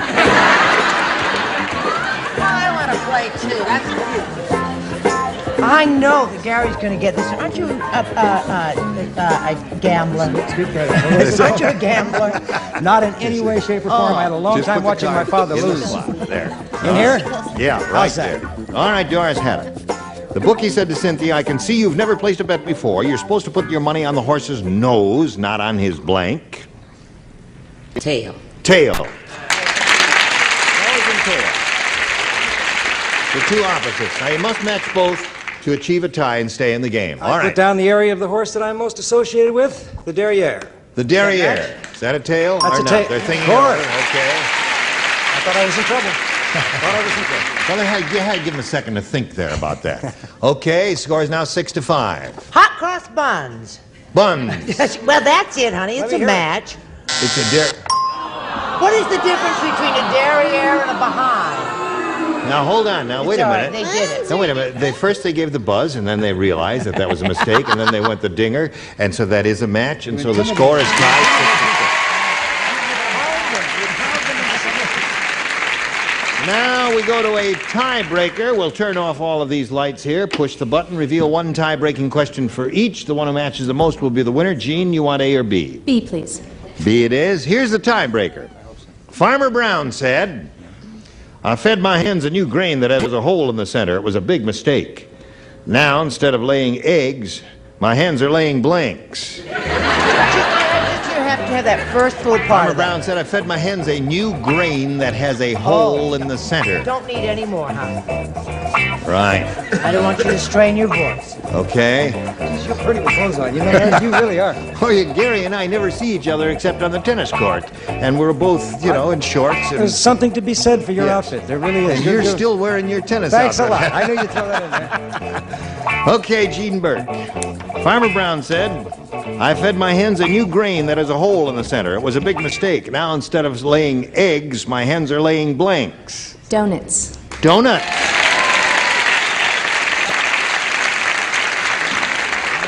Well, we got some good players over there. I got Dick Martin beat already. Look at this. Donuts. Oh, there's another one. Okay. And that includes all the times Dick Martin has played. That's 2 in a row, Gary. You don't get them right, Brett kills you. I know That's it. right. Oh, I hit you with my stick. Coffee and donuts. There it is. 2 for Gene. What do you say, Swami? I say let's not forget our Red Cross. Donuts. Donuts. Donuts and coffee. Mary? Farmer Brown fed the grain that has a hole in the center, and he said it was a big mistake because the hens, instead of laying eggs, are now laying donuts, according to everyone around here. Can either you or Gary jump over the net when you're playing? I was just trying to picture that. See if either one of you could get over. Gary yeah, probably well, anyway, donuts is what the kids there are it playing. You know, I have 2 friends in the world. There's Dick Martin and Gary. Yep. Dick, I think, has been on 3 times and gotten 2 right. He's been on once and gotten the first 3 answers correct. I can't believe it. Dick, of course, will disown me completely. That's right. You're in trouble. You just lost a friend. Yeah. Still, I've gained a donut. Yes, you have. That's 5. All right, Gene. Now the bad news. I don't like this show. Now, wait a minute. What else would you think of that has a hole in the middle? Now, what else could it be? Your Oh, head. lifesaver. A what? What? Lifesaver. A lifesaver. Oh, give that lady Yeah, a I get it. A lifesaver. Yeah, okay. How much do I get? Anyway, you picked up 5. Come to my dressing room later, and we'll talk about it, Mary. Gene Burke, you've got 5, and when we get back from this commercial, you'll go to work and see what you can do with your tiebreaker. Here's a message for you. Here's the other half of the tiebreaker. This is for Doris. Now, she's got to go to work and match 5 celebrities to tie. 6, however, will win the game for her, and that'll be her second win. Sam said, my wife is the worst housewife in the world. Yesterday for dinner, she emptied the blank onto my plate. She emptied the blank? Yesterday for dinner, she emptied the blank onto my plate. Out of or onto? Onto my plate. Onto my plate. Not only can you not see anymore, your hearing is going too. Do you know I went to the Hair is doctor? turning gray. Can't see, can't hear. Oh, God. But I love you anyway. He told me I had perfect hearing. I said, your machine is broken. I can't hear anything. What? What? Cover myself in all areas here on this answer. All right. You finished, Chuck? Yeah, I'm finished. Yeah, pressure. Okay. Doris. Sam said, my wife is the worst housewife in the world. Yesterday for dinner, she emptied the blank onto my plate. Garbage pail. Garbage pail. Okay. Thought it over and came up with the garbage. Want to let the tension build, or should I come out right away? No, come out right away and say it there. Garbage can. Garbage bag, okay, there it is. That rascal, he hasn't missed one yet, has he? No, Now, come on. Don't Holy ruin it. mackerel. That's it. Next time, right? Yeah. You'll make it so nervous he won't get another one right for the rest of the week. And if I don't, you'll help me. Yes, sir. Yes. Garbage and or trash. Garbage and or trash, that's 2. 5-2 is the score. Charles? I wouldn't do that to Dor. Garbage pail. Garbage pail, exactly. 5-3 the score. Now, Doris, you're creeping up on her. Mary, are you going to help her creep up? Why not? It's creeping garbage. Yeah, all right. 5-4 the score. 5-4, Richard. Well, I'm just poor white garbage. Poor white garbage.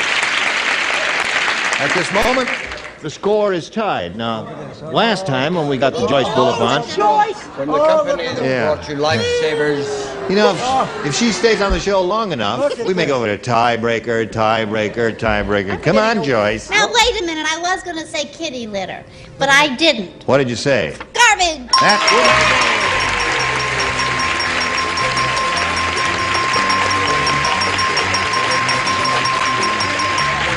okay, there you are. Jean Burke, it was a pleasure to meet you. Thank you very much. It was Some a pleasure. gifts will be coming your way from Match King 77. There she goes, Jean Burke, ladies and gentlemen. Goodbye. How you feel? Here it is again, Doris. Now you're up to $700. This is your second win, and you could really win the big one here. You're going to have another shot at it.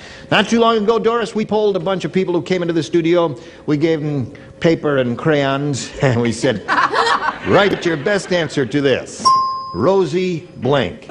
Now, the answer they gave us most frequently will get you $500, provided you match it. If you match their second most popular answer, you get $250. And for matching their third answer, you get $100. Now, whom do you call on for some help? Richard?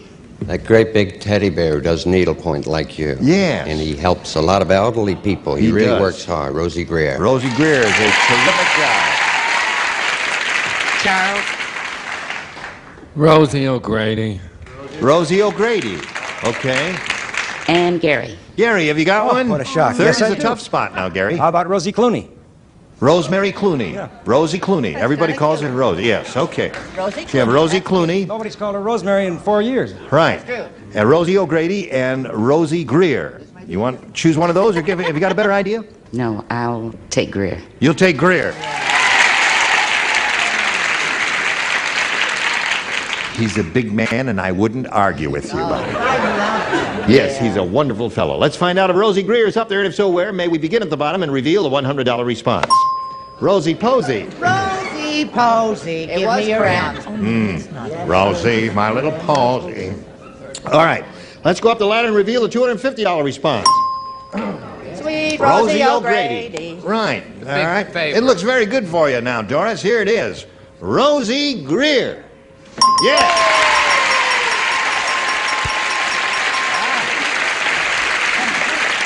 Now, so Doris, you got a shot at the big money now. You can play for $5,000. And if you match one of our celebrities exactly, that sum of money will be added to your previous winnings of $1,200. Whom do you call on? Richard. All right, here we go, Richard. Good luck to you, Doris.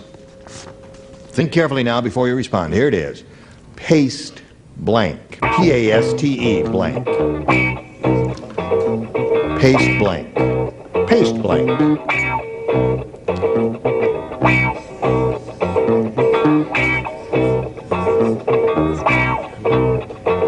P-A-S-T-E. All right. Doris, Richard's written an answer. And you give us an answer now that matches his. We give you an additional $5,000. What do you say to this? Paste blank. Can't think of a thing. You can't think of anything? No. Well, just look at it for a second. Paste.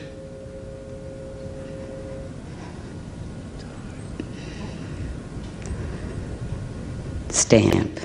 Okay. She kind of drew a blank and said something. She said paste stamp. What did you say, Richard? Pasteboard. Pasteboard. What would you have said? Paste wax is what I would have said. Paste wax. Paste wax. Yeah, but that's... Yeah, a couple of good ones there. Now, Doris, you're going to meet another player a little bit later. Right now, we're going to do a little business with America, and then you're going to play another game, okay? Fine. Here we go. Let's welcome a new player, Mr. George Love. Applause, applause, applause.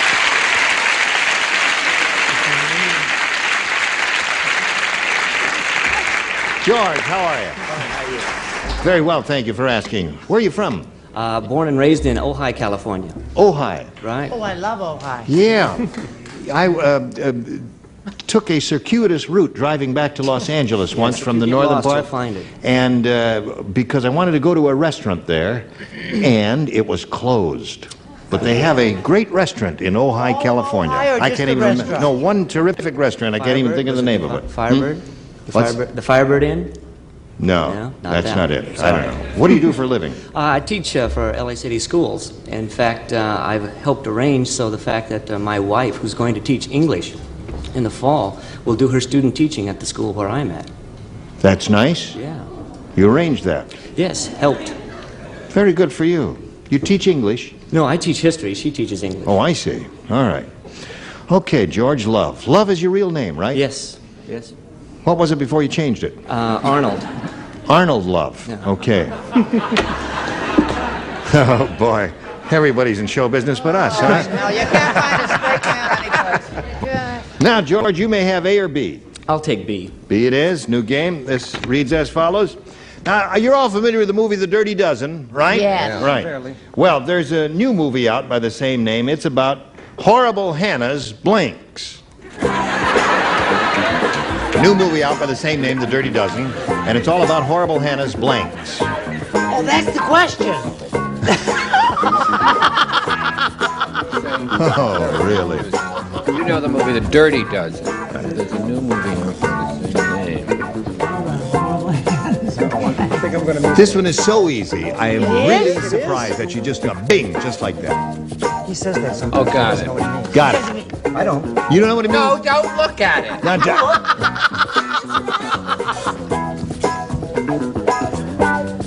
George, you find this difficult. Let me give it to you. Yes, I do. The new movie, The Dirty Dozen, the old movie. You remember that one? Oh, well, yes. There's a new movie now by the same name, and the subject, it's about Horrible Hannah's blanks.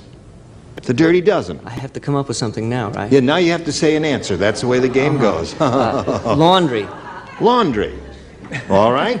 It's not bad. Not too terrific, but not bad. Good as mine. Dirty Dozen. He said laundry. What do you say? Well, Hannah was really horrible, wasn't she? Yeah. I mean, she was really horrible. Right. Even thinking horrible, you have to be. Fingernails. All right, that's okay.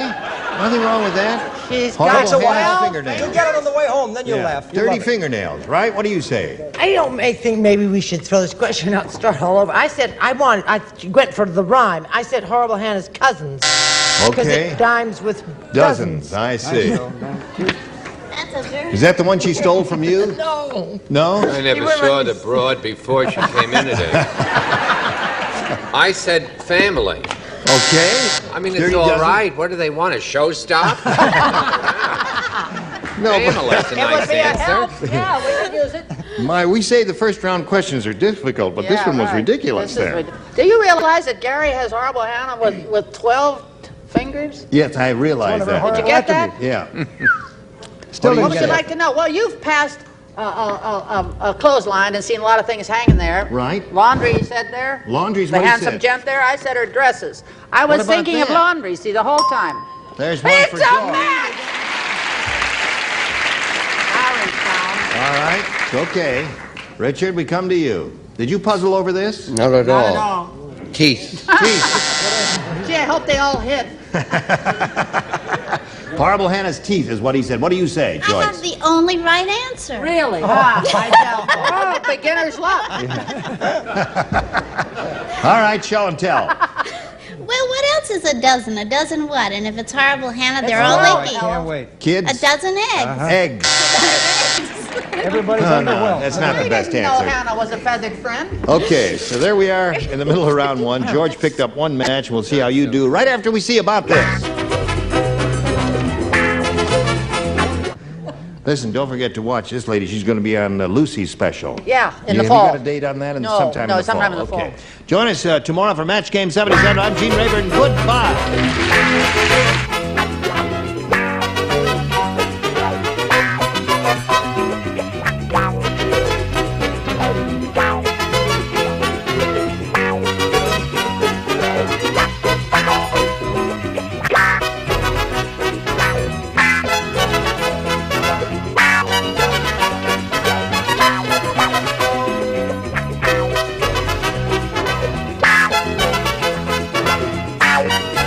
Get ready to match the stars. Joey Mitchell, Red Summer, Charles Nelson Riley, Deborah Lee Scott, Richard Dawson, and Joyce Beautiful as we play the star-studded Big Money Match Game 76. And now, here's the star of Match Game 76, Gene Rayburn.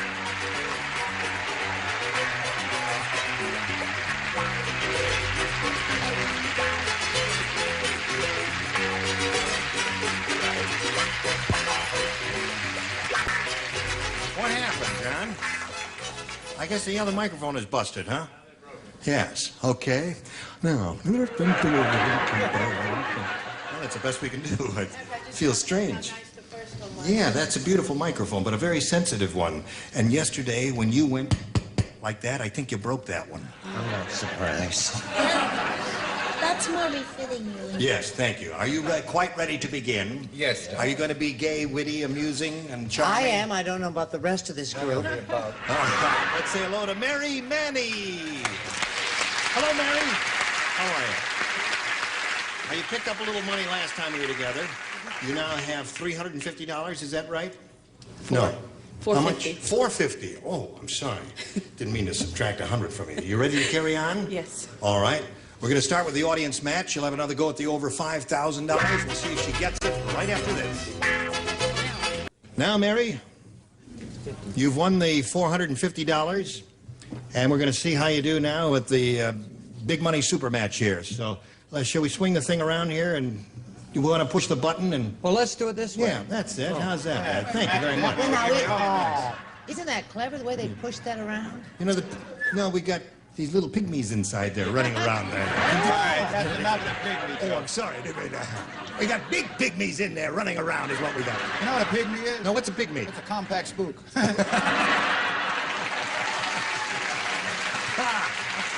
Now, Mary, we polled a recent studio audience, and we got their best response to this. Bug blank. Now, the answer that group of people gave most frequently is worth $500 to you if you match it. If you match the answer they came up with second most frequently, you get $250, and the third gets you $100. And 3 of our celebrities are permitted to assist by suggesting answers. Richard. Bug killer. Bug killer. Scoey? Scoey. Bug me. Bug me. Don't bug me. All right. And, Charles. We have so far Bug Me and Bug Killer? Yes. We have that up here. Joyce, you don't have to hold anything up. We've covered every corner. You need help up there. Charles. I'm torn between this and this, aren't you, sweetheart? Oh, baby. Well, I'm sorry. Let's go Bugaloos. What? Let's not go Bugaloo. Let's go Bugaboo.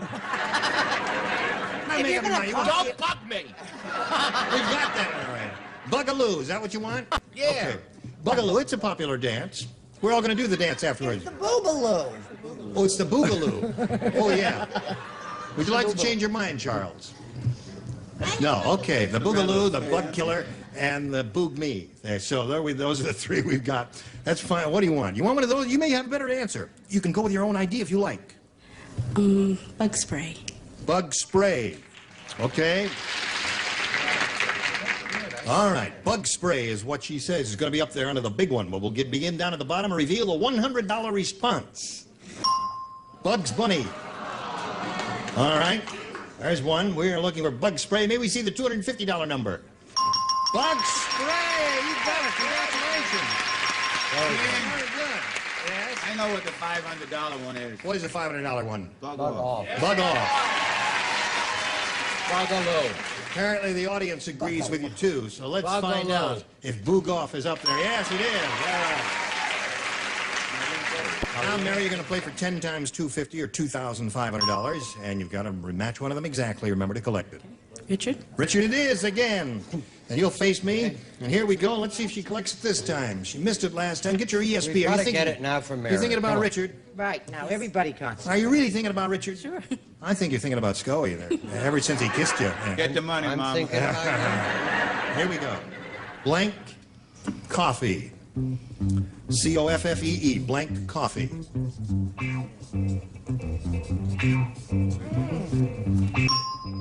All right, Richard's finished. Now, Mary, what answer would you give us which you think will match his? Hot. Hot coffee. All right, Richard. Hot coffee is what she says will match you. What do you say? Mary, instant coffee. Instant coffee. Is that what you were thinking of, instant coffee? I guess they were thinking of it too. What was yours? Black coffee. As opposed to white coffee, I suppose. Okay. Now listen, Mary. To any other kind of coffee. You got $700, and let's meet your new player here, Jackie Pierce. Hello, Jackie. You want to get back up there? Now, Jackie, we welcome you. Ask you know, Mary. We'll find out who you are and where you're from and all that. We know you're Jackie Pierce. What else you want to tell us about yourself? I'm a homemaker and a mother of a 3.5-year-old little boy named Scotty, and I work 3 days a week as a teller. As a teller? A bank teller, yeah. Yeah. Why are you laughing before you said you... Because I almost said I was a part-time mother. Yeah. There's no... No, kind of mother to Either be. you're a mother or you're not a mother. Right. You can't be a little bit pregnant, can you? No. Either you are or you aren't, right? Exactly. Okay, Jackie, good luck to you. We'll start this game right after we do a little business with America, and this is it. Here we go. Are you ready? Boing! A or B, Jackie Pierce? B, please. B it is. Everybody plays. Here we go. When Dumb Donald went to the delicatessen, they said they were out of cold cuts. So instead, Dumb Donald asked for a blank cut. Too loud over there. You guys are talking too loud over here off stage. You hear every word you say. You're breaking my concentration. It's a very intellectual show we're doing here.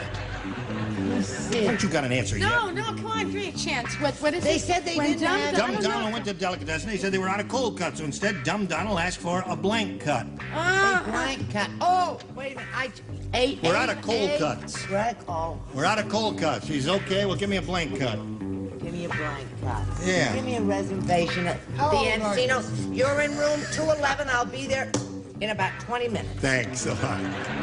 Ah, I'm not there. be careful now. Here we go. Jackie Pierce. When Dumb Donald went to the delicatessen, they said they were out of cold cut, so instead Dumb Donald asked for a blank cut. Prime cut. No. I'm sure your son loves you. I think so. Because you have beautiful hochi-charmia, but that's a rotten answer. Hello, Scully. Hey, baby. What do you say? Oh, I tell you, but I hate to cry, Gene. You hate to cry? Oh, it's rough. Man, I just went the opposite way. Asked for a hot cut. Got a cold cut, asked for a hot cut. Oh, I thought that was a mundane answer. Oh, I thought it was a peachy answer. No, it's very mundane. What have you got? I thought you had to go with something that's a little more pizzazz, a little more panache. I said an open cut. That's worse than hers. Yeah, that's the rumor around. That's right. Got a lot of pizzazz. Charles? I've got a razor if you want to act out your answer.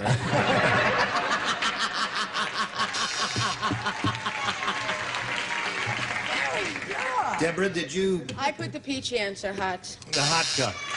Good answer. Isn't it a good answer, Jackie? Aren't you sure you didn't say it there? Did you think of it? I did. And you rejected it? Well, I thought of it after I thought of prom. Oh, I see. What do you say, Richard? He's dumb, isn't he, this fella? Dumb Donald, very dumb. Sure. Hey, we're out of cold cuts, so I'll take a hot cut. In that case, I wonder if you could give me a shortcut. A shortcut? Okay, that's really dumb, isn't it? Oh, boy, Richard. Speaking of dumb... No, I did okay. You did okay? Sort of. A hot cut. A hot cut. No, that's a good answer, Joyce. You're okay. Okay, now we come to your first round question, Mary. It reads as follows. Judy said to the psychiatrist, I have a problem with my husband. You know how some men chase women? Well, my husband chases blanks.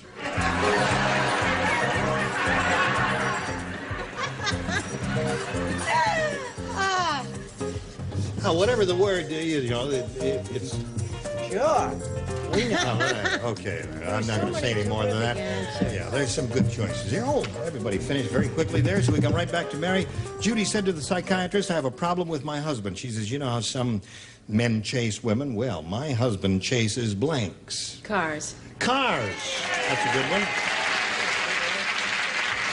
There are a number of good answers here, and she came up with one of the good ones. And I no doubt suspect you may have a good one, too. Oh, yes. Oh, you do, for a change. Terrific, Scully. Brings a smile. Show your teeth when you smile. You have beautiful teeth, Scully. Yes, show us some teeth there. No teeth. Come on, show us some teeth. Extra. Oh, that's extra for you. Shows us teeth. All right, Brett. I know you're not going to believe this, but you know how I always draw on my own personal life? Yes. For my answers. And so I started to say cars because I remembered how Jack used to run down Pacific Coast Highway after a Cadillac. But I just went crazy. I thought, no, I've got to get away from my own self. And so I said boys. Chases boys.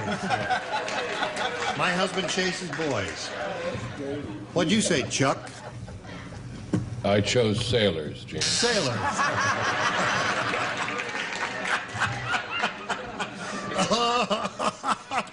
Oh, dear me. Hello, Debbie. Well, how are you? I put dogs. Chasing dogs. That's another good possibility. All kinds of good chances here. Judy said psychiatrists have a problem with my husband. Some men chase women. Well, my husband chases blanks. And she said cars. He's so cute. That's what I said. Whoa! Two for Mary. Joyce? I did a good thing. What? I said cars. Oh, that's three for Mary.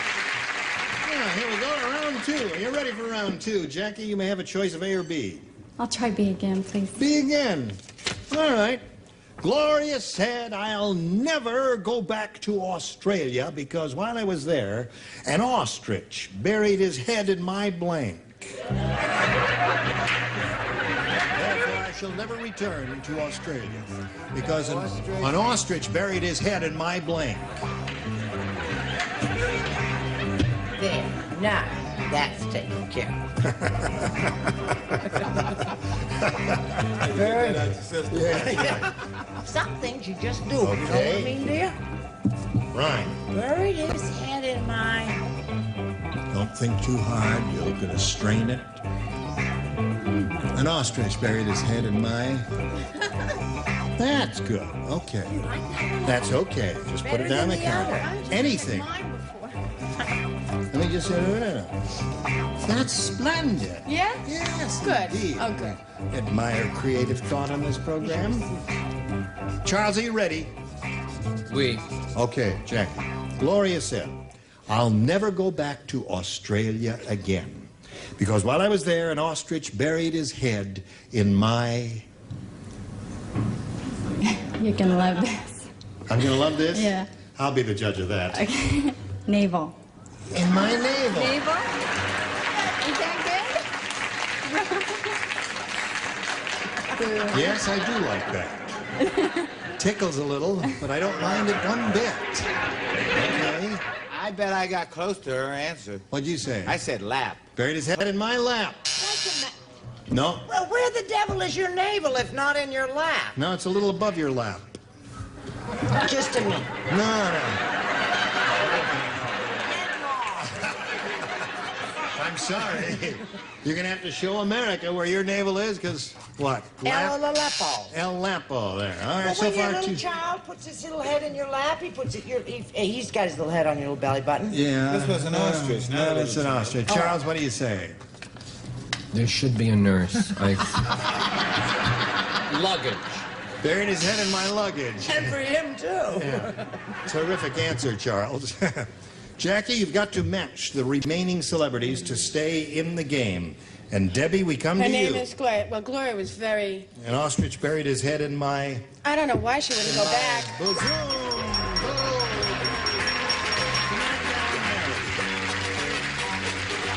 we go again. Stand on the adhesive tape while we say goodbye to Jackie Pierce. It was a pleasure to meet you, my dear. Thank you. It was Some nice gifts being will here. be coming your way. Thank A you. 97-year supply of, I don't know, whatever you need. Jackie Pierce, Okay, there she thank goes you. while we're spinning her off. We'll spin a few messages just for you. Hello there. Hello. Don't we make a lovely couple? What was that? Did you see that masked man who ran in front of us? That was no mask. Okay, here we go again, Mary. You're up to $800. This is your third shot at the big money. We polled a recent studio audience. We got their best response to this. Gun blank. The answer they gave most often is worth $500. You have to match that, though. You match the middle one, as you have a proclivity to do, and you get $250. Bottom one gets you $100. Whom do you call on? Richard. Richard. Gunpowder. Gunpowder. Okay, Stoey. Stoey. Gun control. Gun control. What? Brett. Brett, have you got one? Gunsmoke. Gunsmoke. You want Gunsmoke? Yes. She made up her mind very quickly about that, and audience, I think you influenced her with your loud yay. I'm willing to bet it's not gun smoke. You're willing to bet it's not Gunsmoke? What do you think it's going to be? Gun control. I'll make a little side bet of 28 cents that you are wrong, Scoey. We're going to find Gunsmoke up there somewhere. May we see the $100 number? Gunshot. All right, we want Gunsmoke. Here is the $250 response. Gun control is up there. And the big one will now be revealed. Smoke it is. Congratulations. Yeah. I'll take Brett's hug, Lonnie. He said... I'll take Brett's hug. He said 3 times, I'll take Brett's hug. And she says, no, he won't. He's not a good kisser, is he? I don't know. You don't know? No. Why don't you go I'll up there and kiss kiss you. him? No. Brett, you don't want to kiss him. Oh, okay. All Maybe right. I need this phrase. Listen, you're up to $1,300. And you're going to play for 10 times the $500 you just won now, or $5,000. Remember, you have to match one of them exactly to collect. Okay, Brett. Brett. You're ready. Are you ready? Okay, here we go. Think Brett Summers now, ESP, electricity between you and Brett. Here it is, ready? Goes like this, blank glasses, G-L-A-S-S-E-S, blank glasses. All right?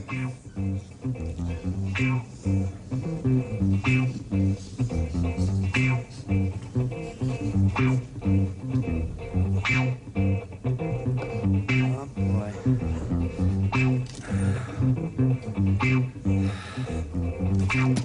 Wait a minute.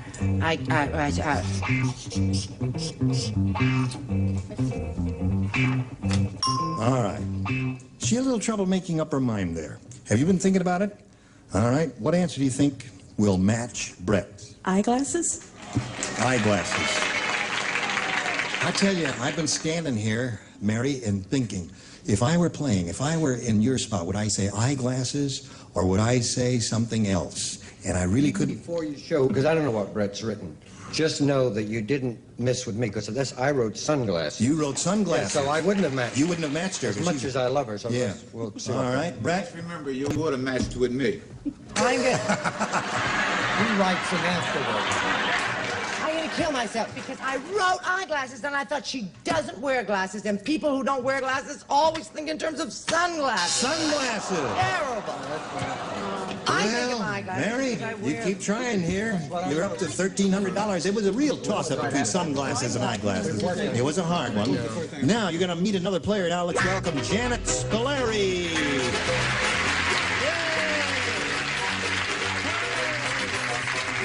Okay, as soon as it stops, Mary, you two ladies know each other.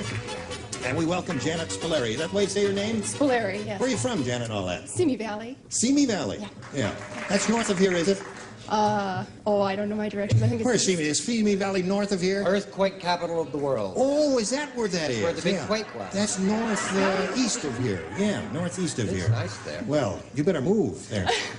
What else you want to tell us about Janet Spilleri? Well, I'm married and I have 2 daughters. Yeah? My older daughter's 4, and her name is Marcy, and my younger daughter, my little Christmas present last year, is Valerie. She's 8 months old. Christmas present? Uh-huh. Just Christmas found her morning. right under the tree there. It wasn't quite that easy. Oh, all right, Janet.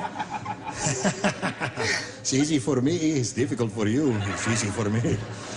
Good luck to you. We'll start this game after, I don't know, I'm all mixed up here. Let's watch this message here.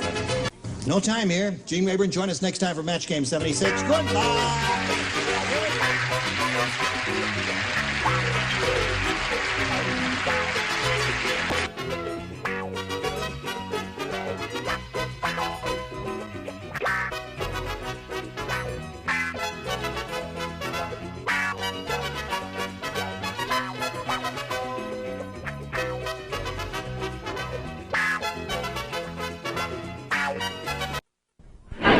Get ready to match the stars. Dick Martin, Brett Summers, Charles Nelson Riley.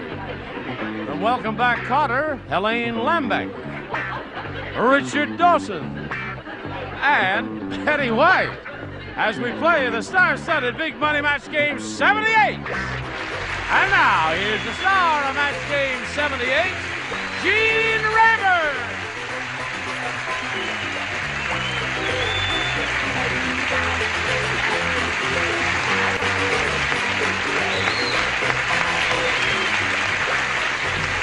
Johnny Olson and friends, thank you for joining us here. What, are you passing notes already? No. What are you laughing at? Everything. Hey, man.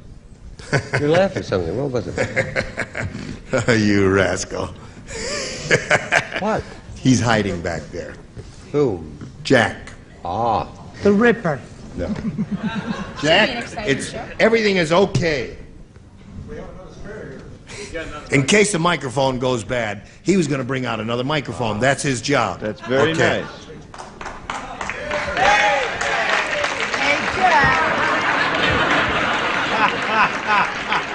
Those are before my time. Definitely.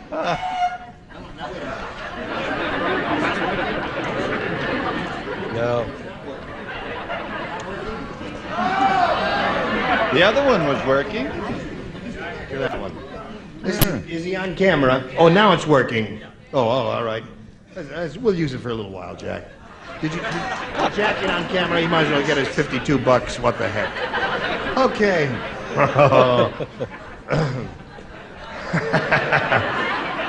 We don't have a finish for this, do we? You could always say, let's meet our Oh, what do you say we say hello to Laurie Smith and Debbie Finnerman over here?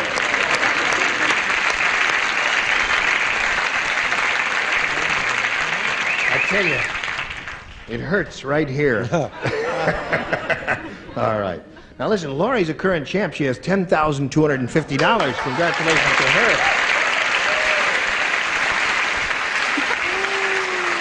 And Debbie has had her first round question match one of our celebrities. You know what this is named? This is a 44D, isn't it? B. Oh, what That's Fanny Flagg's cross-eyed. Well, that's a designation for this microphone. Are you ready to carry on, ladies? All right, would one of you hold my microphone, please? No, we'll start here in the middle of round one, right after we do a little business with you out there.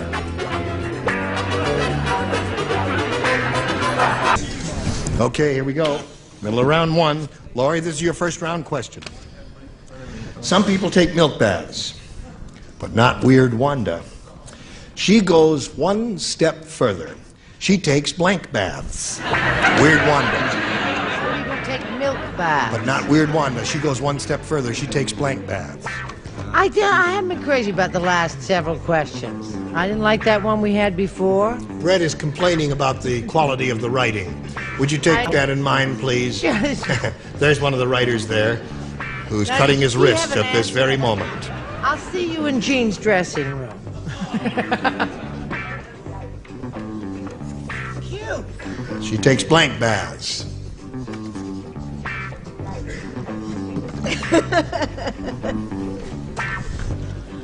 All right? Weird Wanda. We're not going to wait for you, Brett. Okay, hon. Laurie, some people take milk baths, but not Weird Wanda. She goes one step further. She takes blank baths. What? What are you laughing at? Nothing. Tell us what you're laughing at, my dear. Well, we want to enjoy the humor with you. Are you feeling hysterical?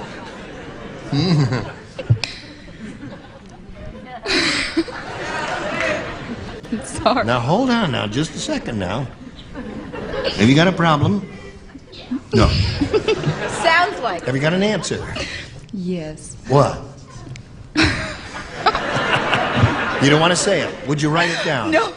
Throw me a pencil and I'll let her write it down. If she can't say it, why, I guess I'll just have to have her write it.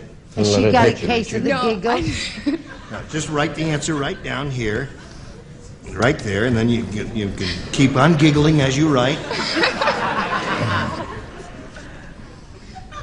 What the hell's so funny about that? Nothing, it's the audience.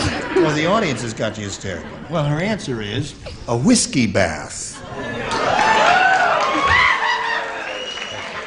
Thank you. That would sting, wouldn't it? Why would that sting? Oh, that's bad enough with Yes. Aqua Velva. No, I say Ready Whip. Ready Whip. Ready Whip. What'd you say, Brett? I said have a can of Coors. Beer. Beer. Thank you, darling. I said cream, keeping in with the... Well, from milk to cream. Some people take milk baths. Weird Wanda goes one step further. She takes whiskey baths.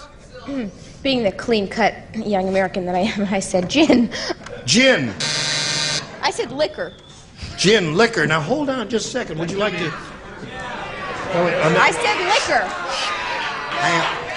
I am not speaking to you. I am addressing our judge. It says gin here, and underneath says liquor.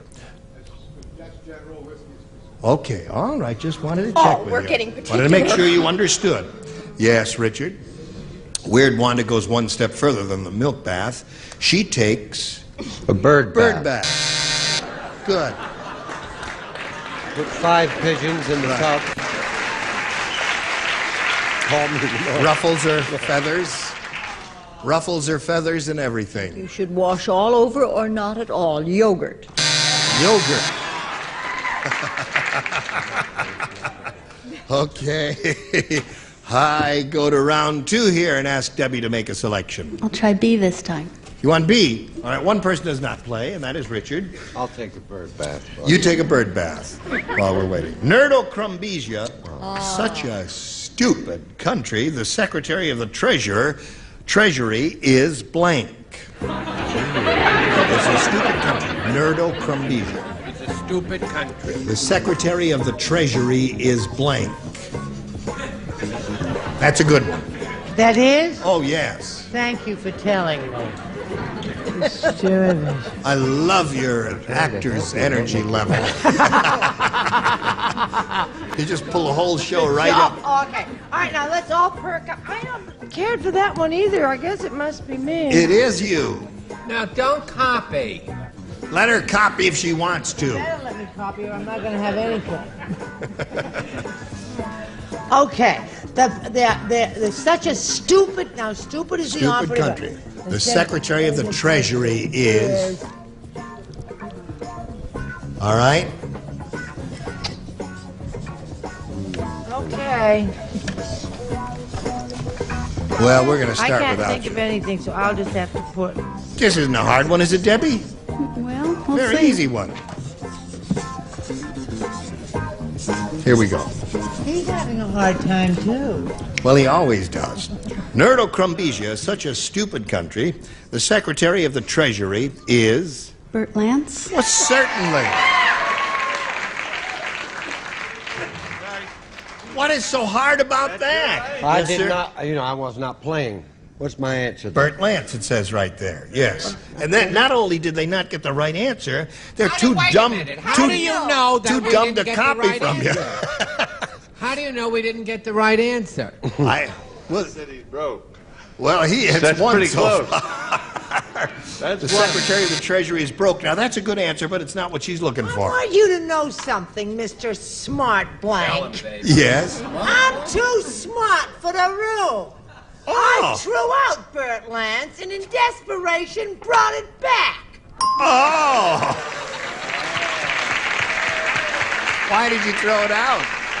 Because he is not a citizen of the country, and I thought you had to be a citizen Of to be Nerdocrumbesia, I see. Okay. Charles? A thief. A thief. Stinks. No, it's not bad. Secretary of the Treasury is a thief. But what's so new about that? Hello there. Oh, you just want it straight out, huh? Yep. Straight You wanna up. get right to the point. Flat, right up. Secretary of the Treasury is Bert Lance. Debbie. Now, Miss Betty Honey, what do you say about the Secretary of the Treasury? Richard tried to help. He wrote wasted 3 different cards writing it, and Yeah. I figured that was copying, so I said a convicted bank robber. A convicted bank robber. I Okay. can't help that. Listen, What a sweet person. you can copy from him. I don't care. Hello there. Now, here it is, 3-0. You're going to have one shot at it after we do a little business with America. Pay attention. Now, Laurie, here's the way it is. You need 3 to tie and 4 to win. Are you ready? Ready. Nancy said, "My husband, the meat inspector, is always thinking about his work.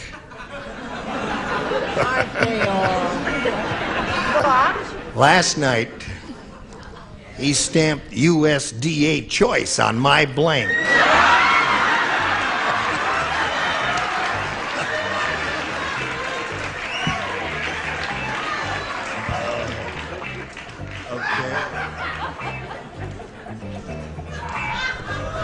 Okay, Laurie. Nancy said, "My husband, the meat inspector, is always thinking about his work. Last night he stamped USDA choice on my blank." Fanny? Fanny. Okay. 3 Fannies to tie, 4 to win. First tush. There it is. There's 1 for her. 3 to 1 is the score. Rat? Is it Easter? No, it's January. I have some hot cross buns. Score is now 3 to 2. 1 more will tie the score. Of course, it's Easter, my dear. Rump. Rump. All right.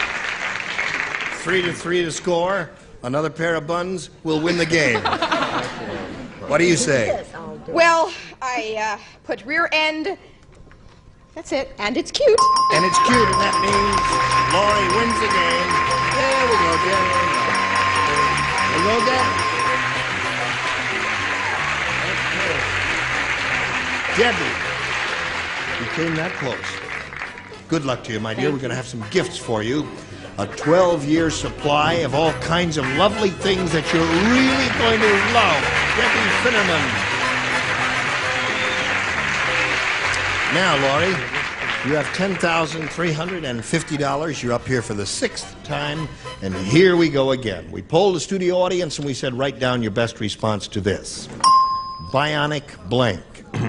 Remember, 500 for matching the most popular answer, 250 for the second, and 100 for the third. And you are allowed to call on 3 of our 6 for help. Dick?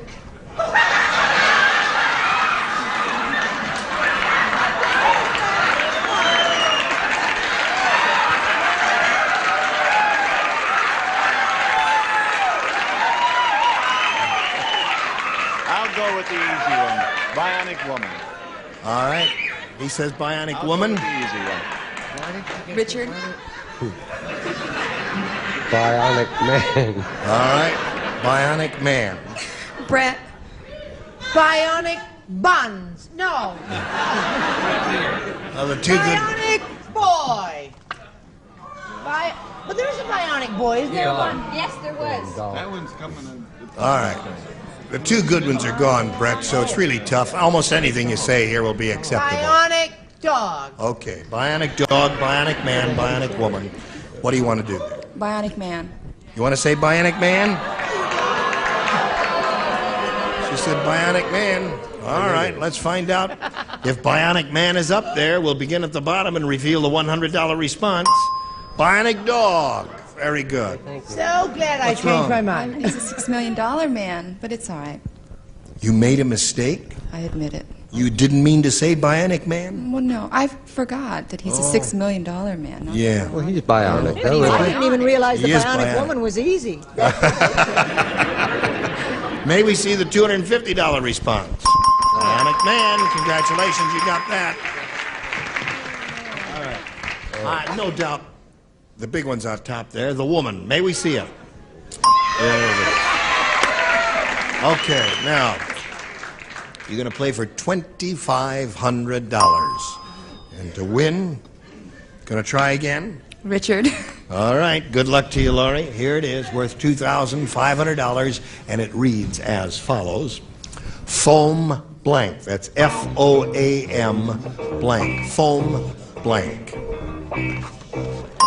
All right, Laurie, what answer would you like to give us which you think will match his? If you do match it, you get $2,500. Rubber. Foam rubber. Okay.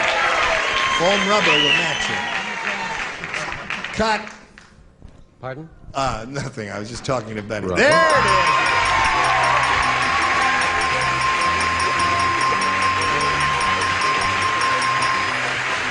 Now you got $13,100. Congratulations to you. And for America, we've got a message or two. Today's consolation prizes are first, Town and Country Tableware by Washington Ford. Beautiful frequent handles and mirror bright stainless steel dishwasher safe from Washington Ford. And a radio and a supply of Blue Ribbon Colossal Pistachios, grown in California sweeter and larger. It's the Love Nut. Colossal Pistachios, Blue Ribbon is nuts.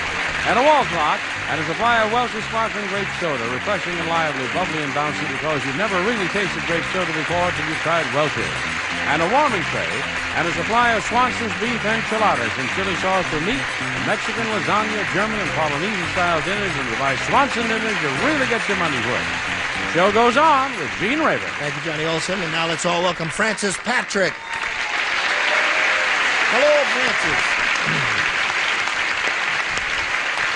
What would you like to say that will acquaint us with you? That I have a son, 5 years old. His name is Stephen. Yeah. That I like to dance, play tennis, and study astrology. Really? Astrology? Astrology. Uh-huh. What, may I ask what that is there? That's a symbol for a Capricorn. You are a Capricorn. So, your birthday is in December or January, is it? January. Yes. What is that, actually? It really is a symbol for a Capricorn. Oh, it is. A lot of people think it says 76, but it isn't. Mm-hmm. Does that bother you? I mean, can you see through that? No, it doesn't bother me. May I? Would you take it off and may I just see what it looks like there? Let me look. Gene? I too am a Capricorn. Very good. You're right. It doesn't bother your vision at all. That's very good.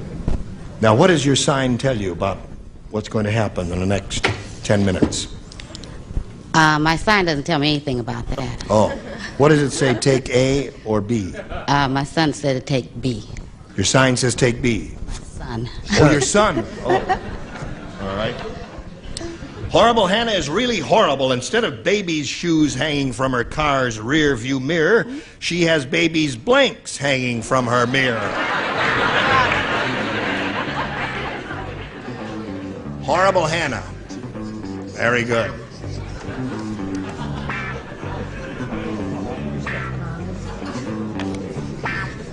Okay. I'll help you with the spelling of that. Nothing wrong with that. Okay. Come on, Charles. Oh, he's doing artwork. When he thinks of Well, the while answer, Charles he is does doing the his letters. artwork, I'll read it to you one more time, Francis. Horrible Hannah is really horrible. Instead of baby shoes hanging from her car's rear view mirror, she has baby's blanks hanging from her mirror. Feet. Feet. Feet. She said feet. Feet. Dear me. Interesting. Yes. Grotesque, but interesting. Right. I said diapers. Diapers. All right. Now, I want to preface my answer with the fact that I'm a mother, and sometimes we all us mothers, have to go a little crazy once in a while. Yes. I'm not ready for this. Okay. Babies' heads.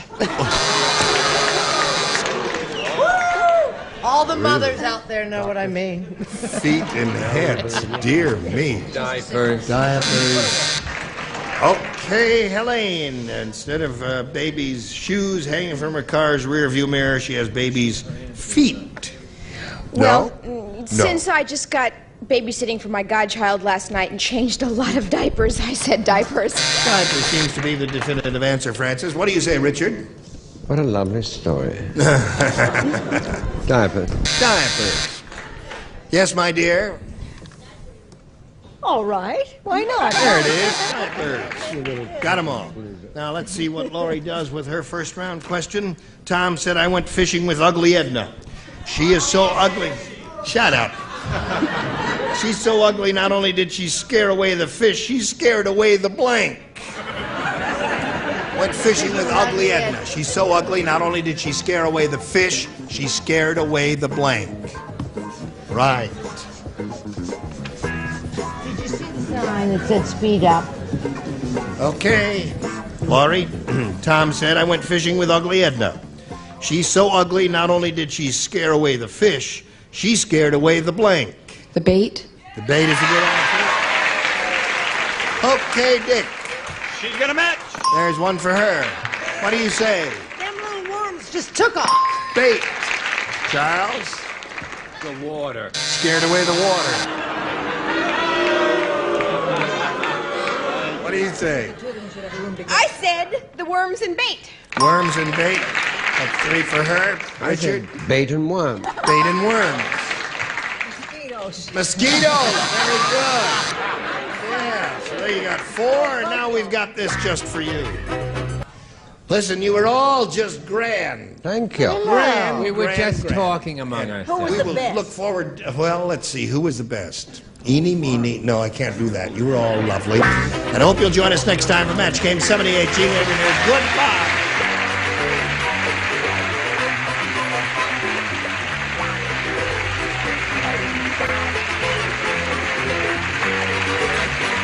This is Johnny Olson speaking for Match Game 78, a Mark Goodson, Bill Todman production.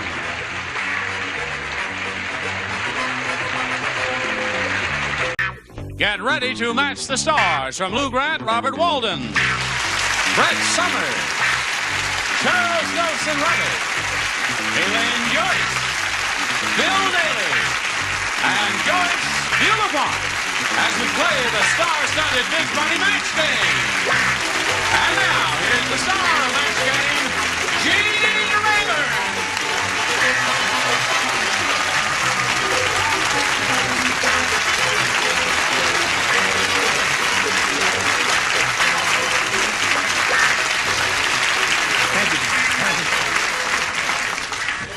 What happened? Hey, Breslow, what happened to the microphone? It looks funny. I lost my knob. There used to be a little, Well, we're here. Oh, hello there. Well, I've lost my knob, but I have you, don't I? No one's Now going to listen. touch it. I mean, there's no comparison. Don't blondes have more fun? No. No? Right, Elaine? No, actually, I did this because I didn't want to confuse you. You mean because your name is Joyce Elaine. Bulifant? And everyone confuses her with Bill Daly. That's right. You're wearing this because you don't want us to get mixed up with her? I don't want you to get mixed up. You're not real. I'm doing this to help you out. No matter how peculiarly I look, I wish to help you out. And I'm doing this to help you out. out. Bang! I think it's rather becoming on her, don't you? I think it's great. Should we keep it? Or rip it off her head? Oh, honey, she's got a lot of stuff lined Would you up. like to use my knob? And she's going to die with everyone. Take my knob, please. No, I can't do that. Let's say hello to Anita Young and Blob Flugel. Hey! Welcome to both of you. You're both going to play 2 games. You know that, right? And we want to find out a little bit about each of you, get acquainted with you. Bob, let's begin with you. I just graduated from college, Gene. No kidding. Right. Which college? San Diego State University. Well, congratulations, Thank you. Bob. I think that's marvelous. Thank you. I mean, he's a little slow, but what the hell? He made it, didn't he? on a football contract. No, you decided to, I assume, very late in life, you decided to go to college. I was in the Navy for 32 years. Oh, well, sure. Yeah, slowed things down. So then, and what did you major in college? Business administration. Yeah? Right. Are you administrating someplace? Yeah, I work in an aerospace firm in Chula Vista in the Right. training department. You live around there? I live in Spring Valley, Yeah. which is a suburb of San Diego. Do you have any familial attachments? I have a daughter who's married, but and a wife. Yep. Very nice. Very nice wife. You don't have a wife anymore. No, not the way you tossed her off. What's her name? No, Harriet. build her up a little Harriet. bit. Say something kind a about good your Navy wife, Harriet. A good Navy wife. Right. Yeah. Don't go home tonight, Bob. Stuck through thick and thin. Okay, good luck to Bob. Now let's find out about Anita Young. Well, I'm 20 years old. You didn't have to tell us that. See, we could have guessed that, Anita. Originally, I'm from Tokyo, Japan. Right now, I live in Chatsworth, and I attend Cal State Northridge, and I'm a business marketing major. Now, oh yes, another biz ad. You were born in Tokyo. Uh-huh. You speak with no trace of any accent whatsoever. Well, I'm half Japanese, and the other half's Italian and Irish. Something else. It's mixed up. Yeah. You're beautiful. Oh, thanks. How old were you when you came here? I guess about to the States, I came when I was about 6. Oh, well, that's why you speak as plainly as any of us. Okay. All right, good luck to both of you. Bob, we'll ask you to begin, A or B? A, please. All right. A says, the energy shortage has really gotten bad. In fact, you can kiss your blank goodbye. Kiss your blank. It's like having 2 Charles Nelson Riley. All right, okay. I don't know what it is. Oh, sit down. Okay, Bob. The energy shortage has gotten really bad. In fact, you can kiss your blank goodbye. Kiss your car goodbye. Kiss your car goodbye. You didn't get it either. Did anybody get it? Walden, did you get it? Robert got it. Got it. You did? What did they say? Kiss He your, got it. Kiss your gas goodbye. kiss your gas goodbye. I know it. This is the definitive answer. No, it's not You're at making it all. sound like he's looking bad and he's looking good. He's looking good, and he's looking No, good. Gene wanted to know if I got his answer, not if I got Bob's Oh, let's answer. get on. No, let's not get on. Who's right? All right. Well, there's no match there. There's no Hello match. there. Give me a minute. You got a match, please. I'm sorry. I'm sorry. Show us your card. I want to go back to the home. This is the home. This is the silly home. That's why we're here. I said you could kiss your hot tub goodbye. Oh, sure. Another nifty answer. Okay, show us another rotten answer here. Rotten? Rotten? You say rotten? Go ahead. Isn't she sweet? Yeah. You said, what do you read? Read the thing. The energy shortage has gotten really bad. In Okay, fact, really bad. So you, really you bad. say definitive car, gas.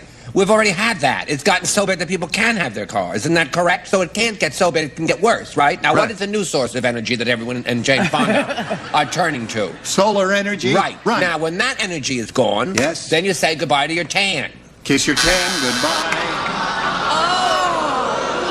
That was a nice try. Oh, give it to me. I admire your spirit, Do we sir. understand what I mean? No. I understand, Charles. What do you Thank say, Elaine? Oh, you're wearing a Band-Aid. 2 Band-Aids, yes. They're sore. Oh, all right. I need ace bandages. Okay. Don't want to hear about it. She's trying to make you jealous. Go No, ahead. she's just trying to get me to take my top off. In fact, you can kiss your blank goodbye. Dollar. Dollar. It wasn't good, but it's accurate. So far, Walden's the only one who is really with us on the same wavelength. What do you say there? For Bob, the very smart college graduate, car.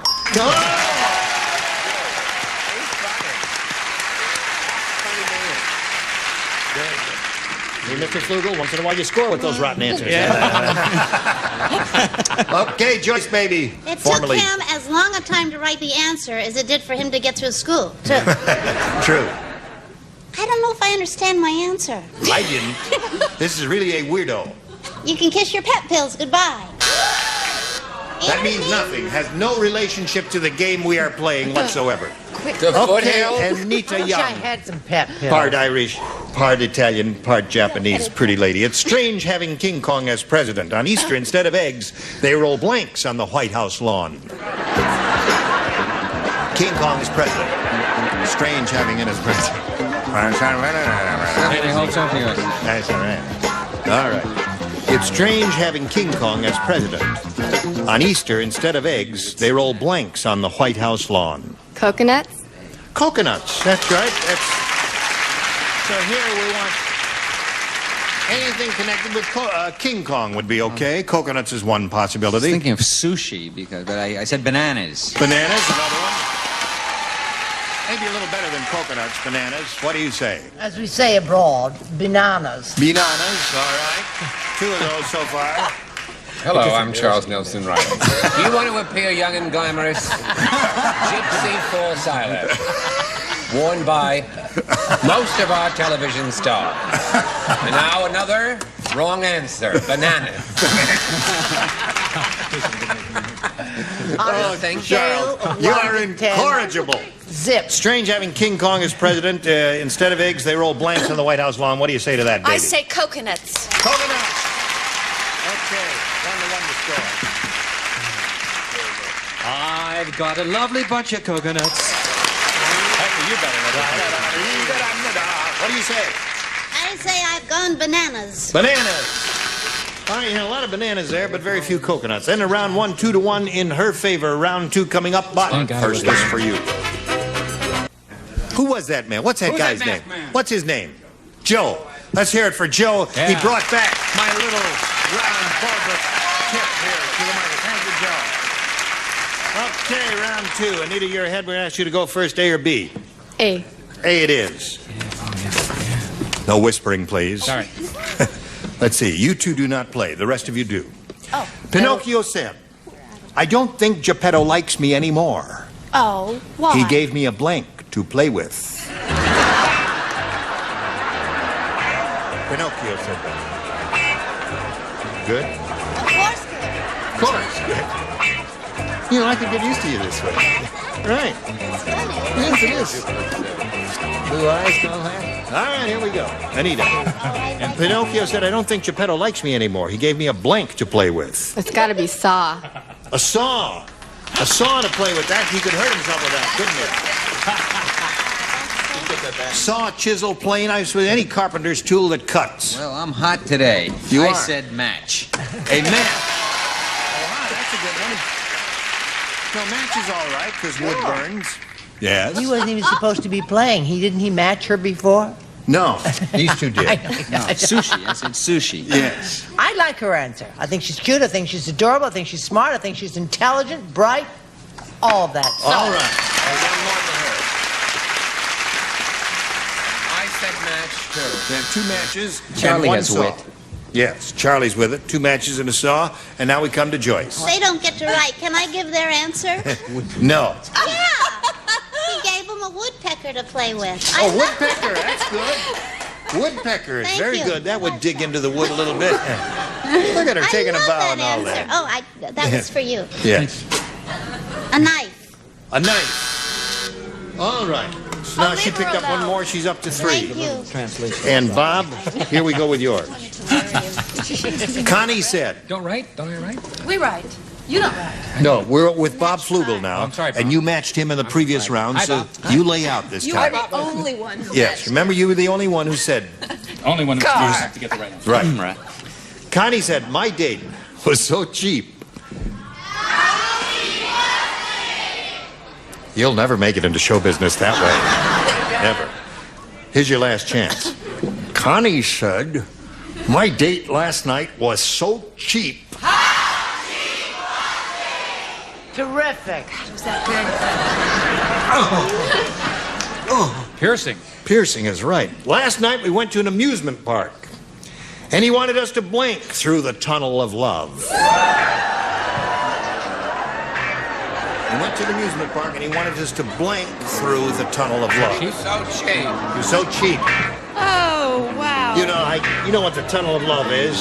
Yes. You know what the tunnel of love is? All right, ready? Chuck. Yo, Gene. Okay. You're gonna make me crazy. Connie said my date was so cheap. Last night we went to an amusement park, and he wanted us to blink through the tunnel of love. Swim.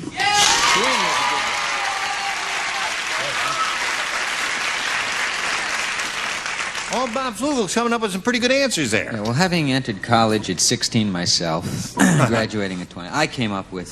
Swim. Beavers. That was my... No, CCNY. CCNY. The Beavers, that's right. Yes, right. Having my glasses on and being able to see from here to there, I also said swim. Okay.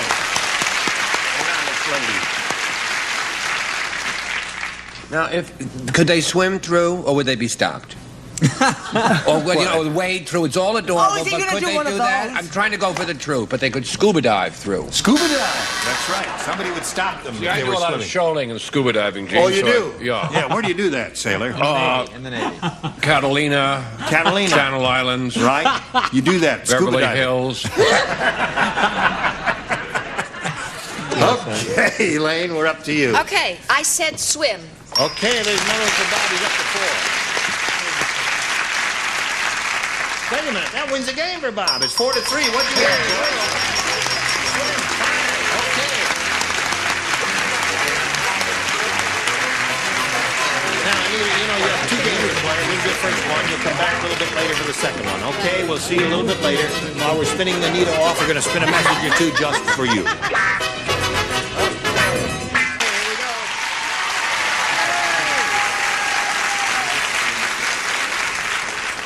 Bunch of guys there want to see after the show. Okay, here's Bob Flugel for the first shot of here, the big super match. Let's find out how much money he's going to win. We'll begin by pointing out to one and all that we polled a studio audience in this very room not too long ago and said, write down your best answer to this. Blank believe. Now, Bob, if you give us the answer they wrote down most often, you get $500. Now, if you say the answer that they wrote second most frequently, $250, and for matching the third, $100. 3 of our 6 stars can assist, but don't just call out capriciously. Look them to their faces, study their eyes. If you see a glimmer of intelligence, call on that star. But if they're avoiding your direct eyeball contact, do not call on that person. Do you understand? I understand. Okay. Why would you do that? He's Now, trying wait a to minute, put you wait a off, minute. Bill, and you won't let him. Are you unsure about the names? No, Bill. Oh, you want Bill? Maybe you thought I was Bill. Yes, all right. He wants me. Well, Don't take mine. What is that? Yes, make believe. How about that? Make believe.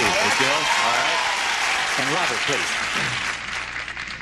I believe. I believe. All right. Let's take Joyce. Look down. He likes my hair. He likes your hair, sure. Do you believe? Do you believe? Okay. Do you believe, I believe, and make believe are the 3 that they've given you. At this point, you have an option of choosing one of those or perhaps giving us one of your own. No, I'll take make believe. Make believe. Oh, make believe. Okay, here we go for make believe. Let's see if we've got it under the $100 number. Do you believe? All right. Make believe. That was the one that Joyce gave you. And they all booed. Yes. Let's take a look at the $250 number. Make believe it is. Congratulations, Bob. You got $250. I believe. John says it's going to be I believe. Okay, slide it. I believe it is. Now, Bob, you got $250 multiplied by 10 is $2,500. That's the least you can play for. However, If you get a lucky spin of the star wheel, you can double that and play for $5,000. Go up there and have a go at it, and good luck to you. We'll all root for a double. Oops, wait a minute, Bob. I found the knob that was missing. Whoa, the missing knob. Found the knob. It was right under the stairs there. Two knobs. Now we've got two knobs here. Can I borrow them? And they're a perfectly matched pair of knobs. Yeah, I could make earrings out of them. Wouldn't that be something? I can think of I'll something just you could wear it make right out here of in my ear like that for the rest of the show. And then if anybody wants to talk to me, they can just talk into my ear that way, you see? Okay, here we all gonna root for a double. Very bro.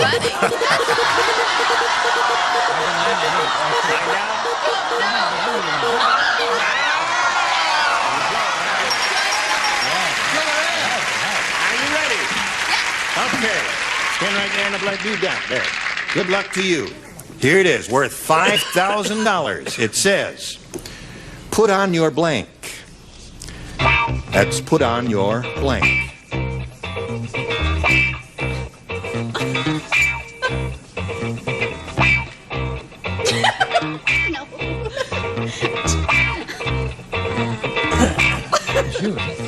Put on your... What's wrong with that She's finally girl? finished, Bob. If you give us the answer that she has on the card, we give you $5,000. What do you say to that? Put on your Easter bonnet. Put on your Easter bonnet. You know, if this show plays someplace and repeats during Easter week, you're going to be a hero. All right. He says, put on your Easter bonnet, Joyce. Do you know? That's Elaine. I wore this wig so she called you Joyce. Oh, I beg your Did pardon. you? Oh, See that? She's What not happens so now? dumb. Very good. She gives an answer. No, Elaine.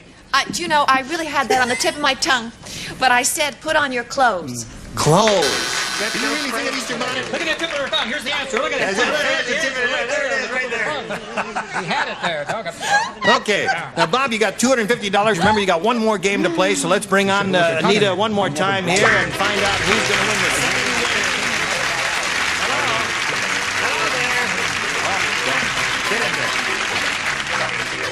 All right, Anita, welcome back. Since you're in that seat, we're going to ask you to go first, A or B? A again. A it is. All right. Ready? Larry said, I think my doctor used to be a farmer. He just took out my tonsils with a blank. I think my doctor used to be a farmer. He just took out my tonsils with a blank. Do you know you can take tonsils out in about 30 seconds? I can. Depends on how big a mouth you have. Anytime you're ready, You Rob. come out left. Larry said, I think my doctor used to be a farmer. He just took out my tonsils with a... Shovel. with a shovel. You've never been on a farm, have you? Either in Italy, in Ireland, or Japan, or America. What do you say to that, Robert? Boing. I was making it before. You boing. I said pitchfork. Pitchfork is good. Thank you. All right, go. If everyone will get this picture in their mind when I see it, you'll know that this is a perfect answer. A milking machine. Ah, wonderful. Goes in there, goes, Yep. snaps them. That's how they get them out in 30 seconds. You know what I Show think? me your other. Tell me, what do you think? I think you look ridiculous. No, that's my microphone. We're getting the speed-up signal. Folks, we're getting the speed-up I'll signal. ask. She wants to know where Elaine gets her training bras. Okay. What is it now? Oh, the answer. Hello, sweetheart. That's our producer. See, that's all that dental work. Sickle. Sickle. Okay. All right. What do you say, Miss Elaine, honey? I said pitchfork. Pitchfork. Trouble is what My Anita girl, said. pitchfork over here. Pitchfork. Smart Pops, Mighty Lane. What do you got to I say? have to show why her answer is right. Shovel. Yeah.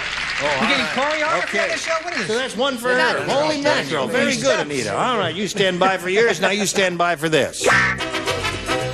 Thank you, one and all. Goodbye. Speak into my ear. Today's consolation prizes are beautiful bath faucets and polished satin chrome with natural onyx inserts and dependable valvette system. Kohler faucets, a tradition of quality and craftsmanship. And Zero shirts, the ultimate in classic design, featuring the celebrated purist button-down, luxurious fabrics, distinctive patterns. Zero, nothing is obvious except the quality. And a grill and Eskimo pie. Dairy fresh vanilla ice cream covered with special chocolate flavored coating. Eskimo pie, refreshing and delicious anytime for a no-fuss treat. And Blue Luster Shampoo and Blue Luster Plus Carpet Shampoo with grease cutters and brightness to remove ground-in dirt and grime. And an 11-piece manicure set, and the only solution, new family health concept, one conditioner for both hair and skin. It's the only solution worth trying. And from Hawaiian Tropic comes an attractive beach mat and Hawaiian Tropic natural tanning lotions and oils. Hawaiian Tropic, the tan of the islands.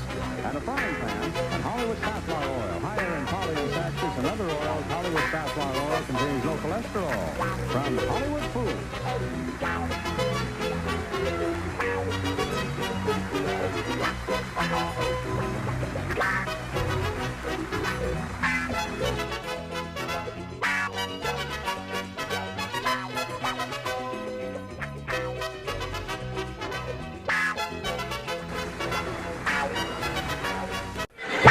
Get ready to match the stars. Tom Poston, Brett Summers, Charles Nelson Riley, Barbara Sharma, Richard Dawson, and Patty Doyle as we play the star-studded Big Money Match Game 76. And now here's the star of Match Game 76, Gene Rayner.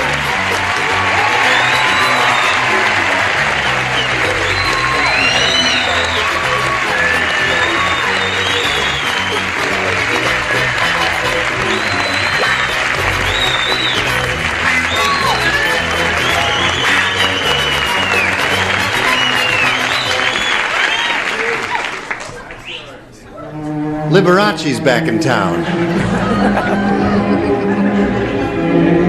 It's like a melody that... Debbie Steibel sent that for you. Who did? Debbie Steibel. She's in the front row. Debbie Steibel? Yeah, and she brought that microphone for Are you. you kidding me? No. Raise your hand, Debbie. She brought it. Did you really? Yes. And where did you get it? Did you put the sequins on it or diamonds or what? You did it one by one?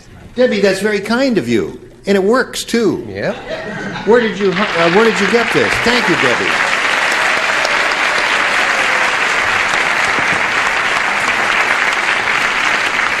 That's beautiful.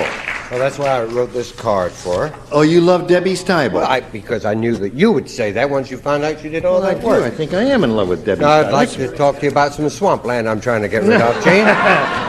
It is nice, isn't it, Freddie? Why, that's the most beautiful one I've ever need. Eat your heart out, Cher. Isn't that classy? What does that say, dear? I used to take you in school.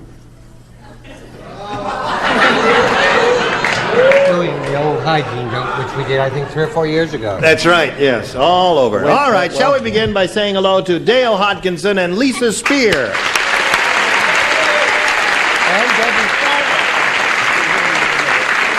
Dale is a current champ. She has $5,600. Yay, she says. Money makes her happy. What are you going to do with that? I'm going to pay all my bills, and I'm going to put a down payment on a new car. Really? Yeah. It's a good feeling. It's a terrific feeling. Good for you. Now, Lisa, you've had your first round question, and you matched one celebrity. And Dale has also had her first round question and matched no celebrity. So at this moment, the score is 1-0 in favor of the challenger. And we will go to the second and concluding round in 1 minute and 3 seconds. Hurry back. We are ready to come to the conclusion. Lisa, A or B? A. A it is. Second and final round. Everybody plays except Tom Poston. Why don't I get to play? Because you matched her in the first round the last time we were together. Don't throw those away, Tom. Now, wait a minute. The game, the night is young. And the winner is Anthony Quinn, Zorba the Greek. Thank you very much. I'm going to play anyway. Okay. All right, I'll check your answer. Were you hurt Oh, no. by those flying cards? No, I felt At good. the Pirate Olympics, Long John Silver won the high jump because he put a blank on the bottom of his peg leg. Long John Silver. He won the high jump. I have to police up the area a little bit here. Because he Doing that. put... Oh, dear me, I've got to lose some weight. I am getting so fat it's hard to bend over. It's so terrible. There you are, sir. Oh, thank you. I only threw 2. Where'd all this come I don't know. Are you going to play? Well, I'll play again. Yeah, why don't you play one time? If I were writing, this is since you're not participating, that's what I would put. How about that? Was that a good answer for that? You mean he would put a... All right, that's good. They're finished down there, except what's her name on the end. What's her Yes, name? excuse me. You have a report? This just came in. Confucius says. Yes. Confucius says, man who has rhinestone on his mic wears lace when he rides a bike.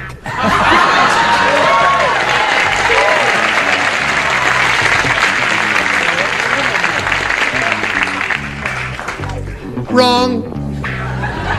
Okay, Lisa. At the Private Olympics, Long John Silver won the high jump because he put a blank on the bottom of his peg leg. A spring. Spring would be a good answer. Sometimes I'm fairly good at this game. I was just playing with... That was my answer Mr. there. Rhubarb's answer here. What did you say, Brett? You're first. Yeah, you weren't supposed to answer that one. No, that was my answer when I was just playing a fictitious game. Are you sure? Yes. Okay, wait a minute now. I have a little thing here. Oh, boy, here's one of those. Yes. I said a little pogo stick with a spring. Pogo stick with a spring.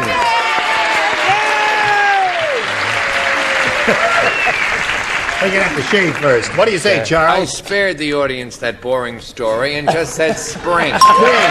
People, Lisa. Barbara! I said, spring. You said spring. That's the first one she's gotten right. Rhoda will be proud of you. And you, Richard? I said a different season. I said summer. No, I said spring. Spring. Long John Silver won the high jump because he put a spring on the bottom of his peg leg, Patty.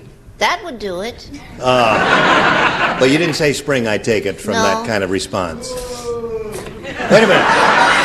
You are not allowed to boo in advance. Wait until she shows the card. I said a starving beaver.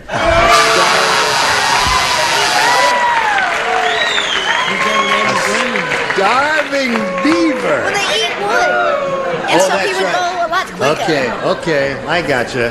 Now, she explained it, and it's very logical, and I can understand why she said a starving beaver. Dale, are you ready for yours? Yes. Now, you've got to match 5 to tie, 6 to win. Steve said, he said, I stopped my wife from chewing her fingernails, but now when she gets nervous, she chews my blank.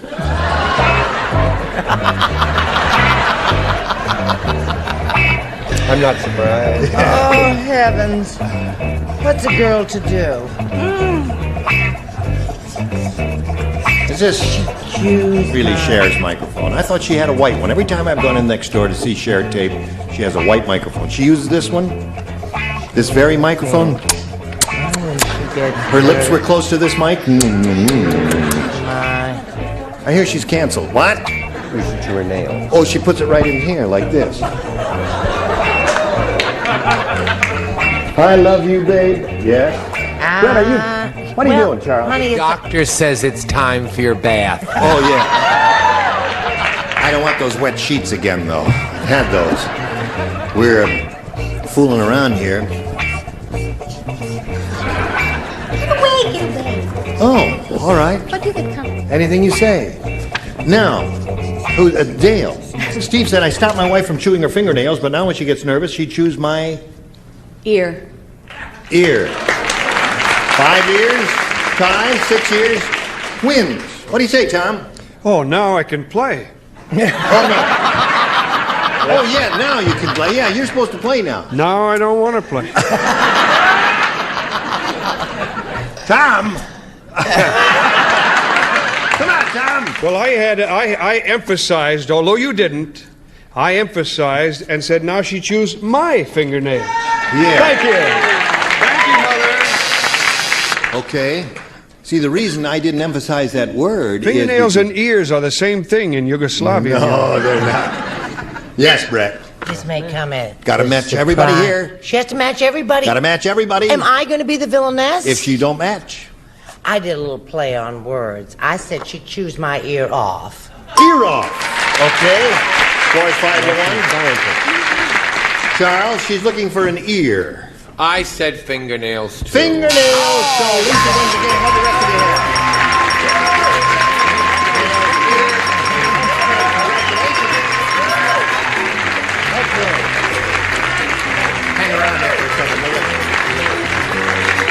Dale, you're going to be leaving here with $5,600, and we're very happy for you. Thank you very much. Dale Hodgkinson. There she goes, and while she's spinning off, we'll let you see these messages. Come back. Ready, here we are. This lady's won her first game. She now has $100, and she's going to try for over $5,000. You ready for this? Yes, I am. Okay, how do you feel? I'm a little nervous. You are? No, you're not. Let me see. No, you're not nervous here. I'll hang on to you so you don't shake around too much there. Lisa, we polled a recent studio audience, and we got their best response to this. China blank. Now, the answer that bunch gave most frequently is worth $500. You must match it, however. If you match the second most frequently given response, you get $250. The third most frequently given response gets you $100. Now, 3 of our celebrities are permitted to suggest answers in case you can't think of one, and you can call on them one at a time, beginning now. Richard? Chinatown. Chinatown is one. Brett? China City. He's so mean. I hope he goes back to England tonight. What about the China Seas? China Seas. Throw that one out. I'll go for China Tea. China Seas. And Tom? Third position is usually tougher, Tom, than the first position. It's much tougher. Because the good answers are already gone. But now... China where? China where? Okay. You have China Seas, China where, and Chinatown. Do you have any other ideas? I'll go with Richard's. Chinatown. Chinatown is what you want. Are those your real teeth? Those are my real teeth. Boy, they sure are great looking. Oh, thank you. I want your teeth. Well, all right. What are we looking for here? We're looking for Chinatown, right? Okay. I was looking for a new set of uppers there. Let's find out if Chinatown is up there. And where is it? That is the question. Is it under the $100 response? China Cabinet is up there. Dumb answer, but we gotta put up with all kinds of stuff around here. Let's see if Chinatown is under the $250 response. Chinatown it is. Congratulations to you, Lisa. Okay. Now we gotta reveal what's under the, what's that? China bowl. China what? Bowl. China bowl? Seas! Get lost, will you, Brad? China Clipper. What? What do you say? Bless you. How do you say Gesundheit in Chinese? Nung Whatever. nung. A nung nung, okay. I can't believe Earl, it. slide it. China doll. Did you think of that? No. I didn't think of it either until I said it. Listen, you're going to play for 10 times $250 now, or $2,500, but we can't give you that money unless you match one of our celebrities exactly. Richard. Okay, Richard, he's going to try and work hard for you. Get your ESP going between yourself and Richard, and see if you can both come up with the same answer on this. Throw blank. That's THROW blank. Throw blank.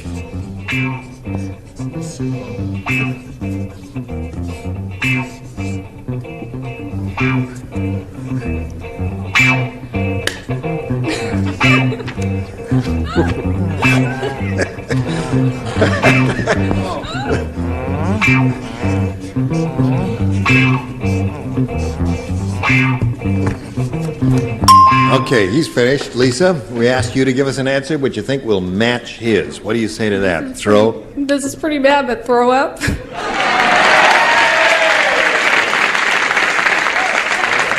know, I can't think of another one. I suppose there are other. Throw rug. Oh, that's a good one, Johnny. Throw rug. What? Throwback. Throwback. There's another Throw good away. one. Throw away. Well, she hopes you said throw up. Or barf, or toss your cookies, or anything like that. Whoops. What do you, whoops. You're living at home with your parents. She's living at home with her parents, right. Will you move out now?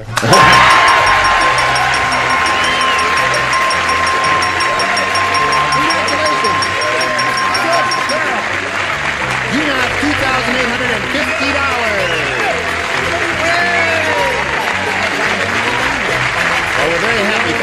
play another game? Okay, let's welcome Marcus Lewis. Here he comes. Hello, Marcus. All right. You two know each other, I guess? She's a very happy lady, Marcus. She sure is. Because she has $2,850 to her credit right now. And we welcome you and ask you to tell us about yourself. I'm a graduate student of Cal State LA. That's where I earned my degree, and I'm currently working on my teaching credentials, and I'm doing my first assignment of student teaching in South Pasadena. Yeah, and what will you be teaching? All levels? All subjects from K, well, I'll be able to teach all subjects from K through 6, depending on where they place me. Uh-huh. So you'll be a high school teacher? No. No? Elementary. Elementary. Kindergarten through 6th grade. Kindergarten through the 6th grade. Yeah. Oh, I see. K through 6. I don't understand that academic jargon. I'm teaching K through 6. Whew, man. Okay. Good luck to Marcus. We'll start this game right after we finish this. What? Today's consolation prizes are first an assortment of Sarah Coventry jewelry that you buy from a friend at home. Special wardrobe with the many looks of Sarah Coventry fashion jewelry. And Bissell's Regency All Floor Sweeper quietly, quickly whisks up dirt, grit, pet hair from any floor surface. The luxury floor sweeper from Bissell. And from Kinney Shoes, a great American shoe store, a beautiful selection of fashion footwear. Kinney Shoes are with you every step of the way. As the old song goes, how come you do me like you do? How come you blank me like you do? Well, cut it out. When Match Game 76 returns in a minute. Ready, here we go. Another game. Whoops, there. How did that happen? Well, hold everything now. Don't nobody move. We got to figure out how to get this done. Now, wait a minute. Would you hum something, sing a little something? Da da da da da da da Hollywood. Da da da da.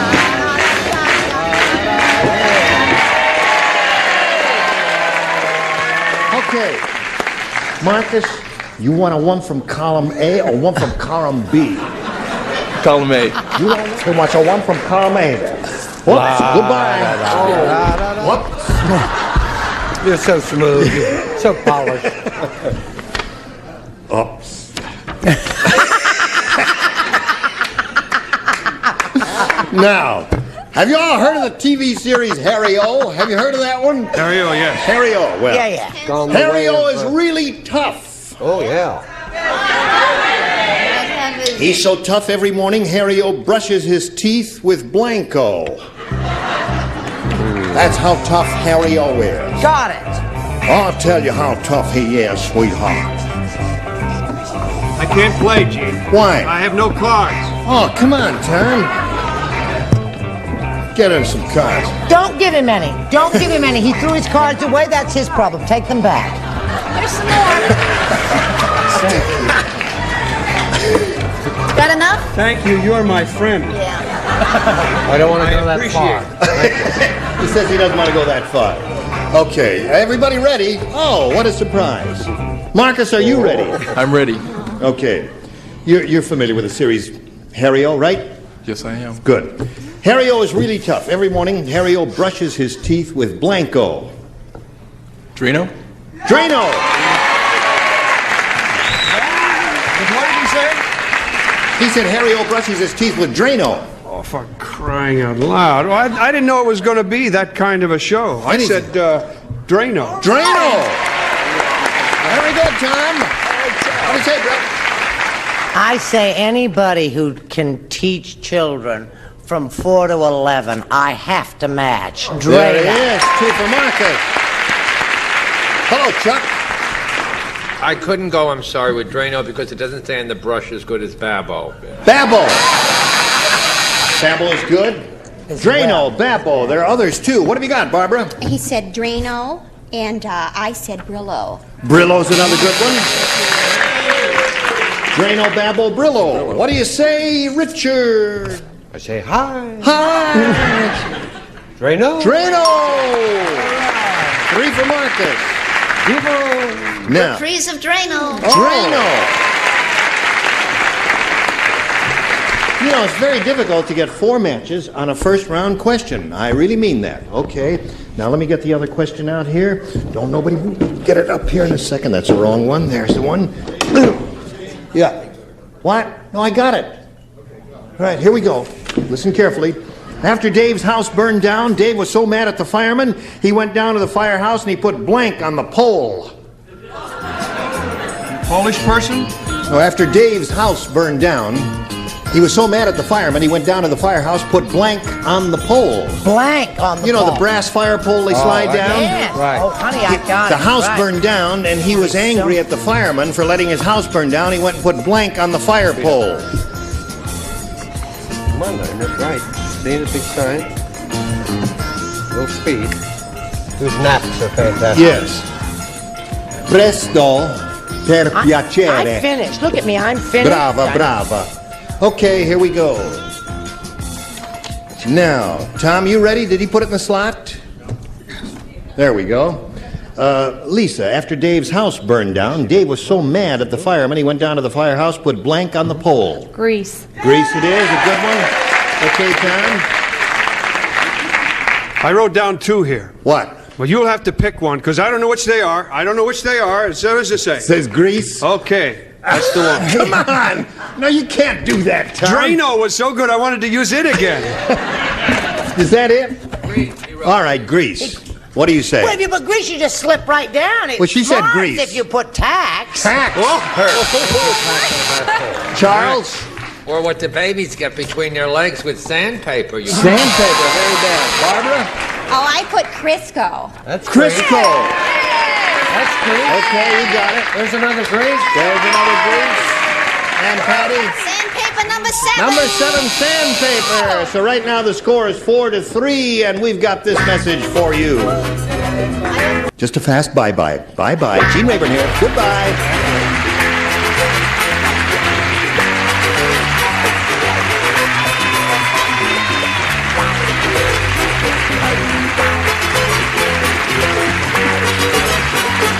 This is Johnny Olson speaking for Match Game 76, a Mark Cooks and Bill Todman production. Stay tuned for Tattletales next over most of the CBS stations. Get ready to match the stars on the Mary Tyler Moore Show. Edward Asner, Brett Summers, Charles Nelson Riley, from Mary Hartman, Deborah Lee Scott, Richard Dawson, and Patty Deutsch, as we play the star-studded Big Money Match Game 77. And now here's the star of Match Game 77, Gene Rayburn.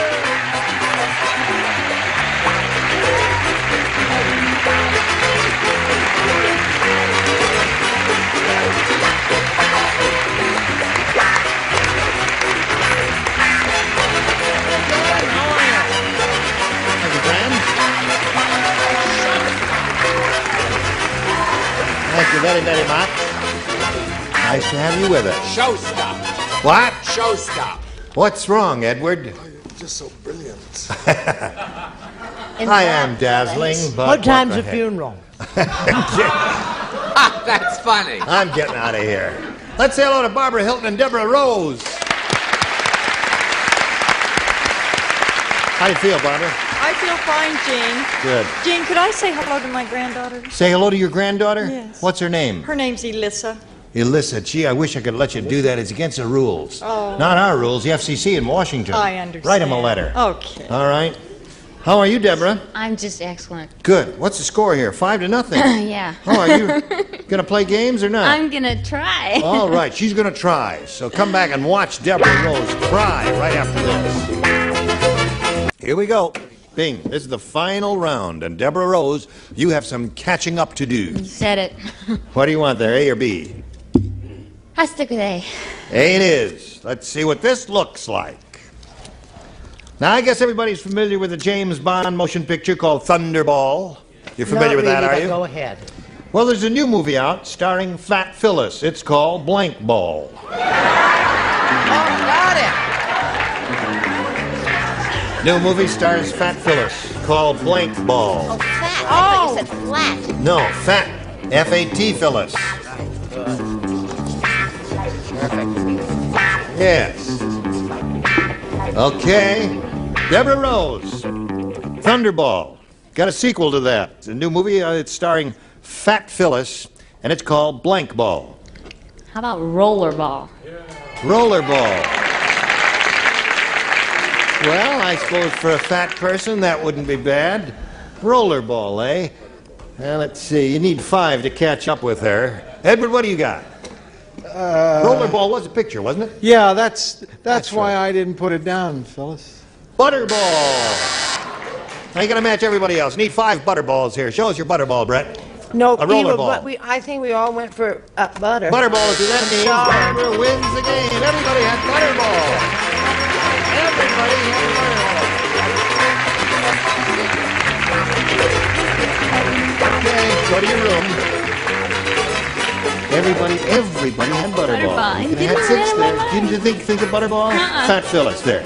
Deborah Rose, we're going to send you some gifts together with our thanks here for being on Match Game 77. Thank Deborah you. Rose, ladies and gentlemen. Okay. Number 3, right? Pretty lively grandmother we got up here. It's the 3rd game she's won. She's going along here like crazy. Let's go now, Barbara. We had a studio audience in here one day not too long ago. A nice bunch like these, and we said, write down your best answer to this. Georgia blank. Okay. Now remember, Barbara, you get $500 if you match the answer they gave most often. And for matching their second most popular answer, you get $250. And then $100 for matching the third. And we'll let you call on 3 celebrities here who'll give you a little help. Richard? Georgia on my mind. Georgia? Oh, Georgia. Charles? Charles. Well, that's He's not thinking. bad. Georgia Southern. Georgia Southern. I didn't want him to take mine. She was an actress indeed. Georgia Yes. Southern was an How actress. quickly you forget. Right. Well, let's find out what Charles didn't take, Brett. Georgia Peach. Georgia Peach. You got Georgia Peach, Georgia Southern, and Georgia on my mind. Now, you have to make a decision. Choose one of those or give us one of your own. Georgia Peach. Georgia Peach. You think she's right? Yeah, they say you're right, Barbara. You chose a Georgia Peach. Let's find out if we got one up there. May we see the $100 number? Georgia Tech. Oh. Rambling Wreck, Georgia Tech. Southern's Right, John. nickname. Okay, let's see if we get a peach out of the $250 number. Georgia Brown. Wow. Sweet Georgia Brown, Oh, it's yeah. going to be Georgia on my Harlem mind. Globetrotters theme song there. That's a peach. Brown, all right. Last chance for Georgia Peach. Slide it. Yeah!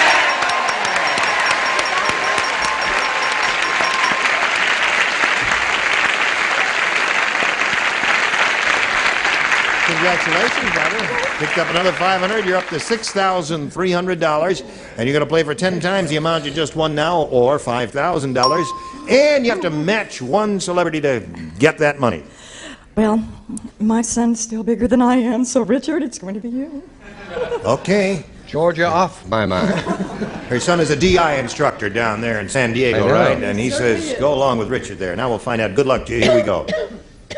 Are you blank? Are you blank? That's A-R-E-Y-O-U blank. You look very eager. Have you got an answer already? Don't say it yet. Okay, now he's finished, Barbara, and you can give us your answer now.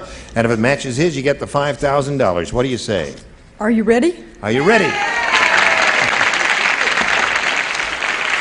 Are you ready?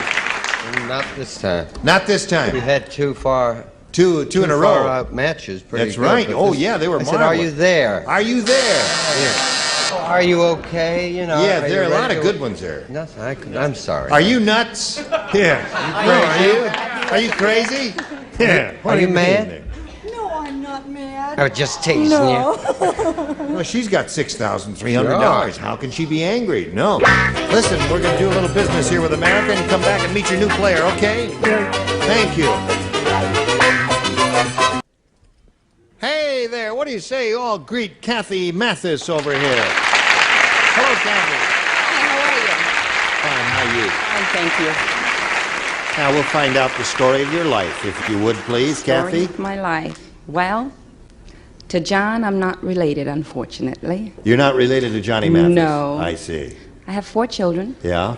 Husband. Mm-hmm. And I'm a lady of leisure at the moment. Not with 4 children, you aren't, are you? Yes, I am. Oh, really? I mean, they're all grown up and... Just about. Really? Yes. You look a little about. too young to have raised a family already, completed and all that. Well, you're I've been working on it. Yeah, well, that's good. All right. Good luck to you, Kathy. Thank you. And to you, Barbara. And Kathy, you may begin by choosing A or B. B. B it is. Are you ready? Yep. Yeah. At the perfume counter, they have 2 kinds of perfume. For $500 an ounce, they sell Eau Paris. For 79 cents, they sell Eau Blanc.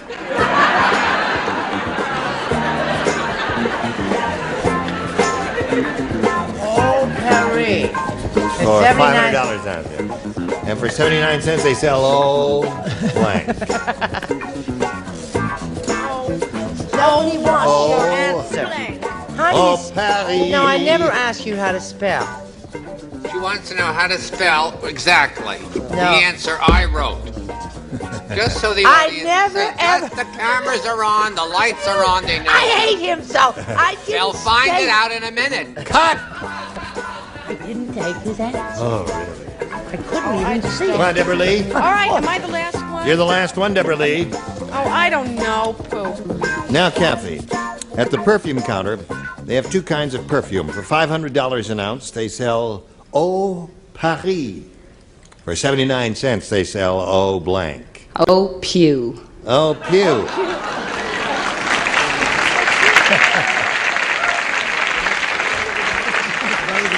That's rather witty of her. And I've bought some. You're right. You did. But I went a step further and I said, "Oh, Tijuana." Oh, Tijuana. Okay. Just Oh. look at this. Everybody in America. Yes. Everybody in America, we know who steals what and from whom. Well, you're first. Oh, Tijuana. Oh, Tijuana. I don't know how to spell Joining No, the you don't. No. joining the misspelling of Tijuana contest. Tijuana.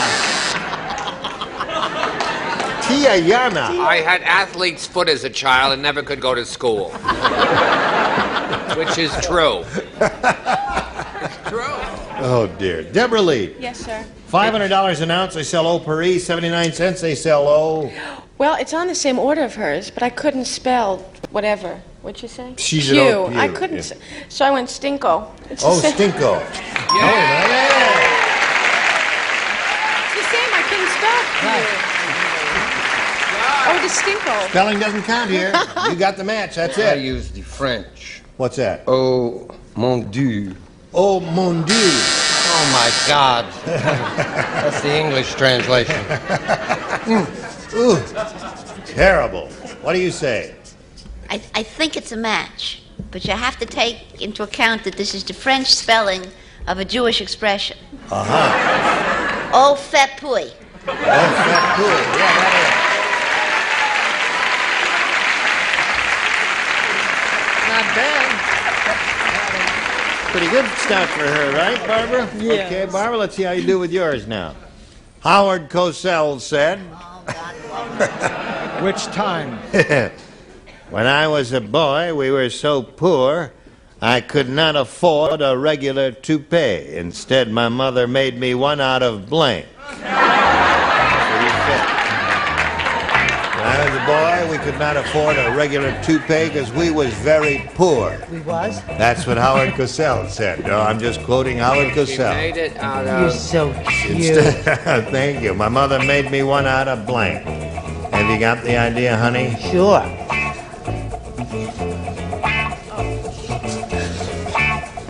Oh, Don't look, he's looking over. oh my God. Oh, silly. That's all right. Trust your first instinct. First round questions are a little tougher, Barbara. Howard Cosell said, when I was a boy, we were very poor, so I could not afford a regular toupee. Instead, my mother made me one out of... You know who Howard Cosell is? I know who Howard Cosell is. You're a girl after my own heart. Well, My mother made me one out of I don't know. Cat's fur? cat's fur. And that's why I look so funny today. As it's the same one my mother made me. Speaking of toupees.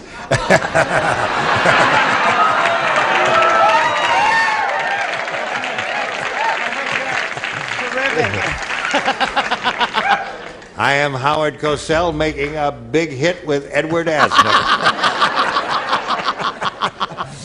Okay. I still want to know who does your teeth. Or, after tonight, who's going to do that? Aha! There was a very poor family. Very poor. Very poor. So poor that she made it out of a frayed skull cap. A frayed skull cap. That's a very funny It's answer. funny. A frayed yarmulke. What do you say there? I say she made it out of a wet mop. A wet mop. And he wears it to this very day. String wet mop. We love you, Howard. Joining the cathedral of brilliant answers, I have chosen throw rug. Throw rug is good. Throw rug, eh? We could not afford a regular toupee. Instead, my mother made me one out of A carpet. a carpet. That's what they call them, rugs. Yes. Okay. Her mother was, his mom was very sports-minded. She was, Yep. even at that age. Yep. Made it out of AstroTurf.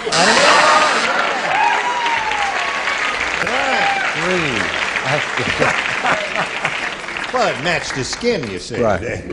What do you say?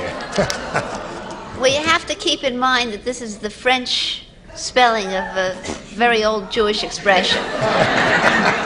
Use chopped liver.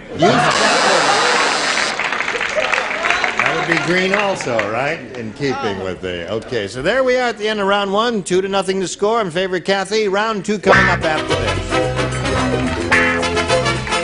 Round two coming up. Here it is. Final round here. Kathy, what do you want, A or B? B, please. B it is. Two people do not play. They are...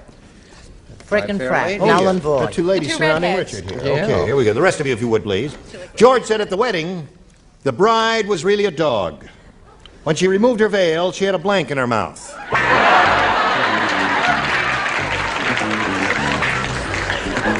The bride was really a dog. When she removed her veil, she had a blank in her mouth. Okay, Kathy, are you ready for it? George said at the wedding, the bride was really a dog. When she removed her veil, she had a blank in her mouth. A bone. What else?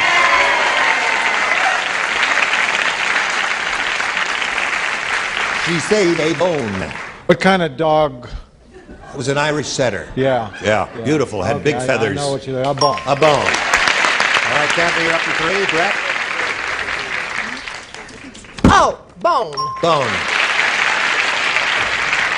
I told you a couple days ago, do not bang the microphone with the card as you just did. I said, don't do that. Oh, pardon me. I thought I don't want you to do that. Edward, you stop that. These are very delicate instruments. You're going to have to pay for that microphone if you break it. Ow! He bit my finger. And his finger. Did he drop blood? Man doesn't have any. What do you say there? Gene, I'll try to do it correctly because I realize that the equipment is very expensive in television. Now, I don't want to hit the microphone. Bone. Bone. Okay.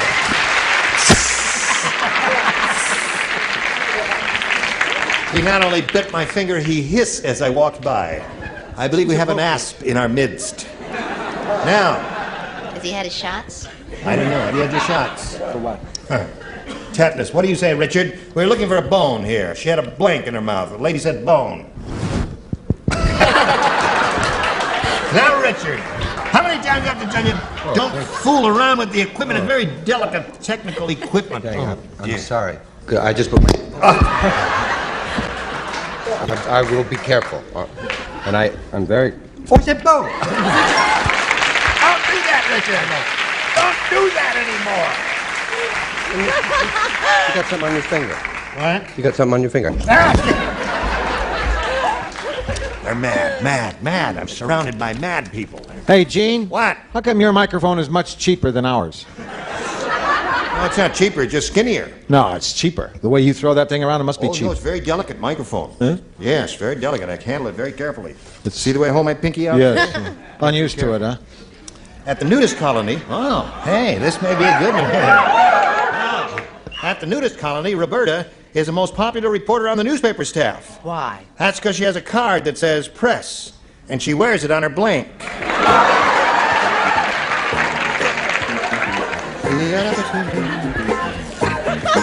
Oh, my good gosh. Oh, at the nudist colony. What? At the nudist colony, At the Roberta. nudist colony. She wears it on her blank. She has a card that says press, and she wears it on her blank. And it makes her popular? Yeah, it makes her popular. Most popular reporter on the newspaper staff. Let's Okay. send that to Fanny. All right. She's been complaining lately. Right.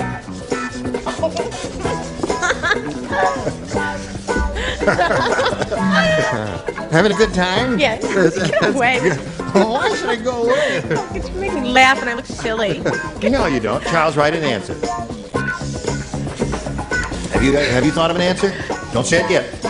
You may say it now. Wait a minute. At the nudist colony, Roberta is the most popular reporter on the newspaper staff, and that's because she has a card that says press, and she wears it on her blank. Her boob? On her boob. Okay. She said on her boob. Got to match everybody, Barbara, to stay in the game because your opponent already has 6. Well, I'm kind of used to the one license plate states, you know, and Right. which they tend to have, put it on the rear bumper. On the rear bumper. So that means Kathy wins the game. What do the rest of you have? What do you got there? Boo, boo, boo. Boo. Hey there. Okay, come on down. Blue guy. And we'll say goodbye to Barbara Hilton here, who has a total of $6,300. Thank you. While she's spinning off, we'll spin these messages just for you. How do you feel?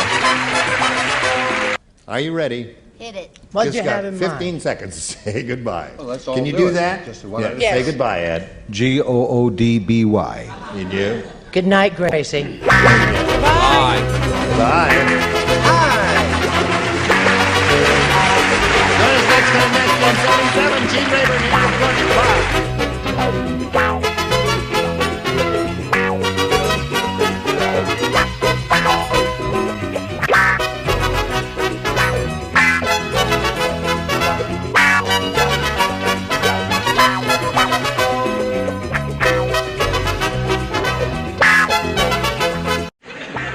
Get ready to match the stars. Orson Bean, Brett Summers, Charles Nelson Riley, Sarah Kennedy, Richard Dawson, and Marsha Wallace as we play the star-studded Big Money Match Game PM. And now here's the star of Match Game PM, Gene Rayburn.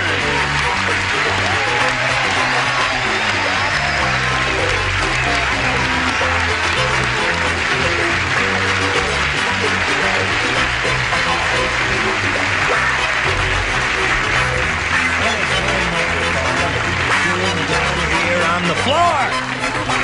Who put that microphone on the floor? Kidding, I'm not real royalty. You don't have to kneel. I was kneeling down there. Somebody put my microphone on the floor. Did you do that? I didn't know you cared so much. Okay, I'll show you how much I care. No tongues. Okay. I guess it out. Sweet. Doing the old aardvark impression again, eh? No, listen. We welcome all of you and assume you're ready. Are you ready? I already gave. Yeah. How quickly you forget, Jim. Oh, I'm sorry, Marcia. How quickly he forgets. Oh, Toyed Marcia. with my emotions. Marcia. Forget it, Gene. Marcia, darling. Gene. Are those fires not burning anymore? Don't excite me so early in the show. Oh, How'd you like a warm little? Our two players here, Diane Overland and Dick Craver. Now, let's find out a little bit about them. Dick, tell us where you're from and all that sort of thing. Well, I'm from Texas. Yep. I'm out here with my sweet wife. Yep. She's right down yonder there. Right down yonder there. And my daughter, too. Yep. And who? My daughter, too. Your daughter, too? Also. Yeah. You have a funny daughter, do you, Dick? Is that it? Where's your daughter there? Daughter, raise her hand. Right there. Okay. Oh, she's And there's my wife right next to her. Right? Oh, yeah, all right, lady. The lady in blue? Yeah, the lady in blue. Yeah. Okay. What town in Texas you from? Well, south of San Antonio, about 85 miles. Live out in the country about 10 miles with lots of coyotes. Yeah. What do you do for a living, Dick? Well, I'm sort of semi-retired.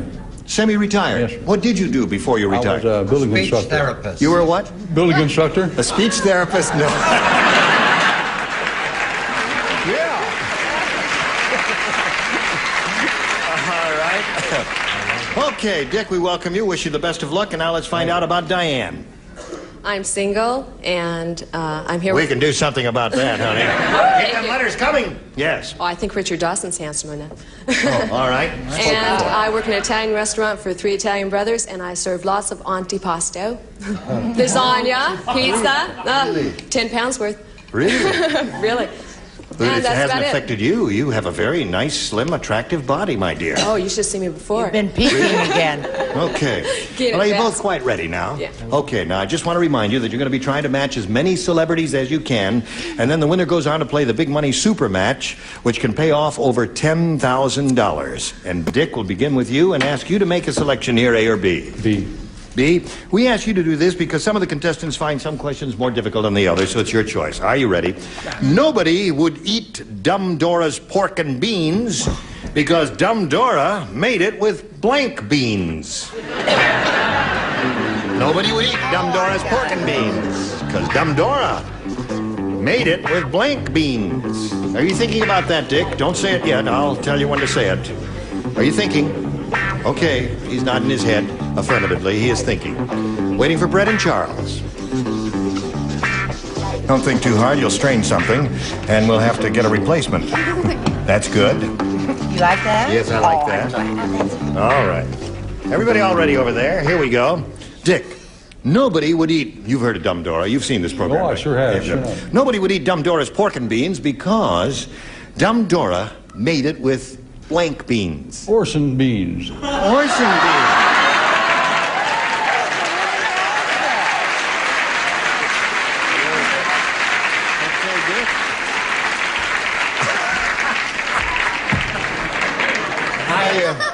I'm glad you're on the show, Orson.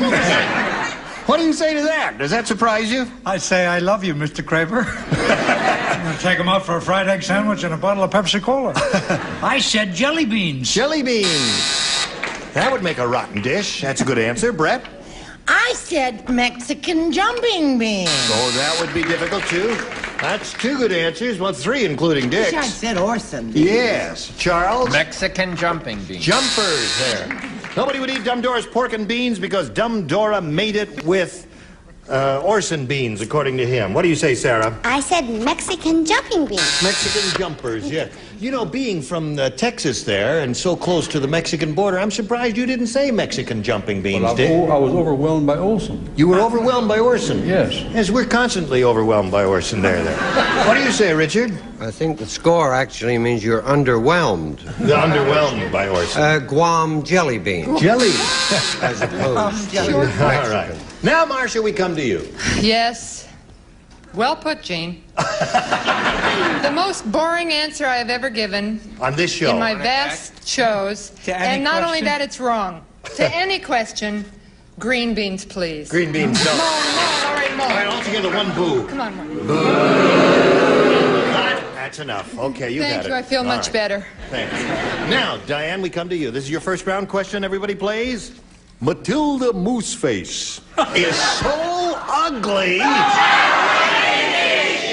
Thought you'd never ask. On her wedding night, her husband brought a blank to bed. That's how ugly Matilda Mooseface is. She's so ugly that on her wedding night, her husband brought a blank to bed. Oh, there's some marvelous possibilities trying to think here. of one that would That's match. very good, yes. All right, well, look at the smile on Diane's face. All right. Oh, I got it. I got it. It just occurred to me. Yes. You. It took a little while. I just had a little... I love my answer. Okay, now they've all... Now, Diane, Matilda Mooseface is so ugly How ugly is she? Oh. On her wedding night, her husband brought a blank to bed. Paper bag. A paper bag.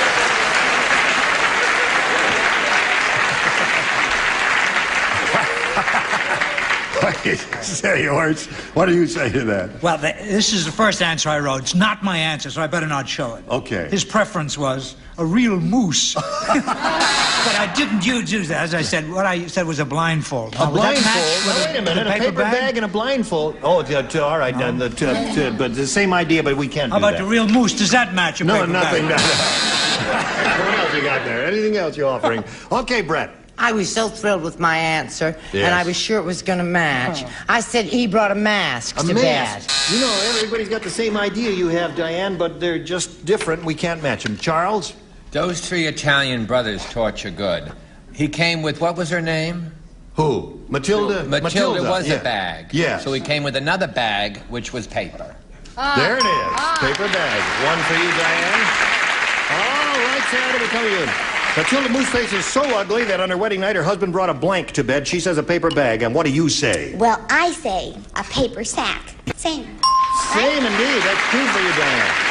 Okay. All right, Richard, what do you have to say about Matilda Mooseface? I don't know about her, but it's an old trick and it always works. Paper bag. Hello, darling. Hello, Gene. How are you? Adequate, thank you. And Good. yourself? Very well, thank you. Well, once again, wrong, but not nearly so boring. She brought a friend to bed. He brought A friend, eh? Okay. So that's the end of round 1. Score is 3-0 in favor of Diane. Round 2 coming up, so come right back. Hello there. I push this button. Watch my magic finger. Never leaves my hand. Bing. Isn't that beautiful? All right. Let's see. Now, you're in the lead, Diane, so we ask you to make the choice this time. A. A it is. 3 people play. Orson, Brett, and Marcia. Okay. Willie said I had a terrible accident with a steamroller, and now my blank is 12 feet long. Well,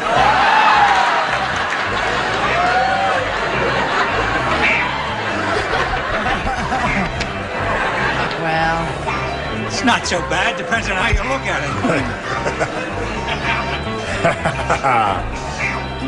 it. I shall walk among you. Sir, this window is closed. If you take this cart to D window... Okay.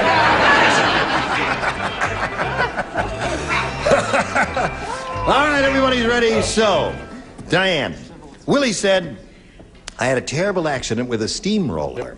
Now my blank is 12 feet long. My body. My body. All right, from 5 feet 8, he went to 12 feet 0. His whole body. All right, Orson, you're up first. Remember the old joke that says, Widow Mulrooney's home? She says through the closed door. Now, Mrs. Mulrooney's. Well, you're the Widow Mulrooney now. Mulrooney was just run over by the steamroller. Should we bring him in? She says, now, just slip him under the door. I said, my nose. My His nose? His nose. Oh, just got the nose in the steamroller. Yes. Okay, who's up? You up, Brett, right. Okay. I am, It's and I right. went right along with Orson, I guess, and said, no say. 2 noses so far, Diane. Now let's see what Marcia offers. I march to my own bassoon. You do? Yes. What tune do we hear? A wrong one. Face. Listen, I don't want you to spoil your record or No, anything, I so won't, keep those and I answers haven't. coming Thank you that very way. much. Thank all you. right. Thank you very much. So, Thank you. Diane, you didn't do well with your body there, did you? No. And now, Dick, it's up to you. You need 3 to tie, 4 to win. Are you ready? I'm ready. Okay, listen carefully now. Hey, listen. Okay. Nobody knows this, but I shall reveal to you the real reason the Civil War started was that a Southerner snuck into the White House and put blanks in Abraham Lincoln's beard. He put blanks in Abraham Lincoln's beard. I want you to know, and I now speak to all the Southerners in the country, when you have a lot of Southern friends, you do not call it a civil war. You call it the war between the states. Of course. Am I right, Dick? Yeah, that's what he said. I learned that from my children's godmother. Okay. The real reason the war between the states started was that a Southerner snuck into the White House and put blanks in Abraham Lincoln's beard. What was the reason for the Civil War starting? I answered your first question. Oh, you did? Well, you want to try the second one also? Let me hear it again. The real reason the war between... All right, then. Go on with something else. War between the states. Yes, Yes. I got You the war. answered this question. Blanks in Yes, Abraham yes. Lincoln's beard. Thank you. Excellent. You're practically naked. I am? Okay, honey. Oh, thank you, you romantic devil. You. You're finished. I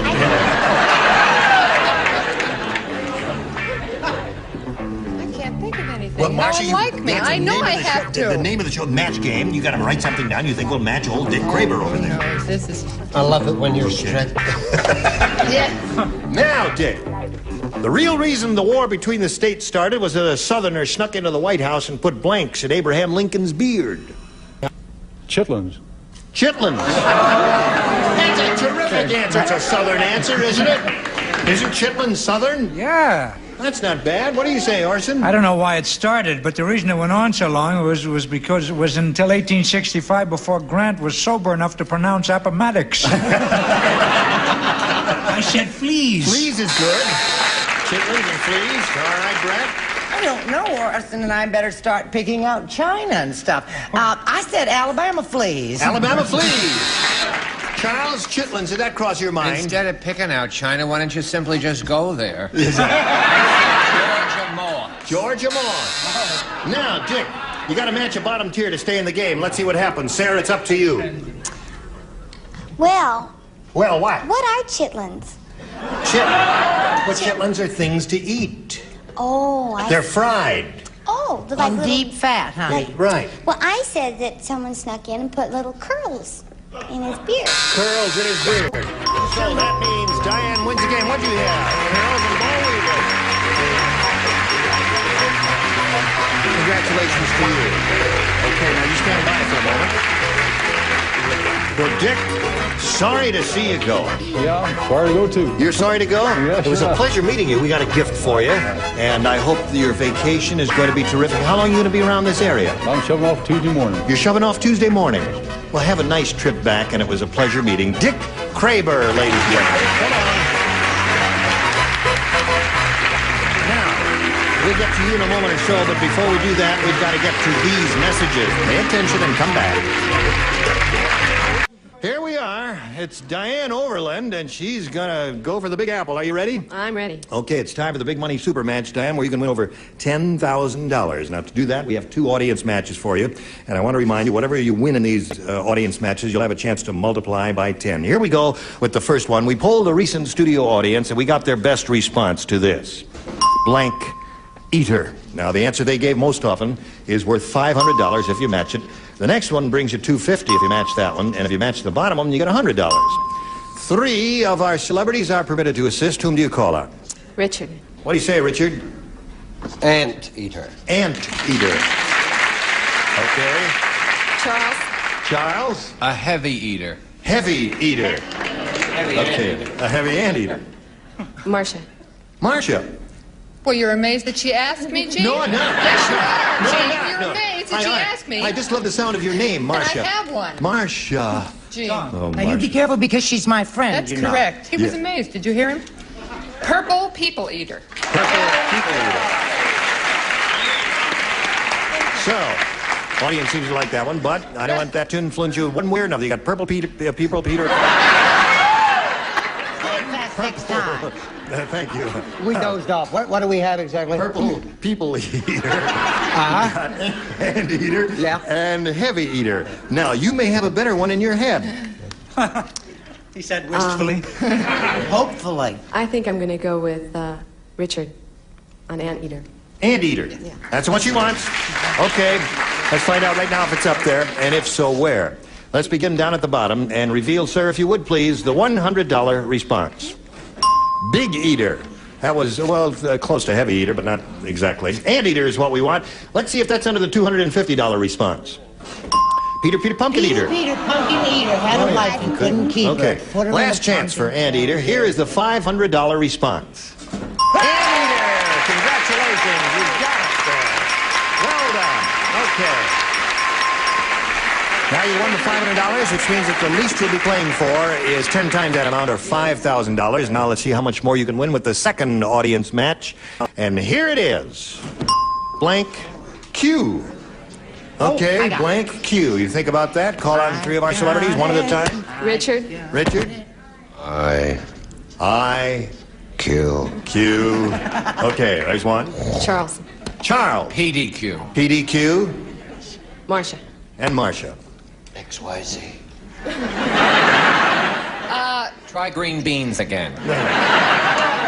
Oh, cute. Yes. P's and Q. P's and Q's. Marcia, dear. P's and Q's. P's That's and an early Q? American statement that came from the Green saloon. beans. This is It's a the early regional history term. of this country. It meant pints and quarts. Watch your pints She's a and quarts. wonderful woman. P's and Q's. That's exactly what it meant. Yeah. All right. What do you got? You got P's and Q's, IQ, and PDQ. You want one of those, or would you like to give us one of your own? I'll take IQ. IQ is the one she wants. Let's start at the bottom again and reveal the $100 response. Barbecue. Great Yes. parade. All right, IQ is what we're after. Is it under the $250 response? Susie Q. Susie Q. Got a lot of help from the dingbats, didn't you, Diane? Okay, last chance for the IQ. Here's the $500 number. IQ! You got it! Very good. All right. Good for you. Now, you got the $500. We multiply that by 10, which makes $5,000. Add that to the previous $5,000, gives you a pot of $10,000 to shoot for. Are you ready? Now, remember, to collect that amount of money, you have to match one of our celebrities, and this has to be an exact match. Time to choose one, Diane. Richard. Okay, Richard, you're going to get ready to write, and you face me, and here we go. Rough blank. That's R-O-U-G-H blank. Rough blank.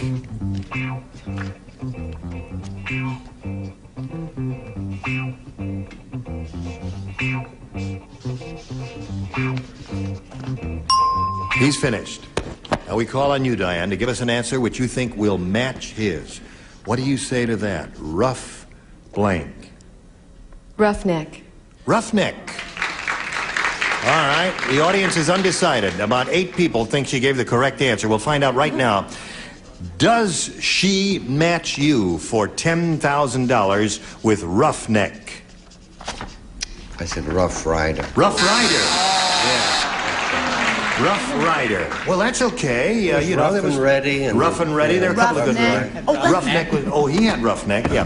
Actually, both answers were quite good. Now, Diane, you've got your $1,000, and nobody can take that away from you. And it was a pleasure meeting you, and we thank you very much for being here on Match Game PM. And you hurry right back after these messages. I'm holding my microphone very delicately, because if I do not hold it delicately, you would not be able to hear the sound of my voice. Oh. Now, listen, that's camera 4, and over here we have a wide shot on camera 2. Yes, because Orson is going to launch his new design. Oh. He's an expert on these. Let's see where it goes. Oh, look at that. Way out into the 3rd row. Whoa, look at that one. Look at that. Isn't that Read terrific? the note. Read the note. Read the note. Yeah, somebody pick it up and Do read the you note. know, since we saw Marcia last, What happened? she's gotten married. Marcia's gotten married. Gene, take it well. I know you wanted the part. Marcia? Gene, I know you wanted the part, but I brought up your name and they said... He's too old for you. So you're married on the Bob Newhart I show? was married on the Bob Newhart show, yes. Oh. It'll be on probably this fall. All right, so last time you're going to be on this show. Oh. No, I'm not kidding you. I fought Terrific. for you, Gene. Yes. They felt you were too good looking for Yes. me. Gene Rayburn, Match Game PM. Join us next time. Goodbye.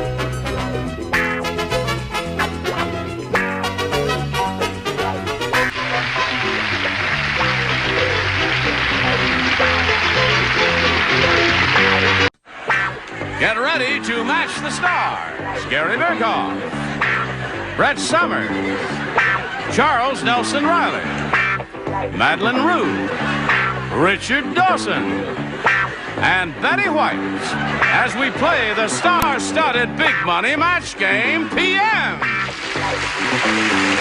And now here's the star of Match Game PM, Gene Rivers.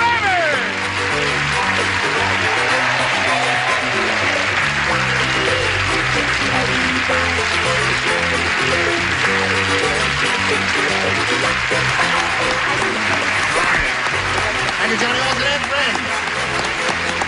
Well, we're all old friends, aren't we? We are. I must say one thing. With Brett and Betty and Madeline all on the same show, gentlemen, our cup overfloweth, doesn't it? Not to mention our ashtrays. Well, my cup doesn't overflow quite as much as Betty and Madeline. No details, please. No names, please. Would you like to say hello to our two players over here, Paul Ator and Sharon Ferris? There. All right, Paul. Good evening, Sharon. Now, would you please tell us a little bit about yourself, Sharon?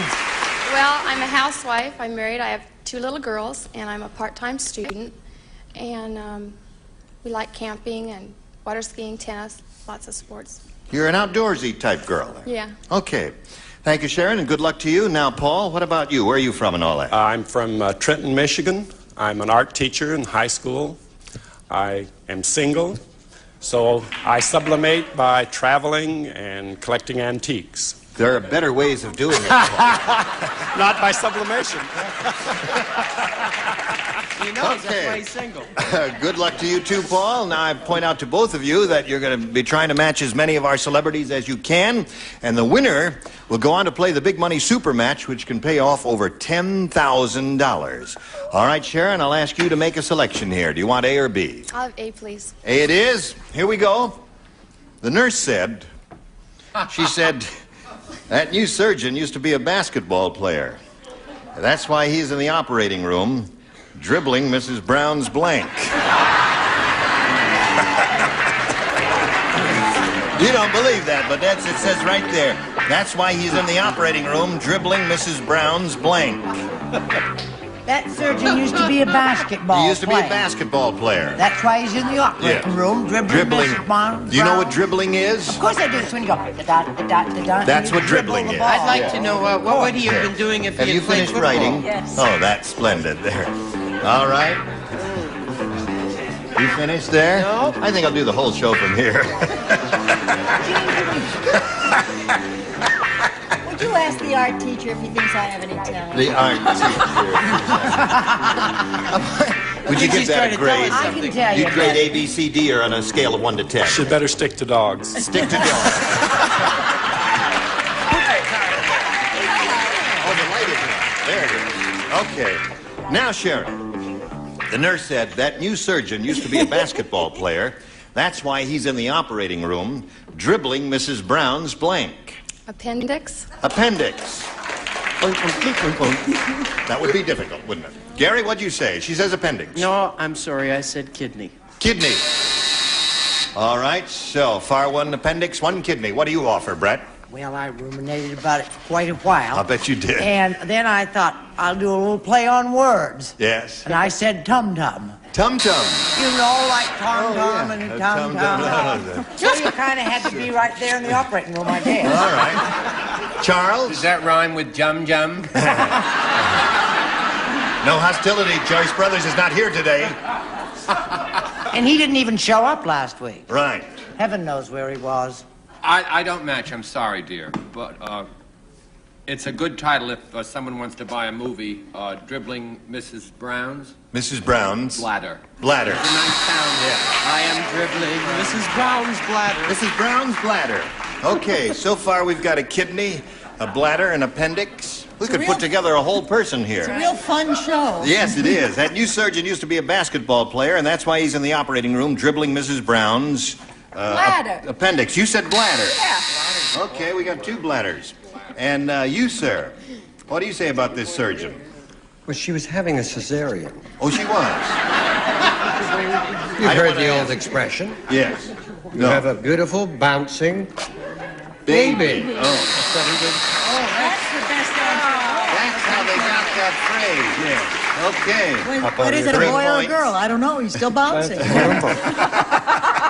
But seriously, folks. Seriously. Yeah, seriously, Betty. Well, it took a lot of gall for this answer. Gallbladder. Gallbladder. Oh, I'm Karen, glad I'm we're sorry. over Now, that one one. appendix showed up there. Now, Paul, this is your first round question. Here's the way it goes. Willie said... What'd he say? Willie said, when I joined this circus, I had no idea my job would be so horrible. Twice a day, I have to blank the fat lady. What? In quit showbiz? Twice a day, I have to blank the fat lady. I didn't even know Willie was in the circus. No, just plain Willie. Willie said, when I joined this circus, I had no idea my job would be so horrible. Read his lips. Twice a day, I have to blank the fat lady. He can't hear you. Twice a day. I have to blank the fat lady. Okay. I told you I read your lips the first time. He's got the same job as that guy in the circus. That's right. Oh, wait a minute. Terrific. Wait a minute. Good. Okay. Lower tier is ready? Okay. The lower tier Yeah. is ready. Oh, good gravy. So is the upper. All right. Promises. Now we're all set. Paul, Willie said when I joined this circus, I had no idea my job would be so horrible. Twice a day, I have to blank the fat lady. Wash. Wash the fat lady. Now, wait a minute. Hold on. A school teacher, a lonely man. I mean, washing a naked lady would be a horrible experience. Fatman, yes. Okay, Gary? I knew that man looked familiar. We both worked in the same circus. I said, bathe. Bathe. Well, there's a book for it. I'll do. That's one for you, Paul. Brett? Hi, Gene. Hello, darling. Speaking of fat ladies, what is it? Bone thin. Bone thin. No, you have a Bone thin. divine Well, figure. Never Yes, been kissed. Thank you. You should know. Belongs to Andy Devine. Oh, Helen, we were just joshing. Yeah. I said, it was sort of like bathing, except it's a little more strenuous. I said massage. Oh. Sort of like Yeah, no. kneading bread. Yeah, that's right. Now, Charles, we come to you, sir. Are you an art teacher? Yes. An artistic art teacher. I was always, as a child, artistic. You haven't changed, honey. So naturally I put wash, but where does he do it? Where? I don't know. Probably all over. No, he has to go across town to the car wash. She walks through on all fours.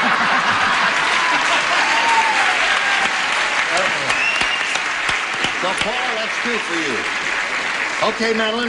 Yes. I had no idea my job would be so horrible. Twice a day I have to blank the fat lady, and Paul said wash. So did I. So did you, Yeah. indeed. That's three for you, Paul. Now, Richard. That's the old saying, What's that? clean mind, clean body. Oh, yes. Take your pick.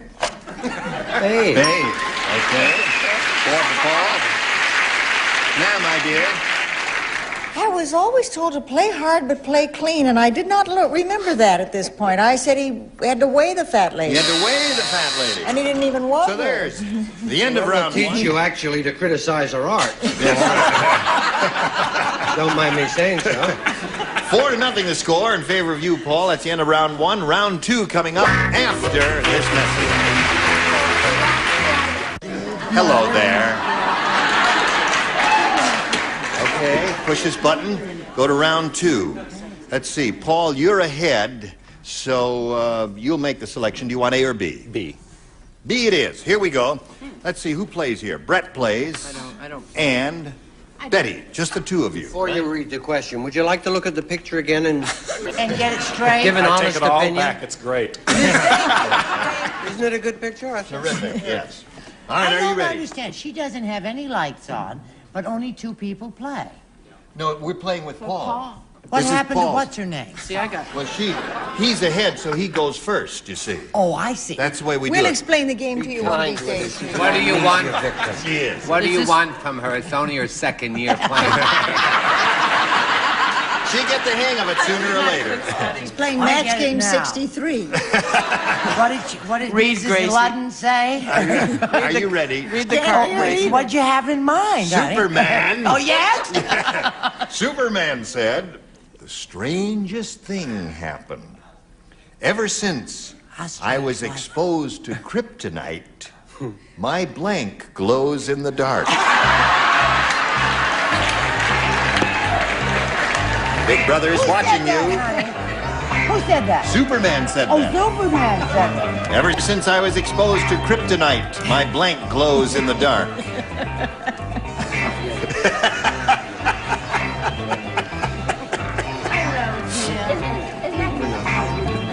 Lighting his way. All right, Brett's ready, and Betty's ready, so we'll come on to Paul Ator. Superman said this, Paul, the strangest thing happened. Ever since I was exposed to kryptonite, my blank glows in the dark. Don't shake your head Chest. negative. Chest? Yep. Big S on his chest. Be nice with him. Be nice. He said, wait a minute, there's some logic to that. He said the big S on his chest. And his chest, that whole area was inflamed and it was terrible. They booed the last one. What did you say, Brett? I said, now I'm going to say it the way Fanny would say it. How would Fanny say it? Fanny would say, his ass was going in the door. Well, See, I cannot take full credit for this. why? Because I made an ass of myself, too. Oh, but- yes, of course, but naturally. It was You Richard's, bet, it was Richard's idea. No, that's Paul. Richard thought of it. Well, with that answer, I guess, you could glow from both ends there. They take their pick there. Now, Sharon, you've really got your work cut out for you. You've got to match 6 celebrities to stay in the game and achieve a tie. Are you ready for this? Good luck to you. Here we go. Tanto say... Crazy about Oh, the horse. Oh. Ah. Ooh. Lone Ranger say what he mean by that. He say, when Lone Ranger jump onto Silver, him get big surprise. Because me put blank on saddle.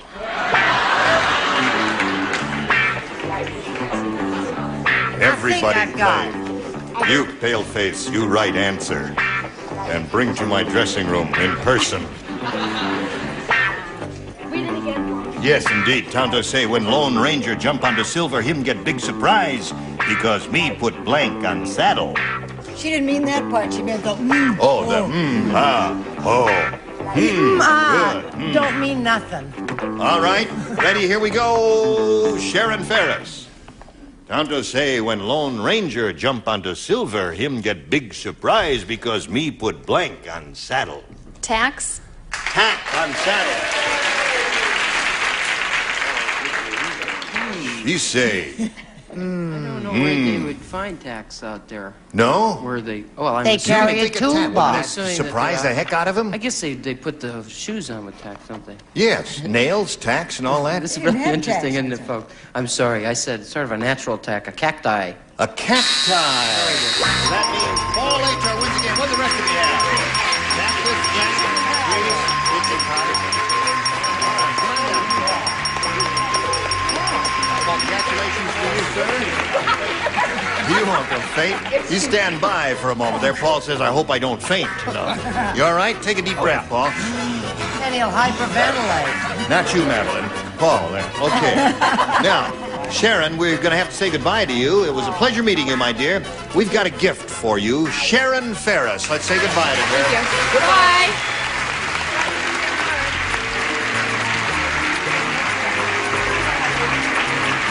Now, Paul, you can get it all together here and think about what's going to come up here in a moment or so. This is where you have a go at the real big money, and we'll see how much you're going to win right after we see about these messages.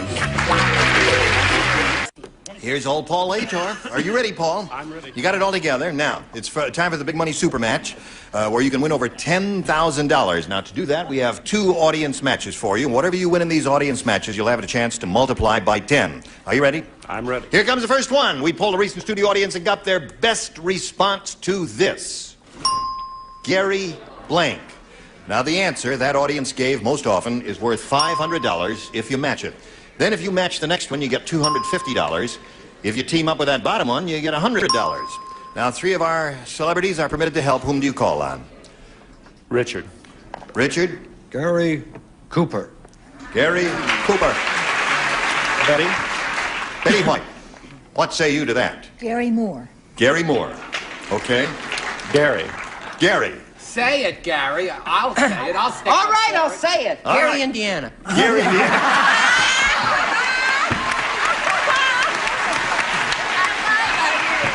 That's not what he meant. Well, Gary's not my real name. No, I'm only kidding. Gary is your real name, isn't Well, it? he knows the other one. What? But don't let him intimidate Gary Grant. No, listen. I think I had it down, but I spelled it Say wrong. it. Charles was trying to get you to say Gary Berghoff because there was a studio audience that was in this building and you've been on the show and they probably would have said your name. Well, You're you said gonna it. You said embarrass it when all. they jump. All right. What is it? What, we going to let that answer stand? Gary, Indiana? Well, he can choose whatever. Okay. It's up to you. We got Gary, Indiana, Gary Berghoff, Gary Cooper and Gary Moore. Do you want one of those or have you got a better one? I think I'll go with Gary Berghoff. I'm sorry, sir. I'm married. Oh, that's all. Gary Berghoff is the one we are looking for. Isn't that interesting? Let's find out if it's up there, and if so, where. May we see the $100 response? Gary Berghoff! Congratulations right off the bat. But if I do the show a little more, I'll be more famous. All right, so that's very interesting. I suppose Cooper or Moore under the others there. Let's find out what's under the 250. Gary Moore is there. You think Gary Cooper's under the big one? Yeah. Okay, Earl, slide it. Gary Cooper is right. Now, Paul, you've won $100, which means that the least you'll be playing for is 10 times that amount, or $1,000. But remember, you have another audience match to go, and you can add to that. Here we go with the second audience match. Slide it, Earl. Prince of Blank. Now, the 5, the 250, and 100 stay the same, and now 3 celebrities once again, Paul. Prince of... Richard. Prince of Richard. Prince of Wales. Prince of Wales. Brett. Brett, have you got one? What about the Prince of Darkness? Prince of Darkness. I believe that was in Hamlet, wasn't it? Yes, of course, naturally. And Charles. Well, maybe they don't know Charles, about have you that got stuff. one? The Prince of... A fellow. What?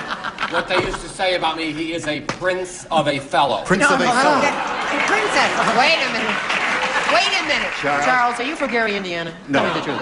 When did they stop saying that about you, Charles? About 10 days ago. I see.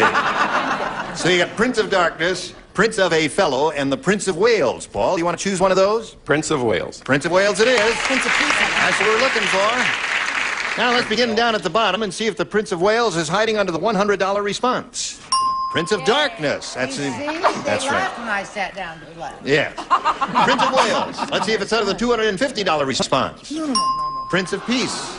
Aha. Now, nobody ever heard that term that is watching this program. I bet you. Wrong. Prince of Peace. Last chance for the Prince of Wales. Here's the $500 response. Prince of Wales, congratulations, you got it. All right. Now, Paul, here's the way it goes. You won another $500. We multiply that by 10, which makes $5,000. We add that to the $1,000 you won previously. That gives you a pot of $6,000 to shoot for. Now, to collect, you're going to have to match one celebrity head-to-head. This will have to be exact, and it's time for you to choose one now. Richard. Okay, Richard, you get ready to write. Paul, you face me if you would, please. Ready? Here we go. Worth $6,000. Blank run. R-U-N. Blank run. I'll give you both accents. Blank run. Blank run.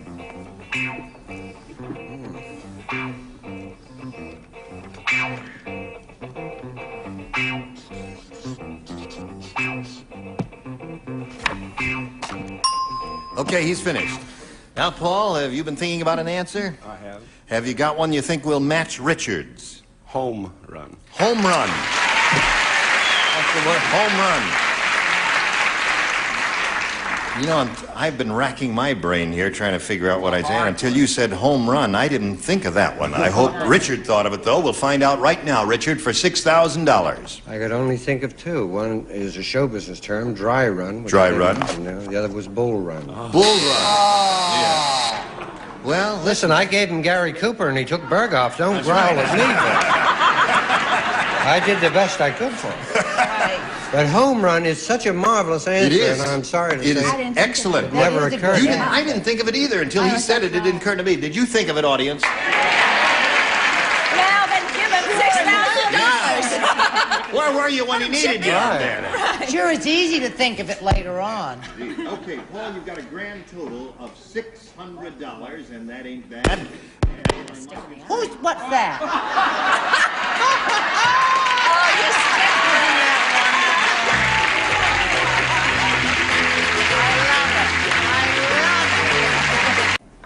As I was saying before this discount store microphone fell apart, and you didn't hear anything, I was congratulating Paul.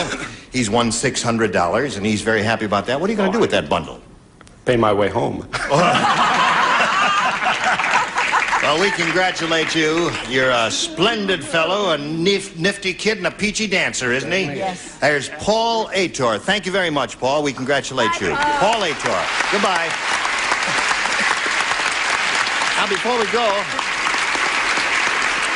I want to remind all of you here that he's on MASH, and he's very funny on that show, and that's a marvelous show. And she's on Mary Tyler Moore, and that's a terrific show, too. And you were all just splendid, and we should look forward to...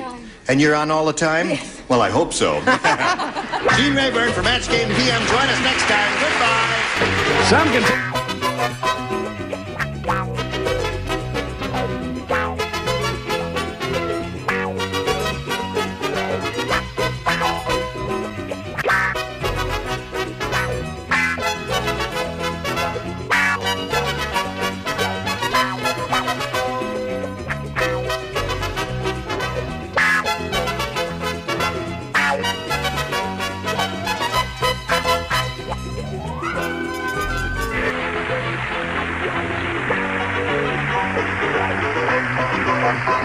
Thank you.